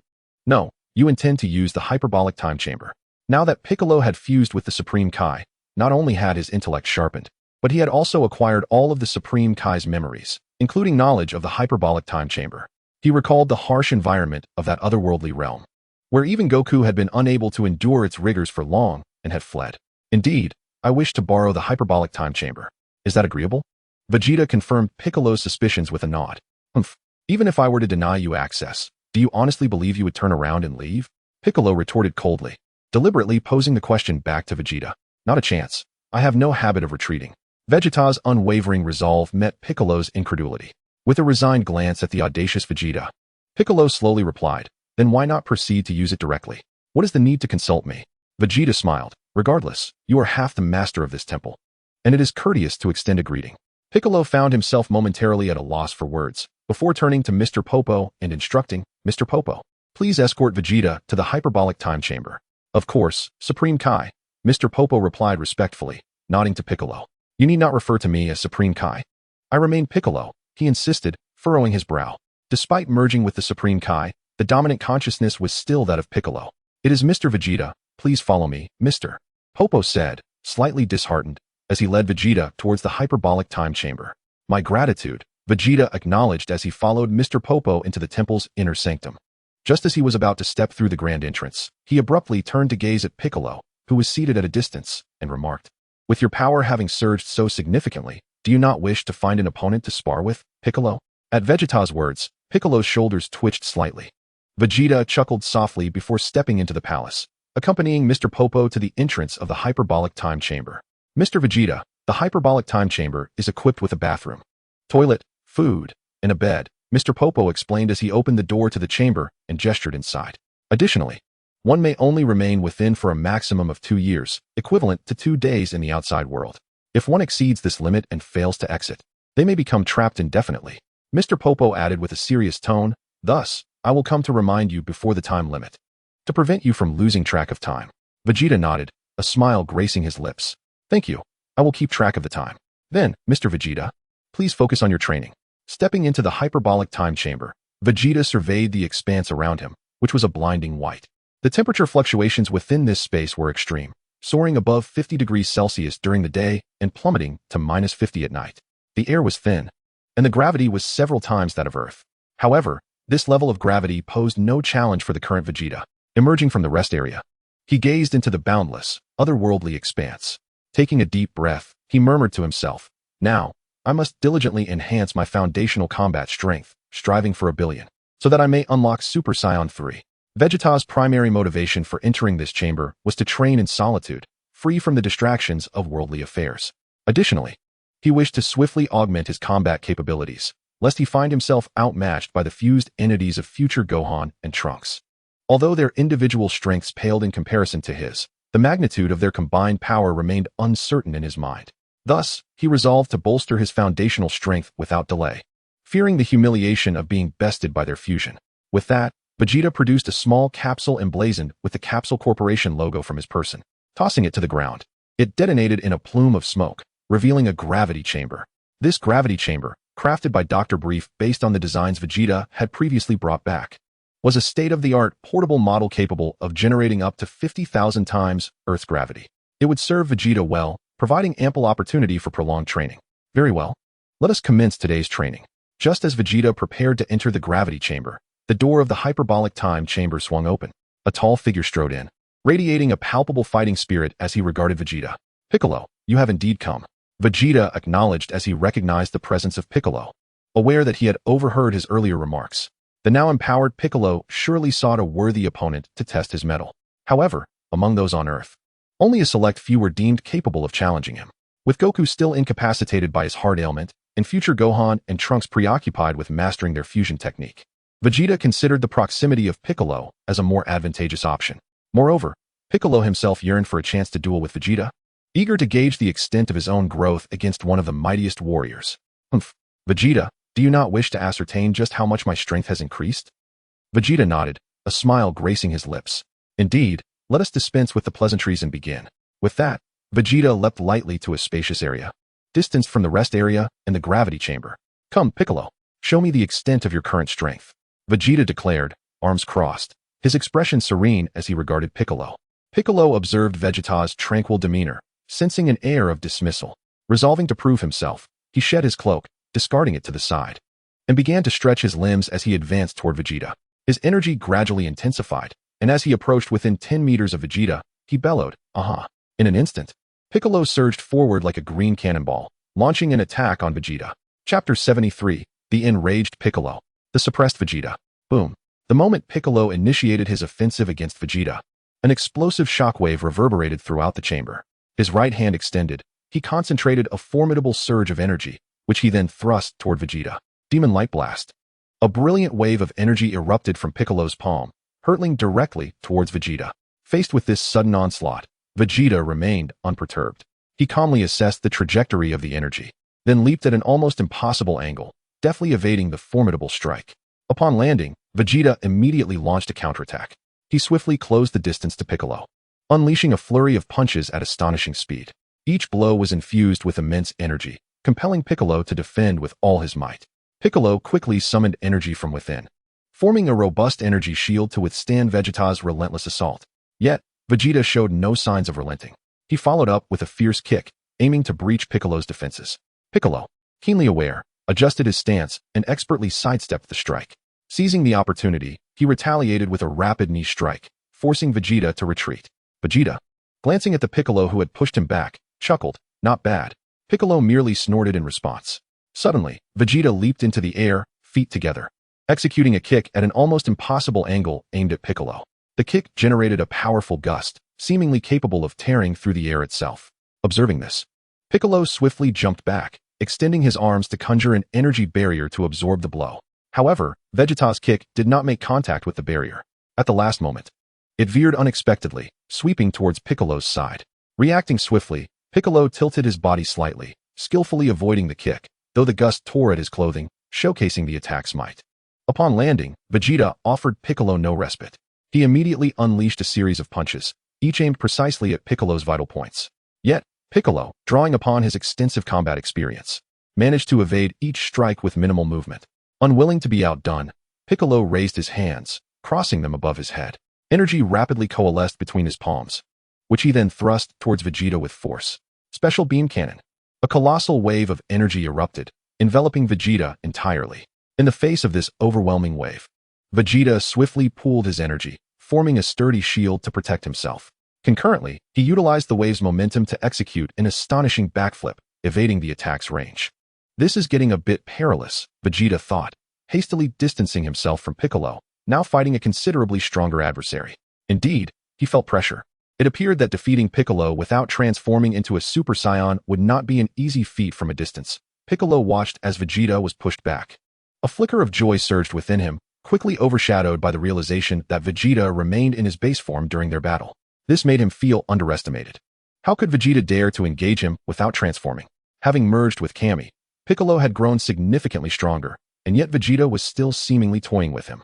With a roar directed at Vegeta, Piccolo exclaimed, "What are you doing, Vegeta? Why won't you transform into a Super Saiyan and fight me?" Vegeta replied nonchalantly, "I see no necessity for that. If I were to transform, it would hardly be a contest. It would simply be a one-sided thrashing." He continued, "That would take all the fun out of it. This way is much more enjoyable." With the fusion, Piccolo could exert pressure on Vegeta in his base form, aligning perfectly with Vegeta's desires. A worthy opponent could refine his skills, even if it was only a balanced struggle. Unlike Goku, future Gohan, or Trunks, whose base combat powers far surpassed Vegeta's, Piccolo was indeed the most fitting rival for him at present. Not necessary. Piccolo was momentarily taken aback, a surge of anger coursing through him. Gritting his teeth, he retorted, "Fine. I shall show you just how necessary it is." With that, Piccolo clenched his fists and bellowed, "HHH." Instantly, his energy surged dramatically. The veins on his forehead bulged, and his physique appeared even more imposing. The overwhelming aura he emitted rendered the already thin air around them nearly vacuum-like. "Wow, Piccolo seems quite agitated, but his power has intensified significantly," Vegeta noted. Surprised by Piccolo's newfound strength, it seemed he would need to exert all his efforts, yet Vegeta opted to face him in his base form, stabilizing his overwhelming energy. Piccolo taunted, "Vegeta, you will regret not transforming into a Super Saiyan to battle me." With a swift motion, Piccolo darted towards Vegeta like a flash of green lightning. His speed doubled from before. Bam! Piccolo's fist struck like a cannonball, threatening to shatter the very fabric of space. Vegeta crossed his arms defensively, bracing for the blow. But before he could counter, Piccolo's other fist aimed for his face, seemingly intent on delivering a lethal strike. In a moment of desperation, Vegeta swiftly raised his leg to intercept Piccolo's fist. Whoosh! He successfully blocked the blow and propelled himself away using the momentum. That was close. Piccolo, are you trying to kill me? Vegeta quipped, gazing incredulously at Piccolo, who offered no response. By this time, Piccolo had already positioned 2 fingers against his forehead, gathering immense energy. This action doesn't bode well. Vegeta realized the gravity of the situation and hurriedly began to channel energy into his own hands. Yet, Piccolo's attack had already reached its peak. Light of death, Piccolo extended his right hand, unleashing a spiraling beam of tremendous energy directly towards Vegeta. Gallic Gun. Vegeta swiftly retaliated with his own attack. The 2 powerful energy waves collided with a resounding explosion, sending shockwaves throughout the arena. Amidst this clash, Vegeta found himself pushed back several meters, while Piccolo stood his ground, not retreating even an inch. This stark contrast highlighted that, without transforming into a Super Saiyan, Vegeta was indeed at a disadvantage against Piccolo, at least in terms of raw power. Piccolo, your energy wave packs quite the punch, Vegeta remarked, astonished as he gazed at Piccolo, realizing that he had underestimated the extent of Piccolo's strength. It seemed clear that, without transforming, he would struggle to best Piccolo in the short term. However, this was precisely what Vegeta desired, a rigorous training session under pressure. Transforming into a Super Saiyan. What pressure could possibly remain? Are you still reluctant to assume your Super Saiyan form? Piccolo inquired once more, observing the somewhat disheveled Vegeta. I told you it's unnecessary. Vegeta insisted, opting to engage Piccolo in his ordinary state. However, his words only served to rekindle Piccolo's ire. You dare to be so arrogant. I shall not hold back any longer. Piccolo declared with a grim expression, resolved to teach Vegeta a lesson about the repercussions of hubris and pride. In a flash, Piccolo surged forward, transforming into a blur as he lunged at Vegeta, his hands poised like claws aimed directly at Vegeta's throat. Vegeta swiftly sidestepped, narrowly evading the attack. A sardonic smile playing at the corners of his mouth, as if to say, is this truly your strength? Piccolo's eyes widened with fury. He understood that Vegeta was provoking him, seeking to unleash Piccolo's full potential and apply pressure to awaken even greater power within himself. Very well, I shall let you experience the terror of death, Vegeta, he bellowed, inhaling deeply as he summoned his energy, preparing to unleash a more ferocious assault. With his hands clasped, a formidable energy began to coalesce within his palms. Vegeta, sensing the imminent threat of Piccolo's strike, narrowed his gaze, realizing he could not afford to be careless. He quickly adjusted his stance, ready to counter Piccolo's impending attack. In an instant, Piccolo unleashed a powerful energy beam aimed straight at Vegeta. Reacting swiftly, Vegeta transformed into a blur, evading the onslaught. He retaliated with a fierce punch directed at Piccolo's chest. Anticipating the move, Piccolo sidestepped, countering with a kick to Vegeta's abdomen. Bang! Ugh! Vegeta's abdomen was struck by Piccolo's kick, propelling him several meters through the air. After tumbling through the air, he managed to absorb the impact and land steadily. Gasping, Vegeta examined the site of impact, realizing the battle armor on his abdomen had been shattered by the forceful blow. It seems Piccolo is truly intent on delivering a fatal blow, Vegeta mused, a smirk creeping onto his lips as he gazed at the approaching Piccolo. He inhaled deeply, then shouted, aha! Suddenly, a golden aura erupted around Vegeta, though his hair remained black, merely standing more upright than before.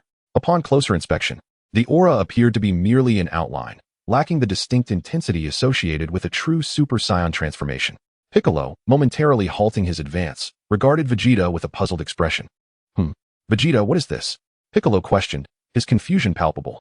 Was this truly a transformation into a Super Saiyan? It certainly did not seem like it.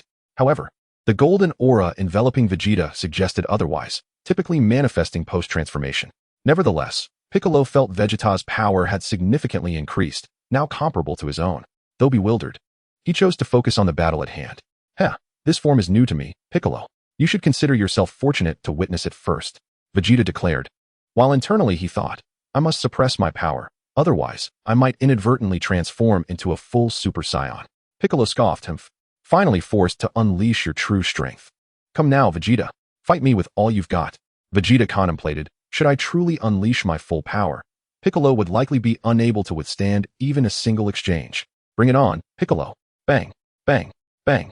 In an instant, Vegeta and Piccolo exchanged over 100 blows, their movements swift and fierce, each strike resonating with the force of thunder. The cacophony of their clashes reverberated like a storm, as if they were tearing the very fabric of space apart. Piccolo grew more emboldened, feeling a surge of power swell within him.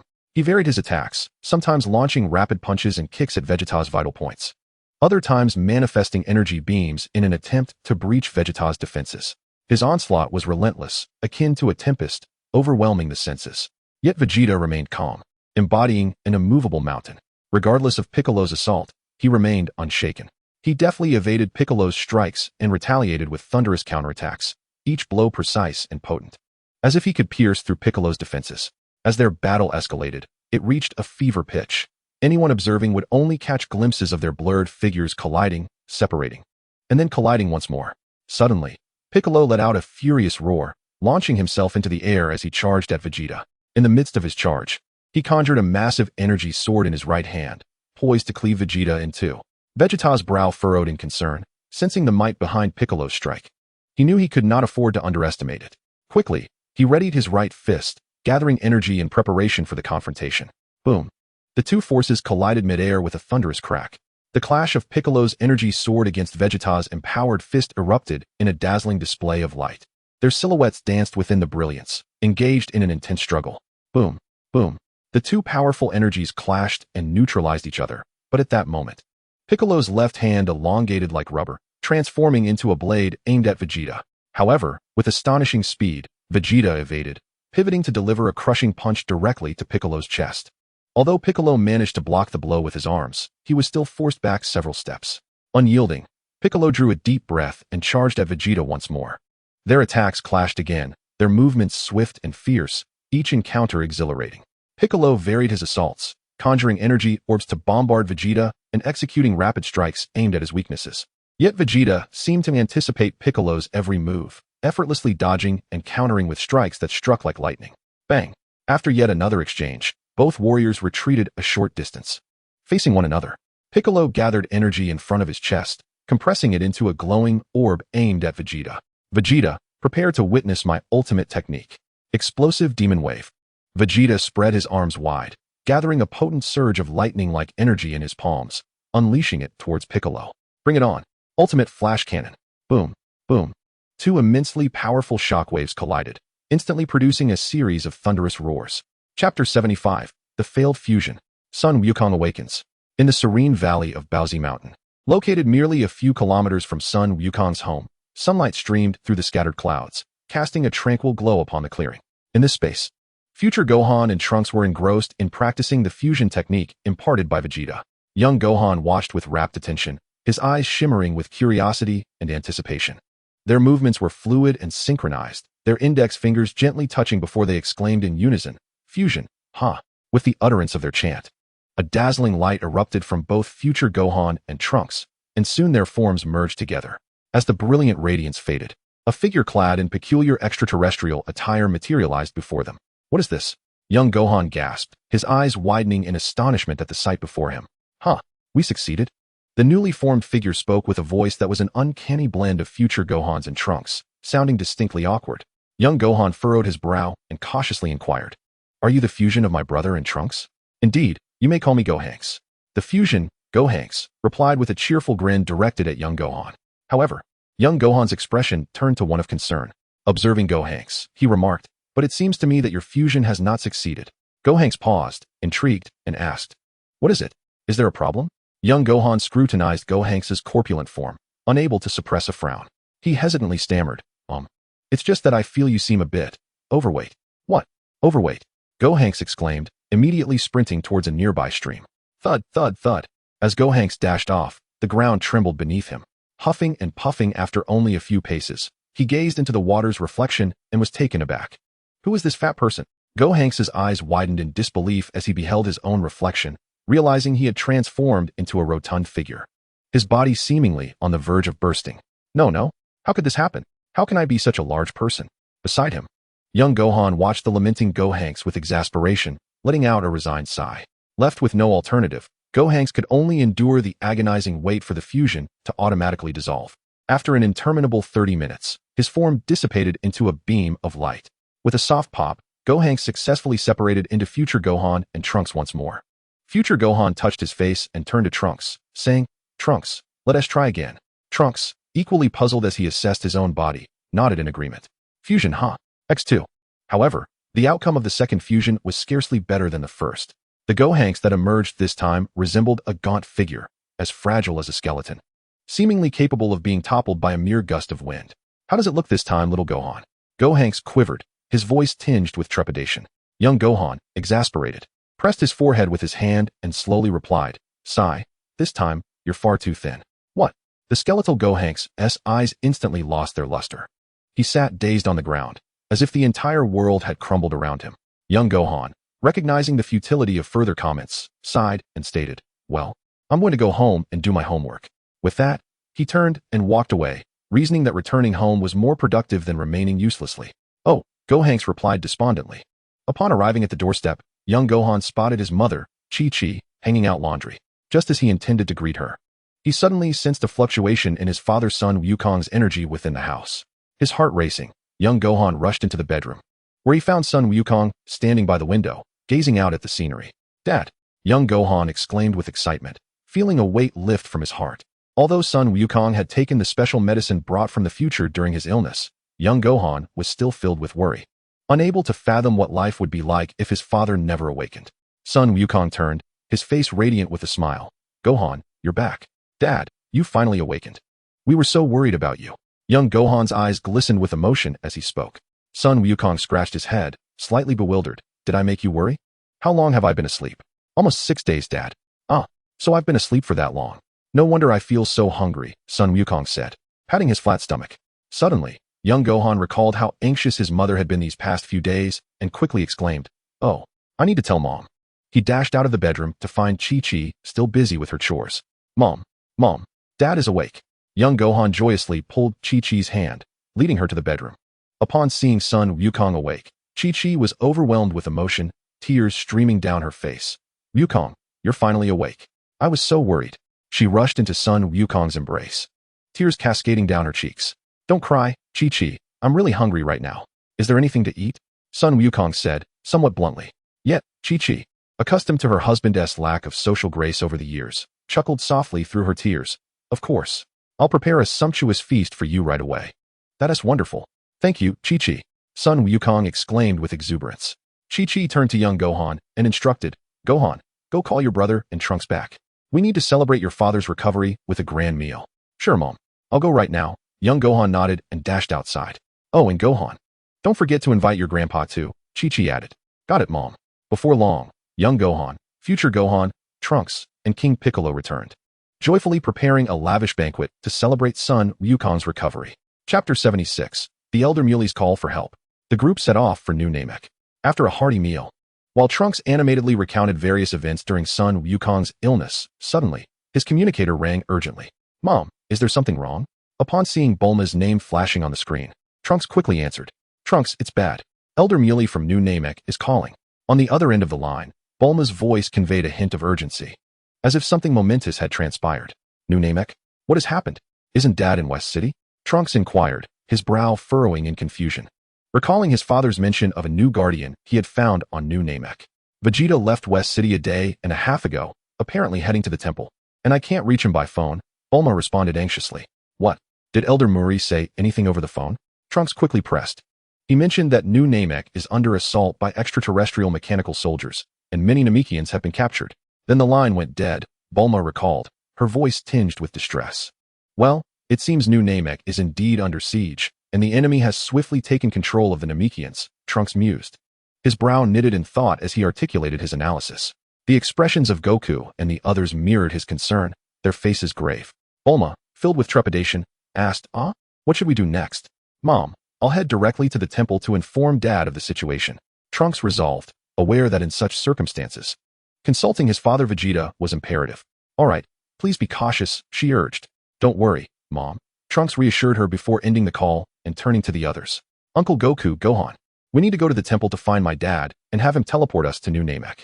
Future Gohan looked at Goku curiously and asked, Dad, can't your instant transmission take us to New Namek? Well, my instant transmission isn't as proficient as Vegeta's. It can't cover such vast distances, Goku admitted sheepishly, scratching his head, uncertain of New Namek's precise location. Uncle Goku, please use instant transmission to take us to the temple. Trunks suggested. All right, just put your hands on my shoulders. Goku instructed as he moved to an open area, and future Gohan and Trunks placed their hands on him. At that moment, young Gohan also wished to join them, but was swiftly restrained by Chi-Chi, who insisted he stay home. Young Gohan could only watch helplessly, cheering them on. Dad, brother, Trunks. You all must return safely. With a nod, Goku and the others vanished in an instant. At the temple, Mr. Popo and Din were startled by the sudden appearance of Goku and the others. However, upon learning about the plight of New Namek, Din became immediately anxious. He attempted to rush into the palace to find Vegeta, only to collide with Piccolo, who had just emerged from the hyperbolic time chamber. What is the rush, Din? Piccolo queried, puzzled. Din hurriedly relayed the events unfolding on New Namek. What? New Namek is under attack? Piccolo exclaimed, astonished. Yes, Uncle Piccolo, future Gohan affirmed. Urgency in his tone. Piccolo took a deep breath, resolute. We must head to New Namek at once. He could hardly fathom that his homeland was once again besieged. Future Gohan quickly elaborated. So we need to find Uncle Vegeta and have him use instant transmission to take us to New Namek. Piccolo nodded in agreement. Right, I'll go get Vegeta. He turned and made his way to the hyperbolic time chamber. Upon reaching the door to the chamber, Piccolo boldly pushed it open and stepped inside, followed closely by future Gohan and Trunks, who observed their surroundings with curiosity. Meanwhile, Goku gazed at the vast whiteness, seemingly lost in thought. Huh, what are you all doing here? Vegeta, meditating cross-legged, opened his eyes in surprise upon noticing Goku and the others. Vegeta, quickly use instant transmission to take us to New Namek. Piccolo urged. New Namek? What do we need to go there for? Vegeta frowned, pondering if that rascal Cooler had resurrected and was once again invading New Namek as in the original tale. Trunks hastily clarified. Dad, New Namek is under attack by aliens. We must hurry to provide assistance. He recounted the contents of Bulma's distress call to Vegeta. Upon hearing Trunks' words, Vegeta's mind raced. Mechanical soldiers? So it is that rascal Cooler. I can't believe he survived being thrown into the sun. A cold smirk crept across Vegeta's lips, a mixture of curiosity and resignation flooding him regarding this seemingly inevitable turn of events. Despite possessing the Gallic gun potent enough to obliterate Cooler, the fact that he had miraculously survived left Vegeta bemused. It seemed that certain events in the Dragon Ball universe were destined to unfold regardless of any attempts to alter them. Very well, I'll take you there.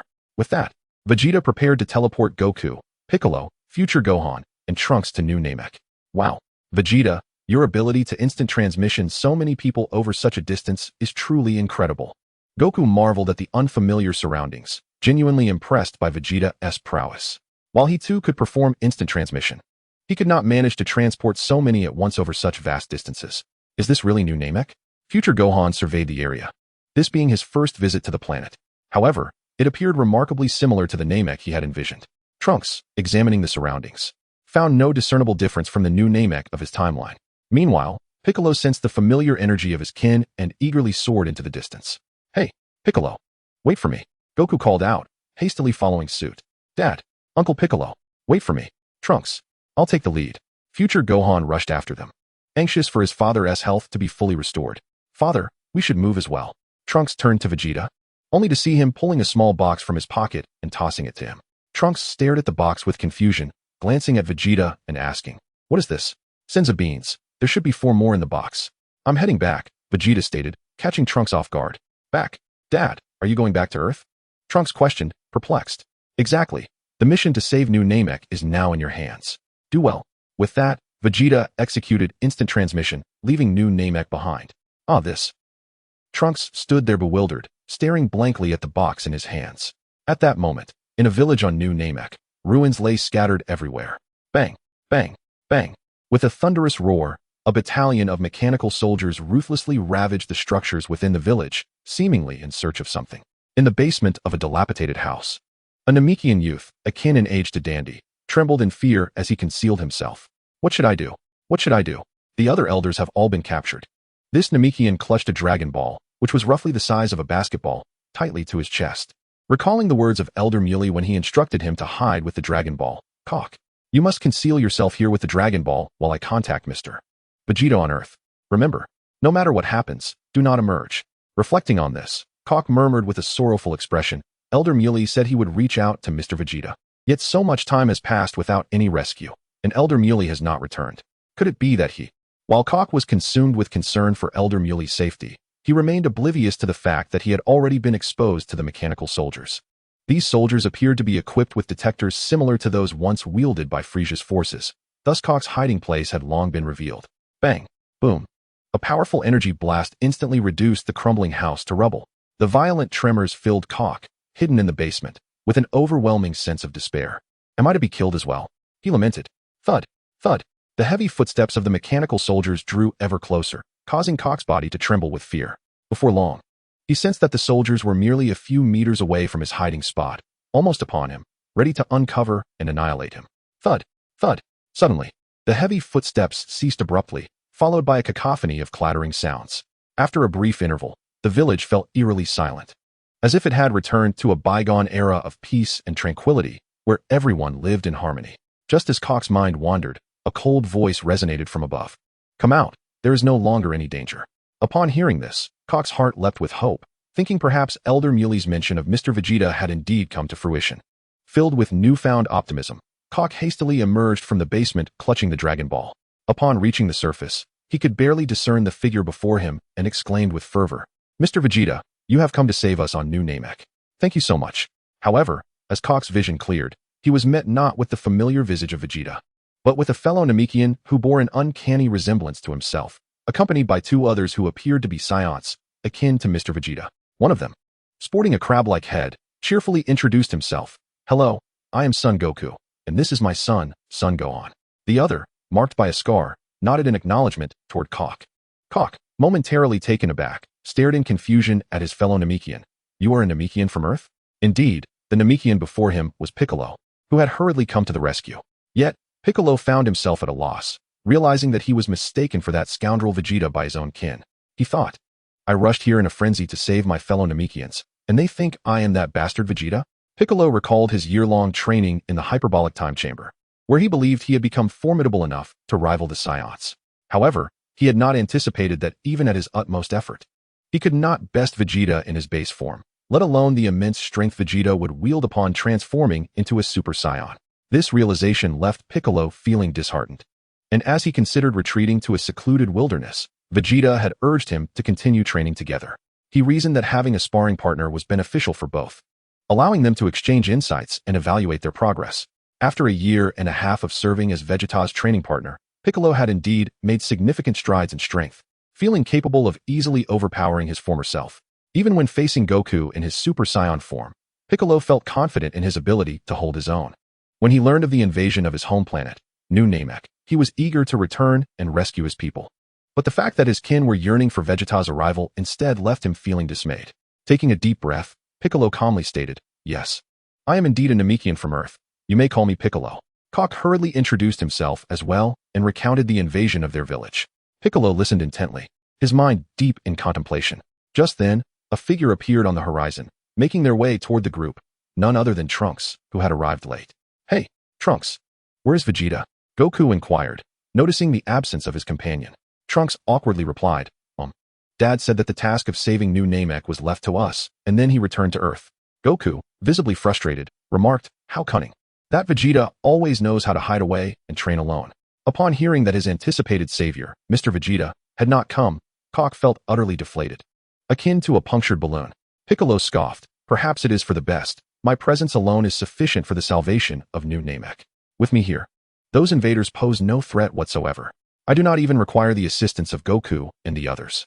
Kok, you and Goku should remain here while I rescue our kin and eliminate the invaders. Piccolo declared, his expression darkening as he gazed toward the horizon, where he spotted a colossal metallic fortress looming ominously. What is that? Piccolo suddenly noticed a silver figure racing toward them from the direction of the fortress. Uncle Piccolo, what troubles you? Future Gohan inquired, observing Piccolo's furrowed brow with curiosity. Nothing, just that someone is approaching us, Piccolo replied, his tone grave. Hearing this, Goku and the others quickly tuned into the energy signature of the approaching figure, but they could not detect anyone nearing. Goku, puzzled, questioned, Someone is coming toward us. But why can't I sense any energy fluctuations? Indeed, Uncle Piccolo, we have not sensed any presence within a radius of 10 kilometers. Future Gohan repeatedly confirmed the surroundings with his aura, and it was evident that no one was approaching the group. Piccolo squinted his eyes, fixated on the silvery figure in the distance. He slowly remarked, Perhaps that individual is not of flesh and blood. What could it be? Both Son Goku and future Gohan were taken aback by Piccolo's statement. At that moment, Trunks, with a grave expression, interjected, "Uncle Piccolo, are you suggesting that this being is akin to the androids on Earth, a mechanical construct? How can that be?" Future Gohan was equally astonished by Trunks' analysis. The distance between Earth and New Namek is immense. Moreover, the androids on Earth have reformed. Not to mention, future Gohan and Trunks had never heard of any androids existing on another planet in their timeline. While future Gohan and Trunks wore expressions of dismay, Son Goku appeared unfazed. Regardless of whether the incoming entity was an android or not, he yearned for a battle. Having been bedridden for nearly a week due to his ailment, he felt as though he were growing rusty. Furthermore, he had never fought against an opponent of that caliber, which piqued his curiosity. "Gohan, Trunks, you need not worry too much. Whoever it is, I shall defeat them," Son Goku declared excitedly, gazing toward the horizon where the silver figure drew nearer. Exchanging a resigned glance, future Gohan and Trunks could only sigh in response. Piccolo turned to Son Goku, his tone serious. "Old son, do not intervene. I will handle this. I want them to understand the consequences of invading New Namek." No sooner had he finished speaking than Piccolo transformed into a streak of lightning, hurtling toward the silver figure. Bang! In an instant, Piccolo collided with the silvery being. Thud! When Piccolo's fist met the entity's, he immediately felt an extraordinary hardness emanating from it. It felt as if it were forged from a unique alloy, causing a slight pain in his hand. "Oh ho ho! I wondered who had destroyed my mechanical soldiers." "So it is you, Piccolo, the Namekian from Earth." The metallic figure, entirely clad in silver, grinned menacingly at Piccolo. "Who are you? How do you know my name?" Piccolo exclaimed, astonished at the metallic being's knowledge. "Oh ho ho ho, who am I? You dare to ask? How amusing." The metallic entity laughed maniacally at Piccolo's question. In the distance, Son Goku and the others approached, their expressions filled with confusion upon hearing the metallic being's words. Future Gohan was particularly puzzled. How could this individual know Uncle Piccolo hailed from Earth? Trunks and Son Goku regarded the metallic figure with a sense of familiarity. At that moment, the metallic being noticed the group, and upon seeing Son Goku and Trunks, its expression morphed into one of fury. It bellowed, "Son Goku, and that purple-haired brat. You two filthy monkeys have come to this planet from Earth. What? How does it know Dad and Trunks' names? Who on Earth is this?" Future Gohan was bewildered, grappling with the identity of this being. The metallic figure's gaze shifted to future Gohan, scrutinizing him intently. It realized that there was no information about him in its memory, but he seemed to be another Saiyan. At that moment, Trunks, piecing together the metallic being's voice and vaguely familiar appearance, appeared to recognize its identity. In shock, he exclaimed, "Why, you are cooler." "What? He is cooler? Impossible. Wasn't he eliminated by Vegeta?" Piccolo, Son Goku, and the others exclaimed in disbelief at Trunks' words. "The purple-haired brat is correct. I am cooler. Where's that accursed Vegeta? Has he not shown up?" The metallic cooler sneered at the group, his red eyes scanning the surroundings. He yearned to know if the Saiyan who had left him half dead had arrived. Since his transformation into a metallic form, he had longed to return to Earth and exact vengeance upon Vegeta. Of course, he harbored a desire to eliminate everyone present and every human on Earth. However, due to the restrictions imposed by that individual, he could not stray too far. Otherwise, Cooler would have already descended upon Earth to wreak havoc, rather than serving as a pawn for someone else. After all, he was a genius of the strongest race of the universe, the Frost Demons. Now, he found himself reduced to a mere chess piece, manipulated by that individual. Yet, the root of all his troubles lay with those Saiyans and that detestable culprit, Vegeta. Chapter 79, Piccolo vs. Metal Cooler. Trunks, brimming with confidence, declared, "No need for my father to intervene. I can handle you myself." Despite having been defeated by Cooler previously, his recent training had significantly enhanced his strength, making him more than capable of dealing with Cooler. Metal Cooler looked at Trunks in astonishment. "What? You are Vegeta's son? No wonder." He then sneered. "Oh ho ho, arrogant Saiyan monkey. I shall sever your head and present it to Vegeta as a greeting gift." No sooner had Metal Cooler spoken than he shot toward Trunks like a silver bolt of lightning. Bang! However, he was abruptly intercepted by Piccolo's imposing figure. "Cooler, do you truly underestimate me?" Piccolo glared at Metal Cooler, a seething fury bubbling within him. "You? Just a Namekian? You think you can be my opponent?" Metal Cooler retorted angrily, fixated on Piccolo, deriding him. "You worthless Namekian is hardly worthy of being my adversary. How laughable." Piccolo, witnessing the once furious Metal Cooler now erupting into uncontrollable laughter, began to question whether Cooler had lost his sanity. One moment he was furious, and the next, he was cackling wildly. Suddenly, a signal seemed to trigger within Metal Cooler's crimson eyes. causing them to flicker rhythmically. Metal Cooler froze in place, and Piccolo and the others watched in bewilderment, sensing that this being might not be entirely stable. Just then, Metal Cooler returned to his menacing demeanor, fixing a dark glare on Piccolo and the others. He slowly uttered, "Humph. I initially intended to toy with you, but since my master has issued a command, prepare to descend into hell." Upon hearing this, Piccolo coldly retorted, "You wish to kill us? You should be more concerned about your own life." Bang! As the battle loomed, Piccolo initiated the first strike against Metal Cooler. In a flash, he appeared before Metal Cooler, delivering a powerful blow to its chest. Reacting swiftly, Metal Cooler crossed its arms to block the attack. The tremendous impact reverberated through the ground beneath them, causing the earth to tremble and the air around to churn violently. Unyielding, Piccolo quickly adjusted his stance, gathering a potent energy wave in one hand. Special Beam Cannon. The energy wave sliced through the air, a dazzling light directed straight at Metal Cooler. Observing this, Metal Cooler's eyes glinted with disdain. "Humph. Eraser Cannon." It raised its arm, a beam of energy erupting from its palm to collide with Piccolo's energy wave. A deafening explosion ensued, the two forces erupting in midair and unleashing a fierce gust of wind. Metal Cooler staggered back from the force, while Piccolo stood firm, a smug smile adorning his face. "It seems your strength is rather lacking," Piccolo taunted. Metal Cooler remained silent, but its gaze turned increasingly cold, with a slight curl of its lips. The metallic components of its body emitted a low hum, as if preparing for the ensuing confrontation. Undeterred, Piccolo once again concentrated, readying another energy wave to deliver a decisive blow to Metal Cooler. However, at that moment, Metal Cooler launched a sudden attack. In an instant, it appeared behind Piccolo, delivering a heavy punch to his back. Piccolo was propelled forward but quickly regained his balance, retaliating with a swift motion that forced Metal Cooler back a few steps. Piccolo was taken aback, astonished by the sudden surge in Metal Cooler's speed and strength. The ensuing clash saw both combatants engaged in a fierce exchange of offense and defense. Piccolo utilized his agility and formidable energy waves to relentlessly assault Metal Cooler, while Metal Cooler relied on its impenetrable mechanical form and powerful energy beams for defense and counterattacks. Explosive Demon Wave. Death Beam. Bang. Destruction Ray. Demon Flash. Bang. Boom. The battle raged on with intense ferocity, their silhouettes intertwining in the air as energy beams and energy waves collided and exploded. The ground around them was devastated, shrouded in the acrid scent of smoke and dust. Piccolo darted like the wind, weaving around Metal Cooler, each strike infused with tremendous power. His energy waves sliced through the atmosphere like lightning, aimed directly at Metal Cooler. Yet, Metal Cooler withstood each of Piccolo's assaults with its unyielding mechanical physique. Unfazed, Metal Cooler retaliated with energy beams that shot towards Piccolo like arrows, each strike precise and rapid. Piccolo, utilizing his nimbleness, evaded them while seeking opportunities for counterattacks. As the battle progressed, Piccolo grew increasingly emboldened, experimenting with various forms of attack in search of a weakness in Metal Cooler. However, it appeared that Metal Cooler possessed no vulnerabilities. Its mechanical body was utterly indomitable. Realizing that mere physical strikes would not inflict significant damage, Piccolo took a deep breath, pressing his right index and middle fingers against his forehead.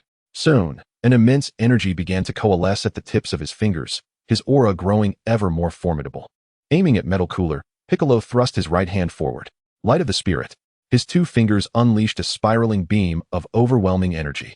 A straight trajectory aimed directly at Metal Cooler. Metal Cooler, sensing the impending threat, flashed a moment of fear. 10-finger Death Beam.